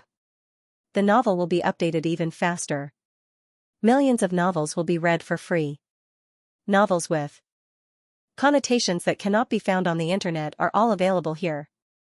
https://www.zhhbqg.com/89642896428226/1046988540. HTML Genius will remember this site's address in 1 second. www.zhhbqg. Bikuj mobile reading website, zhhbqg. The latest chapter of this book is not finished yet. For more exciting content, please scan the QR code below to download the app. Novels are updated even faster. Millions of novels are free to read. Novels with connotations that can't be found on the internet are all available here. Gu Jiao nodded. Yes, it's like Long E. Long E is going to find the sword hut, and other than him, I can't think of anyone else who has such strength. Cough cough. Xiaoji coughed heavily. The three of them looked at him in unison. Xiaoheng was speechless. Father, this is not the time to pretend, right? Gu Jiao touched her delicate little chin and said, Long E and you all went to the Sword Hut Island at the beginning of spring. Xianxia and the young master of the Sword Hut left with the sect master's sword last month. It seems that there is indeed another way to enter the Sword Hut Island. Chongjing confirmed her guess. Yes, the entrance of the Sword Hut Island is full of mechanisms, but we know a secret passage. I don't know how Long Yi went up. Did he also go through that secret passage? Xiaoji raised his eyebrows. It's not certain whether it was Long Yi or not. Although he said this, he understood in his heart that if the sword hut was really exterminated by someone, that person could only be Long Yi. Gu Jiao frowned in confusion. But why did Long Yi exterminate the sword hut? He is a member of the sword hut. Does he have a deep hatred with the sword hut? Xiaoheng paused and guessed. He didn't complete the mission given to him by the sword hut in the past. Perhaps the sword hut wanted to clean up the sect, so they made a move against him first. Gu Jiao pondered and nodded.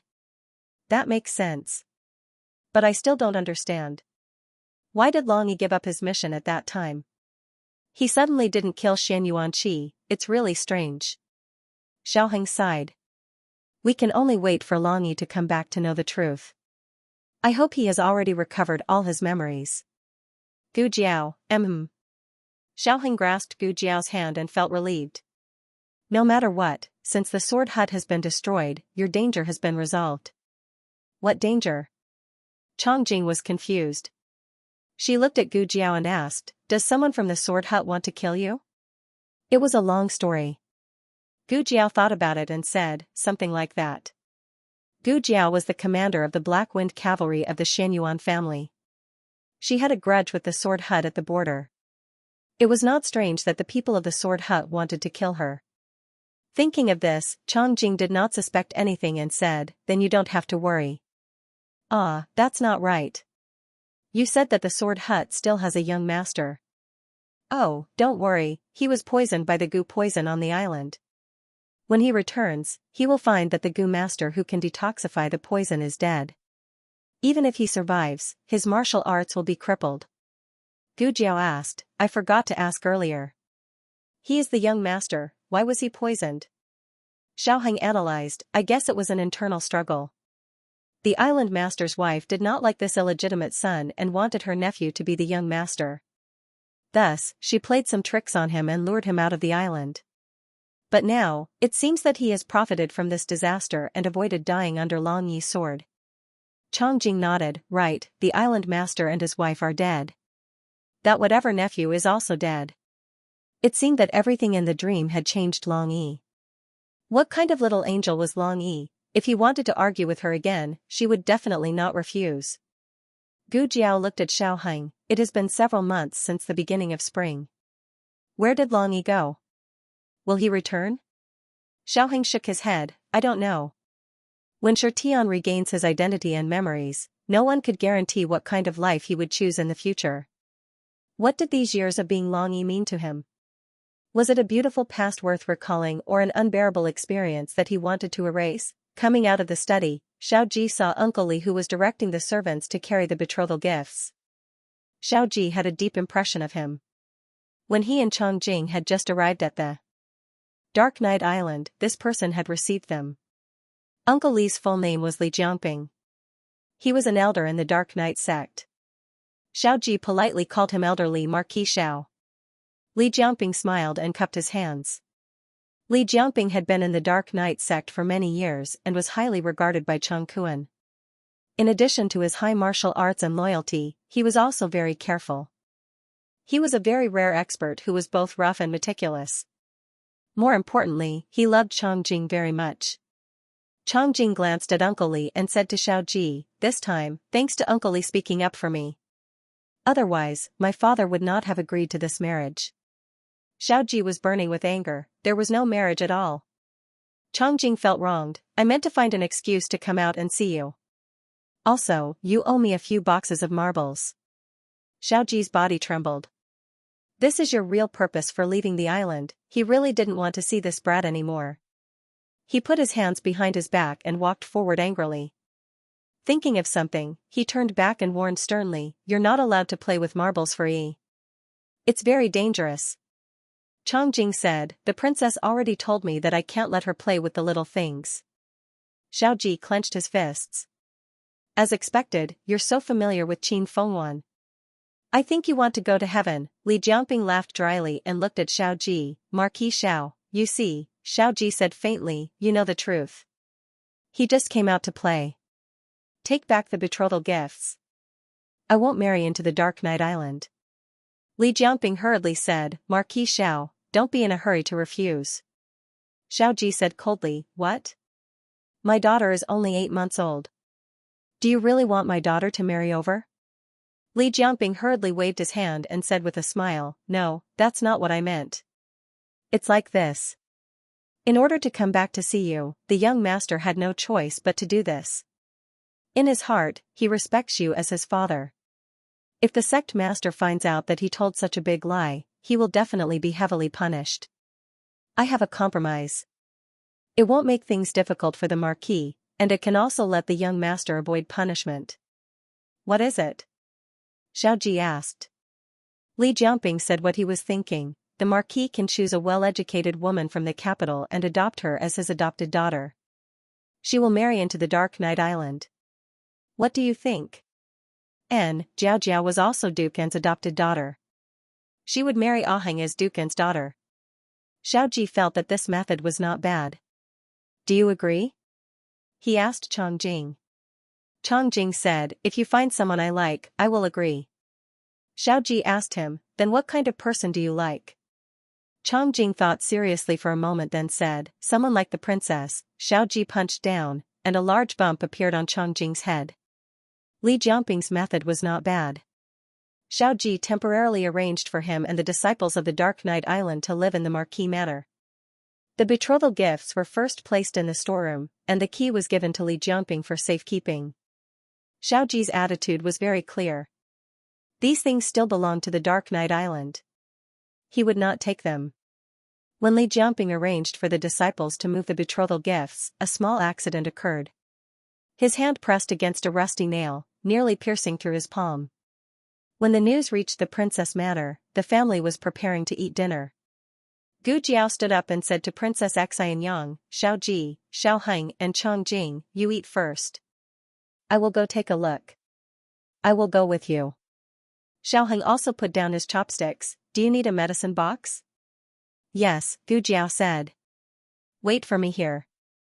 Xiao Heng went to the Lanting courtyard to get the medicine box, and went to the Marquis Manor with Gu Jiao and Chang Jing. Outside the storeroom, Li Jiangping sat on a small stool. His injured left hand was wrapped in a handkerchief by a disciple of the Dark Night sect. "Let me take a look," Gu Jiao said to him. Li Jiangping looked at Gu Jiao in shock, and then looked at Chang Jing. Chang Jing said, "Young madam is a doctor." Li Jiangping suddenly understood, "Ah, I see." But perhaps it was because of the difference between men and women. He smiled awkwardly and said with some embarrassment, Then I will have to trouble young madam." Xiaoheng. Had someone bring a table and put the medicine box on it. Gu Jiao opened the medicine box and took out saline to clean his wound. Let me see what kind of nail it is, he said to the disciple of the Dark Knight sect. The disciple of the Dark Knight sect walked forward and handed Gu Jiao a bloody nail wrapped in a clean handkerchief. Gu Jiao frowned. It really is a rusty nail. It seemed that he had to get tetanus. Gu Jiao looked inside. There was, but it was not an immune tetanus. It was the kind that required a skin test. Bear with it, Gu Jiao said to Li Jiangping.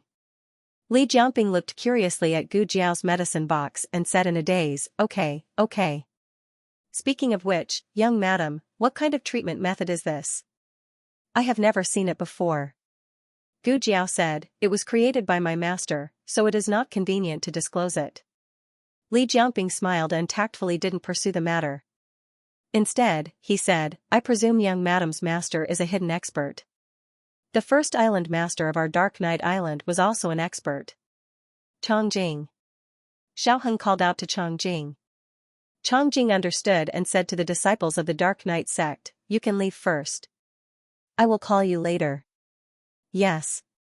Everyone left. Gu Jiao took out the needle and tested it. Li Jiangping was in so much pain that he made an emoji. After 15 minutes, there were no adverse reactions. Gu Jiao injected tetanus into his muscles. Li Jiangping contributed another wave of emojis. Chongjing said to Li Jiangping, Uncle Li, it is enough that you know young madam's medical skills. Don't mention it to outsiders. Li Jiangping wiped the cold sweat on his forehead and said, an ordinary man is innocent, but treasuring a jade ring is a crime. I understand, don't worry. Chongjing stayed behind to take care of Li Jiangping, and the young couple returned to the princess residence. Gu Jiao had just sat down when she found a bowl of medicine in front of her. Princess Xianxia said lightly, the medicine is ready. Drink it first. I have asked the imperial doctor. This prescription is more effective when taken before meals. Gu Jiao sighed for her secretly. Whatever prescription was useless. After all, Tao Tao was so powerful. Xiaoheng looked at the dark medicine. He could guess how bitter it was without tasting it. He leaned close to Gu Jiao and whispered, don't drink it. It's okay. She drank the medicine and almost vomited.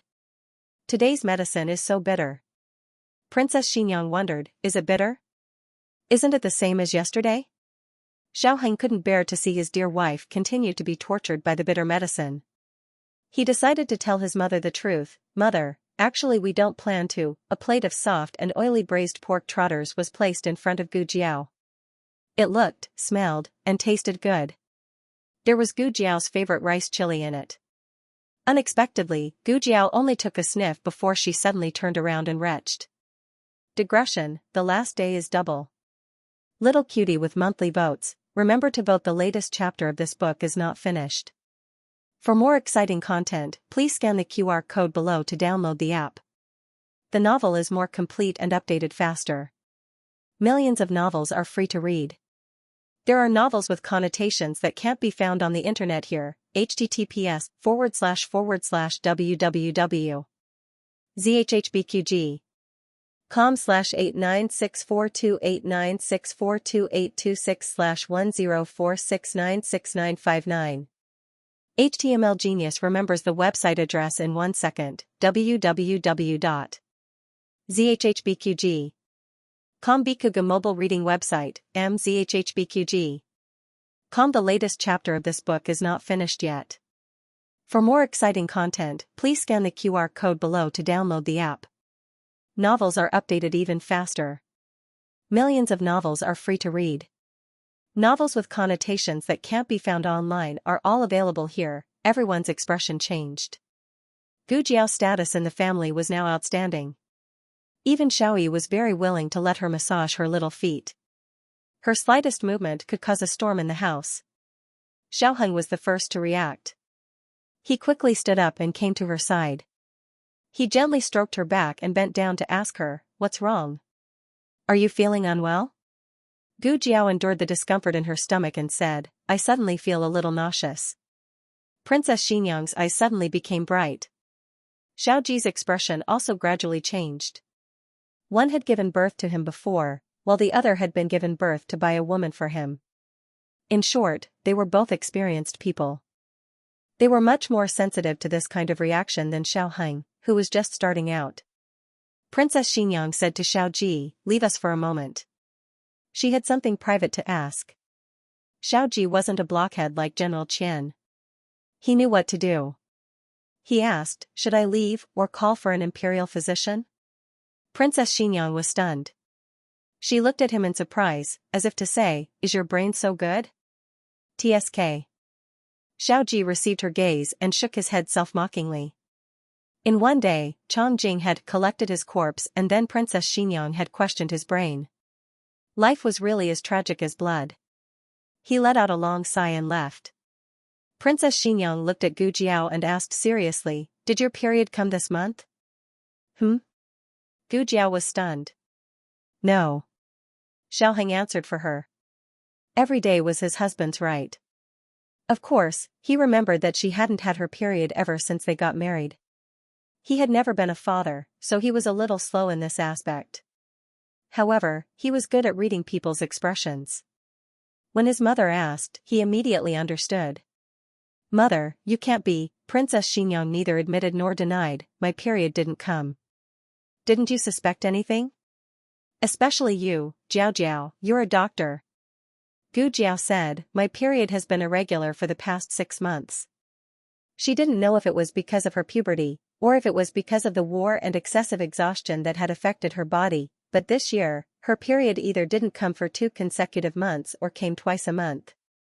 Xiaoheng used to remember her menstrual cycle, but now that her menstrual cycle was messed up, he was at his wit's end.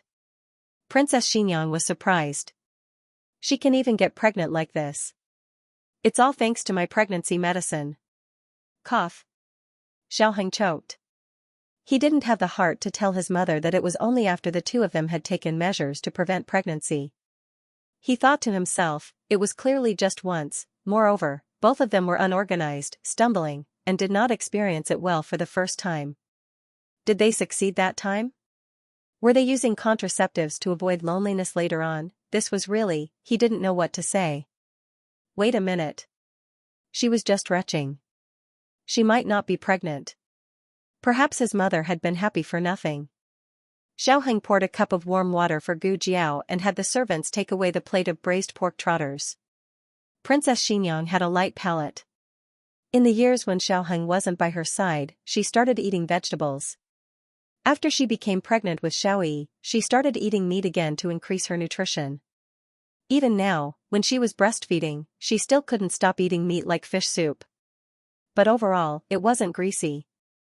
Pork trotters and braised pork trotters were dishes that catered to the children's tastes. In the end, she was worried that the two of them wouldn't be used to it, so she had the servants bring some pickled vegetables over. The imperial physician came very quickly. Before they finished eating, he was already waiting outside the courtyard. "I'm full," Gu Jiao said. "I'm also full," Xiaoheng said. Today, Yujin wasn't here. Princess Xianxia summoned the other servants and had them clean up the room. She brought the 2 children and planned to meet the imperial physician in the wing next door. However, as soon as the 3 of them stepped over the threshold, they were stunned by the scene in front of them. There was a dense mass of human heads. Did they empty out the imperial medical department? They didn't even leave a night shift for the emperor, right? Xiao Ji turned around and said to the imperial physicians with his head held high, one by one. That night, Gu Jiao didn't do anything. She just sat on the chair and let the imperial physicians take her pulse. In the end, everyone came to the same conclusion: she was pregnant. Everyone has worked hard. Princess Xianxia gave each imperial physician a large red envelope. The imperial physicians' complaints about being dragged in by Marquis Xianping with a knife to their necks disappeared. "Alright, you two should go back and rest early," she said to Xiaoheng and Xiaoheng, "Be careful for the first 3 months. Don't be too indulgent." If she really didn't let them do anything, it probably wouldn't work. She could only settle for the next best thing. Xiaoheng coughed lightly. "I know, mother." He held Gu Jiao's hand and returned to Lanting courtyard. Little Jing Kong and Shang Wanqing had gone out and weren't in the Fu Lanting courtyard was very quiet. The two of them strolled along the limestone path overflowing with the fragrance of flowers. There were servants in front of them who wanted to salute the two of them. Xiaoheng raised his hand, and everyone understood and silently retreated. Yuya came from the corridor with the clothes that had just been dried. Just as she was about to call out "Miss," the mama beside her tugged at her sleeve. The mama shook her head at her. Oh. Yuya wasn't stupid. She turned around and went back to her room. Just now, was it morning sickness? Xiaoheng asked. From the start of the meal until now, Gu Jiao had not said a word. He couldn't figure out what she was thinking, so he could only try his best to start a conversation. Gu Jiao grunted, "I think so." She was still willing to talk. Xiaoheng secretly sighed in relief. He turned to look at her calm expression. He couldn't guess if she was as calm as she was inside. "Actually, it's not bad to have a child," he said softly. "If it's a son, it'll be like Jing Kong and Xiaobao. If it's a daughter, it'll be like Yi. Don't you think it's quite cute?" Gu Jiao looked at him in surprise. "You actually praised Jing Kong for being cute?" Xiaoheng was stunned. Did I praise him wrongly? He's not cute? If he's not cute, how did you fall into his trap in the first place? You even didn't find it annoying that he stuck to you all the time." Gu Jiao said, "He's cute. It's just that it's strange to hear it from you." The two of them had been fighting since the first day they met. They had been fighting with wits and courage. She knew that they had used all kinds of martial arts skills. The window paper was broken just like that. Xiaoheng showed a decent smile. The scenery of the princess residence was pleasant. Its style and layout were among the top 3 in the entire capital. The cool breeze and the fragrance of flowers made people feel relaxed and happy. The two of them walked forward for a while. Actually. Gu Jiao opened her mouth. Xiaoheng's heart suddenly tightened. He seemed to be afraid of hearing something he didn't want to hear from her, so he decided to make the decision himself. "Actually, we're still young. I've just started my career. I really don't have the energy to take care of a child." When he said this, his breathing became tight. It was too uncomfortable. He couldn't say it out loud. Gu Jiao stopped. The two of them were holding hands, so he stopped as well. Gu Jiao looked at him steadily. "You don't want this child?" "That's not what I meant," Xiaoheng instinctively refuted. How could he not want it? Wait, she was asking him. He looked at her with a hint of nervousness. "Jiao Jiao, why do you ask?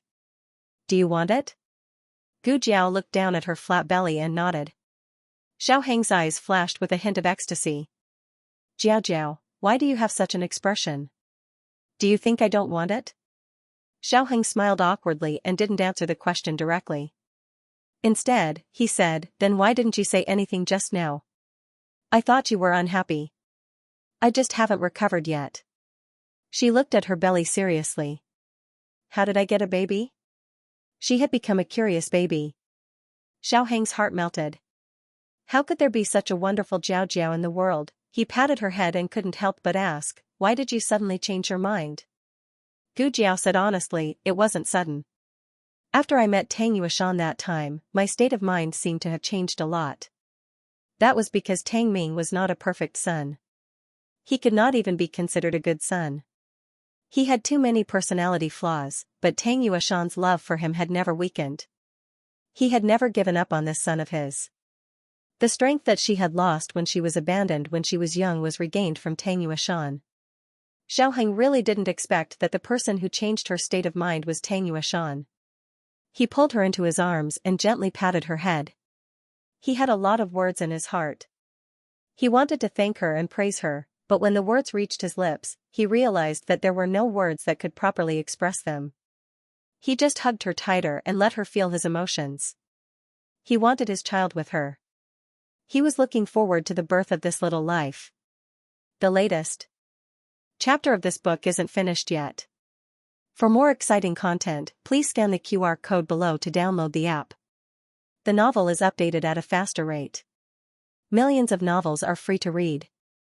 All the novels that can't be found online are available here. https://www.zhhbqg.com/89642896428626/1046800093.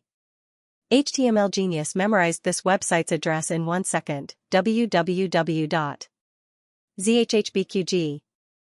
Bikuj mobile reading website, mzhhbqg.com. The latest chapter of this book is not finished yet. For more exciting content, please scan the QR code below to download the app. The novel will be updated more quickly. Millions of novels will be read for free. All the novels that can't be found online are available here. After returning to the house, the first thing Gu Jiao did was to take out the small medicine box. She asked Xiaoheng to take a shower first, while she stared at the small medicine box. Tell me. Did you do something? Did little Dudu poke holes?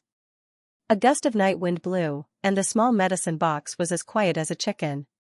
No one would ever know if it was a coincidence, or if it was a flaw in the family planning of some unscrupulous little medicine box. After Gu Jiao took a shower, Xiaoheng kissed her for a while, but didn't go to the last step.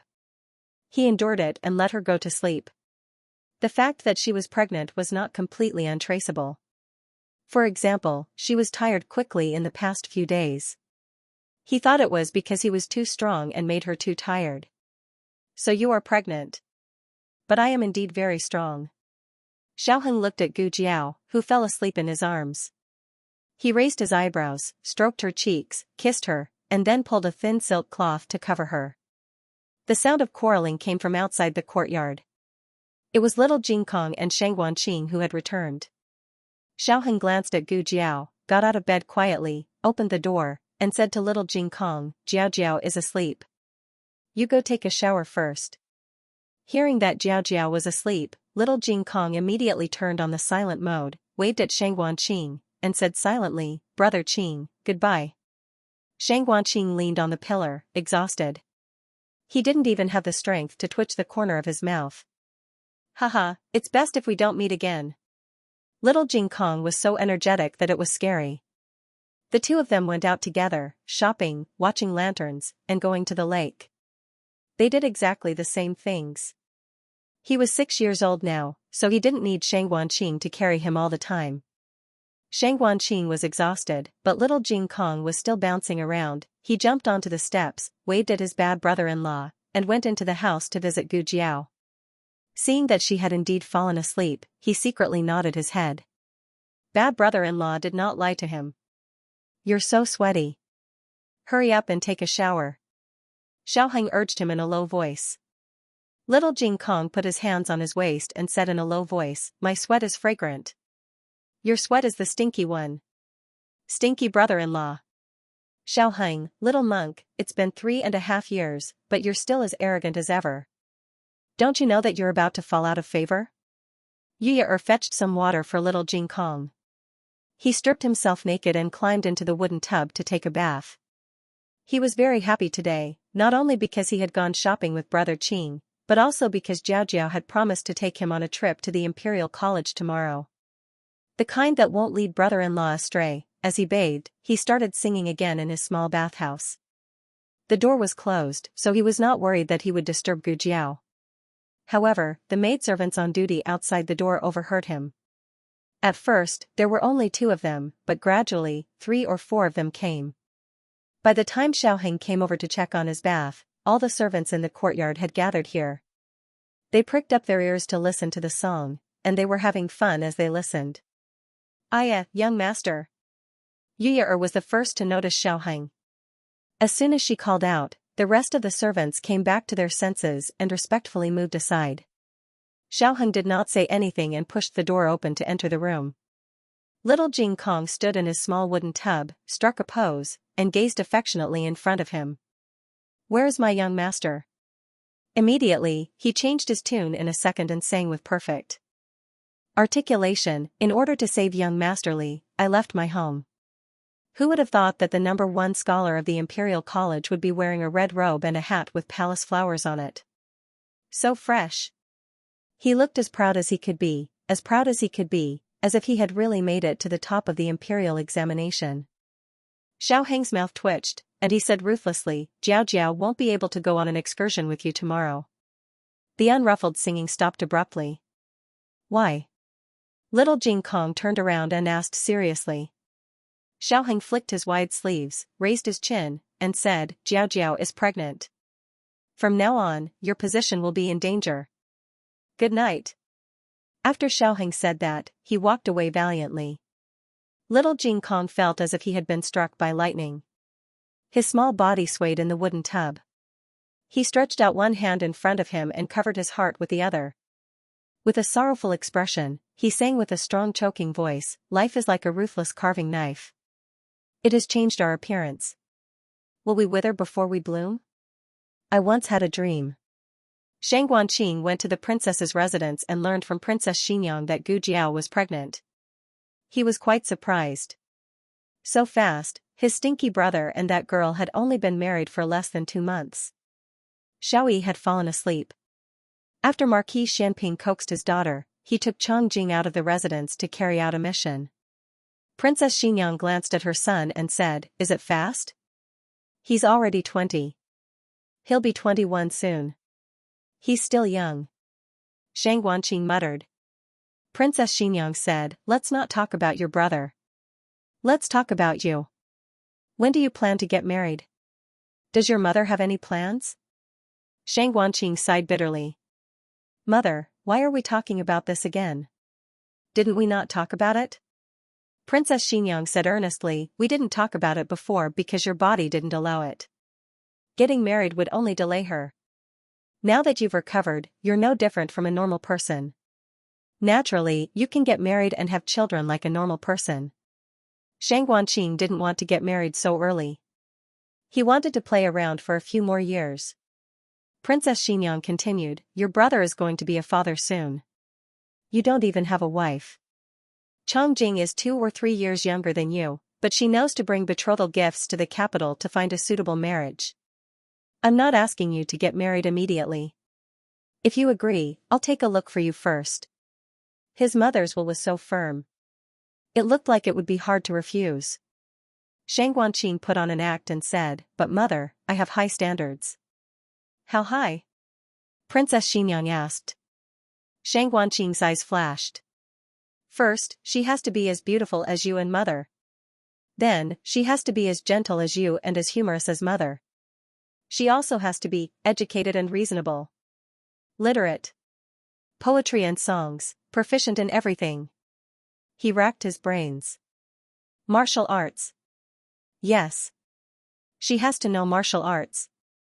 Her martial arts can't be worse than sister-in-law's. Otherwise, how can she protect me?" Princess Xinyang was speechless. It was late at night. The bright moon hung high in the sky, and the stars shone brightly. The singing in Little Jing Kong stopped and was replaced by the continuous chirping of cicadas. The 2 mansions next to each other fell into a deep sleep one after the other. The weather was hot and dry, and Gu Jiao was sweating all over. She was pregnant, so Xiaoheng didn't dare to put too many ice cubes in the room, fearing that she would catch a cold. Xiaoheng went to get a cattail leaf fan and lay down beside her, fanning her again and again. When his left hand got tired, he switched to his right hand. When his right hand got tired, he switched back to his left hand. After a while, both his arms were sore and his eyelids drooped. Finally, after the folding fan fell from his hand again, he closed his eyes and fell into a deep sleep. The moon was dark and the wind was strong. The chirping of cicadas on the tree and the croaking of frogs in the lotus pond lingered in the dark night. Xiaoheng left a small candle for Gu Jiao. The weak candlelight shone on the small medicine box beside her. Compared to its shabby appearance when they first arrived, it had been renovated a lot. Although it still wasn't shiny, the brown wooden box made it look more in line with the characteristics of this dynasty. Suddenly, a figure flashed by outside the window. Immediately after, the door latch was slowly pried open with a dagger. The wooden door of the new room didn't creak, and it didn't cause any noise when it was pushed open. A masked figure dressed as a maidservant flashed in. She first glanced warily at the bed with the curtains. After making sure that the 2 of them hadn't been awakened, she tiptoed around the room to search. First, she searched the cabinet, then the box, and even the treasure chest. But the moment she turned around, she was surprised. She didn't expect that the thing she was looking for was on the table, and that she had wasted so much time looking for it. She came to the table and looked greedily at the small medicine box. First, she tried to pry it open with her hands, but when she couldn't, she used the dagger to pry it open. However, when she couldn't pry it open, she curled her lips and laughed. "It's you." She put away the dagger and opened her arms to move the small medicine box. Something unexpected happened. "What's going on? Why can't I move it? Is there something stuck to the box?" But she quickly thought of a problem. Even if the box was stuck, the table wasn't. With her strength and skill, it wouldn't be a problem for her to move it. She tried a few more times, but found that the table didn't show any signs of being moved. So, the box was really too heavy, causing her to be unable to move it. "No, I'm already here. Even if I can't move it, I still have to move it." She sank her chi into her dantian and circulated almost all of the internal energy in her body, transferring it to her arms. The blood vessels in her pair of strong arms quickly expanded, as if they were going to burst out of her sleeves at any moment. She gritted her teeth and shouted in her heart. This time, she finally moved the small medicine box. Actually, it was only difficult when she moved it, but it wasn't that heavy when she moved it. She smiled coldly and carried the box out of the room. The moment she disappeared into the night, Xiaoheng slowly opened his eyes from within the curtains. His eyes were clear, without the slightest hint of sleep. Digression, Little Jing Kong Karaoke Repertoire, Huangmei Opera, Old Boys. The latest chapter of this book is not finished yet. For more exciting content, please scan the QR code below to download the app. Novels are updated at a faster rate. Millions of novels are free to read. Novels with connotations that can't be found online are all available here. https://www.zhhbqg.com/896428964286/1046792776.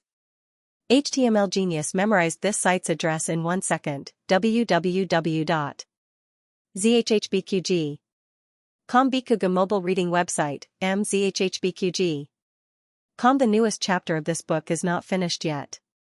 For more exciting content, please scan the QR code below to download the app. Novels are updated faster. Millions of novels are free to read. Novels with content that can't be found online are all here. The masked servant girl took the small medicine box and left the Lanting courtyard without stopping. Then she left the princess's residence and went straight to the side door of Marquis Xianping's residence. She probably planned to jump over the wall there. The Marquis's residence was heavily guarded. From time to time, patrolling guards would pass by with swords. The servant girl's qigong was very high and she could successfully avoid them every time. Finally, the servant girl came to the wall. Marquis Xianping was the first Marquis of Zhao country. The wall of his residence was higher than normal people's. Of course, to the servant girl, this was not a problem. The servant girl hugged the small medicine box and easily jumped up. Her toes touched the wall and she jumped out of the residence.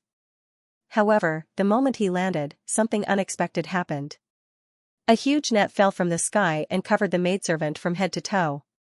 The servant girl's reaction was fast. She quickly pulled out the dagger at her waist and cut the net open. But in the time it took for her to move, a row of spears was placed on her neck. It was just a group of guards. The servant girl did not think much of them. But in the next second, the servant girl did not dare to act rashly. Because outside, more than 100 archers had drawn their longbows and aimed their cold arrows at him. This was not a one-on-one or one-on-many fight. This was an absolute tactical suppression. No expert could easily escape. The maidservant held a dagger in one hand and a small medicine box in the other. Her eyes were cold as she thought about how to deal with the situation. Behind the archers, a man in a crescent white robe came forward, surrounded by a dozen shadow guards holding torches. The archers opened up a path in an orderly manner, and when the man and his group entered the encirclement, they quickly closed up their formation. The light of the fire shone on the young man's face. The servant girl recognized him and her eyes trembled. Xiaoheng stopped about 10 steps away from the maidservant. He looked at her coldly and said indifferently, "You really didn't disappoint me." The servant girl was about to say something but immediately covered her mouth. Xiaoheng smiled faintly. "There's no need to pretend. I've already recognized you, elderly." The servant girl's body stiffened at the mention of elderly. She subconsciously raised her hand to touch her face. Xiaoheng calmly said, "The human skin mask didn't fall off." The maidservant went to touch her chest again. Xiaoheng said, "It didn't drop either." The maidservant was only short of going to scout the birds. Xiaoheng's face darkened. "Stop." The maid. No, to be precise, it was Li Jiangping. He frowned and looked at Xiaoheng in shock. Xiaoheng's expression was calm, without a trace of doubt. From this, it could be seen that he was certain of his identity. There was no point in denying it. He asked in a low voice, "How did you guess?" Xiaoheng said coldly, "It's very simple. You revealed a flaw from the very beginning." Li Jiangping frowned. "I don't understand." Xiaoheng raised his finger, and an accompanying secret guard took out a handkerchief from his bosom. He opened it and handed it to Xiaoheng. Xiaoheng picked up the iron nail that had long dried blood and said, "You were injured because your palm was accidentally pierced by a nail when you were carrying the betrothal gifts. You did put on a show and nailed the nail into the box. However, this is where the problem lies. These betrothal gifts are very precious. In order to prevent moisture, you gave up on taking the waterway. This measure was clearly effective. The other nails were all dry and intact, but this one was rusty. Moreover, its hole was new. It could be seen that it was just nailed in. Perhaps you will say that I'm just mending a nail, but I think that no one will mend a rusty nail." Li Jiangping never expected that he would make such a mistake. No, this was not a mistake. This was flawless. It was just that this guy was too abnormal, and his thoughts were too meticulous. Even such a tiny clue couldn't escape his eyes. Li Jiangping gritted his teeth. Just based on a rusty nail? More than that. Xiaoheng said, "When Chang Jing told you not to spread Gu Jiao's medical skills, do you remember what you said? An ordinary man is innocent, but treasuring a jade ring is a crime." "I understand, don't worry." At that time, the words flashed through his mind. Li Jiangping did not understand where his flaw was. "What's wrong with this sentence?" Xiaoheng said indifferently, "You didn't notice it yourself, right? Before you said this, you glanced at the small medicine box on the table while wiping your sweat. Therefore, I'm very sure that what you said about treasuring a jade ring is referring to my wife's box. You deliberately got injured to test the medicine box in my wife's hands. Was this fellow a judge?" His eyes were so sharp, Li Jiangping originally wanted to deny it, but it seemed impossible now. This was definitely the first time he had exposed himself so quickly. What the hell, he was clearly a guy who did not know martial arts, but for some reason, his eyes and aura were enough to make people's hearts jump. All of this happened too quickly. Li Jiangping was stunned, and there was too little time for him to react and make a decision. He could only rely on his many years of martial arts practice to rush toward Xiaoheng, the only one who did not know martial arts at the scene. Xiaoheng's appearance happened to block the line of sight of a wave of archers for him. As long as he was fast enough, he could catch Xiaoheng and force these people to let him go. As for the secret guards by Xiaoheng's side, they were no match for him at all with their mediocre skills. Li Jiangping was an expert of Dark Knight Island, and there was no doubt about his skills. His internal strength shook off those secret guards, and his hand fiercely grabbed Xiaoheng's neck. But just as he was about to succeed, a certain someone who had been hibernating on the tree for a long time curled his lips disdainfully, aimed at him, and pulled the trigger. With a loud bang, Li Jiangping was sent flying. He hit the wall behind him heavily and fell to the ground in a sorry state. TSK Shang Guanqing, who was on the tree branch, frowned and seemed to be dissatisfied with his shot. The shot just now hit the small medicine box in Li Jiangping's arms. He was not shot open on the spot, but he was still badly shaken. He spat out a mouthful of blood. This time, the steamed bun in his lapel really fell out. Shang Guanqing's eyes were burning. "Little Jing Kong can burn me, but you can't." He decisively loaded the gun. This was a newly improved gun. Its accuracy and speed had increased, and the corresponding recoil was also much stronger. He was still not used to it. I'll use you to practice tonight.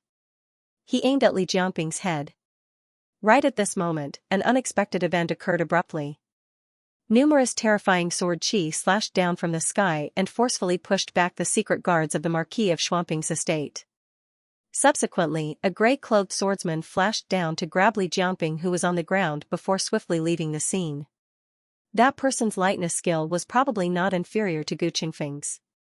In the blink of an eye, he disappeared without a trace with Li Jiangping. Shang Guanqing jumped down from the tree branch with the new gun in his arms. He looked at the place where Li Jiangping fell, and then looked at Xiaoheng. Aren't you going to chase?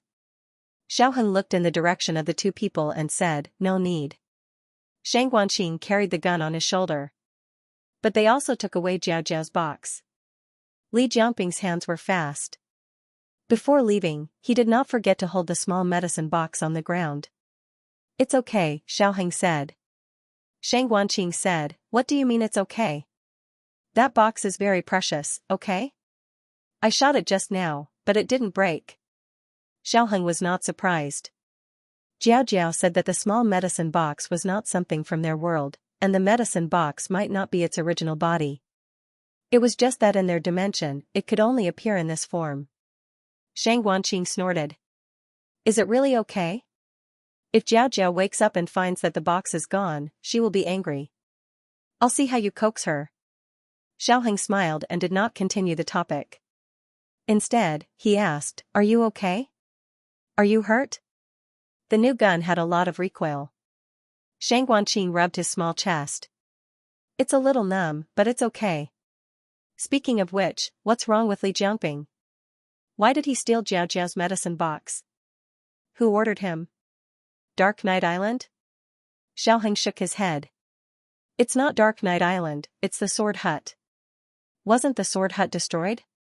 Shang Guanqing had heard from his father that Chang Jing and the others went to the Sword Hut Island to take revenge. Xiaoheng said thoughtfully, now it seems that the Sword Hut used a trick to escape. After midnight, Marquis Xianping and Chang Jing returned home. The enemies who had followed him for a few days were successfully killed by Chang Jing. None of them escaped. As expected, Chang Jing was easy to use. Eh? Why are you all here? Don't you need to sleep? As soon as he entered the courtyard, Marquis Xianping saw his two sons talking by candlelight in the central room. Xiaoheng glanced at Chang Jing and told him about Li Jiangping. Marquis Xianping looked at Chang Jing. Chang Jing was very shocked. If someone else said this, he would not believe it. But since it came from Xiaoheng, he fell silent. Marquis Xianping snorted coldly and sneered. He doesn't look like a good person. Chang Jing retorted softly, Uncle Li is very good. He has always taken care of me and my 7 sisters. Every time we get into trouble, he will plead for me. Marquis Xianping looked at him strangely. Even if he doesn't plead for you, your father can't bear to punish you. Chang Jing was speechless. The truth was. In front of him, Marquis Xianping would not speak for a bad person who stole his daughter-in-law's medicine box. So that Li Jiangping is just putting on an act to please you. Chang Jing continued to argue weakly. But this time, he persuaded my father. Only then did my father allow me to come and propose marriage. Xiaoheng analyzed for Chang Jing.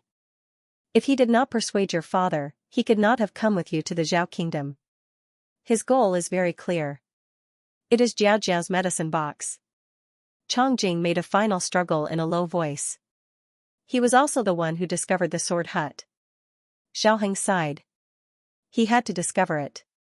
First, he had to make enough contributions to gain your father's favor. Second, the rules of the Dark Knight clan are strict. He could not leave the island without permission. He could only use the excuse of monitoring the Sword Hut every few days to hide his dealings with the Sword Hut. Is that so? Chang Jing already understood. Regardless of whether Uncle Li was a spy of the Sword Hut or not, from the moment he stole Gu Jiao's medicine box, he was no longer elderly of the Dark Knight clan.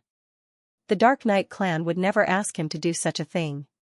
Shang Guanqing said suspiciously, but I still don't understand. Why did they steal Jiao Jiao's medicine box? Are there many precious medicinal materials in the box? Shang Guanqing asked and answered his own question. Or is it that the box is invulnerable? Even firearms cannot break it. They want to take the box back to make armor? Xiaoheng shook his head. He did not explain the secret of the medicine box to the people in the room. The medicine box had an inexhaustible supply of medicine. It could also be connected to the operating room in another space. It was indeed a rare treasure. Then there was another problem. What did the sword hut want these for? It was the sword hut, not the medicine hut.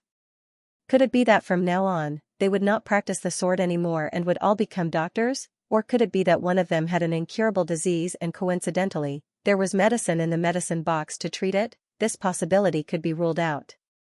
With the relationship between Li Jiangping and Chang Jing, as long as he asked, no matter what medicine it was, Gu Jiaojiao would be willing to give it to him. There was no need to go through the trouble of stealing the medicine box. Marquis Xianping did not inquire about whether there was anything strange in Gu Jiaojiao's medicine box. The medicine box belonged to Gu Jiaojiao. He would not pry into other people's privacy. In addition, no matter what it was not a reason for the sword hut to covet it. The people of the sword hut really deserved to die. Thinking of something, Xiaoheng asked Chang Jing, the people who died were the island master of the sword hut and his wife. Who identified those corpses? Uncle Li. Li Jiangping. Chang Jing corrected herself. Only he was secretly observing the sword hut. He was also the only one who recognized who on the island. Therefore, when he said that they were the corpses, my father and I both believed him. Xiaoheng said, it seems that the real master of the sword hut is not dead. Shang Guanqing asked, did Long Yi go to the island? Xiaoheng shook his head. Now, it's hard to say. Maybe he went and killed many disciples of the sword hut. Some of them escaped. Maybe before he could do anything, the people of the Dark Night Gate arrived on the island. That accident was directed and acted by the sword hut to deceive the Dark Night Gate. Shang Guanqing nodded. Li Jiangping knew that the Dark Night Gate was going to kill the sword hut, so he informed the sword hut in advance. Therefore, the sword hut acted out such a massacre. It seems reasonable. Xiaoheng thought for a bit and said, the possibility of Long Yi going there is very high.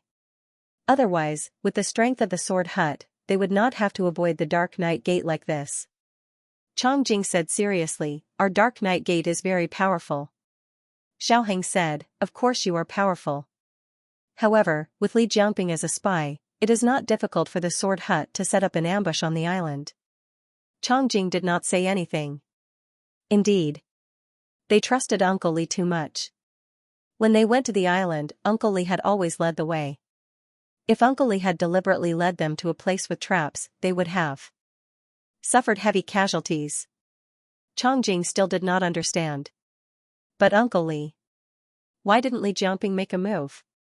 Even if we had some casualties on the Sword Hut Island, we would not have suspected him. He could have used this opportunity to weaken the strength of the Dark Night Island. Xiaoheng looked at him seriously. What if he hurt you? You can't come to Zhao country to propose marriage, so he can't get close to Jiao. Chang Jing said, oh. At this point, the last trace of hope in the bottom of Chang Jing's heart was extinguished.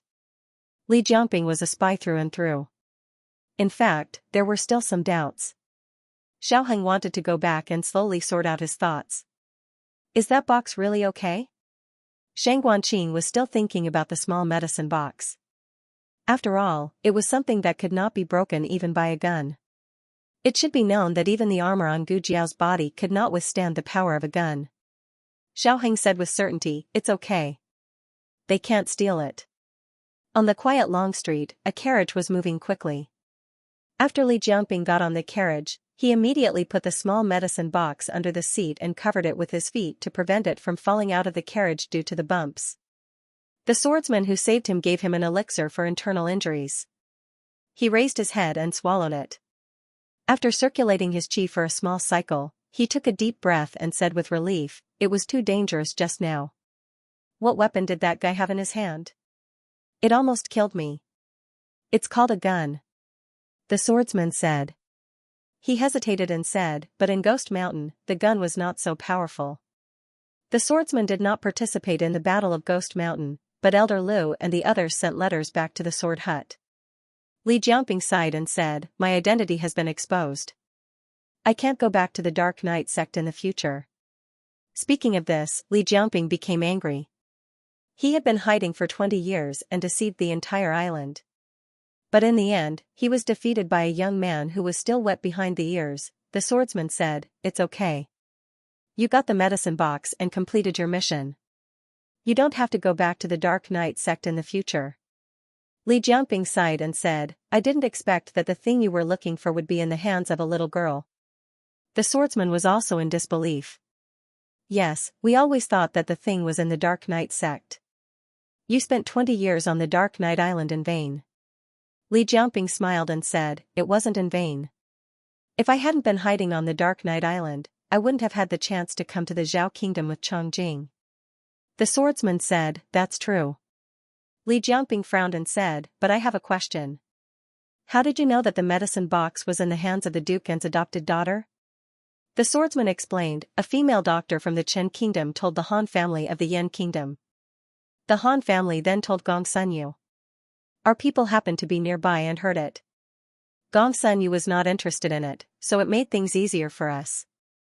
Li Jiangping suddenly understood. "I see."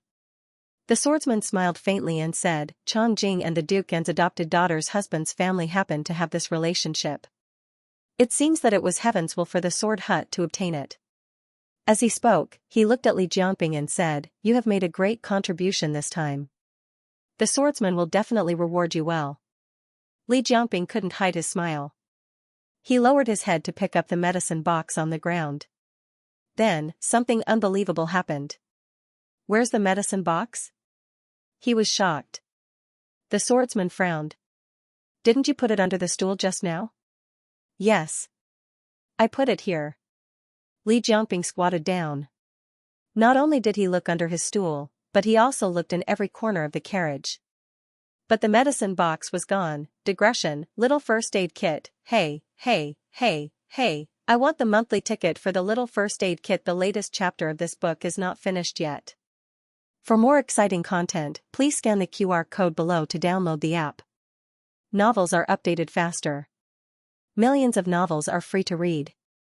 Novels with content that can't be found online are all available here. https://www.zhhbqg.com/8964289642826/1046621333. HTML Genius memorized this website's address in 1 second. www.zhhbqg.com Biku Pavilion's mobile reading website, mzhhbqg.com. The latest chapter of this book is not finished yet. For more exciting content, please scan the QR code below to download the app. The novel will be updated more quickly. Millions of novels can be read for free. There are all kinds of novels that can't be found on the internet. After an hour, Xiaoheng finished talking with Marquis Xian Pingho and the others and returned to the princess mansion with Shang Guanqing. Shang Guanqing yawned and waved at Xiaoheng. "I'm so sleepy. I'm going to sleep. You should rest early too." "Got it," Xiaoheng said to him. Shang Guanqing swaggered away with his new gun in his arms.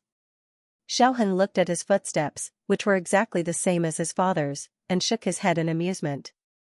When he returned to the room, he saw the small medicine box on the table. The corners of his lips curled up slightly.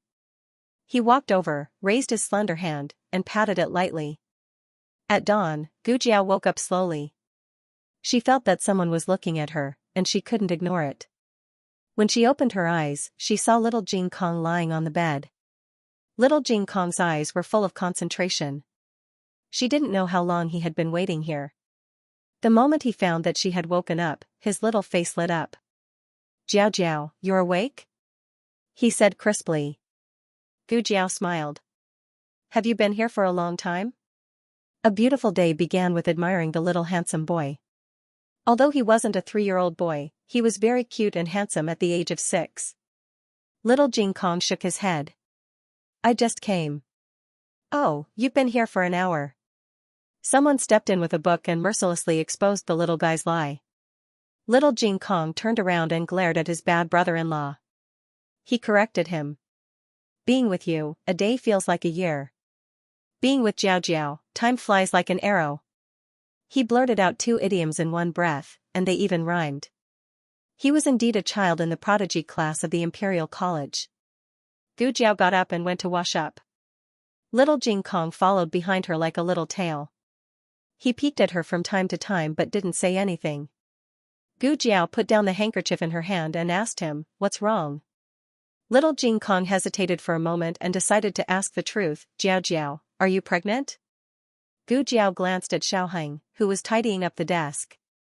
She almost understood where the news about little Jing Kong came from. Pulling out a kiss and showing off the baby. "As expected of you." Gu Jiao nodded and said, "Yes, we have a baby. A baby as cute as Jing Kong." "Is she as cute as me?" Her words were so pleasing to the ears that little Jing Kong became excited all of a sudden. He even started to look forward to the baby in Gu Jiao's belly. However, he thought of something and muttered hesitantly, but, Jiao has a baby.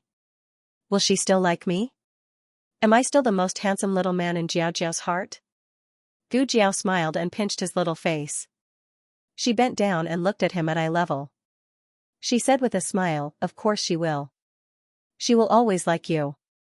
She will like you more every day than yesterday." Oh. Little Jing Kong was so shy that his cheeks turned red. He turned around and covered his hot cheeks. "I'll go and get breakfast for Jiao first." After that, he ran out shyly. When he reached the corridor outside, he suddenly stopped and looked at Xiaoheng, who was tidying up the desk in front of the window. He puffed out his chest and said proudly, "Jiao likes me. I'm the most handsome." Humph. Little Jing Kong, who had turned the tables, left valiantly. Xiaoheng had a toothache. While little Jing Kong went to get breakfast, Xiaoheng and Gu Jiao talked about what happened last night. Gu Jiao was not too surprised by Li Jiangping's betrayal, but the point that aroused her suspicion was different from Xiaoheng's. She recalled, "When they gave me the nail, they wrapped it in a clean handkerchief. I've seen too many people with such injuries at the border. Most people would not keep the nail. They would throw it away immediately to prevent a second person from getting hurt. Even if they kept it, they would just put it aside casually. They wrapped it in a handkerchief as if they were afraid of destroying the blood and rust on it." Xiaoheng looked at her with admiration. Jiao is so smart." Gu Jiao nodded seriously. "Yes, I'm very smart." Xiaoheng smiled. Gu Jiao thought of something and asked, "But, how did you know it would come back by itself?" "I don't know." "You don't know?" Xiaoheng was surprised. He thought she knew her small medicine box like the back of her hand. Gu Jiao shook her head. Xiaoheng helped her recall. "Do you remember that time you were crushed in a collapsed wine cellar?" Gu Jiao said, "I remember. You jumped down and looked for me." She was almost out of breath with the boulder on her chest. She thought she was going to die. In the darkness, he grabbed her hand. Xiaoheng said, "Later, we were all rescued. Your medicine box fell in the ruins. The scene was too dangerous at that time, so there was no way to dig it out. But when I went back, I found it in your small basket. I thought I was mistaken at that time. It was not until later when you told me that it was not an ordinary medicine box that I was sure I was not mistaken." When he said that, Gu Jiao also remembered something. It was during the archery competition in the Yan Kingdom. She remembered that she did not bring the small medicine box, but it was in her basket. She thought that it was Gu Shaoshan and Gu Yan who put the small medicine box in her basket. In addition, when she first transmigrated here, the small medicine box was not with her. It only appeared when she urgently needed it. Gu Jiao looked at the small medicine box on the table bitterly.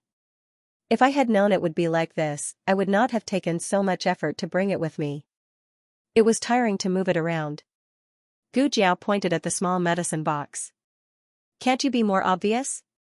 Sometimes, if I didn't bring you, wouldn't I have found out if you appeared a few more times? Did you do it on purpose? Do I have to hug you every day to be happy?" A gust of morning wind blew, and the small medicine box was as quiet as a chicken. Xiaoheng sorted out what happened last night. There were 3 questions that he had no clue about. First, how did the sword hut know about the small medicine box? Second, why did the sword hut want the small medicine box? Third, what was the purpose of Li Jiangping lurking in the Dark Knight gang? If it was to deal with the Dark Knight gang, it did not make sense that he could not find a suitable opportunity to take action in 20 years. Gu Jiao had no clue about the first 2 points. As for the third point, she had her own opinion. The sword hut let Li Jiangping lurk in the Dark Knight gang for many years. Other than sending messages to the sword hut, the only big thing he did was to steal the small medicine box. Xiaoheng stared. You mean that he lurked in the Dark Knight gang for the small medicine box? But he was already on the Dark Knight Island 20 years ago. At that time, Changjing was not born yet. You were not born either. Could they be like the state preceptor, who could predict the future? Gu Jiao paused. What if they thought that the small medicine box was on the Dark Knight Island? Huh? Xiaoheng was slightly stunned. Gu Jiao said, the purple grass came from the small medicine box. The earliest purple grass was planted by the first island master of the Dark Knight Island. Now I suspect that the small medicine box once appeared on the Dark Knight Island. Digression, little cuties, can I squat for a wave of monthly votes? The latest chapter of this book is not finished yet. For more exciting content, please scan the QR code below to download the app. Novels are updated faster and more complete. Millions of novels are free to read. Novels with connotations that cannot be found on the internet are all available here. https://www.zhhbqg.com/896428964286/1046606622. HTML Genius remembered the website address in 1 second. www.zhhbqg.com Bikuga mobile reading website, mzhhbqg. The latest chapter of this book is not finished yet. For more exciting content, please scan the QR code below to download the app. The novel is more complete and updated faster. Millions of novels are free to read. There are all kinds of novels that can't be found online, Xiaoheng wondered, but isn't the medicine box yours? Why did it appear on Dark Knight Island? Gu Jiao shook her head. I don't know. It was indeed a mystery. Even she had no clue. The two of them decided to ask Changjing. Did your box appear on our island? I don't know. In the Garden of the Lord Protector's Manor, Changjing looked confused. Then he asked the same question as Xiaoheng, why did your box appear on our island? You haven't been to our island. If Gu Jiao knew the answer, she wouldn't have to ask Changjing. She said again, how much do you know about the first island owner? Changjing said helplessly, Dark Knight Island was originally a deserted island. After he came, he reorganized it into a sect, took in the nearby fishermen, and planted purple grass. That's all I know. If you want to know about the first island owner, you can only ask my father. Even Uncle Li doesn't know much about it. Was he a man or a woman? Xiaoheng asked suddenly. Changjing said subconsciously, a man. Xiaoheng said seriously, what do you mean by a man? Are you sure or not? Changjing thought for a while and said, no one told me. But aren't all island owners men? Is there a woman who can be an island owner? If there is, can my sister also be an island owner? Then I don't have to inherit the Dark Knight sect. The two of them exchanged a look. Changjing's state of mind was completely different from theirs. No wonder he got along well with Jing Kong. Xiaoheng said to Gu Jiao, I will investigate them. Don't worry. Okay. Gu Jiao was not a person who would give up eating for fear of choking. Although the people of the Sword Hut had sneaked into the capital, they still lived their lives as usual. After breakfast, Gu Jiao took little Jing Kong to the carriage for an outing. Little Jing Kong swung his legs and said in a low voice, Jiao Jiao, let's not go for an outing, shall we? Why? Gu Jiao asked. Little Jing Kong looked down and said, I'm a little tired today. Gu Jiao smiled and said, you're not tired. Little Jing Kong opened his mouth and was about to say something when Gu Jiao added, I'm not that weak. It was just a pregnancy. Other than the difference in appetite and sleep, there was no other difference. During this period of time, she had been busy with her own affairs and neglected little Jing Kong. He was growing up day by day. She did not want to look back one day and realize that he had become independent and that she had missed out on his growth.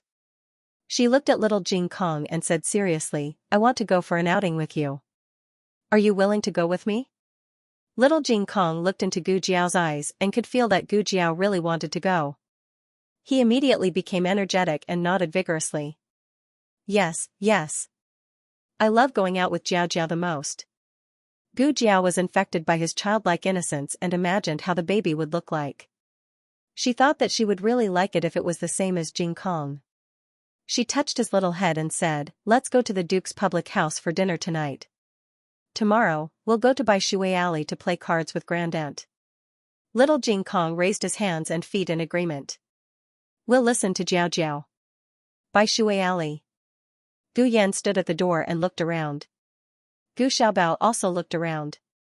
What are you doing? He asked Gu Xiaobao. What are you doing? Gu Xiaobao asked him back. Gu Yan was annoyed and amused by Gu Xiaobao's adult tone. I'm waiting for someone. Gu Xiaobao said, I'm also waiting for someone. Gu Yan said, I'm waiting for Xiaoshun. I'm also waiting. I'm not waiting for Xiaoshun. Gu Xiaobao waved his little hand and learned from Gu Yan to call Xiaoshun. You have to call Xiaoshun brother. Also, sister won't be coming today. Gu Yan hit the nail on the head. Gu Xiaobao raised his head and looked at his brother unhappily. She's coming. Not long after, Gu Xiaoshun came back. Gu Yan's eyes lit up. Is it done? Gu Xiaoshun said sneakily, it's done. Let me see. Gu Yan stretched out his hand. Gu Xiaobao looked at his two brothers in confusion. He didn't understand what they were doing. Gu Xiaoshun sneakily stuffed the thing into Gu Yan's arms. There are so many on the streets. You had to draw it yourself. I don't know if it's to your liking. There's no silver left. I found the most experienced master craftsman. Gu Yan said, okay, you look after Xiaobao. I'm going out. Okay. Gu Xiaoshun carried the little boy into the house. Gu Yan took a carriage to the military camp. Gu Chongqing was observing the soldiers drill. Suddenly, a guard walked over quickly and whispered something in his ear. He raised his finger and said, got it. Then, he said to the generals who were watching the drill together, sorry, I have to leave. The generals looked at him strangely and exchanged glances. This was a big drill that happened once every 3 months. Did something big happen? Why did General Gu leave midway? He left in a hurry. Gu Chongqing quickly walked out of the military camp and saw a thin figure pacing back and forth beside a carriage. Ah Yan. He called out to him. Gu Yan heard and turned around in a daze. You, why did you come out? Gu Chongqing smiled. Someone told me that you came to look for me. I didn't. Gu Yan subconsciously retorted. It was true that he came to look for him, but he didn't mention it to anyone. He knew that the military camp was busy and didn't want to disturb him. He wanted to wait for him to finish before coming out. Gu Chongqing didn't tell Gu Yan that it was his personal guard who recognized him. Gu Chongqing was a cold-faced Yama in the military camp. However, in front of Gu Yan and Gu Jiao, he was always a doting brother. He saw that Gu Yan's cheeks were red from the sun and quickly brought him to his tent. Bring some ice. He ordered the guard. The guard was shocked. Didn't you say that you didn't use these things? Yes. The guard glanced at the pampered young master and understood. He went to bring over 2 large basins of ice cubes and placed them on both sides of Gu Yan. Gu Yan felt a chill run down her spine. You can leave. Gu Chongqing ordered. Yes. The guard retreated. Gu Chongqing picked up the fan on the table and gently fanned Gu Yan.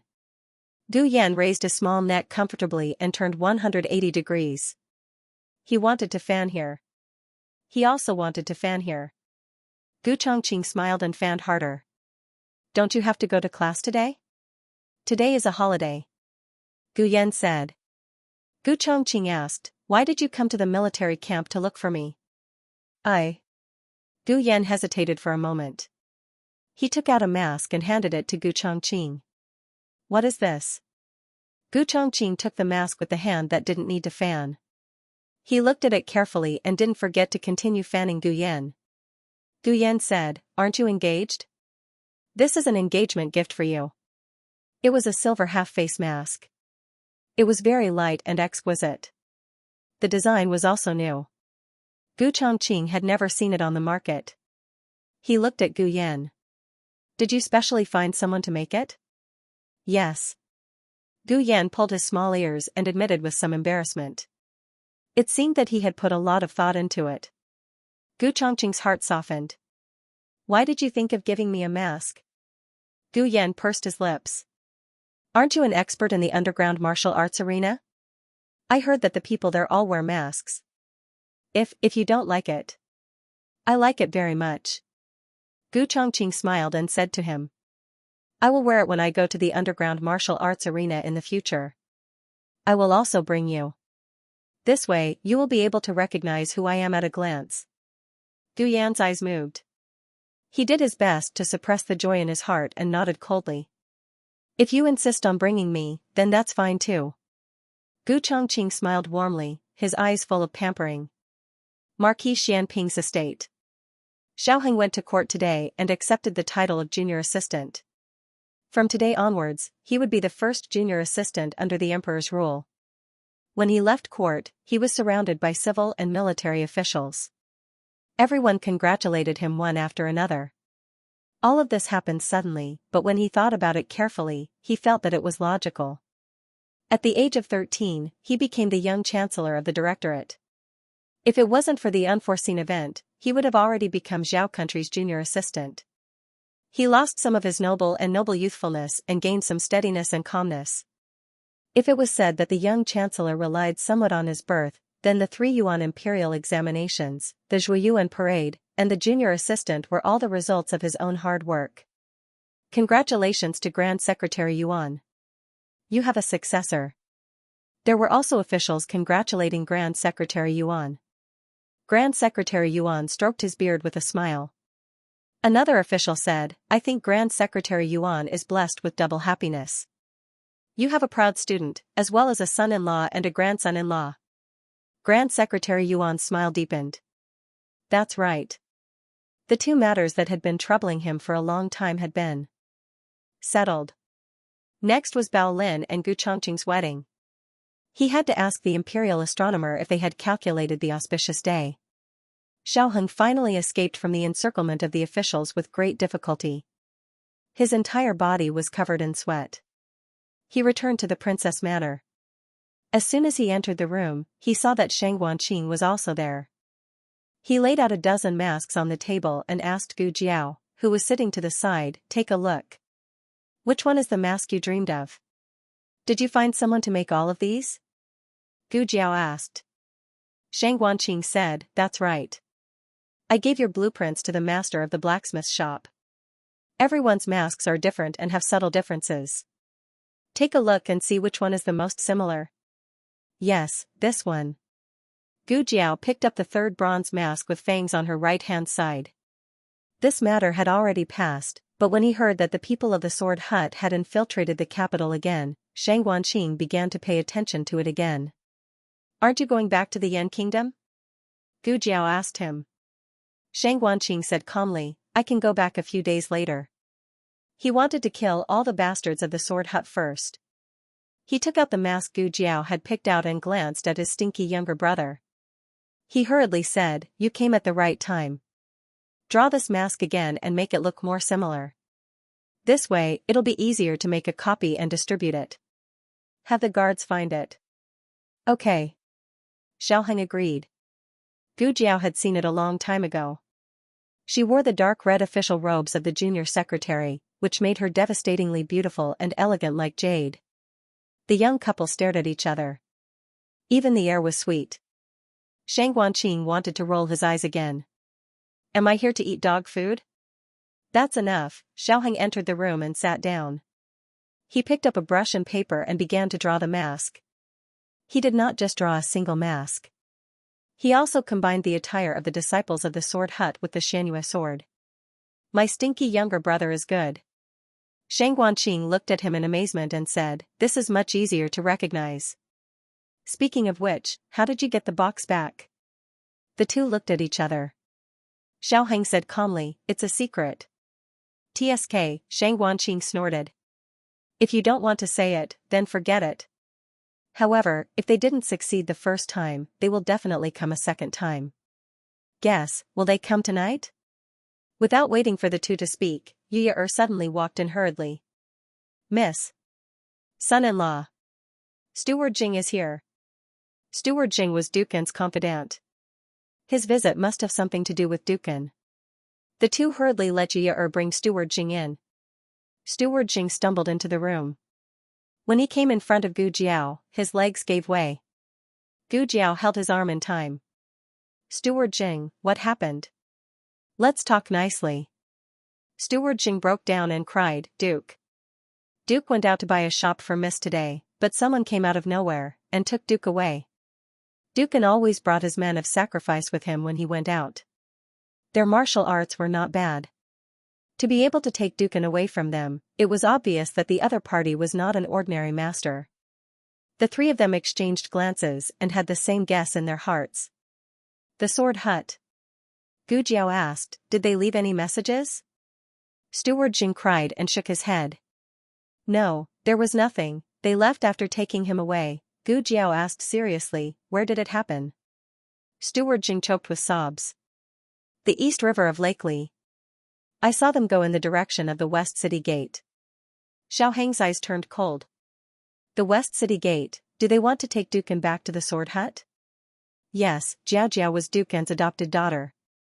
With Dukan in their hands, were they afraid that they could not control Jiao? They wanted to lure Jiao to the sword hut because they realized that to take away the medicine chest, they had to take away Jiao. I'm going out. Wait for me at home. Before Xiaoheng could finish speaking, Gu Jiao had already tied up her long hair without hesitation. At dusk, a seemingly inconspicuous carriage drove out of the North City Gate of the capital. The coachman drove the carriage vigilantly, followed by 4 attendants on horses. Inside the carriage, 2 men sat facing each other. One of them was the kidnapped Dukan, and the other was the swordsman who had saved Li Jiangping last night. The swordsman wore a silver mask that distorted his original appearance. However, from the skin on his neck and hands, one could tell that he was not old. When he spoke, he confirmed Dukan's guess. At most, he was around 30. Dukan, we have no ill intentions. Please calm down. He smiled and said to Dukan. Dukan was very calm from beginning to end. He did not make any unnecessary calls for help. Hearing the other's words, he said calmly, where do you plan on taking me? The swordsman smiled coldly. You don't need to know. Just cooperate obediently. Otherwise, I don't mind making you suffer. Dukan was not frightened by his threat. He said calmly, you are from the sword hut. A glimmer of shock flashed through the swordsman's eyes. Clearly, he had not expected the other to guess so easily. However, he quickly smiled again. As expected of Dukan. You are extremely quick-witted. This was an admission. It seemed that his situation was not good. After all, only the dead could keep secrets. They did not plan on letting him leave alive. It did not matter if he died. He was only worried that he would implicate Jiao. The swordsman smiled coldly. Why aren't you speaking? Are you thinking of how to escape? Don't waste your time. You can't escape. Don't count on anyone coming to save you. They all think that we are going to the Western City Gate. By the time they react, we will have already boarded the ship. Dukan looked at him calmly. Who are you trying to threaten by capturing me? The Duke and estate, the Xianyuan family, or the Yan royal family? None of them. The swordsman smiled. We only hope to invite your adopted daughter to the island as a guest. As expected, they had come for Jiao. Murderous intent flashed through Dukan's eyes. The swordsman saw the murderous intent and said mockingly, oh, you want to kill me? What can a cripple like you do? I can crush you to death with my fingers. However, don't worry. Your body is so weak. I am afraid that I will not control my strength. If I kill you, I will not be able to invite your adopted daughter. Dukan asked calmly, Jiao has no enmity with you. Why do you want to attack her? The swordsman laughed. There is enmity. After all, she killed so many disciples of the sword hut at the border. Of course, they were all outer sect disciples. The enmity is not great. As long as she is willing to obediently hand over what we want, we may consider letting her go.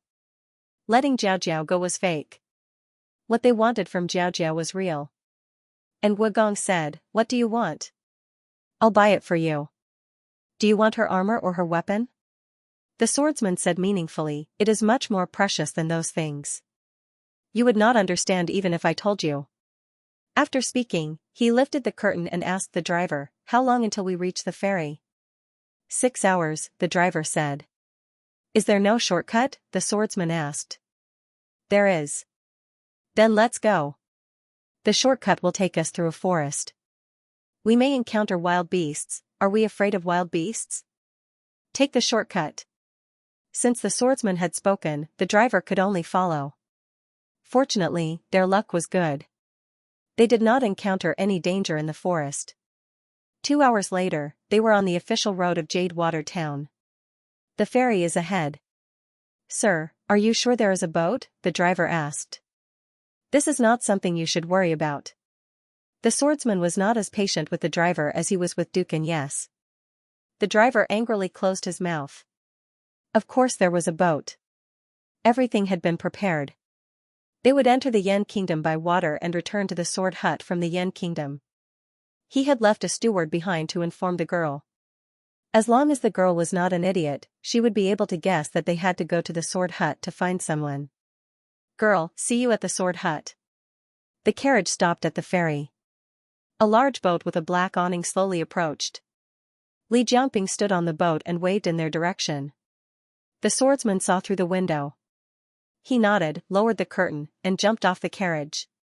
Just as he was about to move Dukan and his wheelchair down, an eagle's cry suddenly came from the silent roof. The entire night sky seemed to have been torn open by this eagle's cry, and a majestic murderous aura surged out like a tsunami. The swordsman and Li Jiangping's hearts shook. An ominous premonition swept through their hearts. The sound of heavy horse hooves approached. The two turned their heads to look. In the dark night, Gu Jiao rode over with a red tasseled spear on her back. She carried a killing intent that could trample mountains and rivers. Her red battle clothes were blown by the night wind. Her black armor reflected a cold light under the moonlight. The swordsman was shocked. Li Jiangping had seen Gu Jiao before. But the Gu Jiao in the manner and the person on the horse emitting the fury of a killing god were like two different people. He did not dare to recognize her for a moment. "Get on the boat." He finally came to his senses. Gu Jiao rode on the Black Wind King's strong horse. She coldly pulled back the bow in her hand and shot him into the water with an arrow. Digression, Shan Sheng. I went to the battlefield when I was 13. Little Jing Kong, I went to the battlefield when I was 10. Little Bao Bao, I'm amazing. I started fighting when I was in Mama's stomach. The latest chapter of this book is not finished yet. For more exciting content, please scan the QR code below to download the app. Novels are updated faster and more complete. Millions of novels are free to read. Novels with content that can't be found online are all available here. https://www.zhhbqg.com/896428964286/1046432006. HTML Genius memorized the website address in 1 second. www.zhhbqg.com. Biku Pavilion mobile reading website, mzhhbqg.com. The latest chapter of this book is not finished yet. For more exciting content, please scan the QR code below to download the app. Novels are updated at a faster rate. Millions of novels are free to read. Novels with content that can't be found online can be found here. Li Jiangping was an elder of the Dark Night Island, but he was sent flying by an arrow. What kind of terrifying strength was that? The swordsman frowned and said to his 4 subordinates, "Go." The 4 of them drew their swords and flew towards Gu Jiao with their lightness skills. Gu Jiao fired 3 arrows at the same time. Their speed was unbelievably fast, and they tore through the air with unstoppable force. directly hitting the hearts of the three swordsmen. The three of them didn't even have time to fight back before they screamed and fell. The last swordsman saw that his three companions were killed and couldn't help but stop. In this short moment, the Black Wind King had already arrived under him. Gu Jiao pulled out the red-tasseled spear from her back and nailed him to a tree not far away. Blood flowed from the corner of his mouth. His head tilted and he stopped breathing. The swordsman's eyebrows twitched. He couldn't believe it. In a flash, an image appeared in his mind. I know who you are. You are Duke N's adopted daughter. The commander of the Black Wind Cavalry. Should I call you Xiao Lulang or young madam? To be honest, when he heard that the commander of the Black Wind Cavalry who killed Gong Sunyu was a woman, he was more shocked than if he had seen a ghost. Other than the Master of Shadows, he didn't expect there to be a second woman who was so powerful. That's right, the first Master of Shadows was a woman. Perhaps even the members of the Shadow Division didn't know this secret, but the head of the Sword Hut had interacted with her before. The Black Wind King stopped 10 steps away from him. If Dukan wasn't still in the carriage, it would have rammed into him. Gu Jiao held the reins with one hand and pointed the red-tasseled spear at him coldly. Let go of my adopted father and I'll leave you with a whole corpse. The swordsman laughed mockingly. Only a whole corpse? Huh. Girl. You sure talk big. Gu Jiao sat on the back of the horse and looked down at him. It seems that you don't want to choose. That's good. The swordsman sneered, do you really think you can kill me? Although I admit that your martial arts are stronger than I imagined, you are still no match for me. Noisy. Gu Jiao finished speaking word by word and jumped down from the horse's back. Her long spear was like a rainbow as she fiercely stabbed towards the swordsman. The assassin drew his sword to block, but he had underestimated Gu Jiao's strength and the sharpness of the red-tasseled spear. His sword was cut in half, and his arm went numb. He took a few steps back and looked at Gu Jiao in disbelief. To be honest, Gu Jiao was also very surprised. Ever since the battle, she had not properly dueled with anyone. The swordsman was her first real opponent, although his strength was not enough. The swordsman threw away the long sword in his hand and took out another sword from under the carriage. But as expected, it was still cut in half by Gu Jiao's spear. He finally realized that he had kicked an iron board and planned to retreat. Gu Jiao did not give him the chance as her spear cut off his head. He watched as his body went further and further away. The world spun and dust entered his mouth and nose. Then, there was no more then. Adoptive father. Gu Jiao quickly opened the curtain of the carriage. Who would have thought that she would find nothing? There was not a single person inside. She looked carefully and found that when she was dueling with the swordsman, another expert had taken advantage of the situation and taken away Nguagong from the back door of the carriage. She looked at the sky. Little Nine. Little Nine flapped its wings and chased after her. Gu Jiao also got on the horse and chased after Little Nine's eagle cry, running into the night. There was no horse faster than the Black Wind King in the world. When Xiaoheng and Shang Guanqing arrived at the ferry, there was no trace of Gu Jiao and Nguagong. There were only a few corpses on the ground and one of them was a headless corpse. Shang Guanqing frowned. After chasing them for so long, did we still lose them? Xiaoheng's eyes swept over and said cautiously, there is someone in the water. The accompanying secret guard went into the water and pulled Li Jiangping out of the water. Li Jiangping still had one breath left. Who is this guy? Shang Guanqing asked.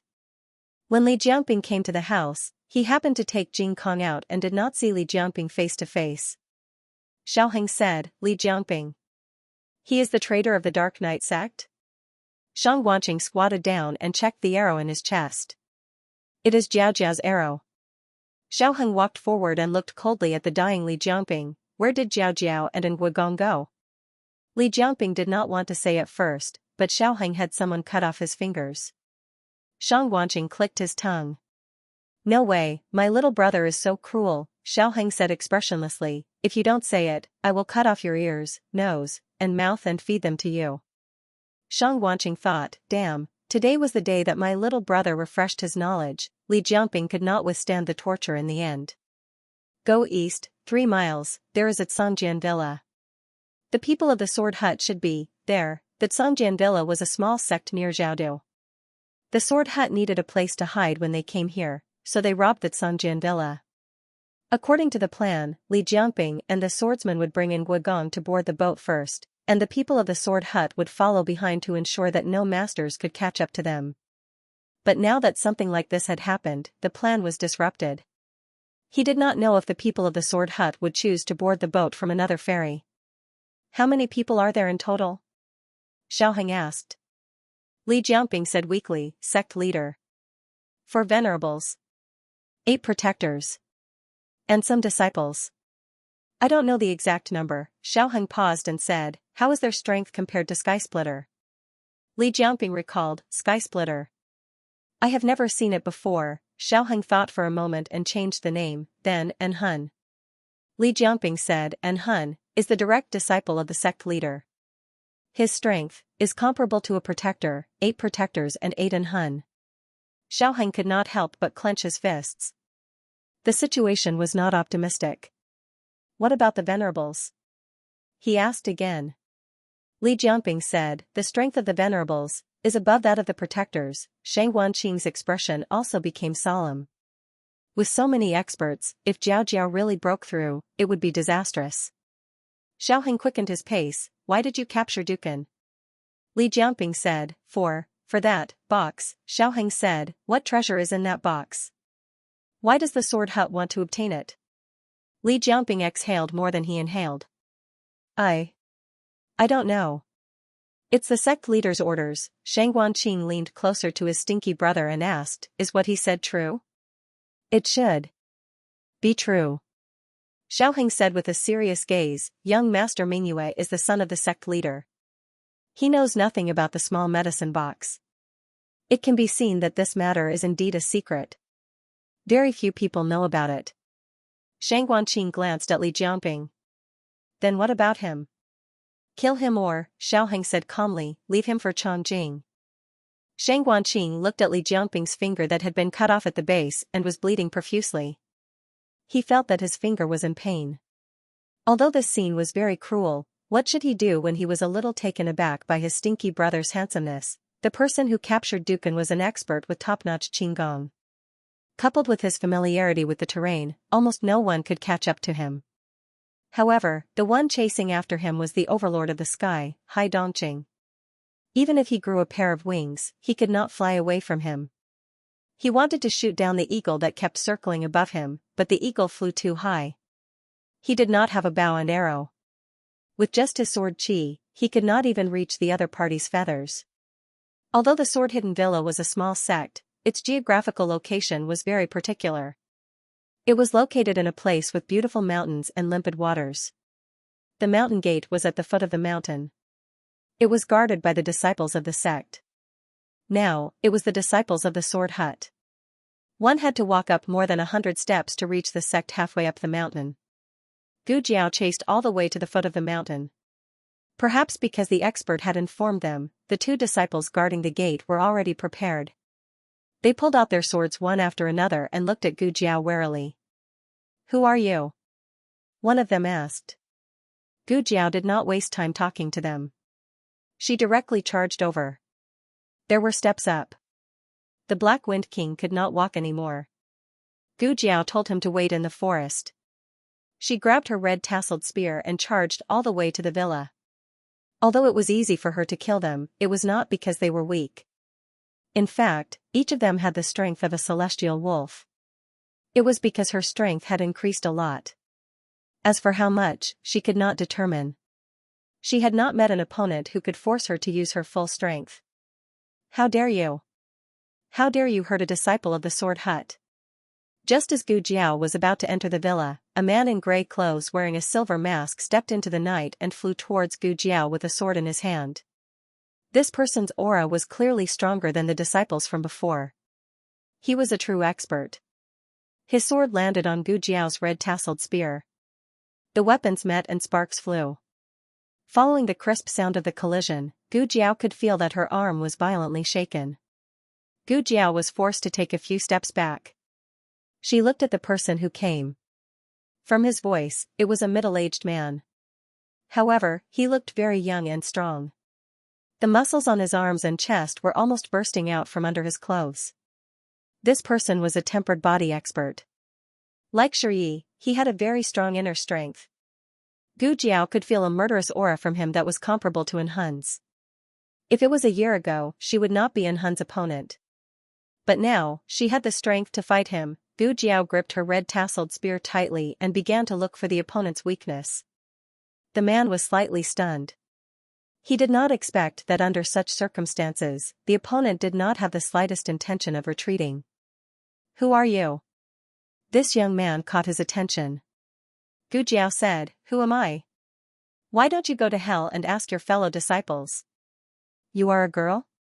The man was shocked again. Then he looked at Gu Jiao's beautiful face under the moonlight and murmured, "No wonder." He was wondering how a man could be so good-looking. Gu Jiao looked around.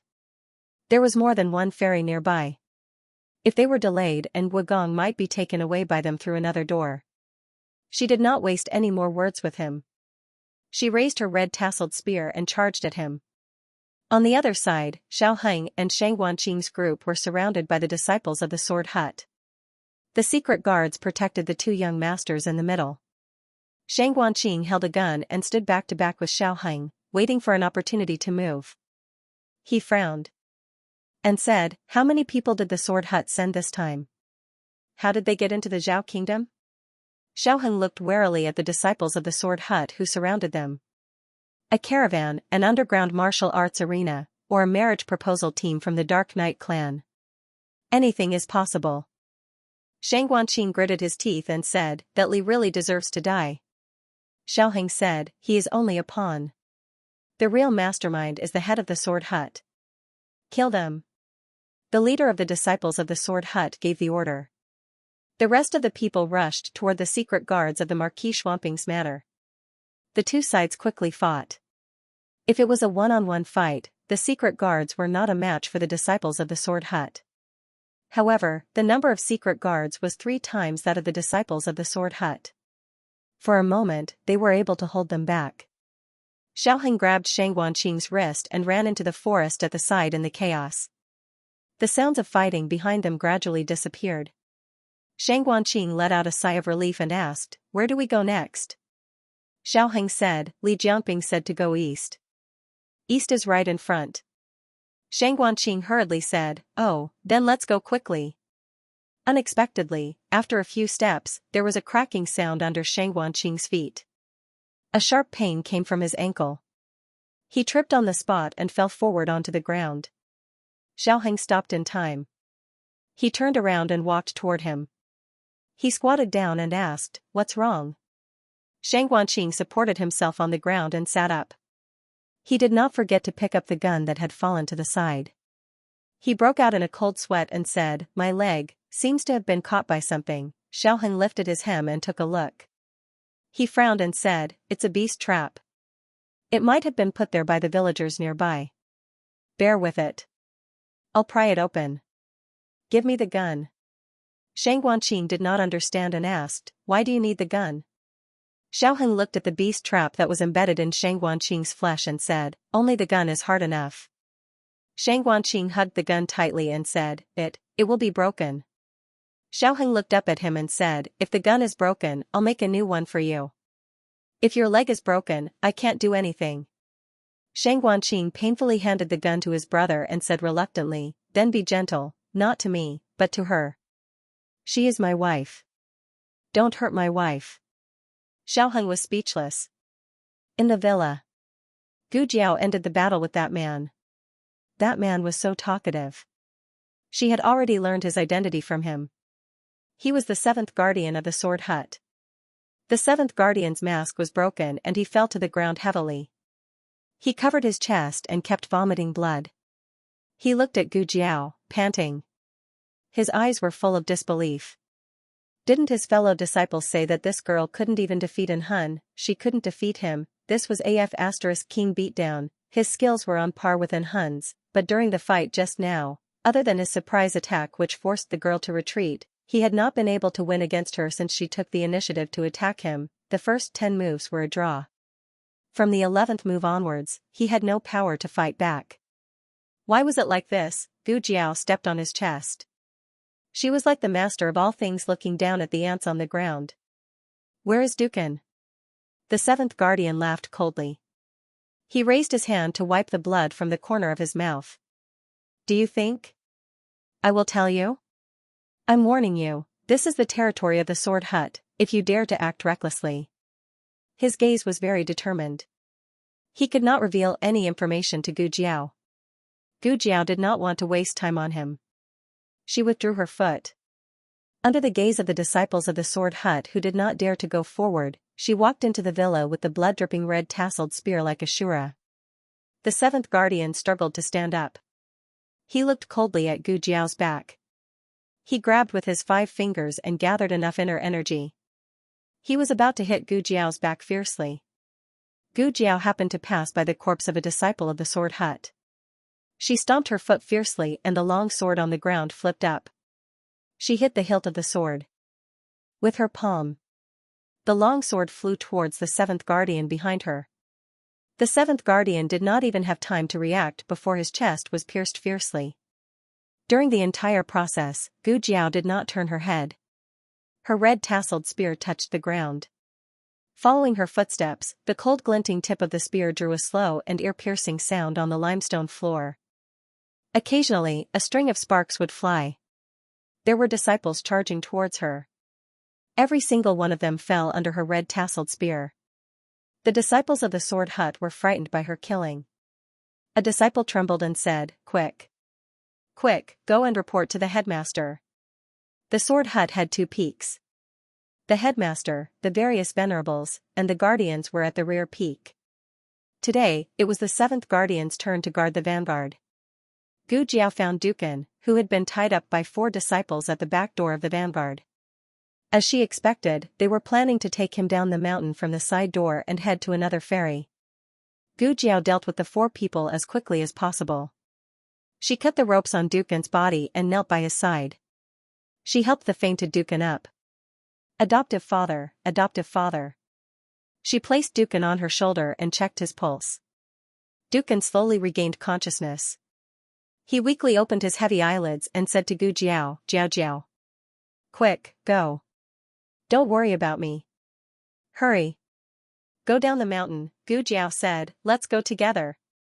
Dukan clenched his teeth and used the last of his strength to say, "I have medicine on me. It'll harm you." Gu Jiao had already noticed. She helped him untie the ropes on his feet. "This bit of knockout drug is useless against me. I'll carry you down the mountain." As she spoke, she turned around and carried Dukan on her back. However, the moment she turned around, a ghostly figure appeared out of nowhere and slapped her chest, sending her and Dukan flying at the same time. "Jiao Jiao." Dukan didn't know where he got the strength. He grabbed Gu Jiao and spun in the air. He let himself fall to the ground and held Gu Jiao tightly in his arms. He was hit so hard that he spat out a mouthful of blood. The 2 of them hit a rock on the side. He used his hands to protect Gu Jiao's head. Gu Jiao's head was saved, but the huge impact still knocked Gu Jiao out of his arms. There was a cliff in front of them. He rushed over to grab Gu Jiao, but it was too late. Gu Jiao was thrown out. "Jiao Jiao." Dukan screamed. "Save her! Save her! She is the person you are looking for." The 2nd guardian of the Sword Hut who had sneakily attacked Gu Jiao was shocked. "What? She is that? Oh no! She can't die." The 2nd guardian rushed to the edge of the cliff, but he was 1 step too late. He reached out to grab her, but he couldn't even catch a corner of her clothes. He swayed a few times. The sand and stones under his feet fell off the cliff, as if he was going to slide down with her. He stared at the pitch-black cliff in shock, completely dumbfounded. Dukan climbed to the cliff. Tears came out of his eyes. "Jiao Jiao." In the forest, Shangguanqing, who was being supported by Xiaoheng, was limping forward. He frowned. "What's that sound?" Xiaoheng gathered his qi and looked up. "It seems to be Dukan. Jiao Jiao is in trouble." The strong wind on the cliff was blowing. It was so strong that people couldn't open their eyes. The 2nd guardian raised his hand to block his eyes. He took a few steps back. At this moment, a light blue figure jumped from behind. He jumped off the cliff without hesitation. His robe was facing the strong wind. A breathtaking lotus bloomed in the dark night valley. Gu Jiao kept falling. The strong wind was cutting her face like a knife. When the plane crashed, it seemed to be the same feeling. So this time, was she going to die too? Her thoughts were blown away by the wind. While she was in a daze, a strong hand grabbed her wrist. She felt that she was caught by something. When she opened her eyes, she saw a familiar young and handsome face. Gu Chongqing? Gu Chongqing grabbed her with one hand and held the cliff with the other. However, it was not so easy to stabilize them when they fell at the same time. His fingertips were badly mutilated on the cliff. His bones could be seen. Finally, he held on. Gu Jiao was hanging under him. There was some warm liquid dripping on her forehead. She touched the liquid on her forehead and twisted her fingertips. Gu Chongqing, you're hurt. His hand hurt so much that it didn't feel like his own. Gu Chongqing was soaked in cold sweat, but he said in a normal tone, I'm fine. Do you still have strength? I'll pull you up first. Hold on to me and I'll bring you up. In this place, one could fall if they were not careful. They were good at fighting, but they were humans, not gods. If they fell, they would lose their lives. Gu Chongqing carefully pulled Gu Jiao up. He let Gu Jiao climb onto his back and wrapped the whip around each other. Gu Jiao said, I can do it myself. Gu Chongqing said, don't move. He saw it just now. She was hit. Even if the armor blocked most of the power, it still affected her. Gu Jiao hugged his neck and said, but you're hurt. Gu Chongqing said softly, that's why I have to carry you. I don't have the will to live. Gu Jiao didn't insist. Thinking of something, Gu Jiao said, I have a match. I can light the way for you. No need. He looked at his bloody left hand and said calmly, I can see the way. The latest chapter of this book is not finished yet. For more exciting content, please scan the QR code below to download the app. Novels are updated faster. Millions of novels are free to read. There are all kinds of novels that can't be found online. https://www.zhhbqg.com/896428964286/1046222406. HTML Genius memorized this site's address, www.zhhbqg.com. Bikuga mobile reading website, mzhhbqg.com. The latest chapter of this book is not finished yet. For more exciting content, please scan the QR code below to download the app. The novel will be updated even faster. Millions of novels will be read for free. Novels that can't be found online will be available here. Gu Chongqing carried Gu Jiao on his back as he climbed up the cliff with great difficulty. The astral winds from the bottom of the cliff howled, almost blowing them away. Under these extreme conditions, he could not use his internal strength at all. He could only rely on his brute force as he slowly climbed up with his little sister. Very quickly, his right hand became a bloody mess. His flesh was left on the cliff and the bloody handprints were a shocking sight in the dark night. The place where they fell was very deep and they did not know how long it would take to climb up. The wind here was strong and the temperature was low. Gu Chongqing was worried that she would freeze, so he said to her, Jiao Jiao, don't sleep yet. Gu Jiao replied in a daze. Gu Chongqing asked, are you sleepy? Gu Jiao blinked her sleepy eyes, a bit. Her sudden sleepiness was not like her usual strength. Gu Chongqing asked in a worried voice, are you seriously injured? I'm not. Gu Jiao shook her head. She had been feeling sleepy recently and it was probably related to her pregnancy. Gu Chongqing's hand grabbed onto a protruding rock, then you should sleep. I'll wake you up when we reach the top. He slowly poured his internal strength into her to maintain her body temperature. A person's potential was truly endless. At first, he couldn't even use his internal strength, but didn't he still do it now? However, he could only use a little bit since he still needed to rely on brute force to climb. Gu Jiao's body felt a comfortable warmth. Her head sank down as she leaned against his shoulder. she said in a daze. Gu Chongqing, I have good news to tell you. Gu Chongqing heard her sleepy voice and his lips curled as he asked, what good news? Gu Jiao closed her eyes and said half awake, I have a baby in my stomach. Gu Chongqing was so shocked that his tiger-like body trembled. He was at a loss of what to do and almost lost his grip. Even the rocks under his feet were kicked off by him, his eyes widened to the size of a copper bell after he grasped it firmly. What did she just say? She had a baby. He is going to be an uncle. Halfway up the mountain, several great protectors had arrived. Dukan lay weakly on the edge of the cliff, staring at the bottomless abyss. The 7 protectors stood slightly behind him, occasionally glancing down. The 3rd protector walked over. He looked at the corpse on the ground and asked the 2nd protector, Second protector, what happened? Who hurt a disciple of the Sword Hut? And this person, wasn't he going to be sent to the ferry? Why are you still here? By the way, where's old 7? The 2nd protector said with a grave expression, I just came from the front. Old 7 is already dead. What? The 3 protectors were shocked. The rest of the people were also shocked. There was no other outsider here. Everyone's gaze fell on Dukan, who was filled with grief and indignation. However, Dukan was a cripple, so they quickly dismissed the idea. The Great Protector asked, Second Protector, what happened? The 2nd protector took 2 steps back and put his hands behind his back. He sighed and said, it's Dukan's adopted daughter. The 3rd protector was excited. He strode forward and grabbed the 2nd protector's arm. She's here? Did she kill all these people? Where is she? The 2nd protector looked at the cliff beside him and sighed again. She fell down. Everyone was speechless. The 2nd protector explained, I didn't know who she was at that time. I thought she was Dukan's secret guard, so I hit her.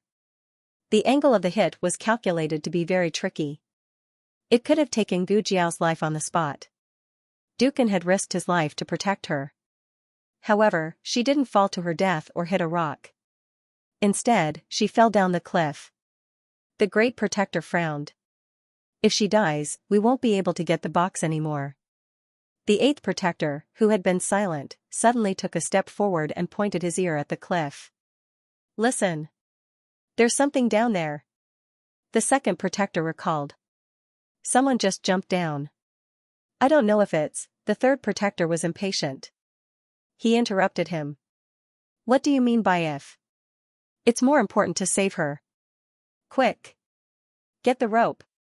There happened to be a rope on the ground that had tied Dukan up.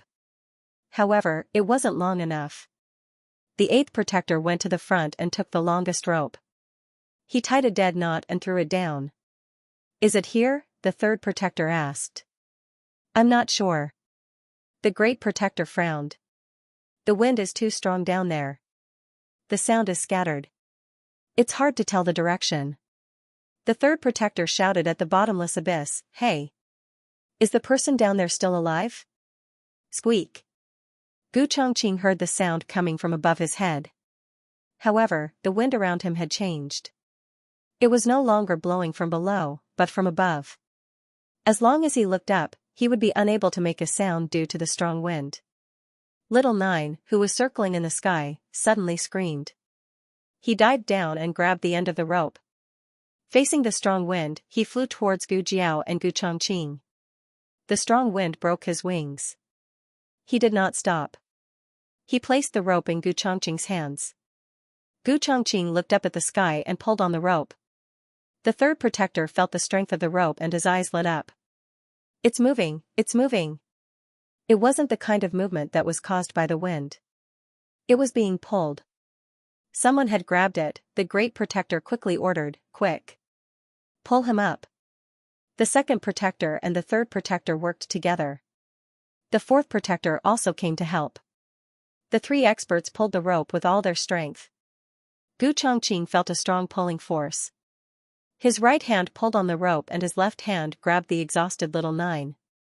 With a whoosh, they were halfway up the mountain. The 2 people safely came up. Gu Chongqing was lying on the ground.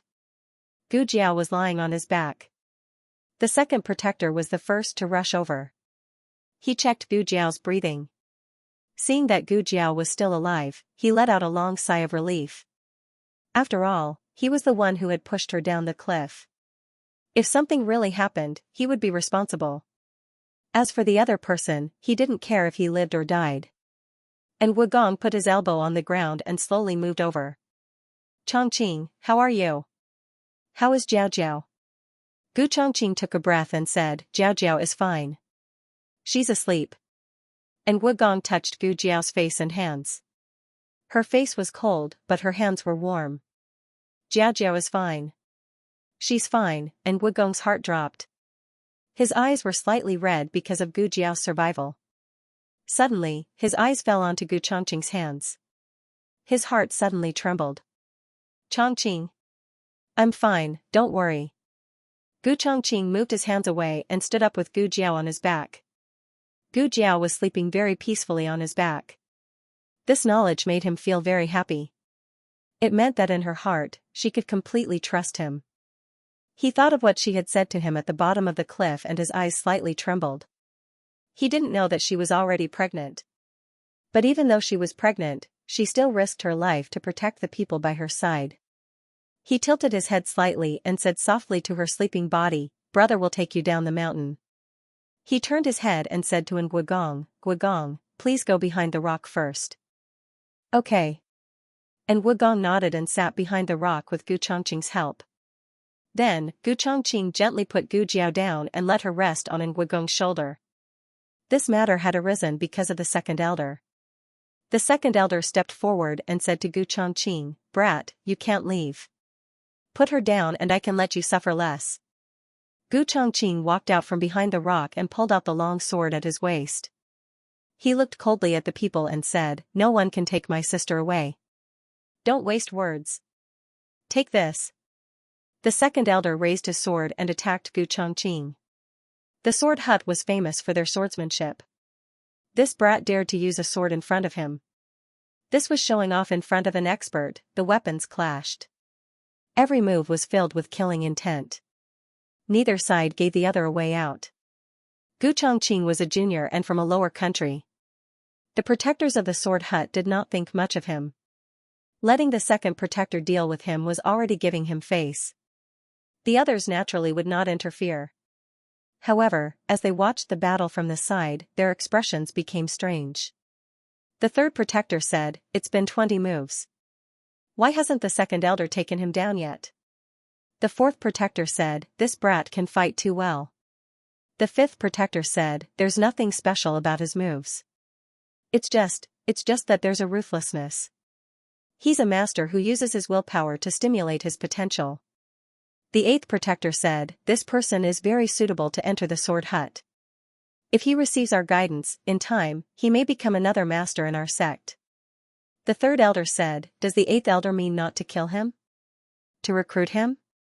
Just as he finished speaking, Gu Chongqing purposely revealed a flaw and led the second elder to attack. In the end, he used his hand to clamp down on the second elder's sword. Then, he stabbed the second elder's abdomen. The second elder hit Gu Chongqing's shoulder with his palm and used the force to break free from Gu Chongqing's grip.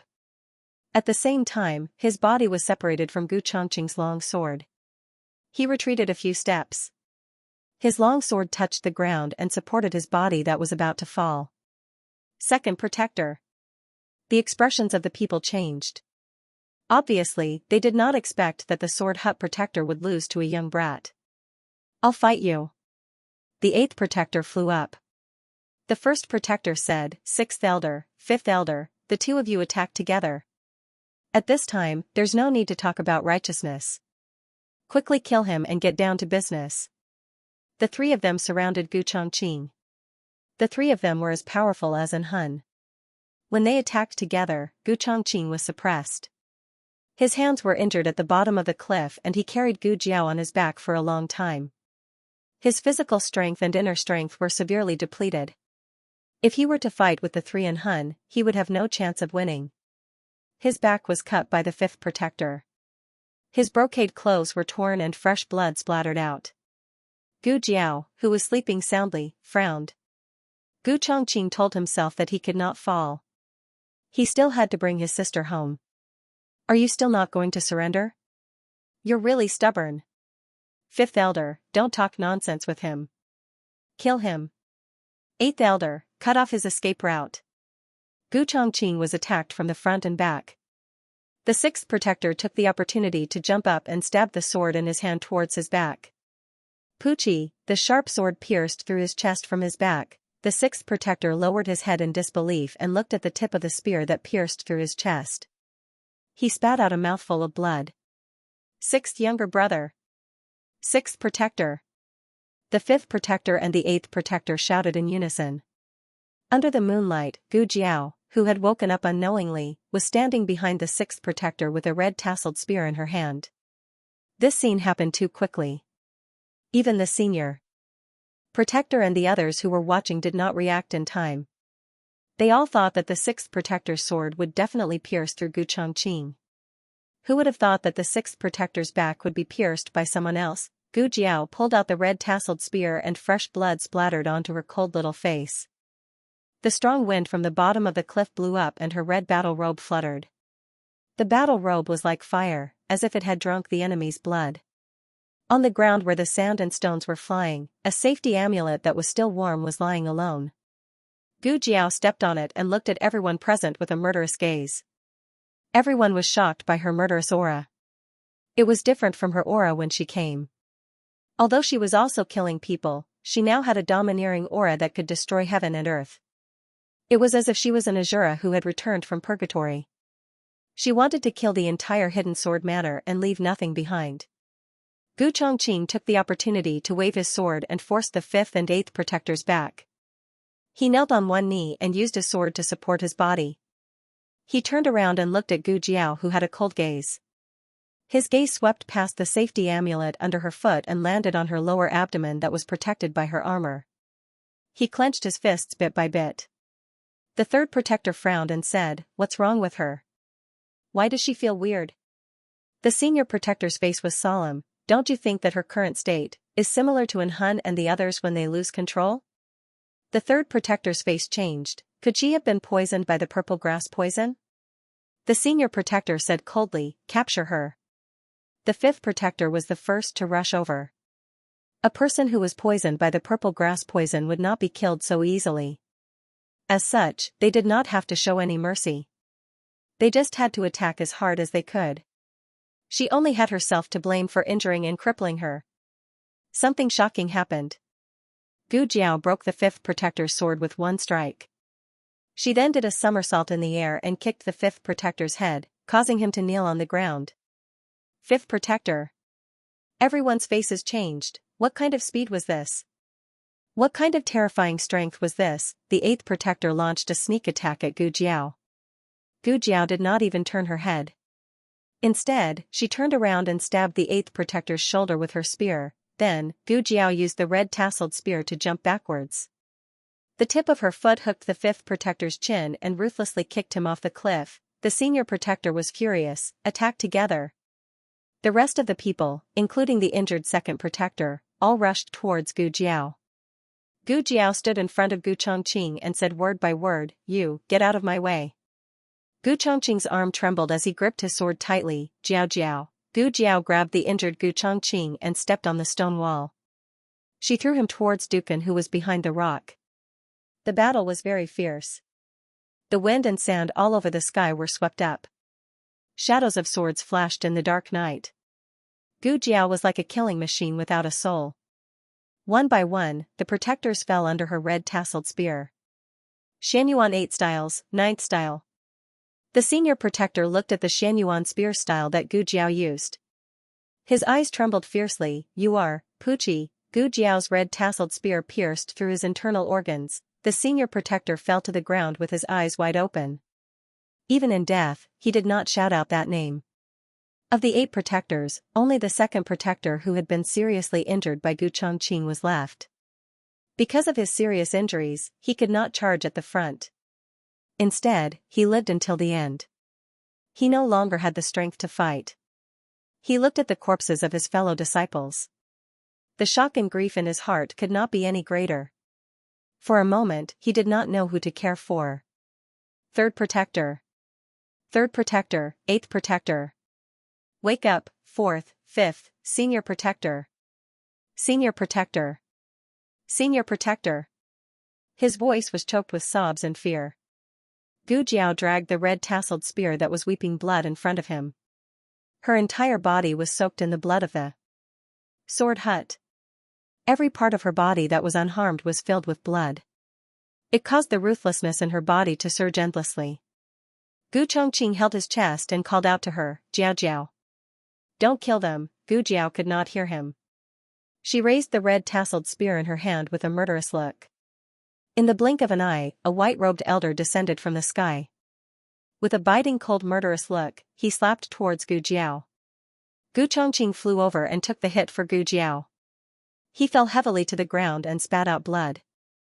This person's power was too strong. It was far above An Hun's. The second protector seemed to have seen his last life-saving straw before he drowned.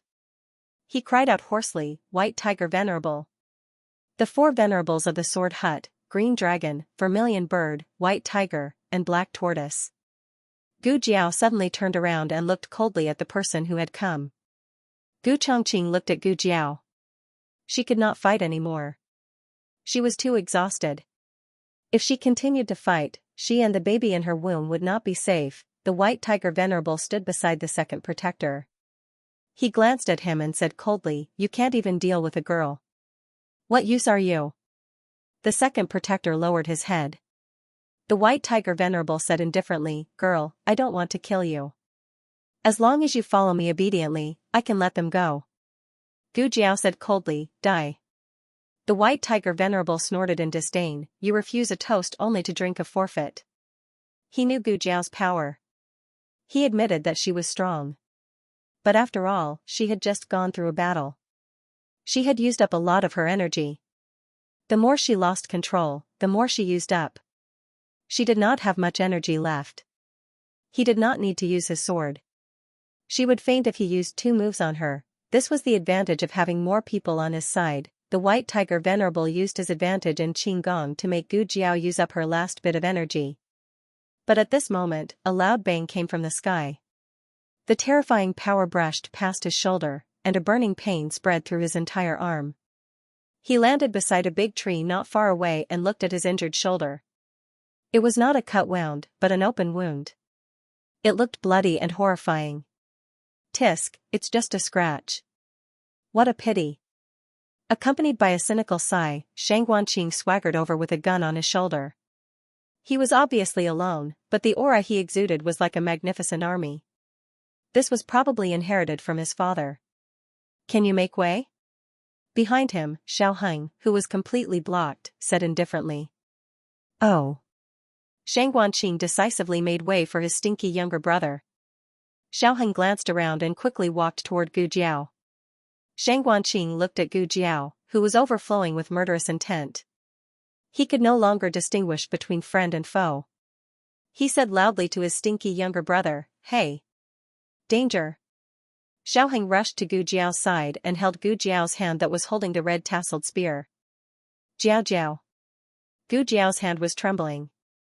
The white-clothed elder looked at the two with a dangerous gaze. Shang Guanqing raised his gun and pointed it at him. Don't move, otherwise, I'll shoot you. Xiaoheng raised his hand and touched her face. Jiao Jiao, it's me. Aheng, Shang Guanqing gritted his teeth and said, Come here first. She doesn't recognize anyone right now. She will hurt you. Xiaoheng looked deeply at Gu Jiao and pulled the completely out of control Gu Jiao into his embrace. Shang Guanqing's expression changed. You're crazy. Gu Jiao raised the red tasseled spear in her hand. The tip of the spear flashed coldly under the moonlight, reflecting her bloodthirsty eyes. Shang Guanqing shouted, Younger brother. The spear fell and stabbed the second law protector behind Xiaoheng, who was trying to sneak attack him. Gu Jiao's last bit of strength was used up. She blacked out and collapsed, and the red tasseled spear fell heavily on the ground. Xiaoheng hugged her waist. Jiao Jiao, Jiao Jiao. Shang Guanqing glanced at the unconscious Gu Jiao, the seriously injured Gu Chongqing, and the drugged Dukan. He secretly felt that things were not good. The two of them had to take 3 people away. The situation was not optimistic. Misfortune never came alone. The other three venerables also came to the side door. They heard the sound of the gun and rushed over. The four of them were all masters of Qigong. With the cover of the night, a gun could not kill them at all. Shang Guanqing held the gun, his heart like dead ashes. It's over, it's completely over now. We're all going to die here, I'll deal with that gun. The White Tiger Venerable said. Xian Wu, who was the youngest venerable, said, "Leave that girl to me." The two of them attacked at the same time. The white-robed venerable used his lightness skill and the terrain to restrain Shang Guanqing's gun. The black tortoise venerable tapped his toes and flew up, reaching out his demonic claws to grab Xiao Hang's shoulder, intending to pull him and Gu Jiao away and throw them off the cliff. At the moment of imminent peril, an ice-cold sword chi broke through with an unstoppable force. The murderous aura filled the entire mountain. The black tortoise venerable's eyebrows jumped. Before he could react, his sleeve was cut off by the sword chi. Almost at the same time, a tall and sturdy figure fell from the sky and kicked him in the chest. He was forced to retreat several steps. The owner of the figure held a peacock feather sword and blocked in front of Xiao Hang and Gu Jiao. The venerables looked at him. The black tortoise venerable raised his hand and wiped the blood from the corner of his mouth. He frowned and asked, "You are?" His ice-cold thin lips slightly opened. "Long Yi. Digression baby Long Yi is here. Do I have a monthly ticket?" The latest chapter of this book is not finished yet. For more wonderful content, please scan the QR code below to download the app. Novels are updated even faster. Millions of novels are free to read. Novels with connotations that can't be found on the internet are all here. https://www.zhhbqg.com/89642896428226/1046027334. HTML Genius remembered this site's address in a second. www.zhhbqg.com Bikuj mobile reading website, mzhhbqg.com. The latest chapter of this book is not finished. For more exciting content, please scan the QR code below to download the app. Novels are updated even faster. Millions of novels are free to read. Novels with connotations that can't be found online are all here. The moment Xiao Hang heard this name, his eyes suddenly turned sour and swollen. He was back. He was still Long Yi.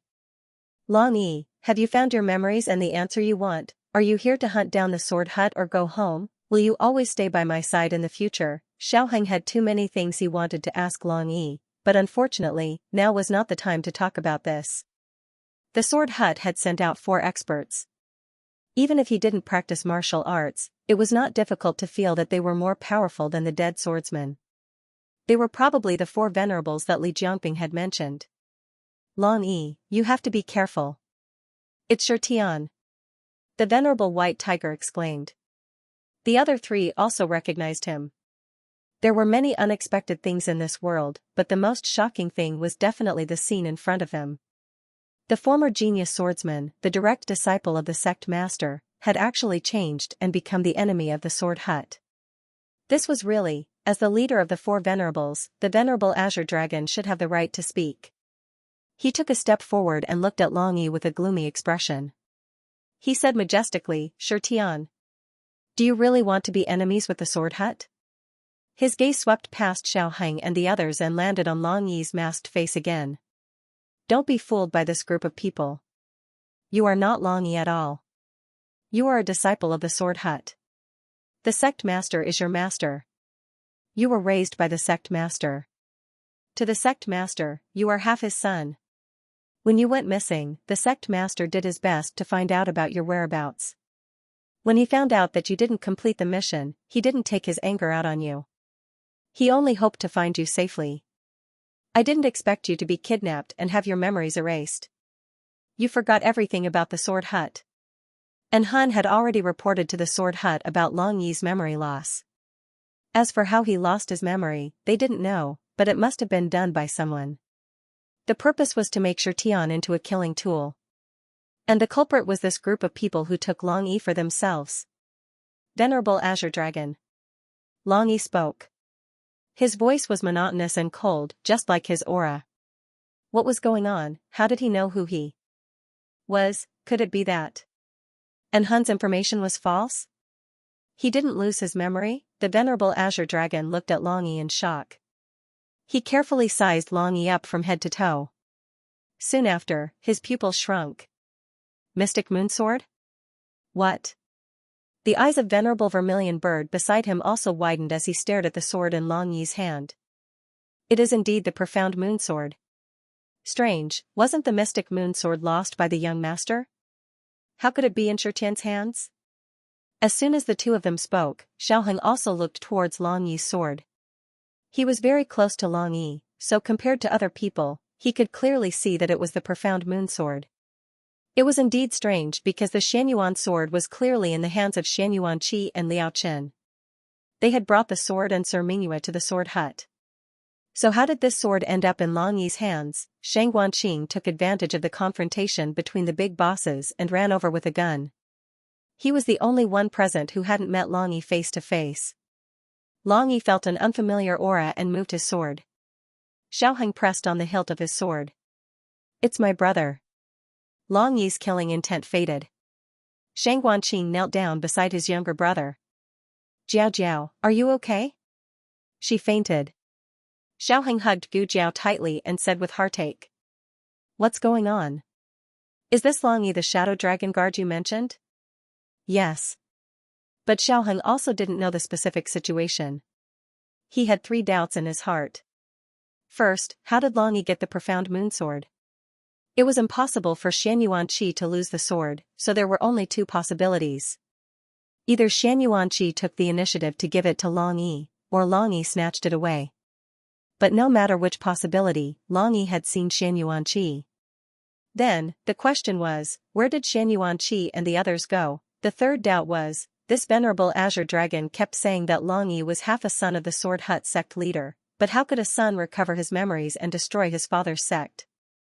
There must be a secret between the Sword Hut sect leader and Long Yi.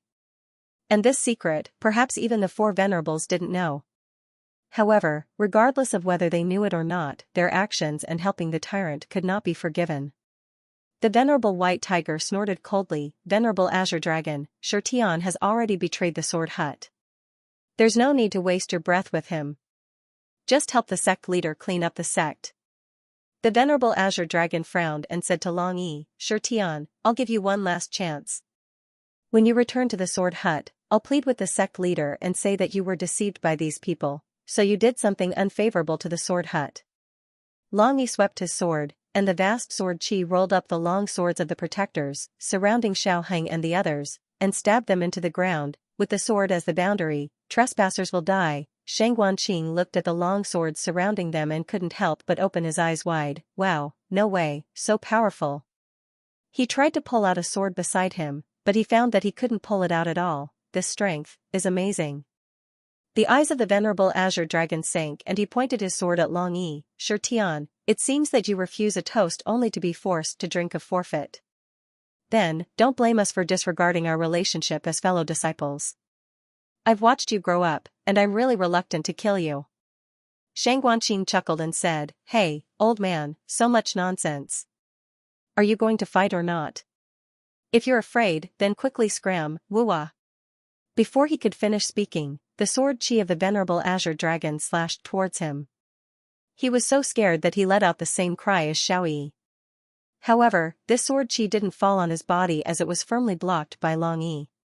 Long Yi flew up and began to fight with the 4 venerables. That's right, it was 4 people. He fought with 4 venerables at the same time. This confrontation was even more thrilling than fighting with an Hun. Each one of them was a first-class expert in the world. Blade Light and Sword Shadow were so fast that only afterimages were left behind.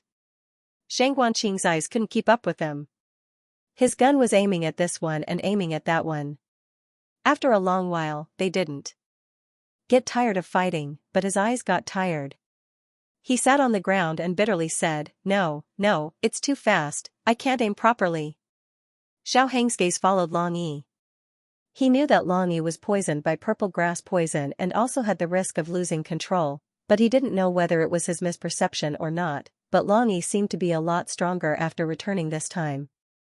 After recovering his memory, he understood who he was and why he was fighting. He was not Xianxia. He was Long Yi. White Tiger Venerable received Long Yi's palm, and he painfully covered his chest and said while gasping for breath, "You really grew up. Your martial arts are actually so high." He and Han were orphans who came to the island together. Both of them had good aptitudes, but in these 20 years, Han's progress was simply incomparable to his. Soon, Black Tortoise Venerable also suffered light injuries. He gritted his teeth and said, "When we were on the island, why didn't I notice that he was so powerful?" White Tiger Venerable said, "Yes, when he was young, we all thought that he was only a little stronger than Han. They all misjudged him." White Tiger Venerable looked at Great Venerable who was fighting with Long Yi and said seriously, "Venerable Azure Dragon, you can't be merciful to him. We must do our best to kill him together." Azure Dragon Venerable's eyes flashed with a trace of complexity. "Xianxia, you forced me." Long Yi responded with a swift and fierce killing move. The Venerable Azure Dragon kicked the ground and somersaulted in the air to dodge the attack. Then, relying on the inertia brought about by his movement, he suddenly stabbed his sword towards Long Yi. At the same time, Vermilion Bird Venerable attacked Long Yi's lower body. "Let's go too," White Tiger Venerable said. Black Tortoise Venerable nodded and flew up with him. They attacked Long Yi from both sides. Long Yi was attacked from all sides. This was the most fatal attack from the 4 Venerables. Everyone felt that Long Yi was going to be pierced into a sieve. Then, something unexpected happened. Long Yi soared into the sky. "Want to escape?" White Tiger Venerable also soared into the sky. However, Long Yi stomped on his head and he fell down heavily. Venerable White Tiger. Black Tortoise Venerable was aghast. Long Yi's stomp directly crushed White Tiger Venerable's head with internal force. He fell to the ground and died on the spot. The other 3 were furious. Venerable Azure Dragon and Black Tortoise Venerable attacked Long Yi from both sides. Venerable Vermilion Bird Venerable took the opportunity to attack Xiaoheng and Xianxia who were behind Long Yi. Long Yi gave up on fighting and turned to Venerable Vermilion Bird. Venerable Azure Dragon shouted, "Vermilion Bird, be careful." Venerable Vermilion Bird turned around and raised his sword to stab at Long Yi. However, before he could completely use his sword chi, Long Yi grabbed his throat. Long Yi grabbed him and slammed him forward, ruthlessly slamming him into the ice-cold hard mountain. The mountain rocks were shaken and smashed down together with the flying sand. Long Yi didn't dodge, just looked at him with torch-like eyes, then with a caw sound, he broke his neck. He turned around with a murderous look in his eyes. Then, he tossed the Vermilion Bird Venerable onto the ground as if he was throwing a chick. Vermilion Bird. Venerable Vermilion Bird. 2 of the 4 Venerables were dead. Wow. Xianxia didn't know how many times he exclaimed tonight. He looked at Long Yi who killed gods and murmured, "He's even more arrogant than father." Sky Splitter. "I'll kill you." Venerable Black Tortoise threw away the sword in his hand and raised his internal force to the extreme. He rushed towards Long Yi. He didn't care whether Sky Splitter would stab him or not. It didn't matter because he wanted to die together with Sky Splitter. Xianxia gasped. Hey, hey, hey. Be careful of that guy." Xiaoheng frowned. Long Yi. Venerable Black Tortoise rushed towards Long Yi without fear of death, but Long Yi dodged perfectly. Venerable Black Tortoise wouldn't give up. He raised his Qinggong to the extreme and chased after Long Yi like a shadow. Long Yi looked at him and used his Qinggong to jump again. He arrived at the edge of the cliff and pointed his sword at Venerable Black Tortoise. Venerable Black Tortoise rushed over as if he didn't care about his life. Long Yi held his head and squatted down. "Venerable Black Tortoise? Damn you, you said you would stab me." "I'm not reconciled." Along with a crazy roar, Venerable Black Tortoise flew down the cliff. Xianxia was stunned. You can do this?" Xiaoheng let out a long breath. It was still the familiar Long Yi. There was only Venerable Azure Dragon left. He was the strongest Venerable Black Tortoise, but at this time, he had the intention to retreat. He didn't want to fight with Long Yi. He retreated far away. At this distance, it was very difficult to catch up. Long Yi rolled his eyes and his cold aura disappeared in a second. He lay on the ground and spread himself out. Seeing that venerable azure dragon still didn't come over, he simply crooked his mouth, stuck out his tongue and rolled his eyes. It was as if he was saying, "You're injured, so you're easy to kill." Xiaoheng and Shang Wanqing covered their eyes and couldn't bear to look. This spicy acting, was he trying to snatch Jiao Jiao's rice bowl? The venerable azure dragon's body trembled as he was struck by the lightning. "I won't be fooled by you." He turned and left. Peng, it was Shang Wanqing who pulled the trigger of the gun. Venerable azure dragon was sent flying by the gun. Long Yi kicked him and perfectly kicked him down the cliff. Shang Wanqing blew the smoking muzzle and ran to the edge of the cliff. Looking down, his acrophobia flared up. He took a step back and grabbed Long Yi's arm. Long Yi looked at the claw on his arm and endured it. He didn't chop it off. Shang Wanqing didn't know that his claw was almost chopped off. He turned his head and smiled at Long Yi. "We have a tacit understanding just now, right? My name is Shang Wanqing. I'm Xiaoheng's elder brother." "AI, stinky younger brother, you don't know anything, you only know how to study. Why don't you follow me from now on?" "Well, I can follow you. Let's fight in Jianghu together, that must be." While speaking, the eyes of Long Yi beside him suddenly turned cold, then he turned around and slashed out a sword chi, however, it was too late. Xiaoheng and Gu Jiao in the sword array had been caught by a quietly approaching figure. They were going in the direction of the back peak. Long Yi didn't say anything and chased after them with his qinggong. Shang Guanqing shouted, "Hey! Wait for me." He looked at Gu Chongqing and Dukan behind the rock. No, he couldn't leave. He had to stay. In a dense forest on a hillside, two handsome young masters were moving forward in the dark. "Can't we light an oil lamp?" "No, we'll be discovered. We're not even halfway up the mountain. How can we be discovered from so far away?" Don't underestimate the ability of the Sword Hut disciples. Humph, bullshit Sword Hut disciples. Maybe they'll all be killed by my sister. Gu Qingfeng glanced at him speechlessly. Gu Yan said, "What? Did I say something wrong?" Gu Qingfeng said, okay, you're right. You're all right. However, before we can be absolutely sure, we should be cautious.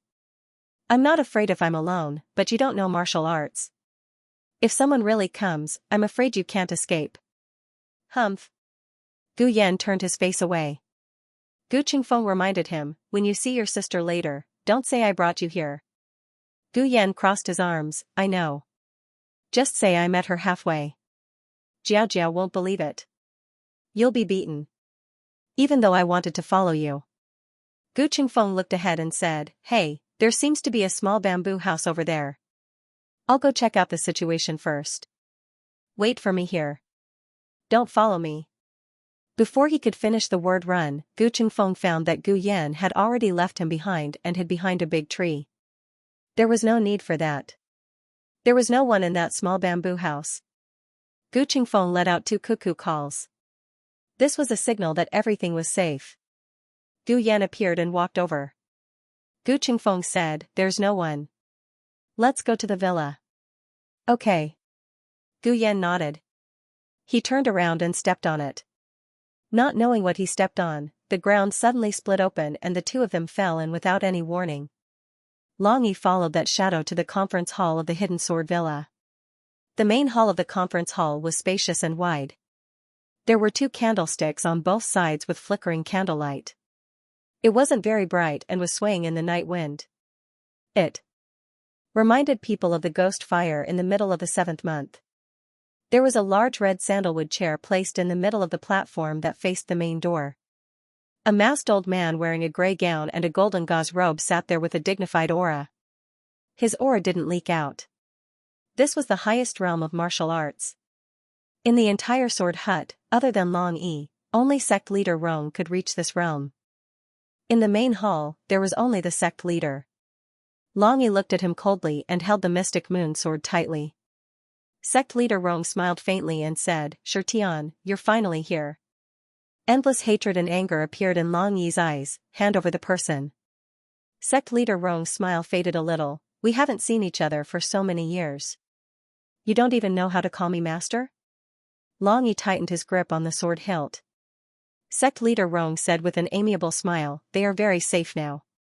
You can rest assured. I didn't expect you to make a few friends after leaving the island for so many years. Master is very gratified. At this moment, Gu Jiao and Xiaoheng were actually sitting behind sect leader Rong. They were blocked by a hollow wooden wall. An expert of the sword hut wearing a black robe was guarding them. Just now, this person had brought them here.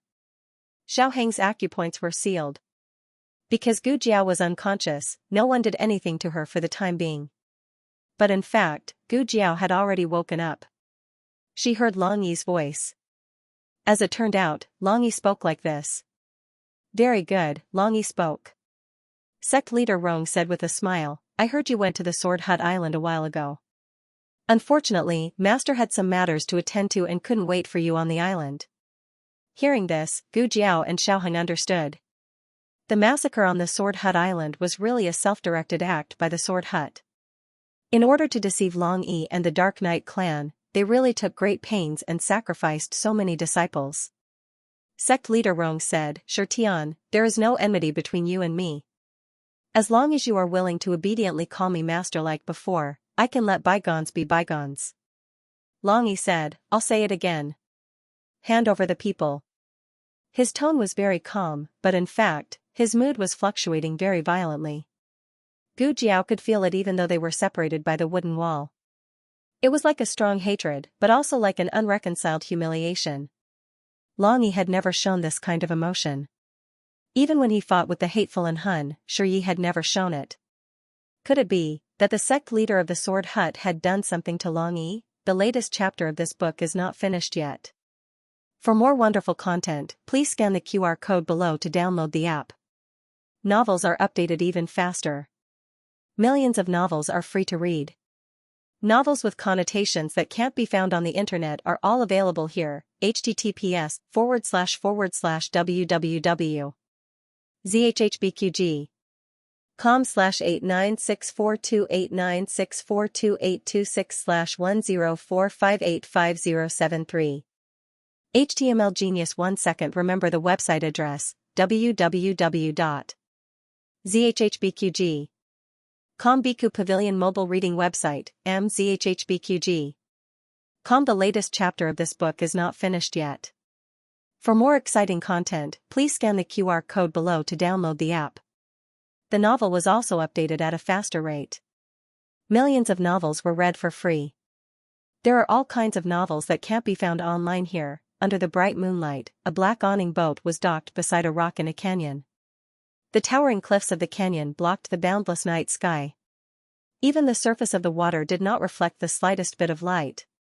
At a glance, it was like a bottomless black pool. Xianxia sat alone on the deck, holding the wolf-tooth jade pendant that he had taken off from his neck.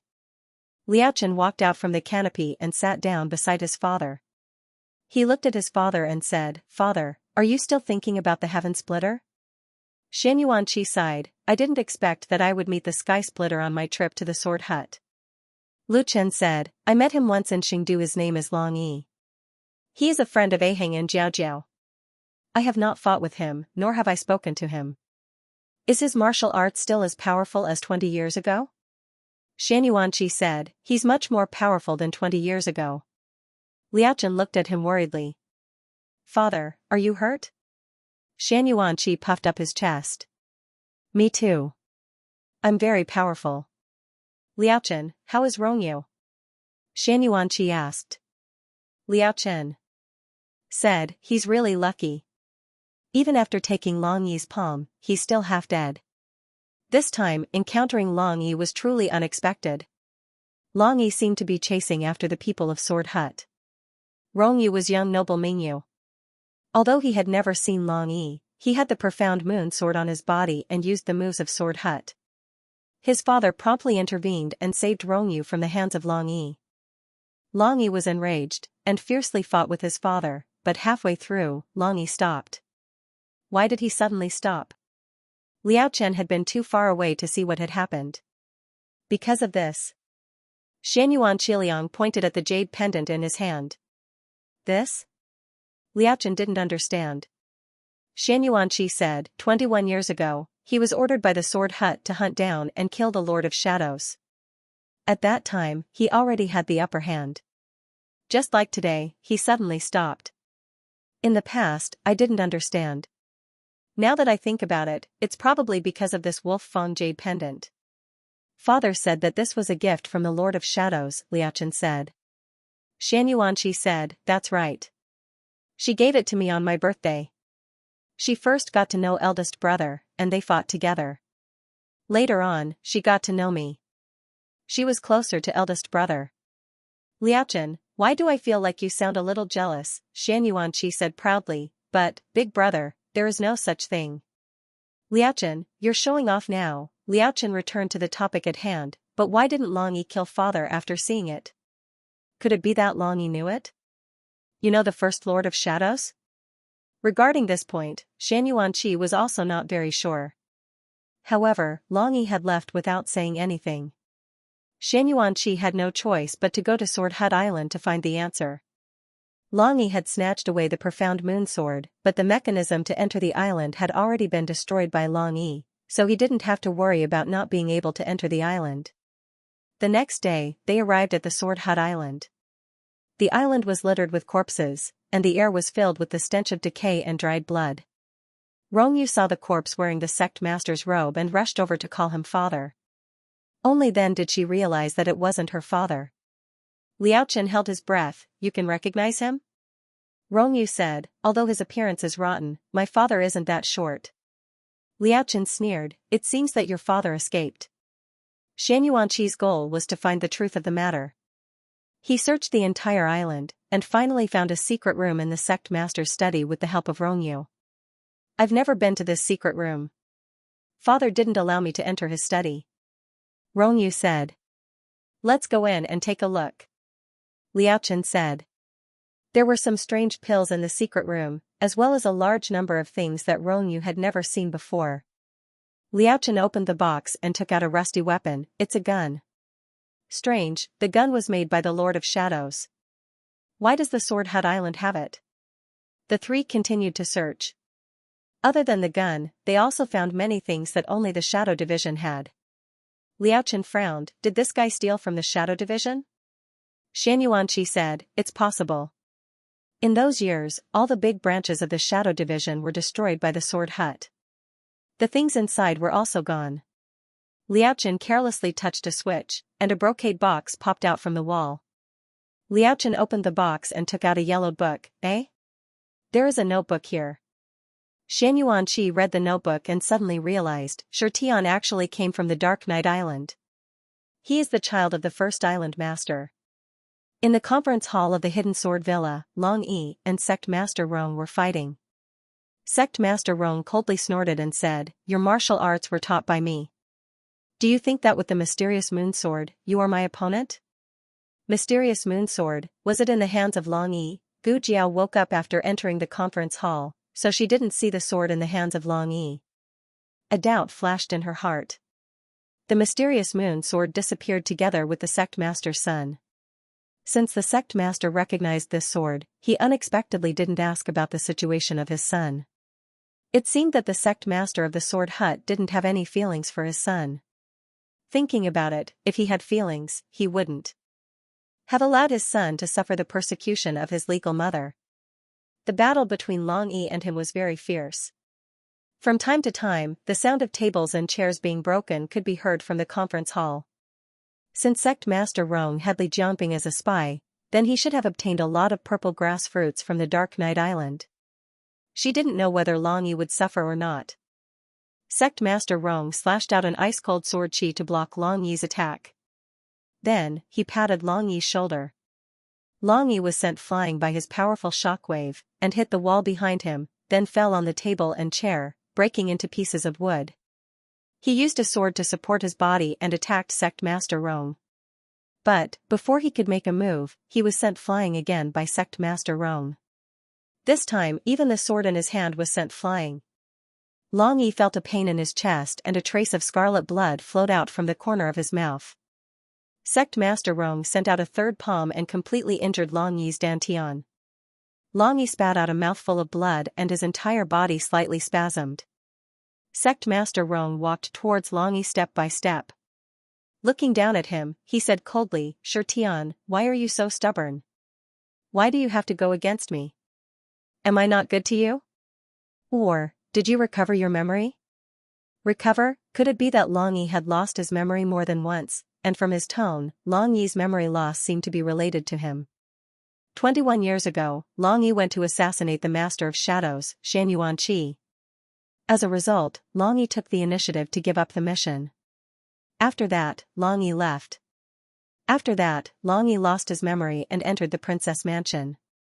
That memory loss was caused by Sect Master Rong. Why did Sect Master Rong erase Long Yi's memory? What exactly did Long Yi remember? Gu Jiao had countless doubts in her heart. She wanted to help Long Yi, but the knockout drug in her body had taken effect. This wasn't an ordinary knockout drug. This black-robed man was also not an ordinary swordsman. Sect Master Rong looked at Long Yi, who was seriously injured and vomiting blood. "Do you know why I asked you to assassinate Xianxia? I actually wanted to lure the first Master of Shadows out. I always felt that she was inseparable from the Dark Knight Island. If the thing I wanted wasn't on the Dark Knight Island, then it must be in her hands. But now, it seems that a girl got her things. I've already caught that girl, so it doesn't matter if she appears or not. As for you, I didn't want to kill you, but you've ruined my plans again and again. Don't blame me for not caring about our master and disciple relationship." He raised the long sword in his hand and suddenly stabbed towards Long Yi's heart. "Xiao!" Long Yi grabbed the long sword with his bare hands. The sharp blade of the sword cut open the palm of Long Yi, and warm blood flowed out. Sect Master Rong was shocked. He obviously didn't expect that Long Yi, who was on the verge of death, could still have such strength. Long Yi's aura was soaring. With a flip of his hand, he broke Sect Leader Rong's long sword. Then, with a speed as fast as lightning, he jumped up and stabbed the broken sword into Sect Leader Rong's chest without hesitation. Sect Master Rong was stunned. "How could?" Long Yi looked at him coldly. "You shouldn't. Take me away from him." After saying that, he suddenly stabbed the sword into Sect Master Rong's chest. The mask on Sect Master Rong's face cracked and he fell to the ground with a cracked expression. Long Yi slapped with his big palm and a powerful internal force shook the broken sword on the ground and stabbed it into Sect Master Rong's chest. After being stabbed twice in a row, even if he ate purple grass fruit, he couldn't take it anymore. Sect Master Rong violently vomited blood. In a battle between experts, every move was a matter of life and death. It wasn't strange to lose quickly, but it shouldn't have been him who lost. His martial arts were above Shirtian and Shirtian didn't lose control. How could he explode with such terrifying power? Long Yi waved his big palm and the mystic moon sword that was sent flying returned to his hand. He mercilessly stabbed the sword for the third time. Sect Master Rong's body stiffened and he didn't have any strength left to fight back. Long Yi raised his sword and planned to dig out his heart with the fourth stab. But at that moment, something unexpected happened. The entire conference hall suddenly shook as if there was an earthquake.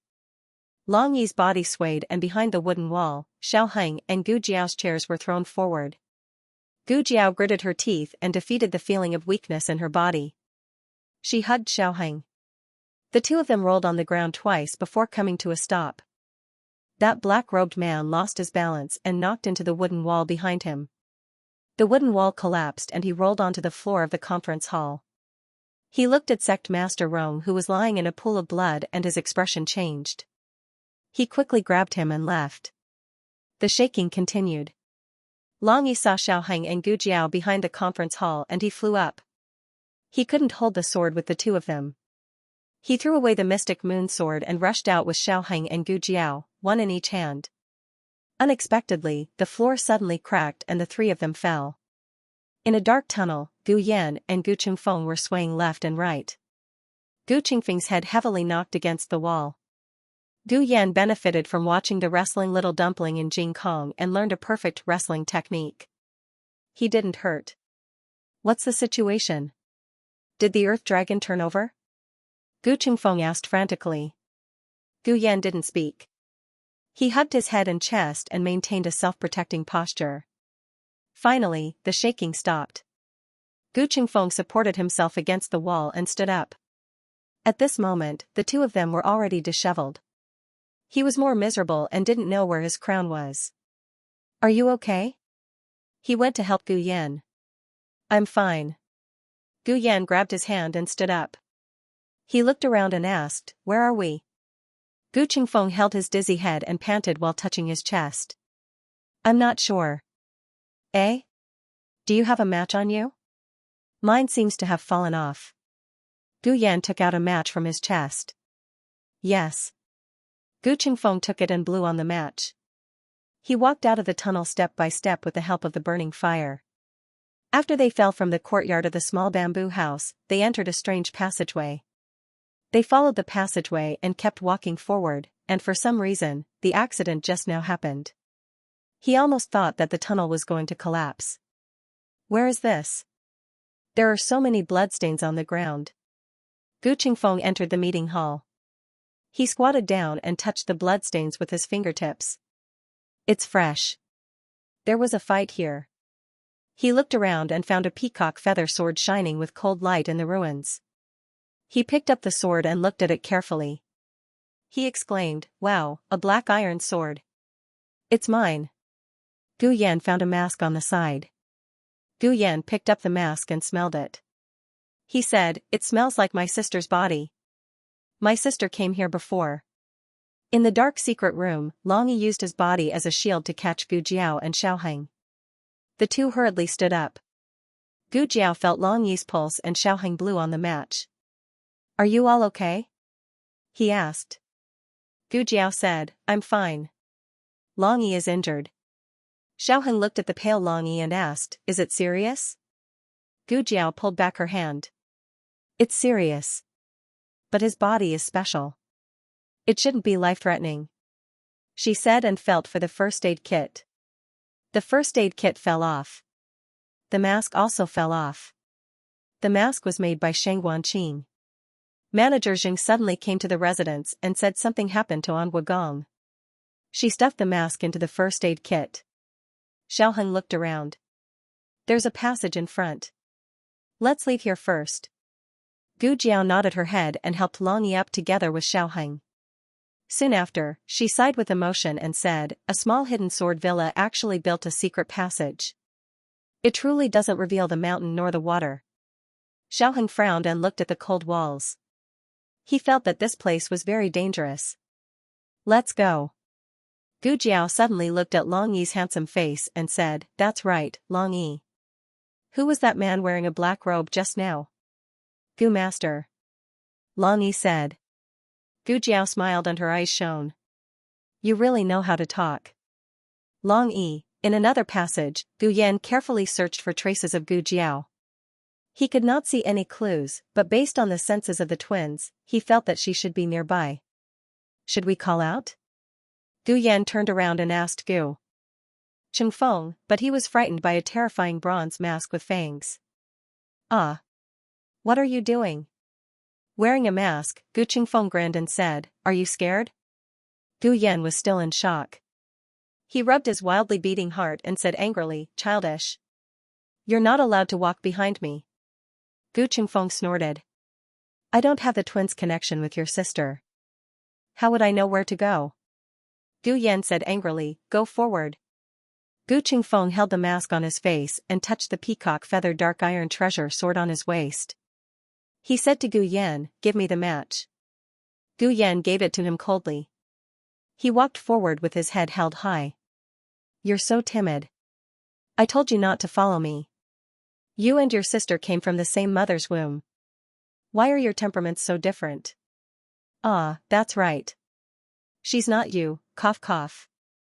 I mean, she didn't grow up with you. Hey, I said so much. You should at least say something. Gu Qingfeng turned around in puzzlement, but Gu Yan's figure was nowhere to be seen. Gu Yan. His expression changed and he walked back. Just as he turned a corner, a black shadow came up to him and knocked him out. Long Yi, are Gu masters powerful? In the passage, Gu Jiao continued the topic. Long Yi thought for a while and said seriously, they're not powerful in fighting. They're powerful in using Gu. Gu masters raised Gu. Generally speaking, their bodies were very weak. They were good at using Gu to increase their strength. They gave people the impression that they were experts, but it was actually the effect of goo. Gu Jiao understood, so if that guy fought in close combat, he had no chance of winning. Long Yi paused and said with lowered eyes, but Gu masters can control people. Gu Jiao asked, your memory was erased by that Gu master? Long Yi, yes.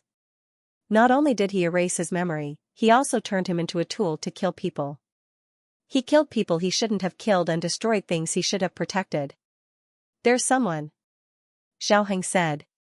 At the end of the passage, a stone door slowly opened. There was a weak light coming out from inside. Long Yi walked forward and protected the two behind him. He walked towards the stone door with a cold gaze. When he reached the door, he found that it was a spacious secret room. There was someone waiting in the secret room for a long time. Sect leader Rong was sitting on a chair. He was playing with a bronze Feng mask in his hand. Standing beside him was the black-robed Gu master, as well as Gu Yan and Gu Qingfeng who were in the Gu master's hands. Sect leader Rong's weapon had already been taken away. His wound looked simple, but it was still bleeding. He was very weak and would die if he didn't undergo surgery. Gu Jiao and Xiaoheng walked out from behind Long Yi. The two looked at the unconscious Gu Qingfeng and Gu Yan, then looked at the Gu master and sect leader Rong. What do you want? Xiaoheng asked. Sect leader Rong was weak, but his aura was not weak. He looked at Xiaoheng and said, you are Great Yan's imperial grandson? I have seen your portrait, I know you're in Shangguan Qing's background. I also know that Shi Tian had always been by your side all these years when he was missing. Back then, I was careless and let you take advantage of me. Xiaoheng said seriously, 21 years ago, Long Yi gave up on the mission to assassinate Xian Yuanqi. After that, Long Yi lost his memory. Was it your doing? Sect leader Rong laughed mockingly, he dared to betray me, of course he had to pay the price. Unfortunately, even though his memory was erased, he still ran away. Long Yi must have used his obsession to escape from sect leader Rong, but he didn't expect to enter the princess residence by accident. Xiaoheng looked at sect leader Rong, why did you do this? Sect leader Rong said, I did it for his own good. What is there to be unhappy about being the Sword Hut's direct disciple? Alright, let's not talk about the past. As he spoke, he glanced at Gu Qingfeng and smiled faintly.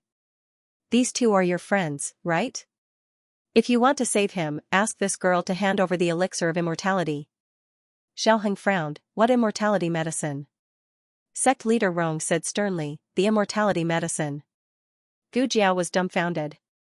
Do I have an elixir of immortality? Why don't I know about it? Sect leader Rong was dying, if he didn't get the immortality medicine soon, he would die. His expression sank, I will say it one last time, hand over the immortality medicine. Otherwise, I will make all of you accompany me in death. Gu Jiao said seriously, I really don't have the immortality medicine, if I did, I would have eaten it already. Sect leader Rong was furious, you. Xiaoheng asked Gu Jiao softly, does he think you have the immortality medicine in your medicine box? Gu Jiao said, but I don't have it in my medicine box. She looked at sect leader Rong, who told you there was the immortality medicine in your medicine box? Sect leader Rong used his inner strength to protect his heart, but it was useless. His life was rapidly slipping away, he became anxious, I saw it with my own eyes. It must be in your medicine box. Take it out. Take it out. This person was crazy. He was like those emperors who were obsessed with refining pills to obtain immortality. But how could there be immortality in this world? Where was the immortality medicine? Sect leader Rong lost his patience and said to the Gu master, kill him. Gu Jiao stretched out her hand, okay, I will give it to you. Xiaoheng immediately got into character, grabbing her wrist and turning around, using his body to block her unsightly acting, you are crazy. You only have one. If you give it to him, what will happen to you? His acting had reached perfection, in Gu Jiao's previous life, he would have been an Oscar winner. No one doubted that he was telling the truth. Gu Jiao sighed with a pained expression, but I can't let him kill my brother and Gu Qingfeng. I don't have the elixir of immortality. At most, I'll be like you guys. There's nothing bad about being born, old, sick, and dead. Xiaoheng said solemnly, Jiao Jiao. Say no more. Gu Jiao raised her other hand and made a stop gesture, taking out a small porcelain bottle from her bosom. Xiaoheng snatched the bottle and turned to look at sect leader Rong. His eyes were filled with unwillingness, anger, helplessness, and complex emotions. Hand over the person and hand over the medicine. I will count to 3, you push the person over and I will throw the medicine to you. Sect leader Rong's eyes flashed with greed. Okay. 1, 2, 3. Xiaoheng had just finished speaking when the Gu master pushed the person over, and Xiaoheng also threw the medicine out. Long Yi flew up and caught Gu Qingfeng, while Gu Jiao also walked up and caught Gu Yan. At this moment, the originally unconscious Gu Yan suddenly opened his eyes and took out the peacock feather sword on his back. His cold eyes flashed and the sword pierced someone's heart. The Gu master lowered his head and looked at the mystic moon sword that had pierced through his chest. He turned around in disbelief. You, Gu Yan wiped away the blood that had splashed on his face, his eyes clear. You want me to hurt my sister? Dream on. The Gu master fell into a pool of blood. Sect leader Rong's large palm sucked and the medicine bottle flew into his hand. Gu Yan lost all strength and fell on his butt. Gu Jiao knelt on one knee and hugged him. Ah Yan. Gu Yan trembled as he took out a small porcelain bottle from his bosom and said in a trembling voice, Fortunately, master's wife gave me the poison. Sister, stay away from me. I still want to kill you. Long Yi pulled out the sword on the Gu master's back and chopped off his head. Gu Yan's vision turned black and he fainted in Gu Jiao's bosom. When the Gu master died, the Gu poison was naturally removed. The reason why he fainted was because he had taken the poison refined by master's wife to resist the Gu poison. Gu Jiao hugged him tightly in her bosom, her face close to his ice-cold face as she whispered, Silly brother. On the other side, sect leader Rong who had obtained the pill laughed crazily. I have the elixir of immortality. I won't die. I won't. With a loud rumble, the entire secret room started shaking again. Sand fell from the cracks between the roof and walls and the dust in the secret room flew into the air. Xiaoheng looked around and said with a serious gaze, It seems like someone has activated the underground mechanism. This place is going to collapse, let's leave quickly. He held Gu Jiao's hand. Long Yi held one on each side, with Gu Qingfeng on his left and Gu Yan on his right, covering their retreat. Right at this moment, the secret room's stone door fell. Long Yi saw that the situation was bad and threw out Gu Qingfeng and Gu Yan, then sent out Gu Jiao and Xiaoheng with 2 palms. The stone door fell very quickly and after doing all this, he could not rush out in time. Gu Jiao shouted, Long Yi. Seeing that the secret room was about to close completely, a small medicine box appeared under the heavy stone door with a click, firmly holding it back. Gu Jiao and Xiaoheng lay down and looked through the gap of the stone door. Xiaoheng said, Long Yi. Come quickly. Long Yi rolled on the ground and left the secret room through the gap of less than a foot. Sect leader Rong had just taken the elixir of immortality. He could live forever like the first island lord of Dark Knight Island, but he could not waste the rest of his life here. He had to go out and rebuild the sword hut. He entered the gap under the stone door. The small medicine box did not move. But just as sect leader Rong was halfway up, something unexpected happened. The medicine chest suddenly disappeared, and the heavy stone door fell down heavily. No. Sect leader Rong was crushed into 2 under the stone door. He opened his eyes and saw the small medicine box in front of him. He spat out blood and stretched out his hand, with the medicine. I can live, give me the medicine, but until he died, he did not touch the box that was within reach. August, the golden autumn season. Gu Jiao and Long Yi were recuperating in the princess residence. Little Zhou's wings were wrapped in gauze and he valiantly hid in the courtyard, showing off his injuries to his new little brothers.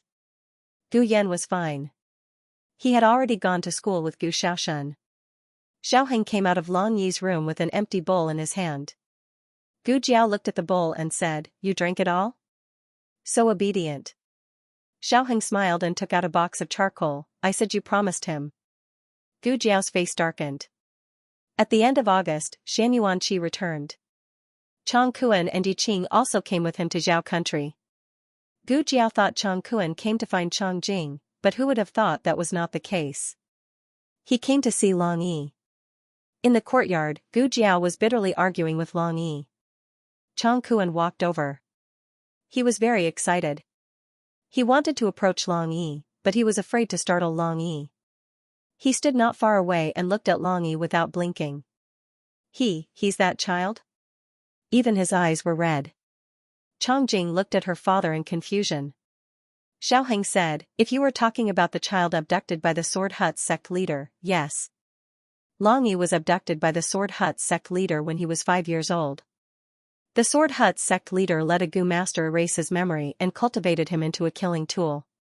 Xiaoheng looked at Long Yi, who was playing with Gu Jiao with a lame arm, and said to Chang Kuan, Long Yi was still young when he left. He only remembers that he came from Dark Knight Island and his father was the island master. He doesn't know anything else. But I heard from Chang Jing that you didn't give birth to a son as old as Long Yi. Chang Kuan smiled bitterly. The island master he is talking about is not me, but the first island master. He is the child of the first island master, not the island master himself. He should have been brought back from outside. What do you mean by should have been? Xiaoheng asked. Chang Kuan said, the first island master was a strange person. He had many secrets that ordinary people could not understand. This child is one of them. I always feel that he is not an ordinary child. Long Yi was indeed not an ordinary person. Chang Kuan sighed. Before the island master died, he entrusted this child to me and asked me to take good care of him. I didn't expect that the people of Sword Hut would abduct him and feed him purple grass poison, turning him into a death warrior. I am ashamed to face the island master. After the child disappeared, he also looked for him carefully. But he couldn't find him, so he thought he was already dead. Xiaoheng asked. Does your island master have a medicine chest? Chang Kuan was surprised. Yes, how did you know? After Gu Jiao finished today's task, Chang Kuan went to find Long Yi. He was not sure if Long Yi still remembered him. Gu Jiao and Xianxia went to the study room. Xianxia handed a brocade box to Gu Jiao. I went to Sword Hut Island first and found that Long Yi was related to Dark Knight Island. Thus, I went to Dark Knight Island again. This is the personal record of the Sword Hut sect master. Gu Jiao first looked at sect master Rong's personal record. As it turned out, when he was 8 years old, he followed his father out of the island. His senior brother was injured and fortunately, a godly doctor came to his rescue. There were all kinds of strange knives and medicines in the medicine chest of the godly doctor. When he was 20 years old, he met the same godly doctor again. The godly doctor's appearance did not change. When he was 30 years old, it was the same. He felt that the godly doctor must have taken the elixir of immortality, and that elixir was hidden in his medicine chest. He followed the godly doctor to Dark Knight Island and found that he was the island master of Dark Knight Island. Then, he found a portrait in the study room of the godly doctor. This is the portrait of the first Dark Shadow Master. Xianxia said and took out the portrait from his bosom. He handed it to Gu Jiao with both hands. This was an extremely respectful gesture. An elder would not pass something to a younger generation like this. Gu Jiao was thinking about something and did not pay attention to this detail. But when she took the portrait, her expression suddenly froze. This was not a portrait. It was a photo. A photo of her previous life. Gu Jiao went to see Chang Kuan and asked him for the portrait of the first Dark Shadow Master. Chang Kuan took out an old portrait. This is the first time I saw him. I was afraid that I would forget one day, so I drew it early. Gu Jiao saw a tall man wearing military boots and a coat. He was tall and had a cold expression. Godfather. It turned out that the person sect leader Rong saw was her godfather. His appearance did not change, not because he took the elixir of immortality, but because he transmigrated here again and again. Gu Jiao held the portrait tightly. Where did he go? Chang Kuan said sadly, he died. Gu Jiao's eyes trembled. What did you say? Chang Kuan sighed. Every time he came here, he would plant a batch of purple grass. But for some reason, the first batch of purple grass could not be planted. Then, he passed away. Before he died, he asked me to bury him under the purple grass. Don't you think it's strange? The next year, a large amount of purple grass grew at the place he was buried. Gu Jiao looked at the portrait in a daze. Tears suddenly fell down. At night, Yi Qing came to Gu Jiao's room. Gu Jiao sat quietly in front of the window. Yi Qing opened his mouth and said softly, "Now. What should I call you?" "Miss Gu, young commander, Mrs. Xiao, or," Gu Jiao said, "you can call me anything." "Your master." Yi Qing came in front of her, looked down, took a deep breath, suppressed the choking in his throat, and said in a normal tone, "My master went to travel the world. Before he left, he went to see me at the Dark Night Island. He had something for me to give to you." Gu Jiao took the box and opened it. It was the 3 clay figurines sitting under the peach tree, and the portrait of the general who did not have a face. Now, the face had been added by the state preceptor. It was her face from her previous life. The Lord of Shadows was her, and she was the Lord of Shadows. Yi Qing turned and raised his hand, wiped the tears in his eyes without leaving a trace, and said calmly, "Master has a story, and I must tell it to you." Gu Jiao said, "Say it." Yi Qing considered the words and slowly opened his mouth. Once upon a time, there was a poor sorcerer. Because he offended the son of a big family, he was beaten and lived on the streets. When he was about to die, a fairy-like woman saved him. The woman said, "You look like an old friend of mine." Because of a similar face, the woman treated him, took him in, taught him everything, and also introduced him to the son of the Xianyuan family. He thought that the old friend must be very important to her. He wanted to pretend to be that person, but he didn't do it in the end. The luckiest thing in his life was to meet her. The last thing he regretted was that divination. It's a long way to the back of the mountain, so there's no need to look for him. Therefore, the state preceptor was not a transmigrator. He just knew her. The state preceptor was not the godfather. He just had a face similar to the godfather. The real godfather had been buried under the purple grass on the Dark Night Island. When Xiaoheng came to the room, Yi Qing had already left. Gu Jiao was burning paper money. There were 2 braziers. Xiaoheng looked at her with distress and said, "One is for the first lord of the Dark Night Island, and the other is," Gu Jiao whispered, "an old friend." The Dark Night Island was farther than the Yan Kingdom. At this time, they would encounter the extreme weather of the ice field. Chang Kuan and Chang Jing temporarily lived in the Lord Protector's mansion. This was what Gu Jiao wanted. She also planned to go to the Dark Night Island. After the spring, she should give birth. At that time, she would go back with Chang Kuan and Chang Jing. In October, Shang Guanqing returned to the Yan Kingdom. In the 12th month of the same year, Grand Secretary Yuan caught a cold, and his health was not as good as before. Grand Secretary Yuan felt powerless and submitted a resignation letter to the emperor. The emperor urged him to stay several times, and it was not until February of the next year that Grand Secretary Yuan's resignation was approved. Xiaoheng succeeded the position of Grand Secretary. At this point, the youngest Grand Secretary in the history of the 6 countries took office. On the first day of Grand Secretary Zhao's appointment, Gu Jiao had a fit. A certain Grand Secretary had not sat down for long, and in front of all the subordinates who wanted to greet him, he staggered and fell down. His official hat was crooked. The cabinet officials had never seen Grand Secretary Xiao so agitated. They were all stunned. Xiaoheng did not care about his image. Without saying anything, he rode back to the mansion. Gu Jiao was pregnant with twins. Her belly was bigger than that of other pregnant women, and her delivery date was half a month earlier. She had a fit when she was strolling in the garden with Princess Xinyang. She was still calm. Princess Xinyang was not calm. Seeing that Gu Jiao could walk back by herself, she almost doubted life. "Xiaoji, haha, when I saw you calmly walk back to the delivery room, I also doubted life. Originally, there was 1 fetus in the womb, but today, both babies' positions were off. The midwife and nurse were shocked. Generally speaking, after a fetus entered the womb, its position would not change again. So what was going on? Could it be that this one had been kicked to the side by the other?" The midwife took a deep breath and slowly exhaled. "Don't panic, don't panic. If the fetus position is off, we'll just turn it into a regular one." "Which one should we turn first?" She rubbed Gu Jiao's belly. This one is closer." Just as she finished speaking and was about to use force, the baby on the other side kicked Gu Jiao's belly and shook his little feet against Gu Jiao's belly. The midwife was stunned again. "What's going on now?" The nurse stared blankly and said in embarrassment, she, might mean, she, wants to come out first? In the evening, a loud cry pierced through the silent sky.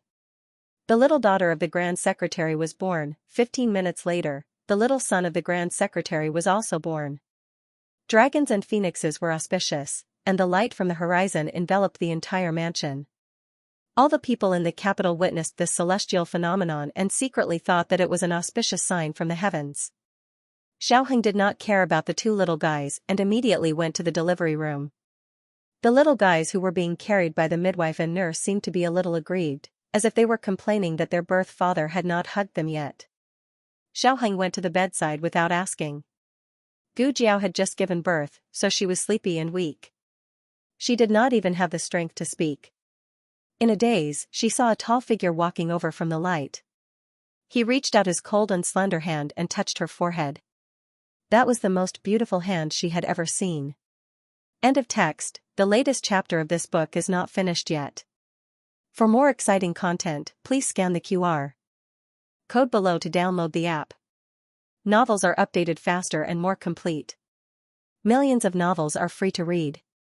There are novels with connotations that you can't find online here. https://www.zhhbqg com/89642896428226/1045577737. HTML Genius memorized this website's address in 1 second. www.zhhbqg.com Bikuga mobile reading website, mzhhbqg.com. The latest chapter of this book is not finished yet. For more exciting content, please scan the QR code below to download the app. The novel is more complete and updated faster. Millions of novels are free to read. There are all kinds of novels that can't be found on the internet. The news of the Grand Secretary's family receiving a pair of twins quickly spread throughout the capital. The common people all said that the multicolored light that day was an auspicious sign for the twins. When the two of them grew up, they would definitely be elegant young masters and graceful ladies. They were definitely not some little demon king. Gu Jiao didn't have much milk, and the two little guys refused to drink their wet nurse's milk. Therefore, the small medicine box took on the responsibility of a wet nurse. Not only did it produce milk bottles, but it also produced milk powder for the neonatal intensive care unit. After the two little guys gulped down the milk, they lay down beside Gu Jiao and fell asleep sweetly.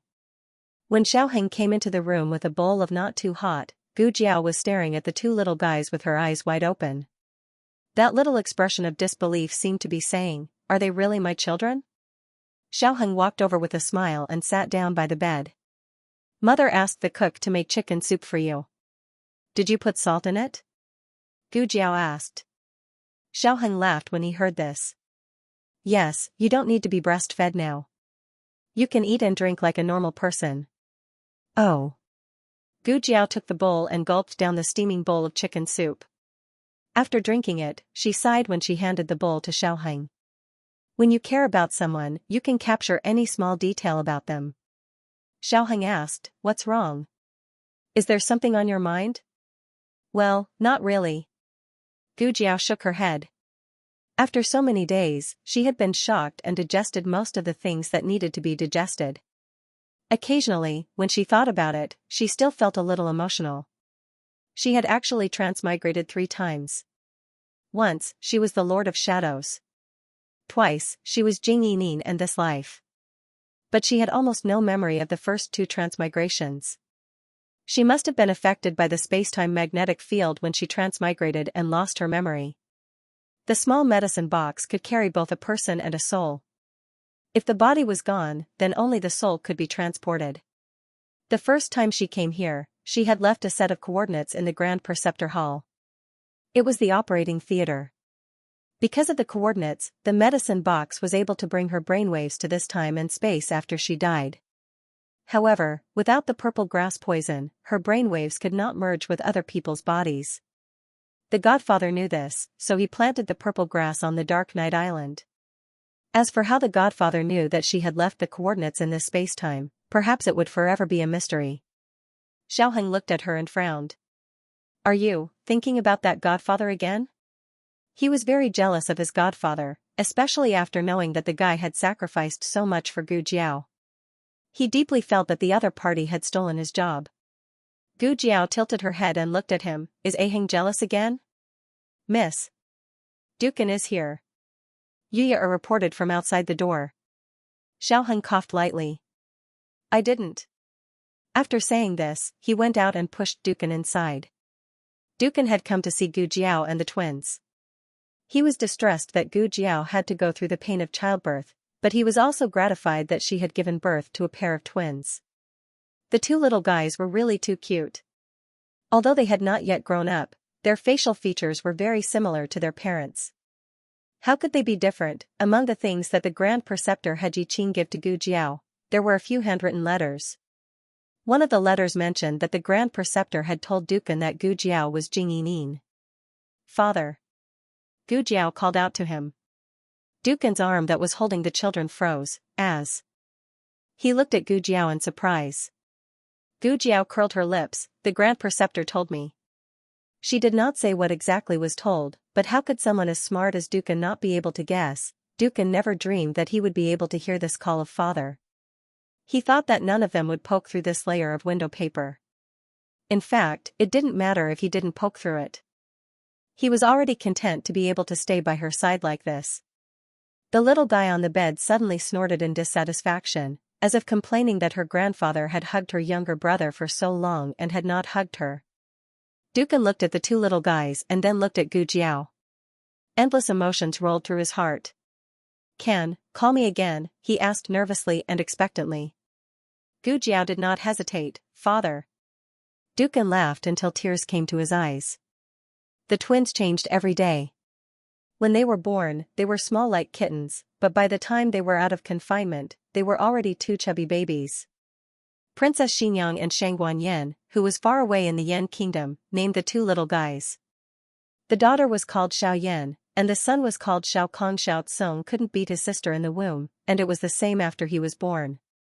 Xiao Yan could eat more than him and was fatter than him. As long as the swaddling clothes were loosened, Xiao Yan could kick him to the edge of the cradle with one little foot. Xiao Yan grew too fast, and in the end, she still attracted Gu Jiao's attention. When Xiaoheng returned from court, Gu Jiao was rubbing her chin and looking thoughtfully at the two little guys. Why are you looking at them like that? Xiaoheng asked with a smile. Gu Jiao asked in bewilderment. I fed them the same way. Why did Xiao Yan grow so fast? Xiaoheng thought for a moment. Maybe it's because they absorbed it well? Gu Jiao rubbed her chin. Is that so? Of course not. Xiao Yan grew so fast because every night, someone secretly came over to give her more food. On a moonless and windy night, a ghostly figure flashed into the room with a small milk bottle. Xiaoheng and Gu Jiao were sleeping soundly. The two little guys were lying in their respective cradles and had also entered the land of dreams. The owner of the figure came to the side of Xiao Yan's cradle as if no one else was present, and stuffed the pacifier into her mouth. Xiao Yan tasted the fragrance of the milk and began to eat heartily. Gu Jiao pulled open the curtain and looked at the figure beside the cradle seriously. Long Yi. Long Yi's body stiffened, and he denied in all seriousness, it's not me. Gu Jiao. Long Yi was caught red-handed. Gu Jiao confiscated his small milk bottle and took him outside the room. She said with incomparable seriousness, you're not allowed to do this in the future. Starting tomorrow night, you're not allowed to secretly feed her. What Long Yi heard was, Lu, starting tomorrow night, secretly feed her. A few days later, Gu Jiao found that Xiao Yan had grown even better. Originally, she should have taken the little guy to the palace to visit her grandaunt and Yaosher after the confinement. However, it rained for several days in a row, and it finally cleared up at the end of March. Gu Jiao took the twins and went to the Imperial College to pick up little Jing Kong from school. Little Jing Kong had just finished his equestrian archery class and was sweating profusely. He was 8 years old this year. In the past, he always looked younger than his actual age, but from the beginning of spring this year, he began to grow. His strength had also increased. The teacher said that he was the only one in the elementary school who could draw a bow and arrow. His eyes were less childish and more resolute. Hello Jiao Jiao, Xiao Yan, Xiao Tsung. He walked into the carriage and politely greeted the three people. although Xiaoyan and Xiaoxong were unable to respond to him. Gu Jiao took out a handkerchief and wiped his sweat, saying, "Why are you sweating so much?" It was not even April yet, and the weather was very cool. Little Jing Kong enjoyed Gu Jiao wiping his sweat and answered seriously, "We had equestrian archery class today. Jiao Jiao, I got first place again." Gu Jiao praised, "Jing Kong is really amazing." Little Jing Kong shook his little head. He was a big shot in the Imperial College, but in front of Jiao Jiao, he was still a little cutie. After Gu Jiao finished wiping his sweat, he asked, "Jiao Jiao, can I ride a horse by myself?" He rode a pony in class today, and it was not fun at all. Gu Jiao nodded, "Okay." She also brought a horse for him. Little Jing Kong stepped on the wooden stool and got on the horse king's back. He held the reins tightly in his hand, and his eyes were firm. He already had the domineering aura of a young god of war. "Little Shi, let's go." Digression, a few days ago, it was said that the ending was coming, and he even asked everyone what they wanted to see. It was not a last-minute ending. As for whether it was explained clearly or not, there were some things that could not be included in the main text, or else it would affect the rhythm. He could only write a separate chapter at the end. Some things had already been explained, but some readers might see that it was a big ending, and there was a lot of words, so they did not look at the plot and went straight to the last page. In order to not hurt everyone, there were some cruel parts that were left blank. Jiao Jiao's 3 transmigrations were explained, and the identity of the master of Dark Knight Island was also explained. Jiao Jiao and Aheng's life was finally complete. The main text ended here, and it was already the best ending. The latest chapter of this book is not finished yet. For more exciting content, please scan the QR code below to download the app. The novel will be updated even faster. Millions of novels will be read for free. Novels with content that cannot be found online are all available here. https://zhbqg.com/89642896428226/1045454139. HTML Genius remembered this website's address in 1 second. www.zhhbqg.com Bikuga mobile reading website, mzhhbqg.com. The latest chapter of this book is not finished yet. For more exciting content, please scan the QR code below to download the app. The novel was updated faster. Millions of novels were free to read. There were all kinds of novels that couldn't be found on the internet. For little Jing Kong's safety, Gu Jiao still gave the Horse King a children's saddle, but it was not the one with a cute tiger head carved last year. It was a new saddle with sharp lines and a simple design. It looked handsome and cool. Little Jing Kong was riding on the horse's back, and the man and the horse were very handsome. Xiaoheng was on duty in the cabinet. Before he left in the morning, Gu Jiao mentioned to him that he should go to his granddaunt's place after work. The cabinet was different from the Hanlin Academy, and he was no longer a nameless editor of the Hanlin Academy. Every move of the cabinet chief attracted attention, and he couldn't be as casual as before. Gu Jiao didn't pick him up and went directly to the palace. Renshou Palace was very lively tonight. Empress Xiao, noble consort Shuang, and Du Xiaoyun were also there. Half a year ago, Du Xiaoyun gave birth to the eldest son for the crown prince. Empress Xiao was very happy and immediately fulfilled her promise. She went to the emperor and asked for the title of crown princess for her. Therefore, the current Du Xiaoyun was the official crown princess. Du Xiaoyun had no ambition and was straightforward. She didn't hide things and was very filial to Empress Xiao, so Empress Xiao was very satisfied with her. Of course, there might be another reason, such as her ability to give birth. She was pregnant again when her eldest son was less than 1 year old. In ancient times, children were more important than everything. Du Xiaoyun, a filial daughter-in-law who gave birth to 2 children every 3 years, was the golden goose of the family. The 3 hostesses of the imperial palace were sitting in the small garden and playing cards. 3 of them needed one, so they called noble consort Shuang. Noble consort Shuang didn't inherit her grandaunt's IQ in other aspects, but she was good at playing cards. In comparison, Empress Xiao was simply a gambling addict. She would play 1 round and then play another. After 2 hours, her brain was already in a mess. She was the only one who lost, and the three families won. Her grandaunt was very satisfied. The princess and Jing Kong are here. Eunuch Qin's laughter came from the door. Just then, Empress Zhao's eyes lit up. Mother, I'm going to win. I'm going to win. I finally won. Jiao Jiao is here. I don't want to play anymore. Empress Dowager Zhuang said. In all seriousness. Empress Xiao. The twins were carried by Yuya and the wet nurse respectively. The two of them woke up when they got off the carriage. It was the first time they had gone out so far.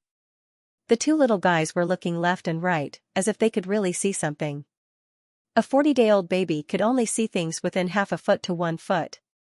Du Xiaoyun felt rather awkward when she saw Gu Jiao again. She recalled how she had foolishly pursued Wen Linlang when she was young and ignorant. In the end, she had slept with Wen Linlong's husband and inherited Wen Linlong's status. Why do I feel like I love tea? Gu Jiao was very magnanimous and never mentioned her dark past.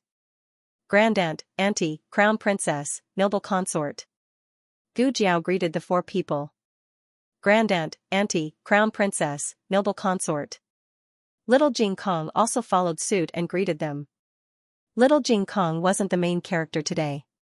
He was 7 years old and had long retired from acting cute. After greeting the elders, he went to Cunning Palace to find Qin Chuyu. The elders began to admire and play with the twins. That's right, they were admiring and playing with them. The twins were too cute.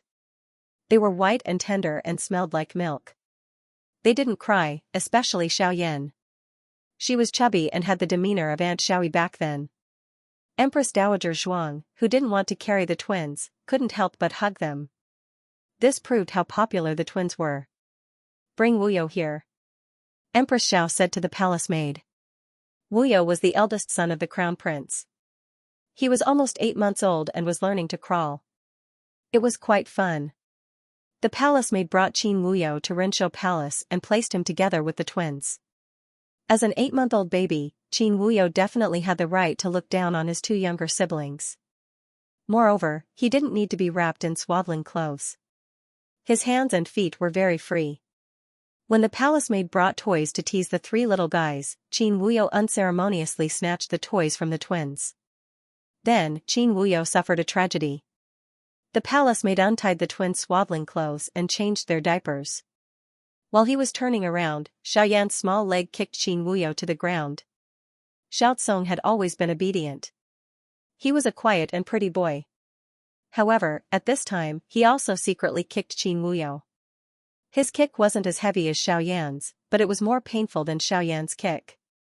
He could be said to be two-faced. As the golden nugget of the imperial family, Qin Wuyo was beaten up for the first time in his life.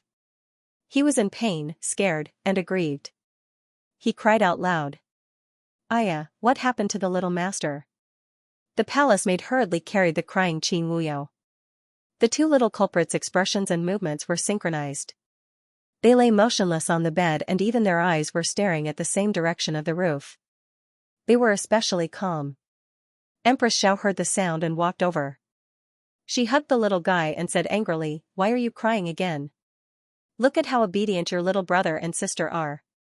Qin Wuyo cried even harder. Not long after, Xiaoheng came over from the inner court. Because it was an outsider, noble consort Zhuang wanted to leave. Empress Dowager Zhuang waved her hand and said, "He's one of us. There's no need."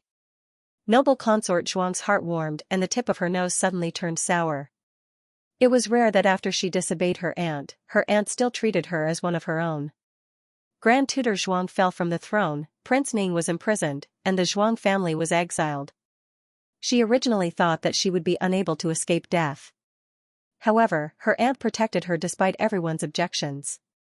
From now on, she wouldn't be stupid anymore. Empress Xiao asked someone to call Qin Chuyu and little Jing Kong over for dinner. The crown prince was not in the capital, so he wasn't called. Originally, she didn't call the emperor, but he eagerly followed. Imperial Mother. Little Hong Hong came to see you, he greeted her energetically. Empress Dowager Zhuang rolled her eyes in despair. The whole family ate at Rinshou Palace. Qin Wuyo babbled, little Jing Kong and Qin Chuyu chased each other, and noble consort Shuang, Empress Xiao, and Du Xiaoyun gossiped together. Xiaoheng played with the twins in the courtyard, and Gu Jiao accompanied her aunt to admire the moon. Rinzhou Palace used to be the coldest and most inhumane palace in the imperial palace. Now, it had a bit of the atmosphere of thousands of lights. Eunuch Qin looked at Empress Dowager Zhuang with emotion. Although her face was sour, her eyes were shining. He truly felt gratified for her. She floated most of her life and didn't have her own flesh and blood. She thought that she would be alone for the rest of her life. God took pity on her and gave her a perfect ending. After Xiaoheng and Gu Jiao bid farewell to their aunt, they took the twins back to the princess's residence. They first went to sit with Princess Xinyang. The twins were hungry, so Eugene took a milk bottle and made milk for them. They were too young and couldn't drink by themselves. Someone had to feed them. Xiaoyi, who was already 1 year and 3 months old, volunteered to take on this important task. Feed," she said in a childish voice. Princess Xinyang used to have a personality that wouldn't let her children do anything. Ever since Marquis Xianping participated in raising the children, her views changed a lot. "Can you carry it?" she asked Xiaoyi. Xiaoyi patted her small chest. "I can carry it." Princess Xinyang gave 2 milk bottles to Xiaoyi. Xiaoyi stepped on a stool and climbed into the twins' small bed to feed them. She fed her little nephew first because he was thin. So she had to feed her little nephew first. Zhang, mouth. She sat cross-legged and said to Xiao Tsong in a childish voice. Seeing that Xiao Tsong didn't open his mouth, she decisively stuffed the milk bottle into his mouth. Xiao Tsong just drank a mouthful, but Xiaoyi took away the milk bottle and drank 2 mouthfuls herself. Her principle for feeding her little nephew was, you take a mouthful, I take a mouthful, I take a mouthful, I take a mouthful, I take a mouthful, I take a mouthful, I take another mouthful, and then I give you a small mouthful. As a result, Xiao Tsong didn't grow fat. Not only did he not have Long Yi's midnight snack, but he also encountered his little aunt snatching food. It was too difficult for him. Princess Xinyang indifferently asked, did you snatch Tsong-er's milk again? No, didn't.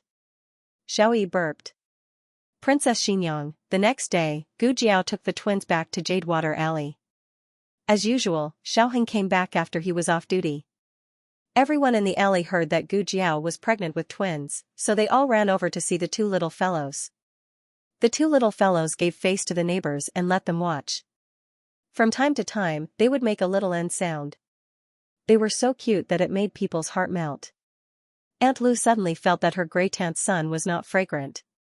She wanted to snatch the babies. Gu Xiaobao was 2.5 years old. He had lost the baby fat he had when he was young. He looked thin, but he was very clever.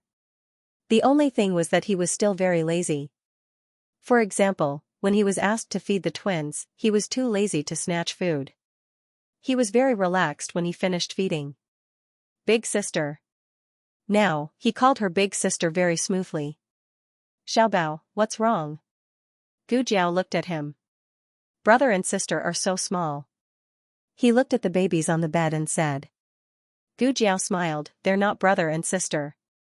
They're nephew and niece. Gu Xiaobao was clearly unfamiliar with these 2 names. He had only heard of grandson and granddaughter. Uncle Zhao next door had them. He thought they meant the same thing. Thinking for a bit, he said seriously, I'm not old. Only old men have grandson and granddaughter. Haha. Gu Jiao laughed. Digression, previously, when I wrote that consort Rui Wang was pregnant, I don't remember if I wrote that she gave birth to a son or a daughter. Does any reader remember? The latest chapter of this book is not finished yet. For more exciting content, please scan the QR code below to download the app. Novels are updated at a faster rate. Millions of novels are free to read. Novels with content that can't be found online are all available here. https://www.zhhbqg.com/896428964286/1045418553. HTML Genius memorized this website's address in 1 second. www.zhhbqg.com Bikuga mobile reading website, mzhhbqg. The latest chapter of the book is not finished yet. For more exciting content, please scan the QR code below to download the app. Novels are updated at a faster rate. Millions of novels are free to read. Novels with a deeper meaning that can't be found online are all available here. Gu Xiaobao could not understand nephew and niece, but when Gu Jiao mentioned youngest uncle to him, he finally understood. He knew this. I'm youngest uncle? He asked. Yes. Gu Jiao said. He thought seriously for a while and said, okay. He was a year older and was no longer like before, patting his chest and waving his small hands. To him, that was something a baby should do. Gu Jiao was surprised by his change. Children really changed every day. Gu Yan and Gu Xiaoshun went to school, so only Madame Yao and a few maids were at home. Madame Yao carried a plate of desserts she made to the east room. She knew that her daughter did not like to eat things that were too sweet, so she only put a little sugar in the desserts. You must be hungry since you were so busy early in the morning. Eat something. Madame Yao handed the desserts to Gu Jiao. Gu Jiao took a piece of almond cake and tasted it. It still tasted like before and was quite delicious. Madame Yao placed the plate of desserts on the stool and turned to look at the two little ones. The weather was hot today, so Gu Jiao loosened their swaddling clothes. Xiao Tsong was still a quiet and pretty boy.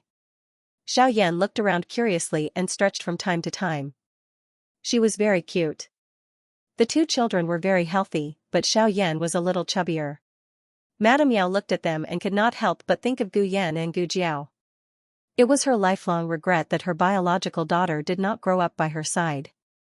The pain of missing out on precious time with her was not something that could be made up for in the days after they met.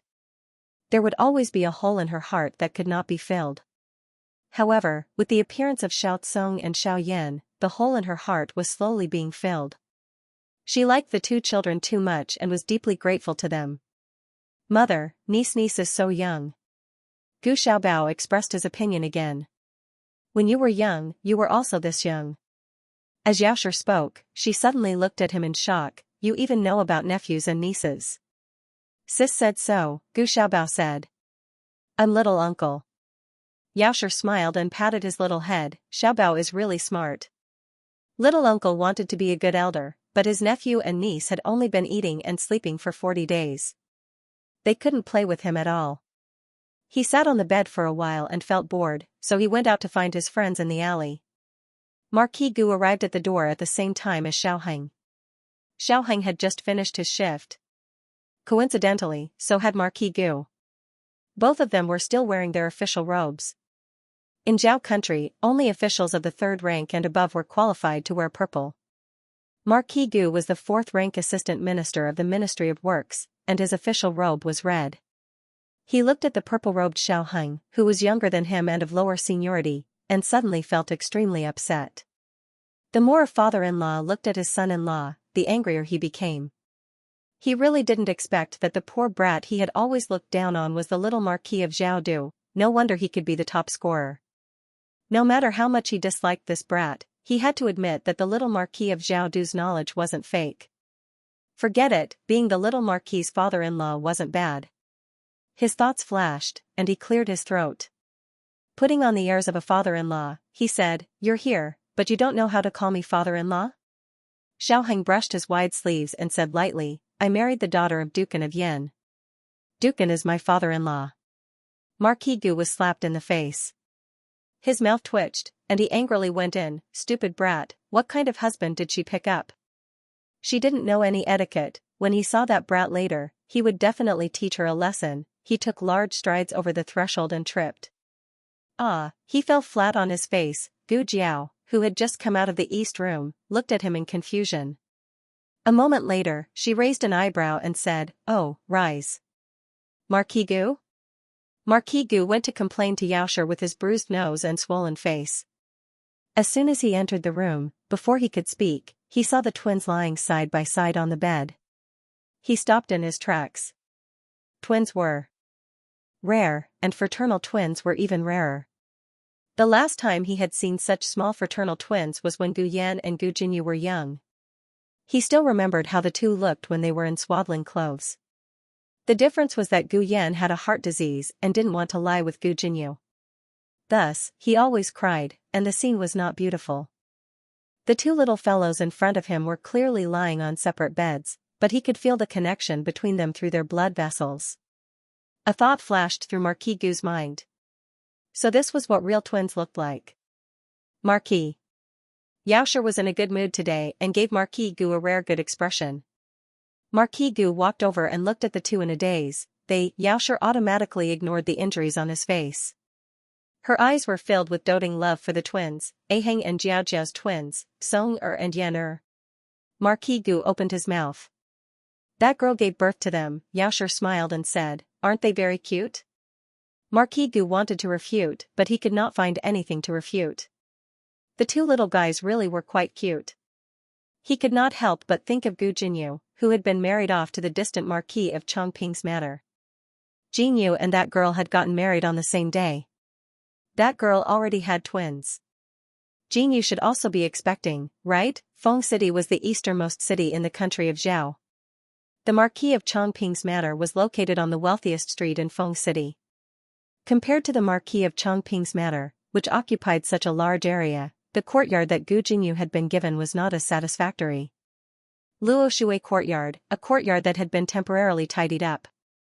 Gu Jinyu had already married into the Marquis of Chongping's manor for the better part of a year, but she was still a virgin. At first, she found it hard to speak about this matter. Later on, the Marquis of Chongping's wife urged her to quickly give birth to a son for Third Master Quan, so she told the truth to her mother-in-law. Her mother-in-law had interfered with their relationship as husband and wife, and it had been effective. Ever since then, the third master would come to her room on the 1st and 15th of every month. But even if they were lying on the same bed, the third master would not touch her at all. She once suspected that she wasn't attractive enough to Sanyi, or that she had unintentionally done something that made Sanyi disgusted. Until one day, she washed her hands to make soup. She spent an entire afternoon cooking a bowl of lotus seed porridge and sent it to Sanyi. As a result, when she arrived at the study, she heard a shameful sound. She thought that it was some maidservant that was trying to seduce the third master during the day. Her head became hot and she pushed open the door to enter. However, she saw a scene that she would never forget. The third master was actually lying on his desk, and a man was. It was as though she had been struck by lightning, and her entire body was dazed. The third master flew into a rage out of humiliation and threw her out. She was so angry that she argued with the third master for a while. During this time, she said some angry words that were not pleasant to the ears. Both sides had an ugly argument. In the end, she moved out of the third master's courtyard. She brought Chun Lu and a few other servants to live in this remote Luo Shui courtyard. This was the great marriage that she would rather break off relations with Xianxia than give up. This was the Marquis Fu's legitimate son that she had set her mind on marrying. How ironic. Old Madame Gu knew about this, right? She had deliberately sent her into the fire pit. She only wanted to rope in the Marquis of Chongping, but she did not care if she lived or died. Her good grandmother really knew how to worry for her grandson. But all of this was just old Madame Gu's wishful thinking. Marquis Ding and Fu had 100,000 Gu family soldiers. Why would they need to rope in the Quan family? A short-sighted harem old woman had sold her out like this. Young Mississippi Chun Lu carried a bowl of porridge to the window and carefully handed it to Gu Jinyu. It's almost cold. Drink it while it's hot. Gu Jinyu felt the cold wind. I don't have an appetite. Chun Lu said with heartache, you haven't eaten for many days. Gu Jinyu still did not want to eat. Ever since she came here, she had cut off all contact with the capital. But for some reason today, she mysteriously asked, is there any news from the capital? Chun Lu pursed her lips and lowered her head. Gu Jinyu glanced at her and calmly said, just say it. Chun Lu bit her lip and quietly said, I heard that eldest young miss gave birth to a pair of twins for the young Marquis. It hasn't even been a year since the wedding and they've already given birth to offspring for the Xiao family, twins, ha ha ha, ha ha ha. Gu Jinyu clutched her chest that felt like it was being cut by a knife. She laughed self-mockingly, tears flowing from her eyes. Good, good, really good. The capital. Gu Chongqing and Yuan Baolin's wedding date was originally set for the 12th lunar month. Because Grand Secretary Yuan suddenly fell ill, the wedding date was repeatedly delayed. In the third month, Grand Secretary Yuan's health improved. In the fourth month of the lunar calendar, the two finally welcomed their wedding. In order to attend Gu Chongqing's wedding, Gu Jiao also postponed her trip to Dark Knight Island for a period of time. Xianxia and Lu Chen had already led the Black Wind Cavalry and the Shadow Troop back to the Yan Kingdom. Lu Chen was still the third Lord of Shadow, and Gu Jiao was still the junior commander of the Black Wind Cavalry. Although she was not in the Yan Kingdom, there were legends about her everywhere. As for the training of the troops, Marshal Xianxia temporarily took charge of it. On the 12th of the fourth month, at 7 o'clock, Gu Chongqing's wedding procession set off from the Marquis Ding An's mansion. The latest chapter of this book is not finished yet. For more exciting content, please scan the QR code below to download the app. The novel is more complete and updated faster.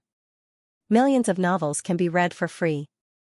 Novels with connotations that can't be found online are all available here. https://www.zhhbqg.com/896428964286/104525537. HTML Genius memorized the website's address in 1 second. www.zhhbqg.com Bikuga mobile reading website, mzhhbqg.com. The latest chapter of this book is not finished yet. For more exciting content, please scan the QR code below to download the app. Novels are updated faster. Millions of novels are free to read. Novels with content that can't be found on the internet are all available here. Gu Chongqing's entourage was huge. In addition to the awe-inspiring Gu family army, there were 3 younger brothers, Gu Chungfeng, Gu Qinglin, Gu Yan, and Gu Shaoshun, who was also regarded as his younger brother. The 4 of them were wearing the same royal blue brocade robes. They were tall and handsome, and they were the best-looking groomsmen in ancient times. The reason why Xiao Heng's groomsmen didn't get this honor was mainly because one person in Little Jing Kong was not enough to form a group. The last time the capital was so lively, it was when the young Marquis of Zhaodu married the daughter of Dukan. The scene was comparable to a military parade. The wife of the Gu family army's young master couldn't be inferior. The groomsmen were too good-looking and attracted a lot of attention. However, the one who made people want to scream the most was the groom. For as long as Gu Chongqing could remember, he was either training soldiers in the military camp or fighting on the battlefield. The silver armor was the one he wore the most, and it was as cold as his title of King Yama. Today, he changed into the groom's robes that he only wore once in his life. He instantly became as beautiful as peaches and plums. After the Grand Secretary got married, the hearts of the young ladies were once again shattered.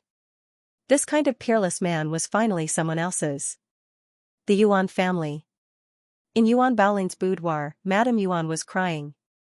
Her daughter was weak since childhood and had to be raised in a Taoist temple. It wasn't easy for her to get rid of her Taoist robes and put on a woman's wedding dress. Yuan Baolin was wearing a phoenix coronet and rosy robes. She didn't have the coldness of a female Taoist priest.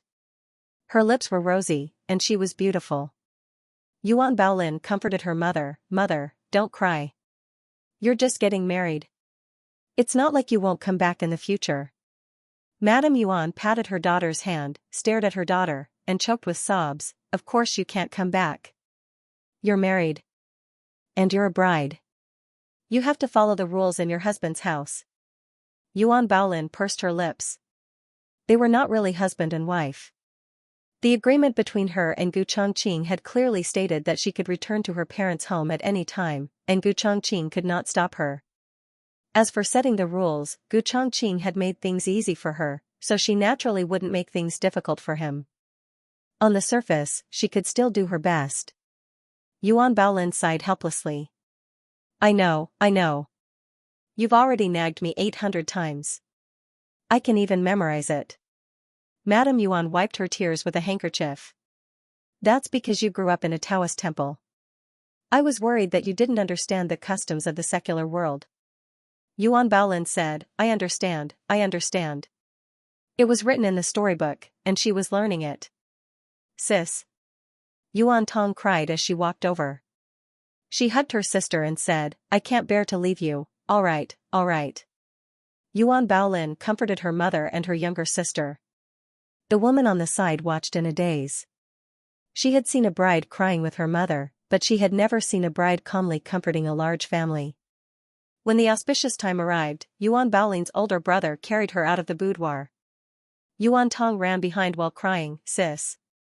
Sis." Gu Chongqing received the bride and cupped his hands to bid farewell to his in-laws. "Father, mother, please do not worry. I will take good care of Baolin." Madame Yuan choked with sobs. Father Yuan's eyes were red as he heavily patted Gu Chongqing's shoulder. "Remember what you said. Go. I'll leave Baolin to you." Once Gu Chongqing left, Father Yuan turned around and covered his face with a large hand. He began to cry, "Wu, ah. Baolin is married." Madame Yuan, who had been crying, trembled. She looked at her man as if she had seen a ghost. She had suddenly met someone who could cry even more than her. She was so shocked that she couldn't cry anymore. The bridal procession arrived at Marquis Dingyan Manor in a lively manner. Gu Chongqing dismounted from his horse. Arriving in front of the sedan, he extended his slender hand. Yuan Baolin had originally planned on walking down, but she suddenly saw the hand that was extended from under the veil. She was stunned. She understood the principle of putting on an act. It was just holding hands, so it shouldn't matter. She gently placed her soft and boneless hand in Gu Chongqing's palm. Gu Chongqing lacked experience with women. After growing up, the only woman he had been close to was his younger sister. His younger sister's hand had calluses and injuries from working and fighting. Yuan Baolin's hand was a bit different. This was a delicate hand. He was very worried that if he wasn't careful, he would break her hand. He led the bride down from the sedan. The wedding nanny finally came back with the red silk. There had been a small hiccup.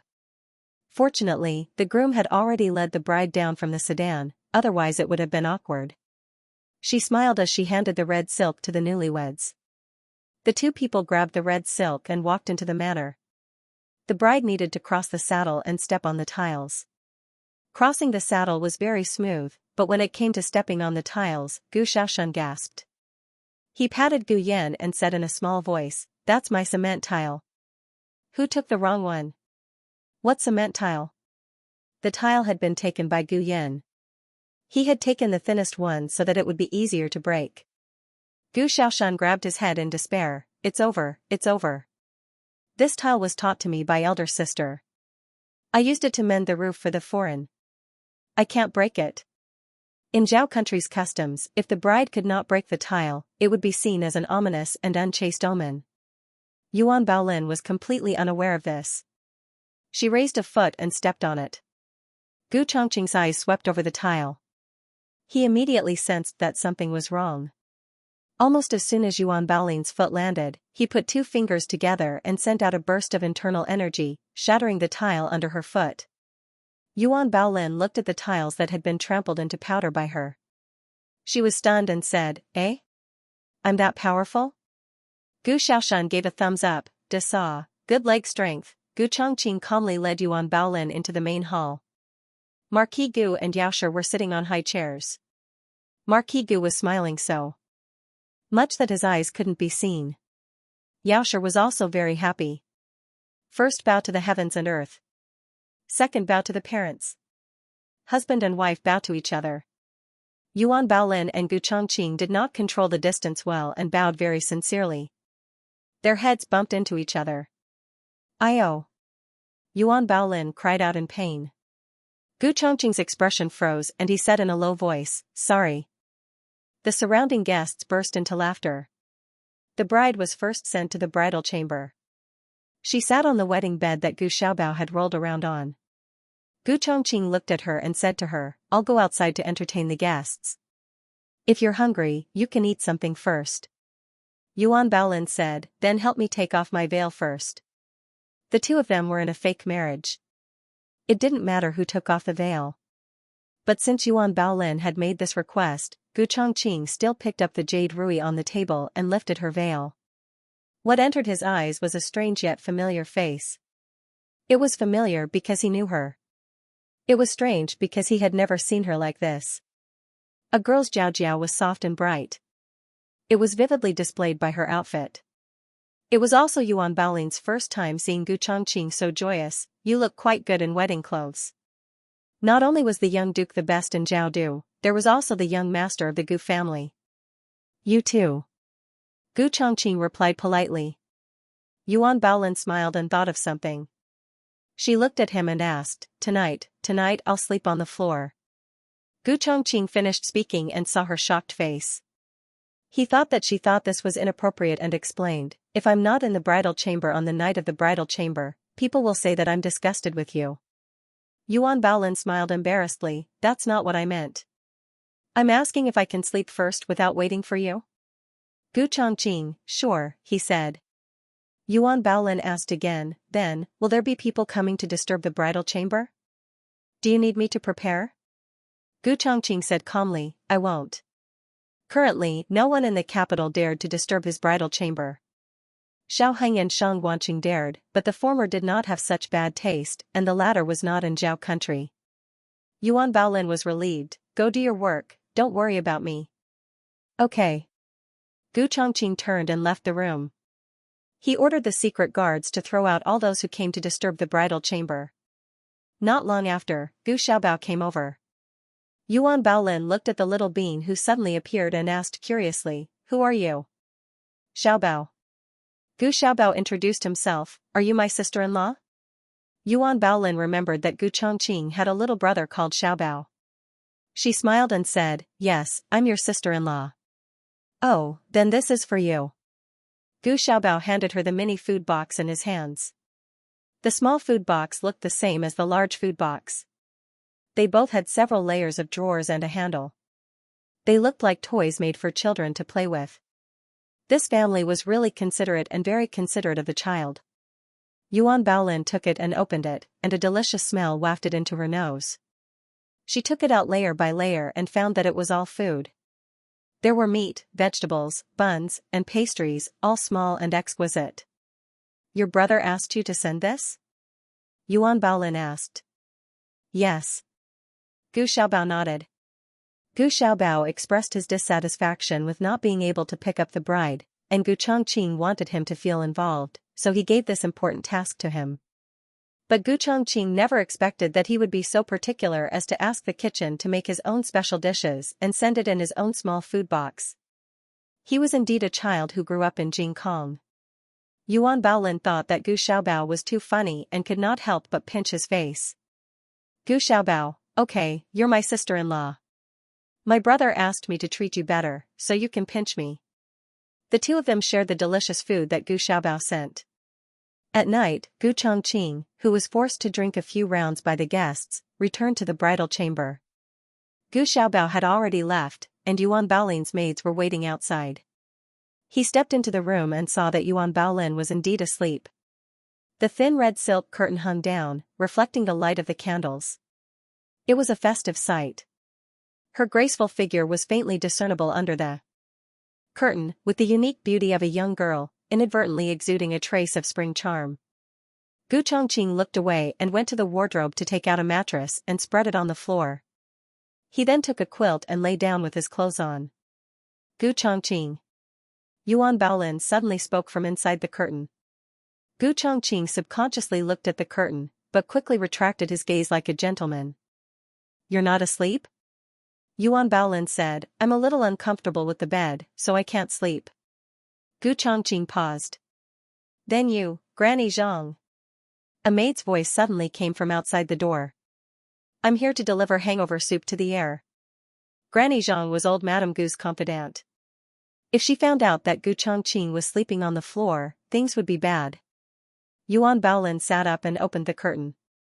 She said to Gu Chongqing, Come up quickly. If it was someone else, Gu Chongqing could block them. But it was someone sent by grandmother. If he blocked Granny Zhang, with grandmother's temper, she would definitely come herself. Gu Chongqing frowned and neatly rolled up the bedding and stuffed it into the wardrobe. Yuan Baolin quickly jumped off the bed and raised her hand to untie his belt.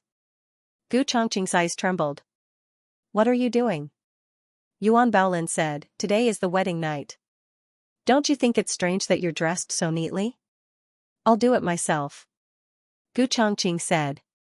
Yuan Baolin used her eyes to look at the window. The two people's shadows were reflected in the window. Air. Granny Zhang called out with a smile from outside the door. Gu Chongqing let go of his hand and let Yuan Baolin untie his belt. The two of them were too close. He could clearly feel her breath and the faint feminine fragrance on her body. Yuan Baolin untied his lapel and took off his hair crown. Then she said with satisfaction, "All right, your clothes are a bit messy." Gu Chongqing straightened his expression and walked over to open the door for Granny Zhang. "Granny, it's so late. Why did you come over?" Granny Zhang saw his disheveled appearance and felt happy. The heir didn't even touch a maidservant in the Fu. Old Madame Gu said that she was worried that the air wasn't good in that area. Looking at her anxious appearance, old Madame Gu was worrying too much. She looked into the room again. Yuan Baolin had already laid back down in the curtains. Only a sparkling and translucent snow-white foot could be seen. Aya, was the air this fierce? As soon as he returned to his room, Granny Zhang's heart bloomed with joy. Drink the hangover soup while it's hot. Gu Chongqing took it and drank it in one gulp. He said to Granny Zhang, "Then I'll go to sleep first. I'll have to trouble Granny Zhang to tell grandmother to rest early. I'll go pay my respects to her tomorrow morning." Good, good, good. Granny Zhang held the empty bowl and left with a smile. What was old Madame Gu worried about? She was worried that the heir wouldn't be able to do it and insisted that she send that bowl of soup. In her opinion, the heir's wife wouldn't be able to get up tomorrow morning. Gu Chongqing let out a long breath. He took a step back and closed the door. He also bolted the door. Yuan Baolin quickly took back her foot. That foot was for Granny Zhang to see, not Gu Chongqing. However, Gu Chongqing was a martial artist. He turned around quickly and had good eyesight, so he saw it immediately.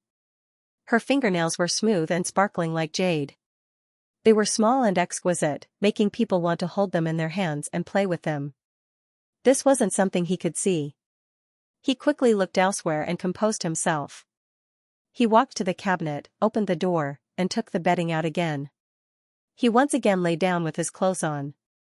But he didn't know why, but he suddenly felt a bit hot in his heart. The latest chapter of this book isn't finished yet. For more exciting content, please scan the QR code below to download the app. Novels are updated at a faster rate. Millions of novels are free to read. Novels with content that can't be found online are all available here. https://www. zhhbqg.com/89642896428226/10452141. HTML Genius memorized this website's address in 1 second. www.zhhbqg.com Bikuga mobile reading website, mzhhbqg.com. The latest chapter of this book is not finished yet. For more exciting content, please scan the QR code below to download the app. Novels are updated even faster. Millions of novels are free to read. Novels that can't be found online are all available here. He was a martial artist, so his body was warmer than normal people. In addition, he drank a lot of wine during the banquet, so it was normal for him to feel stuffy. He didn't take it to heart for a while. He pushed the quilt down a bit and closed his eyes to wait for sleep. However, he was so hot that even his mind began to become a bit muddled. A scene that he shouldn't think about flashed through his mind without warning. It was her jade foot that was quickly pulled back into the curtains. A girl's foot was white and petite. Jiaojiao's foot looked soft and delicate. What's wrong with me? Why am I thinking about these things? Gu Chongqing pulled himself back to his senses in time. Soon, he remembered that he hadn't finished his conversation with her just now because of Zhang Mama's arrival. Should he ask her about it? He had never been this confused even when he was fighting. Gu Chongqing listened to her breathing and knew that she hadn't fallen asleep yet. He hesitated for a moment before opening his mouth. Did you have something to ask me just now? Yuan Baolin turned her head in disbelief and looked in the direction of the bed. Oh, what did I want to say to you just now? Nanny Zhang interrupted me, so I forgot. Go to sleep.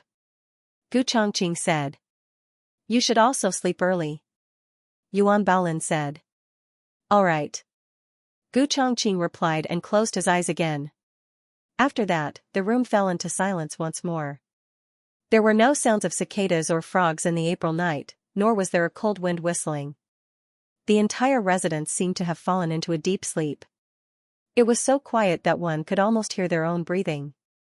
Of course, with Gu Chongqing's hearing, he could still hear Yuan Baolin's breathing. His heart became hotter and hotter, from the initial stuffy heat to the heat of his entire body.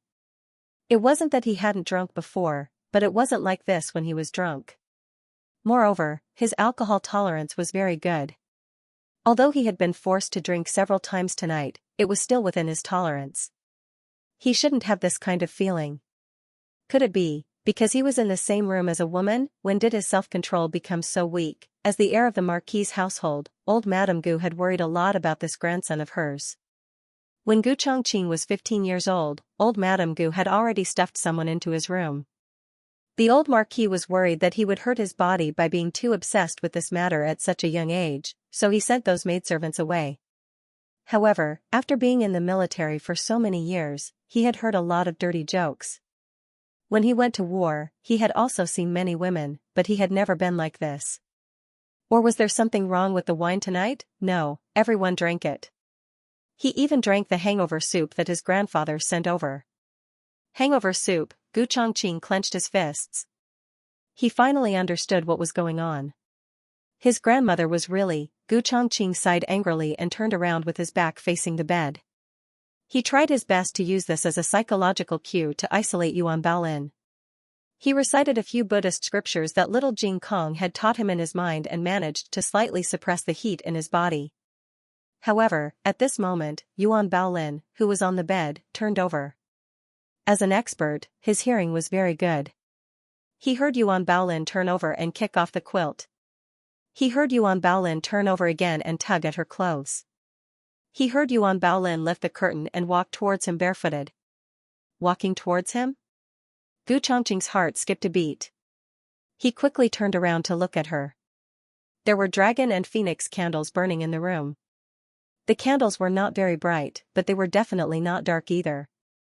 Yuan Baolin came to the table with slight irritation. She was wearing a red undergarment. The lapel of her shirt was slanted by her, revealing her fair neck. Her glossy black hair casually cascaded down her back, making her skin look so white that it was glowing. What's wrong?" he asked in a hoarse voice. Yuan Baolin poured a cup of tea. "It's so hot. I'm so thirsty." Then, she drank the herbal tea in one gulp. She still wasn't satisfied, so she poured herself another cup. She drank 3 cups in one go, but it was still very hot. It didn't quench her thirst at all. Just as she was about to drink the 4th cup, she was stopped by Gu Chongqing. Gu Chongqing sat up and looked at her. "Don't drink any more. If you drink any more, your stomach will explode." Yuan Baolin raised her hand to touch her hot cheeks. "But I feel so uncomfortable." Gu Chongqing looked at her again. This time, he realized that her condition wasn't right. Her face was abnormally red and her eyes were blurred. Even her breathing became rapid and short. Gu Chongqing didn't want to think of the worst, but he still asked, "What did you eat today?" Yuan Baolin's voice gradually became confused. "Food and snacks." Gu Chongqing sucked in a breath of cold air. The heat that he had suppressed with great difficulty was ignited again by her slightly panting voice. He suppressed the evil fire in his lower abdomen and said in a normal tone, "Xiaobao sent it?" "Yes." Yuan Baolin nodded. The food sent by Gu Xiaobao was definitely fine. He also needed to eat it. Even if someone wanted to do something, it was impossible to drug a child's food. "Nothing else?" he asked. Yuan Baolin struggled to think. After a while, she said, "Oh, before you came back, old madam sent a bowl of lotus seed soup over." Grandmother again. Very good. It was hard for him not to guess the answer. Gu Chongqing was good at fighting, but he wasn't old Madame Gu's opponent in matters of the inner courtyard. There was a saying that the older the ginger, the spicier it was. If Gu Chongqing thought that old Madame Gu only put all her eggs in one basket, then he was too naive. When it came to matters of the boudoir, it was naturally better for both sides to have a burning passion. Yuan Baolin looked at him with grievance. Gu Chongqing, I'm so hot. Gu Chongqing's eyelashes trembled. He stood up and went to the door. He opened it and said, "Someone come." A nanny on night duty came over with a coat. Air. Gu Chongqing ordered, "Go get some water." The nanny was shocked. She subconsciously looked at him and blurted out, "So fast? How long has it been since the door closed?" "Air, you can't be so fast." Gu Chongqing didn't understand what she meant by fast at first. When he realized what she meant, he choked. No. The prestige of a lifetime was destroyed in an instant. The nanny gave Gu Chongqing an "I understand" look. It was normal that he hadn't eaten meat before. "This servant will go get the water." She turned and left. Not long after, the entire kitchen knew that the heir had asked for water. Gu Chongqing choked. When she brought over a bucket of hot water, he remembered that he had forgotten to remind her that she wanted cold water. "Cold water, ice cubes," Gu Chongqing said coldly. The nanny looked at him thoughtfully. His martial arts weren't very good, but he had a lot of tricks. Did he want to add 2 candles? Gu Chongqing's face sank. "Do you not want to work in the manor anymore?" The nanny left with her tail between her legs. Then the entire kitchen knew that the heir's driving skills weren't good enough. Gu Chongqing was a general with strong willpower. Cold water and ice cubes were effective for him. However, Yuan Baolin was different. She was a weak girl with poor resistance to drugs. No matter how many ice cubes were placed on her hands, other than feeling uncomfortable from the cold, she didn't feel any relief. She sat in the cold water and looked at Gu Chongqing with an aggrieved expression. Gu Chongqing turned his face away. He was also suffering from the effects of the drug. He couldn't resist her wet, anti-harmony, body temptation, anti-harmony. He began to meditate on the mattress on the floor. He chanted Buddhist scriptures, the clear mind mantra, the martial arts mantra. One by one, he removed the thoughts from his mind.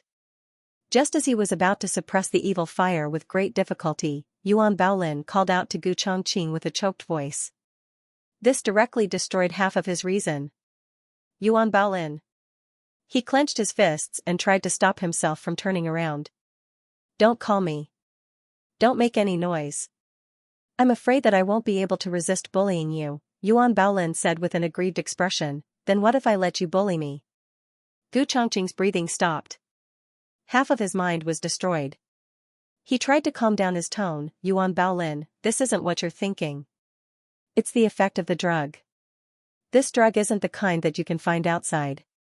That kind of drug is only used to liven things up. The effect isn't that strong. Just bear with it and it'll be over. Yuan Baolin pursed her lips and said, How do you know it's not what I'm thinking?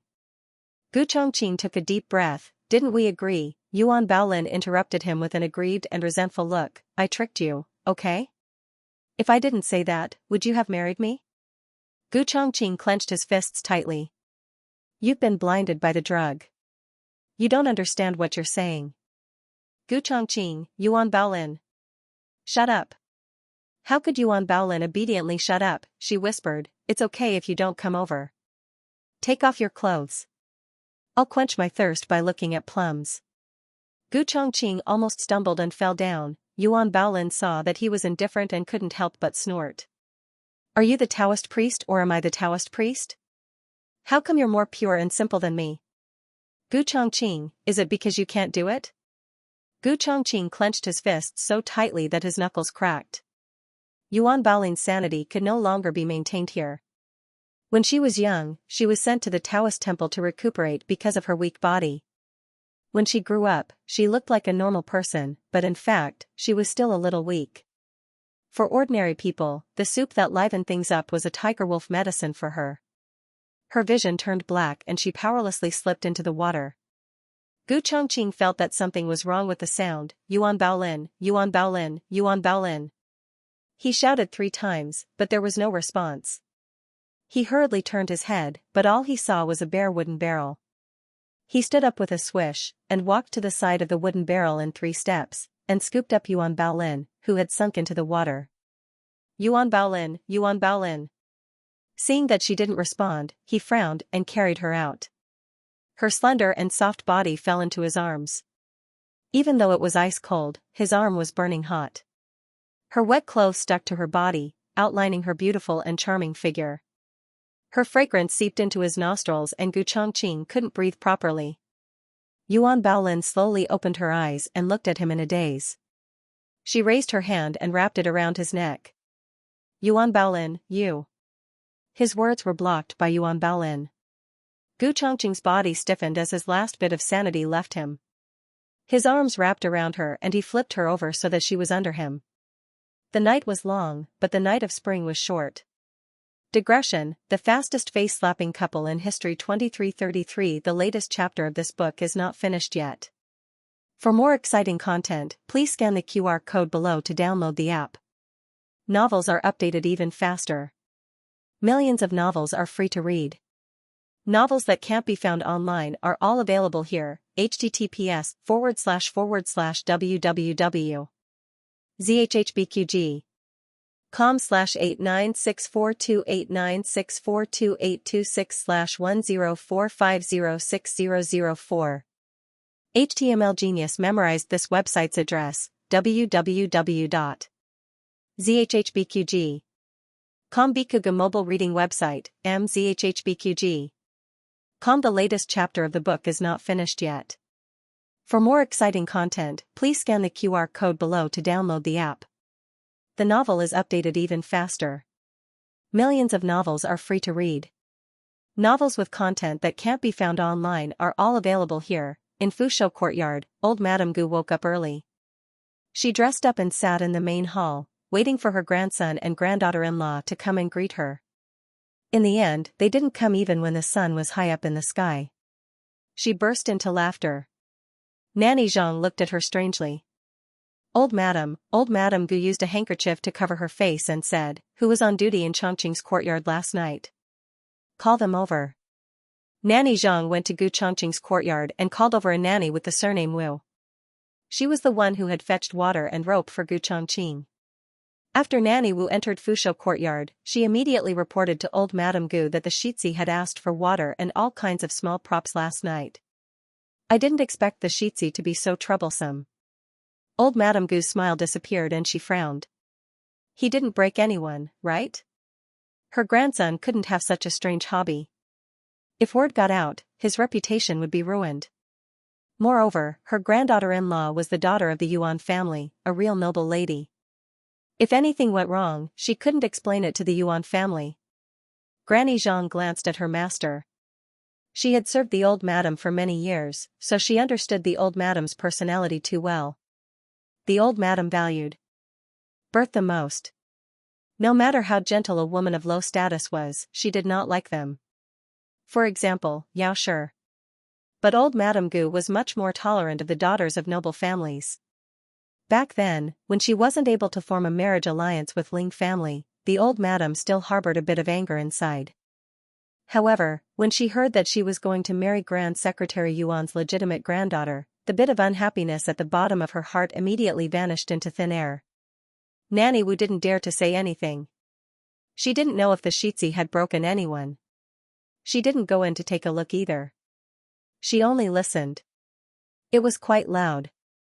Nanny Zhang smiled and said, "Old madam, don't worry. Don't you know the Xianxia? He knows how to dote on people." "You can leave," old Madame Gu said to Nanny Wu. "Yes." Nanny Wu respectfully left the room. Old Madame Gu said worriedly, "Will something really go wrong?" "That won't happen."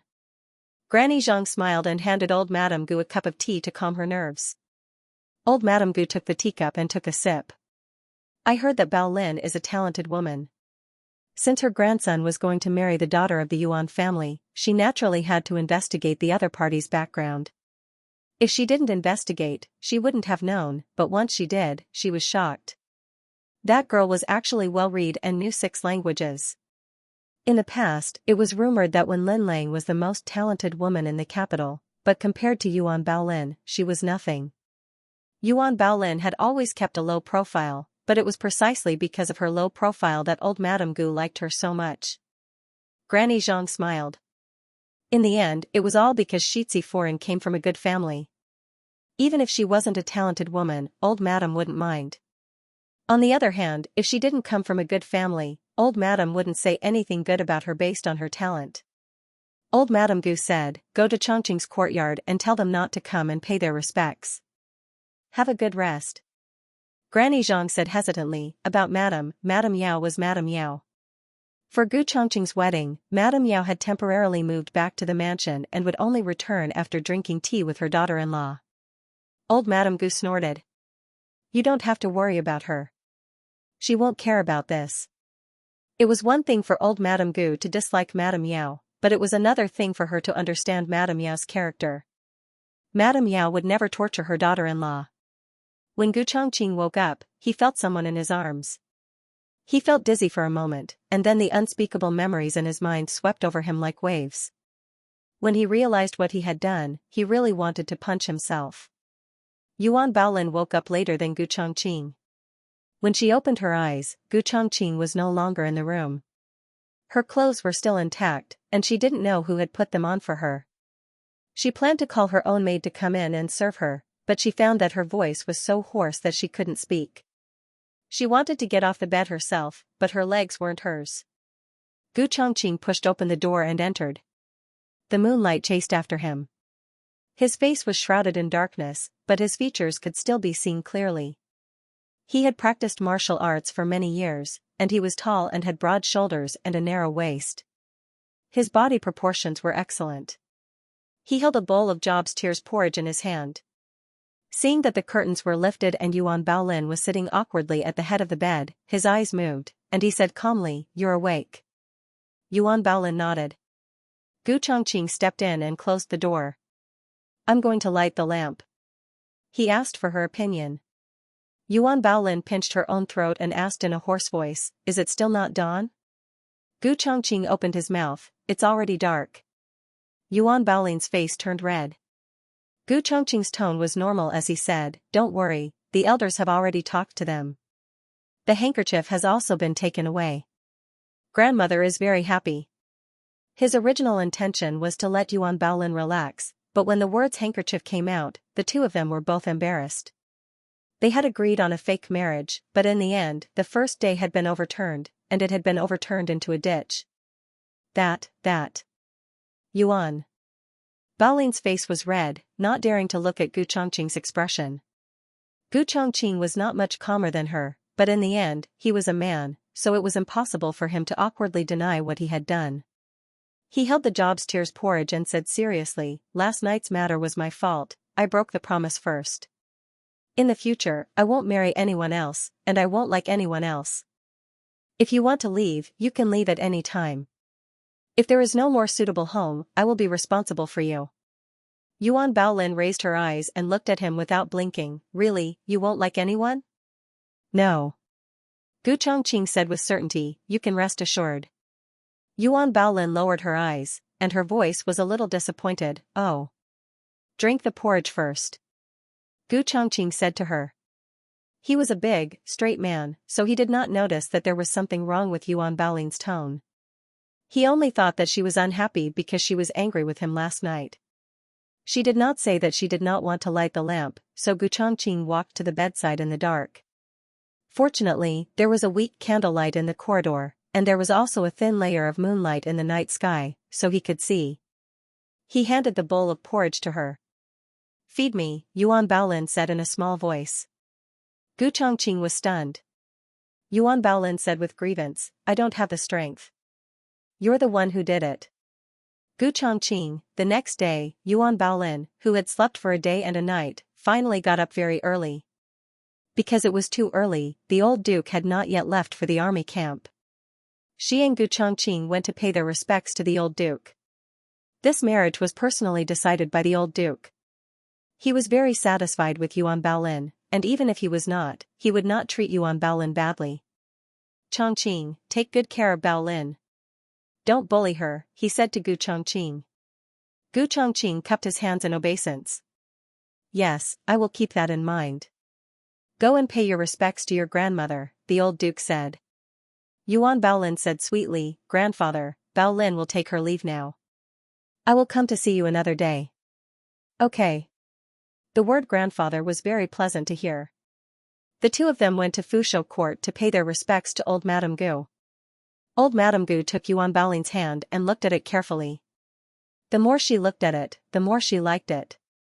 She was already very beautiful in the portrait, but in real life, she was even more beautiful. Yuan Baolin successfully played the role of a virtuous and well-behaved granddaughter-in-law with the advantage of being a level 10 storyteller.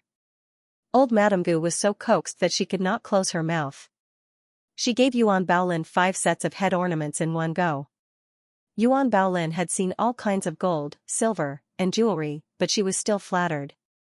Grandmother, this is too expensive. I can't accept it.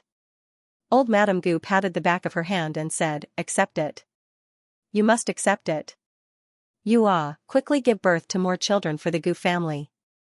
I am still waiting to hold a fat little great-grandson. Yuan Baolin smiled. Baolin will work hard. Gu Chongqing, who was sitting on the side drinking tea, could not help but choke. After leaving Fusho Court, the two of them went to Madame Yao's place. Marquis Gu was also there. Madame Yao liked Yuan Baolin very much. It was not because of her family background, but because of her personality. She was different from the daughters of other families. She had a calm side, but also a cute side. She was smart but not unreasonable. She was straightforward without any edges. She got along well with the people in Bai Shui Alley. Baolin greets father, mother. Yuan Baolin greeted the two of them. Gu Chongqing also bowed to the two of them. Father, mother. Ever since Madame Yao married into the Marquis's household, Gu Chongqing had always addressed her as Madame. This was the first time he had called her mother. Madame Yao looked dazedly at Gu Chongqing. She suspected that she had misheard. Yuan Baolin glanced at the two of them and then pulled on Gu Chongqing's sleeve. Shouldn't you be offering tea to father and mother? Gu Chongqing's eyelashes trembled. Yes. The servants poured tea. The two of them knelt on the cushions and offered the tea with both hands.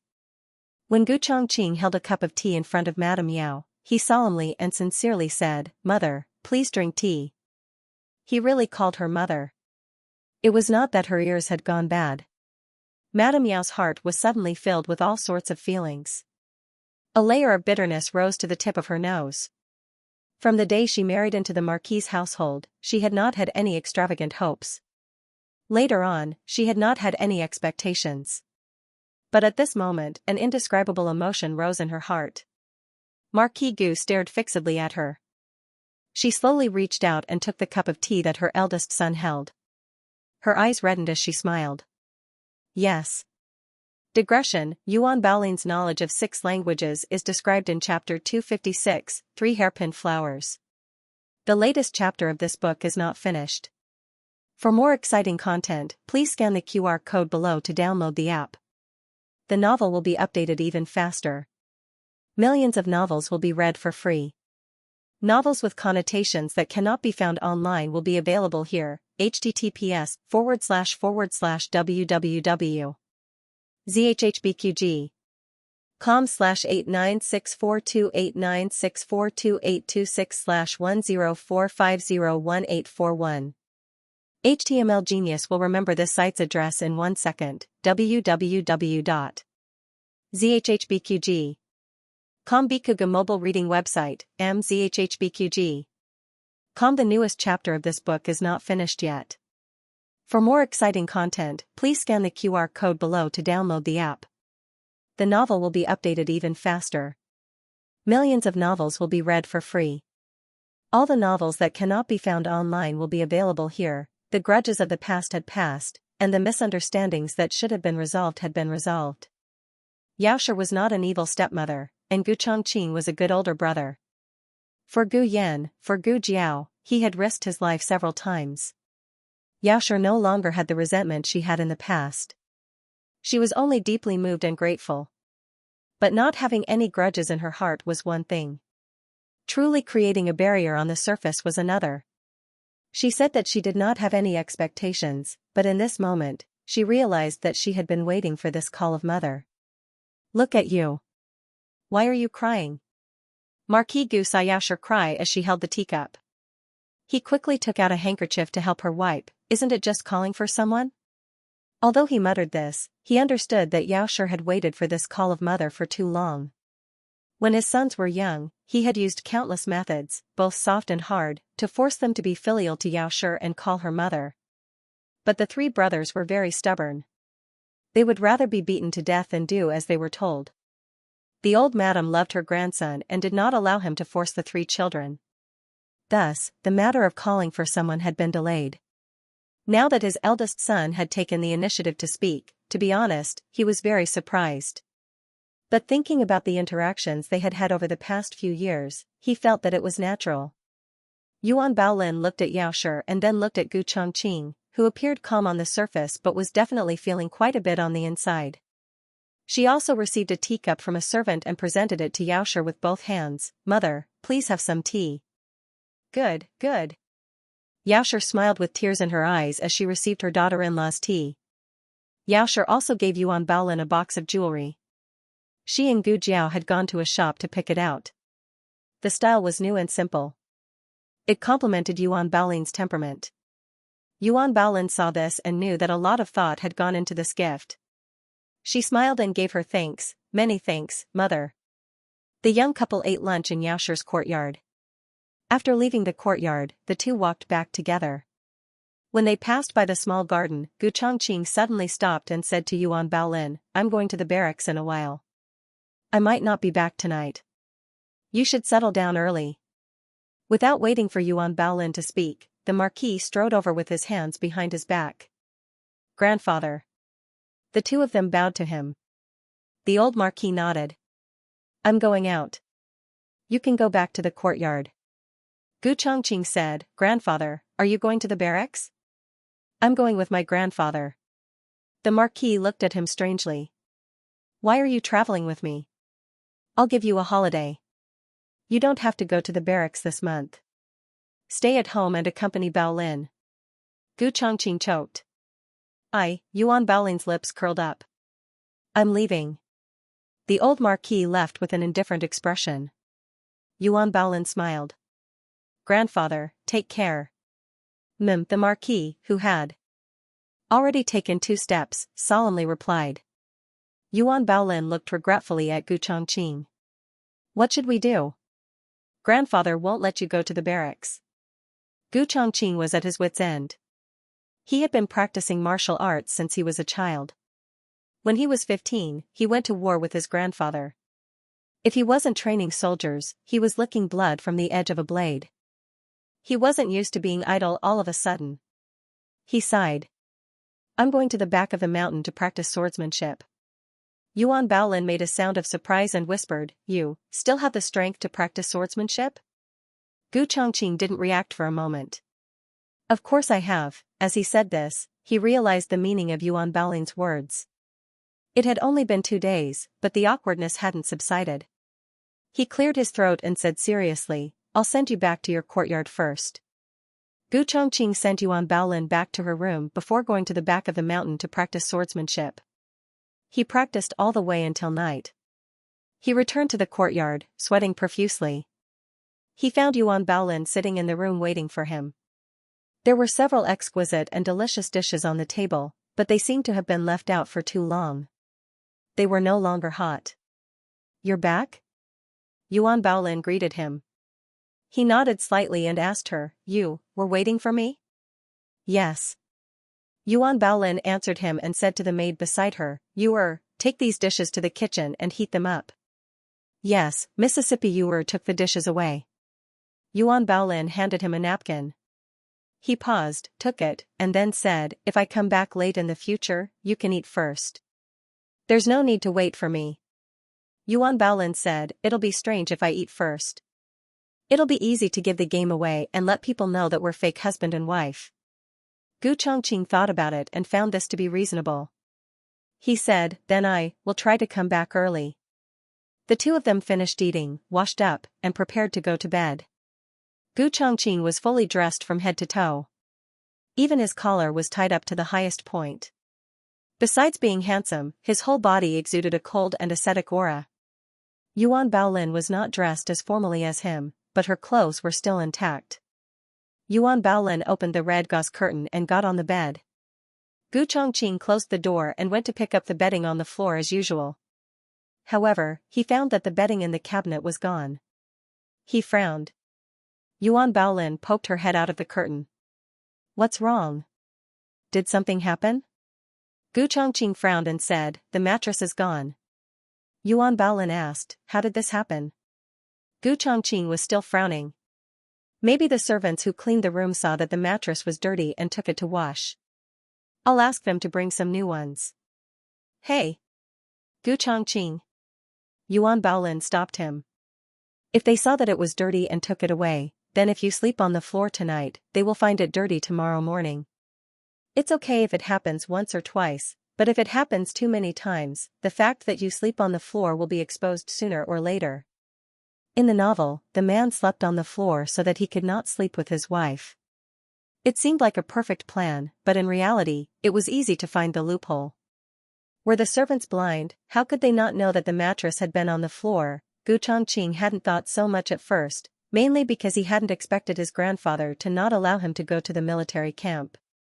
If he was really dirty under his mattress for a month, it would really raise suspicions. Come up and sleep. Yuan Baolin said, the bed is very big anyway. Gu Chongqing looked at the door that was bolted. Yuan Baolin followed his gaze and said, they are standing guard outside. If you sleep in the study, tomorrow the entire manor will spread the news that we are newlyweds who do not get along. Gu Chongqing looked at the benches in the room. I can sleep on the benches. Yuan Baolin, oh. Gu Chongqing arranged the benches, but as soon as he lay down, the benches collapsed. Gu Chongqing, who was dazed from the fall, was speechless. In the end, Gu Chongqing could only lie down in the red silk tent. The bed was very big. Yuan Baolin slept on the innermost side, and he slept on the edge of the bed. He wished that he could lie down in the middle. Yuan Baolin was not distracted. She closed her eyes and fell asleep in a flash. Gu Chongqing lay flat with his hands folded on his abdomen. He looked at the top of the red silk tent. Her even breathing was by his ear, and the tip of his nose was lingering with her warm and soft fragrance. The red gauze canopy completely gathered her fragrance in this narrow space, and the darkness of the night thickened everything. Because his vision was limited, his other senses were infinitely magnified. In addition to her voice and breath, even the soft bed under him and the silky brocade quilt on his body stimulated his instincts as a man. The scene of their wedding night flashed through his mind. She was under him with tears in her eyes, her soft body trembling slightly. He clenched his fists slightly and took a deep breath. He closed his eyes and forcibly eliminated the distracting thoughts in his mind. On the day that Gu Chongqing accompanied Yuan Baolin to visit her parents, there was a lantern festival on Chang'an Avenue. Yuan Baolin wanted to go to the lantern festival, and Gu Chongqing accompanied her. I'm going too. I'm going too. Yuan Tong pulled her sister's hand and said. Madame Yuan fiercely glared at her younger daughter. Your sister and brother-in-law are going to the lantern festival, what are you going to do? However, Yuan Tong did not receive her mother's sharp glare. She missed her sister to death these past few days. Her sister finally came back, so she was not willing to part with her sister so soon. Can my younger sister come along? Yuan Baolin asked Gu Chongqing for his opinion. Of course you can. Gu Chongqing generously agreed. He said to Father Yuan and Madame Yuan, father-in-law, mother-in-law, please rest assured. After the lantern festival is over, I will send her back. Yuan Tong happily smiled, brother-in-law is the best. At this point, Madame Yuan could no longer stop Yuan Tong. She could only let her go. When they came, Gu Chongqing and Yuan Baolin sat in the same carriage. Now that Yuan Baolin was with them, Gu Chongqing rode in front to avoid suspicion. In the carriage, the two sisters talked about intimate things. Yuan Tong grabbed her sister's hand and whispered, Sister, tell me the truth, is brother-in-law good to you? Yuan Baolin said, very good. Really? Really? Yuan Tong nodded, then I'm relieved. Gu Chongqing had no intention of eavesdropping, but his hearing was there. It seemed that Yuan Baolin did not even tell her closest sister about them being a fake couple. Chang'an Avenue was congested. The carriage came to the side and could no longer move. They had to abandon the carriage and walk. Yuan Baolin and her sister walked in front hand in hand. Gu Chongqing quietly followed behind. As the veil of night descended, row upon row of shops were brightly lit, and the stalls on both sides of the road were hung with dazzling lanterns. At a glance, the dazzling candlelight filled the eyes, and it was like a winding dragon in the night sky. Yuan Baolin looked back from time to time. When she saw him, she would smile at him and then continue to look at the lanterns with her sister. The three of them walked for a while. On the second floor of a restaurant, someone suddenly stuck half of his body out of the window and called out to Gu Chongqing in surprise, "Big brother?" Gu Chongqing stopped in his tracks and looked up. Yuan Baolin and her sister also looked at that person. After Yuan Tong saw who it was, her face instantly became disgusted. "It's you?" Gu Qingfeng's face darkened. "Why are you here?" The latest chapter of this book is not finished yet. For more exciting content, please scan the QR code below to download the app. The novel is more complete and updated faster. Millions of novels are free to read. There are novels with connotations that can't be found on the internet here. https://www.zhhbqg.com/896428964286/1044863311. HTML Genius remembered the website address in 1 second. www.zhhbqg.com Bikuga mobile reading website, mzhhbqg.com. The latest chapter of this book is not finished yet. For more exciting content, please scan the QR code below to download the app. Novels are updated even faster. Millions of novels are free to read. Novels with connotations that can't be found online are all available here. Yuan Tong raised her head and snorted, "I'm accompanying my sister to look at the lanterns, why can't I be here?" Gu Qingfeng's gaze fell on Yuan Baolin's face, and he politely greeted, "Sister-in-law." Yuan Baolin smiled, "Qingfeng, come down and greet her," Gu Chongqing said in a low voice. "Oh." Gu Qingfeng obediently jumped down from the window and bowed to Yuan Baolin, "Sister-in-law." Yuan Tong raised her chin and smiled somewhat proudly, "Humph." Gu Qingfeng glanced at her and sneered, "I didn't greet you again." Gu Chongqing's elder brother Aura was fully released. "How can you say that?" Gu Qingfeng pursed his lips. Yuan Baolin tried to smooth things over. "Qingfeng, are you also here to look at the lanterns? Do you want to join us?" I. Gu Qingfeng's eyes flashed. He wasn't here to look at the lanterns, he was here to carry out a mission. After leaving the capital for many days, the younger generation had risen. If he didn't do something, his position as the #1 thief would be lost. Yuan Baolin saw his hesitation and said generously, "If you have something to do, you can go first." Gu Chongqing looked at him coldly. It was as if he was saying, "This is your sister-in-law's first time inviting you, don't you dare refuse." He could pretend to be husband and wife with Yuan Baolin, but that was based on the premise of respect. He wouldn't let Yuan Baolin be treated coldly. Moreover, he broke the promise and let her down first, so he couldn't let her be wronged. After the tacit understanding between the brothers, Gu Qingfeng smiled, "I'm fine. I was just thinking, sister-in-law and brother rarely come out, will I disturb you if I stay here?" Yuan Baolin smiled, "No, Tong'er is here too." "Sister, I don't want to." Before Yuan Tong could finish her sentence, Yuan Baolin shot her a dagger-style glare and swallowed her words back. "Okay." She reluctantly agreed. The group of people walked forward. Today's lantern festival was very lively. There were people selling lanterns, fighting stages, and even street performers doing acrobatics. In the open space in front of a rice shop, a bare-chested man was holding a sword in one hand and a jug of wine in the other. He raised his head and drank a mouthful of wine without restraint. Then, he suddenly raised his head and spat it out. The people who didn't know the truth thought that he was spitting out wine, but they didn't know that he was actually spitting out a long tongue of fire. The crowd exclaimed in surprise. Yuan Tong also clapped her hands in excitement. Gu Qingfeng shook his head. Childish. If that girl was here, she would have seen through the trick. The four of them continued to look at the lanterns. During this time, a small incident occurred. It was that the performer accidentally spat out the flame onto a pedestrian. The pedestrian fled in panic and knocked down the stage they built. The stage fell towards the crowd and was about to hit Yuan Baolin. Gu Chongqing quickly stepped forward and hugged Yuan Baolin. He used his qinggong to bring her away. Sister. Almost at the same time, Yuan Tong also went to save her sister. However, the second stage also fell. Unfortunately, she also fell. Gu Qingfeng frowned. He stepped forward and kicked the stage back. He stood in front of Yuan Tong like a hero. Yuan Tong was still in shock as she looked at his back. Her heart suddenly thumped hard. Gu Chongqing placed Yuan Baolin safely on the side of the street. Wait for me here. Then, they went to the scene of the accident. The brothers saved people and put out the fire. When the soldiers heard the news and rushed over, the chaos had almost subsided. Yuan Tong was frightened.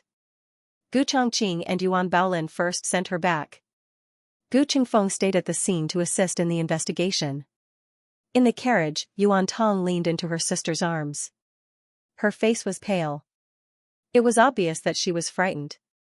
The characters of the two sisters were like this. Yuan Tong looked fierce, but was actually more timid. Yuan Baolin looked quiet, but her heart was calmer and stronger than the average person.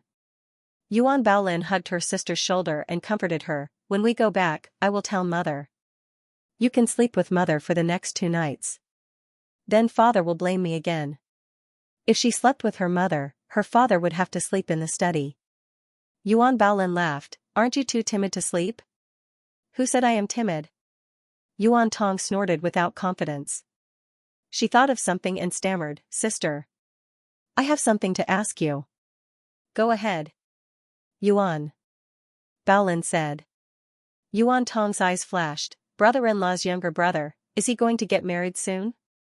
I see that he is not young anymore. I don't know what kind of girl he will marry and if she is easy to get along with. In the future, you will have to ask her to be your sister-in-law. Yuan Baolin smiled. You are so concerned about me? Yuan Tong said without hesitation, you are my sister. After returning from the Yuan family and entering the new house, Yuan Baolin told Gu Chongqing about Gu Qingfeng. Has Qingfeng's marriage been settled? Gu Qingfeng was not young anymore. If it was not for the fact that he was still single, Gu Qingfeng and Gu Qinglin would have been urged to get married. But now that he was married, Gu Qingfeng's marriage should indeed be put on the agenda. Gu Chongqing said, I will ask mother another day. Yuan Baolin asked, what I mean is, does he have a sweetheart? Sweetheart? Gu Chongqing frowned, I will go ask. At night, Gu Qingfeng returned from a robbery and was in a good mood. As soon as he entered the house, he saw his big brother sitting in his room like a god. He was shocked. Big brother. What are you doing? It is so late, why are you not going back to accompany sister-in-law? What are you doing in my room? I have something important to ask you. Gu Chongqing said. Could it be that he had caught evidence of him being a thief again? Impossible, he was so careful. Gu Qingfeng suppressed his doubts and walked towards his big brother without a change in expression. Big brother, what is so urgent that you have to ask me in the middle of the night? Gu Chongqing said, there is no hurry. Your sister-in-law wants to know, so I came. Do you care about sister-in-law that much, big brother? Do you know? Gu Qingfeng chuckled. Big brother, you came just because sister-in-law asked you to. Did you really have a fake marriage with her? Gu Chongqing's face darkened. Gu Qingfeng realized that he had spilled the beans and hurriedly covered his mouth with his hand. How did you know? Gu Chongqing asked coldly. Gu Qingfeng had kicked an iron plate. He braced himself and said, I just, accidentally, saw your agreement document in your study. Gu Chongqing looked at him suspiciously. I hid it so well. Gu Qingfeng mumbled vaguely. Isn't that the thief Fei Shuang? No matter how well you hid it, I can still find it for you. He felt his big brother's death stare and his body shook. He said seriously, that is not the main point. The main point is that I will definitely keep my mouth shut for big brother. What was done could not be undone. Gu Chongqing could not erase this part of his memory. He could only threaten, if you dare to say half a word, I will break your legs. Gu Qingfeng pursed his lips. Because of you, I almost forgot about the important matter. Gu Chongqing held his forehead in annoyance. Your sister-in-law wants to know if you have someone you like. Gu Qingfeng sat down on the chair next to his big brother. What? Does sister-in-law want to arrange a marriage for me? Gu Chongqing said, let's assume so. If you don't have any objections, I have objections. Gu Qingfeng interrupted his big brother. Gu Chongqing looked at him with a puzzled expression. What objections do you have? Gu Qingfeng's eyes showed a rare seriousness. Big brother, I can listen to you and grandfather on other matters, but on this matter, I want to listen to myself. Gu Chongqing paused and his gaze fell on his serious face. You have a girl you like? Who is she from? Tell me, the Marquis Fu will go and propose marriage. No matter what the other party's family background is, as long as you like her, grandfather and I will have no objections. Gu Qingfeng lowered his eyes and said in a low voice, Big brother, I do have someone I like, but this feeling, I can't say it out loud for the rest of my life. You. Gu Chongqing did not understand the situation. Second brother had a girl he liked? As the big brother, he did not notice at all. The main thing was that he had never seen his second brother entangled with any girl. He had never heard of it. Which family is she from? Does she not like you, or is she already engaged? Gu Chongqing asked. Big brother, don't ask any more. Gu Qingfeng raised his head and smiled as if nothing had happened. Anyway, I don't need to inherit the family business. My marriage, just forget about it. Grandfather wants to hold a great-grandson. There is big brother, Qinglin, Gu Yan and Xiaobao. There are so many people to inherit the family name, just spare me. Let him use the rest of his life to protect the girl in his heart. Digression, big brother and second brother are almost done writing. Xiao Fengfeng does not have a couple. Not every character has a couple. The latest chapter of this book is not finished yet. For more exciting content, please scan the QR code below to download the app. Novels are updated even faster. Millions of novels are free to read. Novels with connotations that can't be found online are all available here. https://www.zhhbqg com/89642896428226/1044822172. HTML Genius remembers this site's address in 1 second. www.zhhbqg.com Bikuga mobile reading website, mzhhbqg.com. The latest chapter of the book is not finished yet. For more exciting content, please scan the QR code below to download the app. Novels are updated at a faster rate. Millions of novels are free to read. Novels with content that cannot be found online are available here. After Gu Chongqing returned to the bridal chamber, he told Yuan Baolin about Gu Qingfeng's situation. Once she heard that he already had someone in his heart, Yuan Baolin knew that her sister's heart was destined to fall for the wrong person. She never suspected that the person in his heart was Yuan Tong, because if it was Yuan Tong, there was no problem of him not being able to declare it. Yuan Baolin's experience as a storyteller told her that Gu Qingfeng must have fallen for someone he should not have. She was very curious, but she would not pry into her brother-in-law's privacy. At night, Gu Xiaobao came over. He was still young and could not leave his mother, so Madame Yao brought him over when she was staying in the residence. Usually, he would have gone to bed by this time, but today, he slept too much during the day and could not fall asleep, so he came to find his elder brother and sister-in-law. Sister-in-law, I want to see you perform magic. The 2.5-year-old Gu Xiaobao said clearly. On the day of the wedding, Yuan Baolin showed Gu Xiaobao a few small tricks. Gu Xiaobao liked it very much, as he felt that his sister-in-law was better than his elder brother. Okay. Yuan Baolin agreed happily. She took out some small props from her small makeup box and started to perform magic for Gu Xiaobao. The two of them sat cross-legged on the bed. She first showed her hands to Gu Xiaobao. There's nothing, right? Yes. Gu Xiaobao nodded. She snapped her fingers behind Gu Xiaobao's ear, and when she brought her hands in front of Gu Xiaobao, there was a copper coin between her fingers. Gu Xiaobao exclaimed, wow. Gu Chongqing did not have much to do, so he watched from the side to pass the time. The scene of Gu Xiaobao and his sister-in-law getting along was very harmonious, as if they were a real family. Gu Qinglin and Gu Qingfeng lived in the same courtyard, and there was always the sound of them fooling around.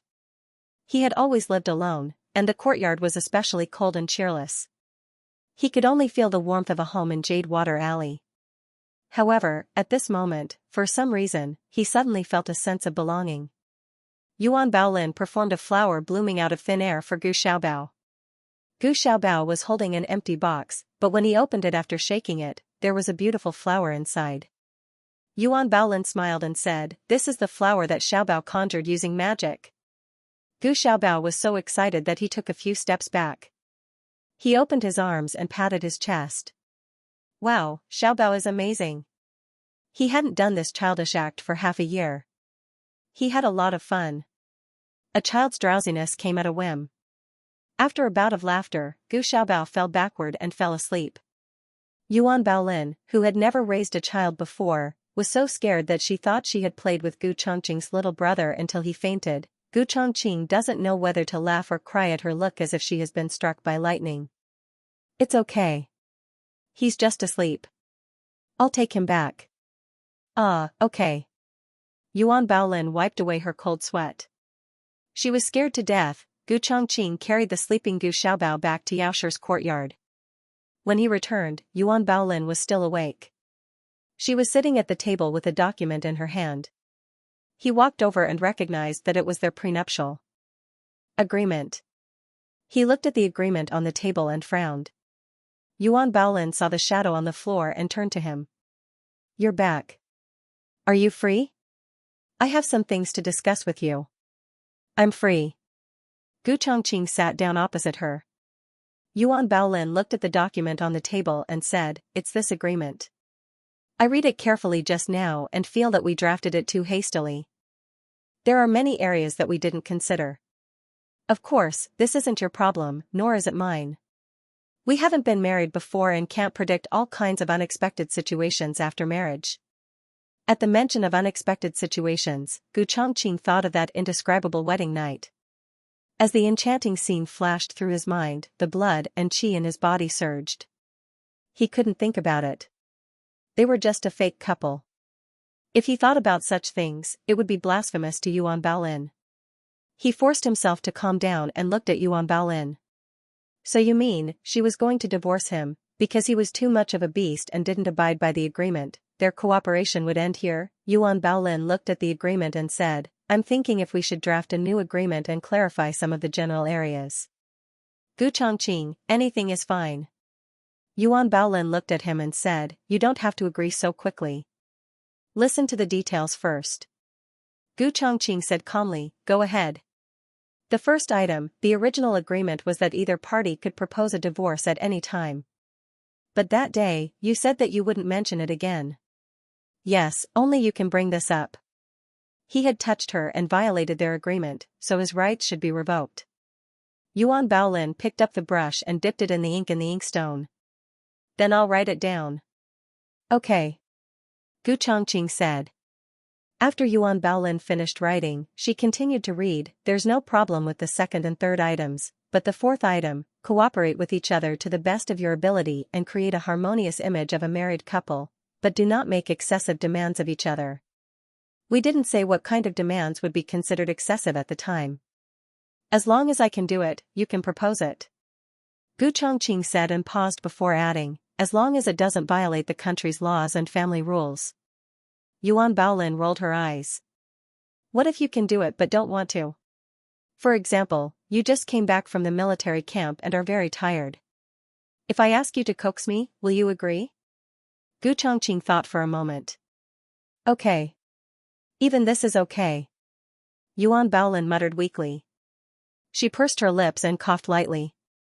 She asked seriously, "Then what if I don't let you take a concubine?" "Okay." He didn't have the intention to take a concubine. Yuan Baolin was stunned.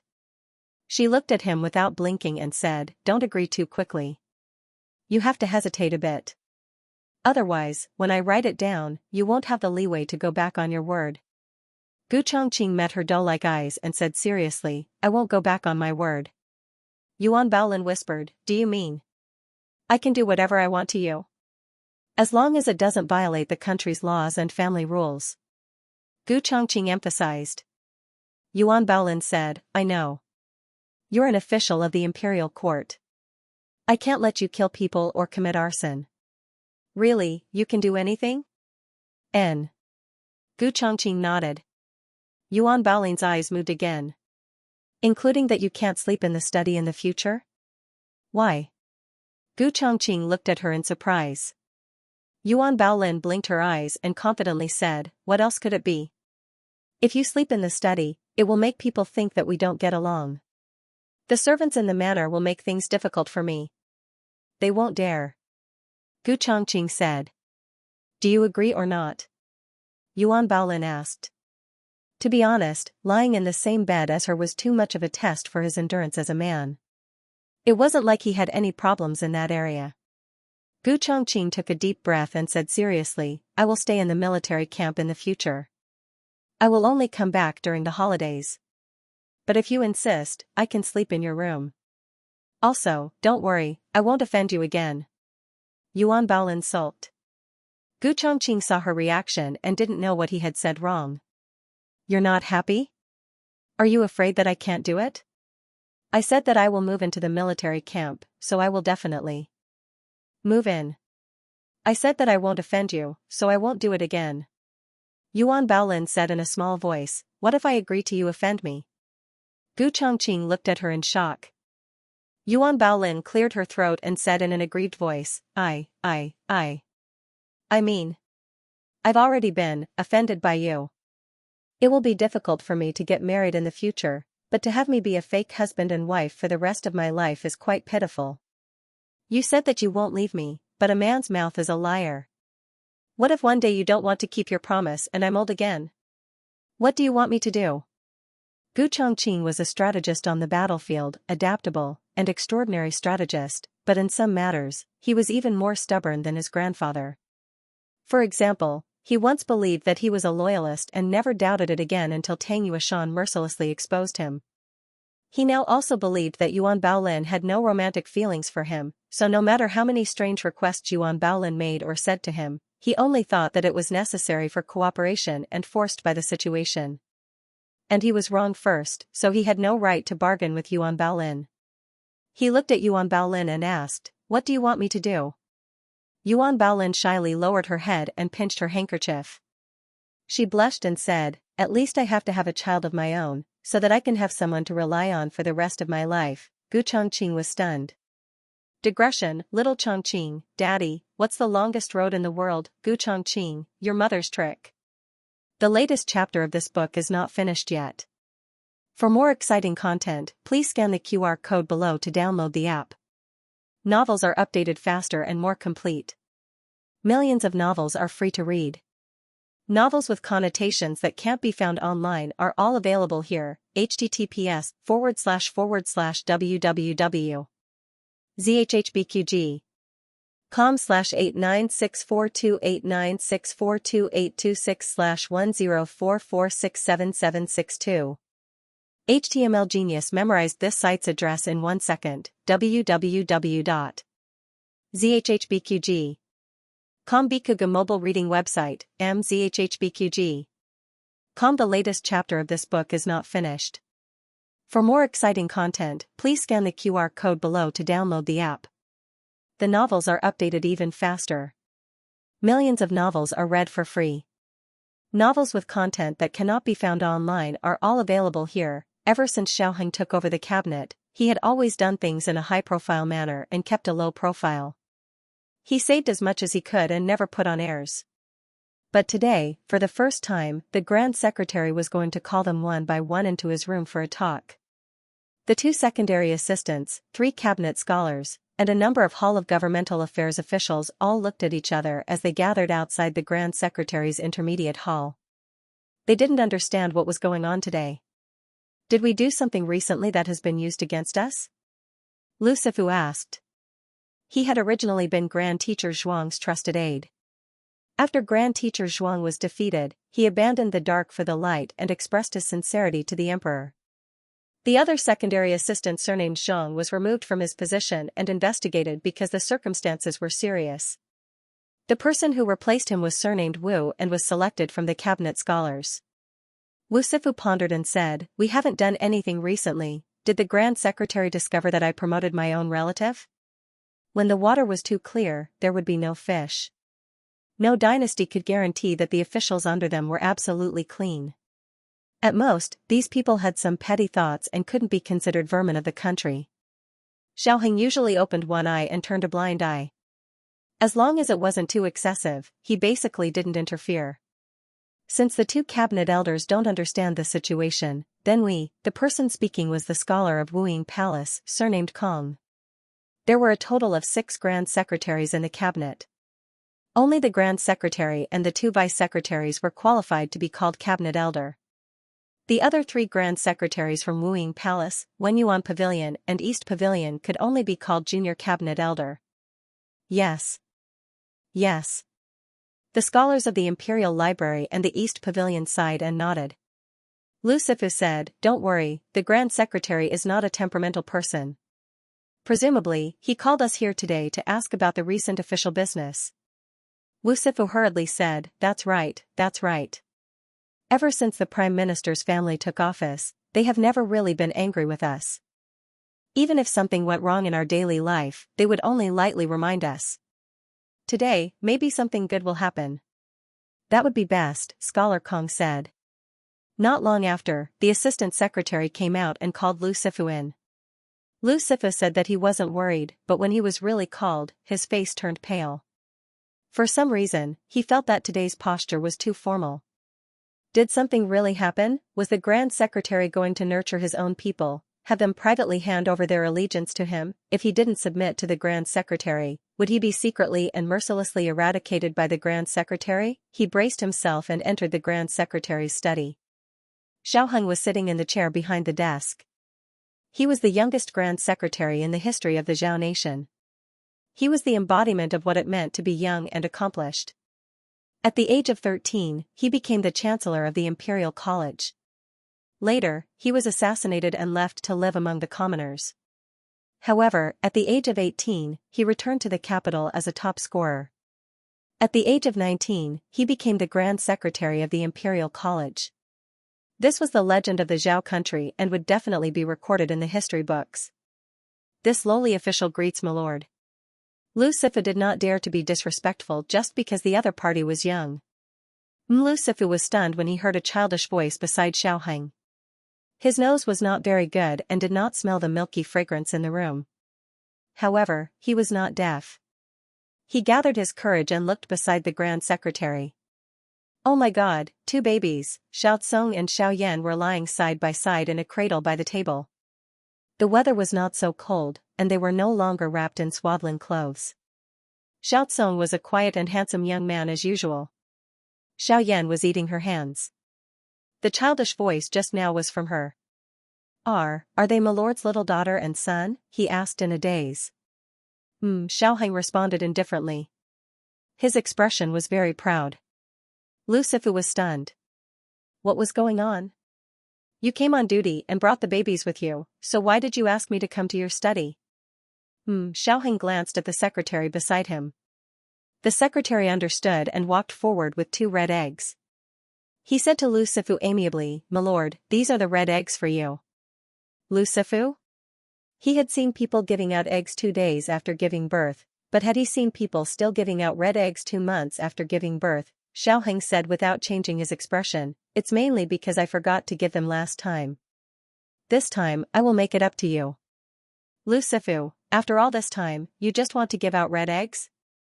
You should have said so earlier. Look at how scared everyone is. Are they cute? Xiaoheng asked seriously. Cute, cute. Lu Sifu was about to doubt his life. It was not enough for your father to show off his daughter, and now you want to show off your twins? What is wrong with your family? The second person to be called in was Wu Sifu. He also liked to give out 2 red eggs and praise the twins with a basket of auspicious words. He could not be the same as Lu Sifu's. The Grand Secretaries of the Imperial Cabinet were subjected to the first literary examination of the year, praising the twins in fancy ways. Gu Chongqing's marriage came to an end. Gu Jiao planned to set off for Dark Knight Island. Xiaoheng would go with her, and Duke Ongwa would also return to the Yan kingdom. Their plan was to stay in Chengdu for a while. Gu Jiao and Xiaoheng only needed to cross the ice fields before the extreme weather in October. The only problem in front of them now was that the two children were too young. Could they adapt to such an intense journey? Princess residence. The whole family sat in Princess Xianxia's room. Princess Xianxia said, "It rains a lot in April, so it's not suitable to travel by water. You can only travel by land. It's too bumpy to take a carriage. Yan'er and Song'er are only 2 months old." Gu Jiao was silent. This was indeed a very realistic problem. It was too hard for 2-month-old children to take a carriage. Especially in the Yan kingdom, the weather was hot. May was like midsummer. Being cooped up in a carriage all day was as scary as being placed in a steamer.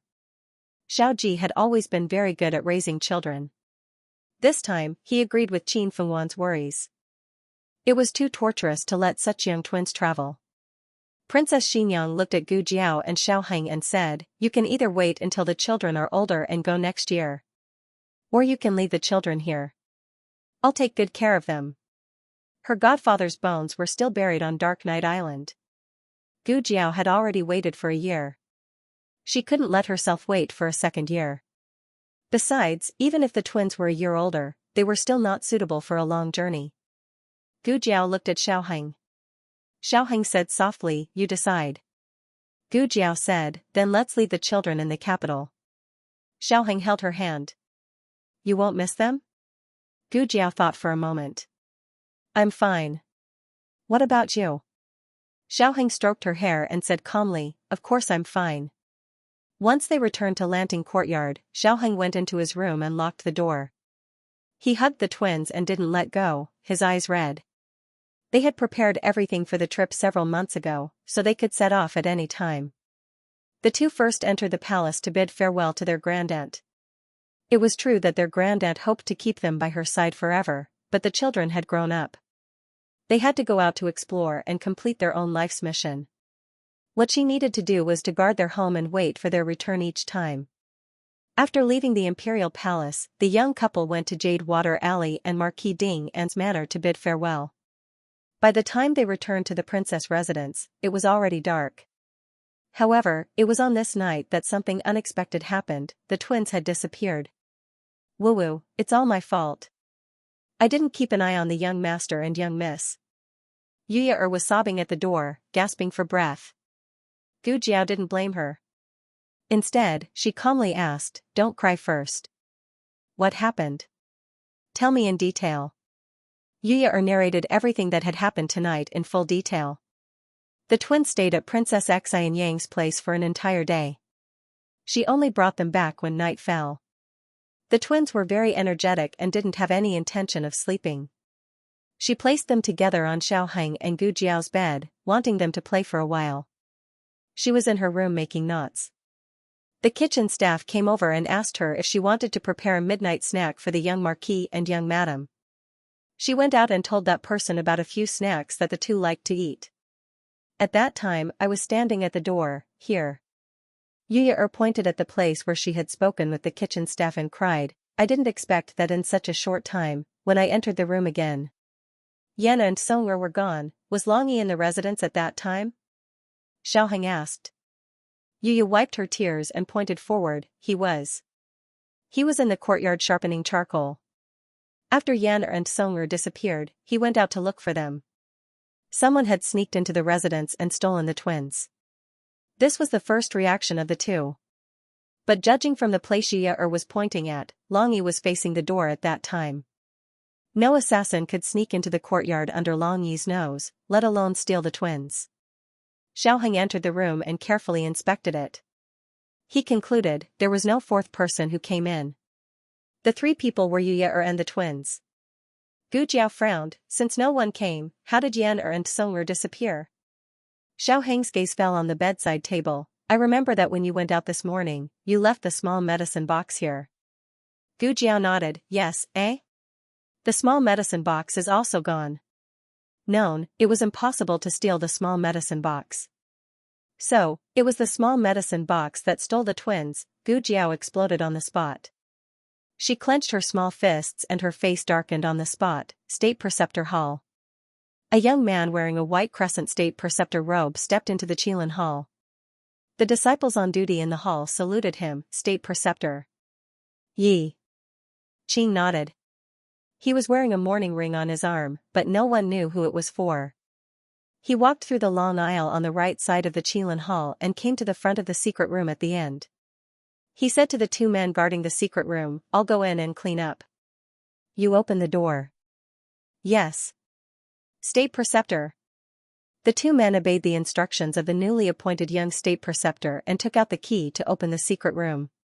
Yi Qing stepped into the place that his master had told him to guard for the rest of his life.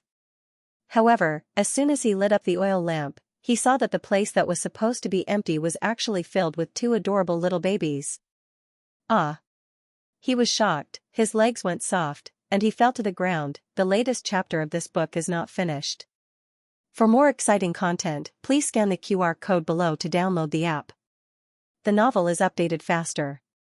Millions of novels are free to read.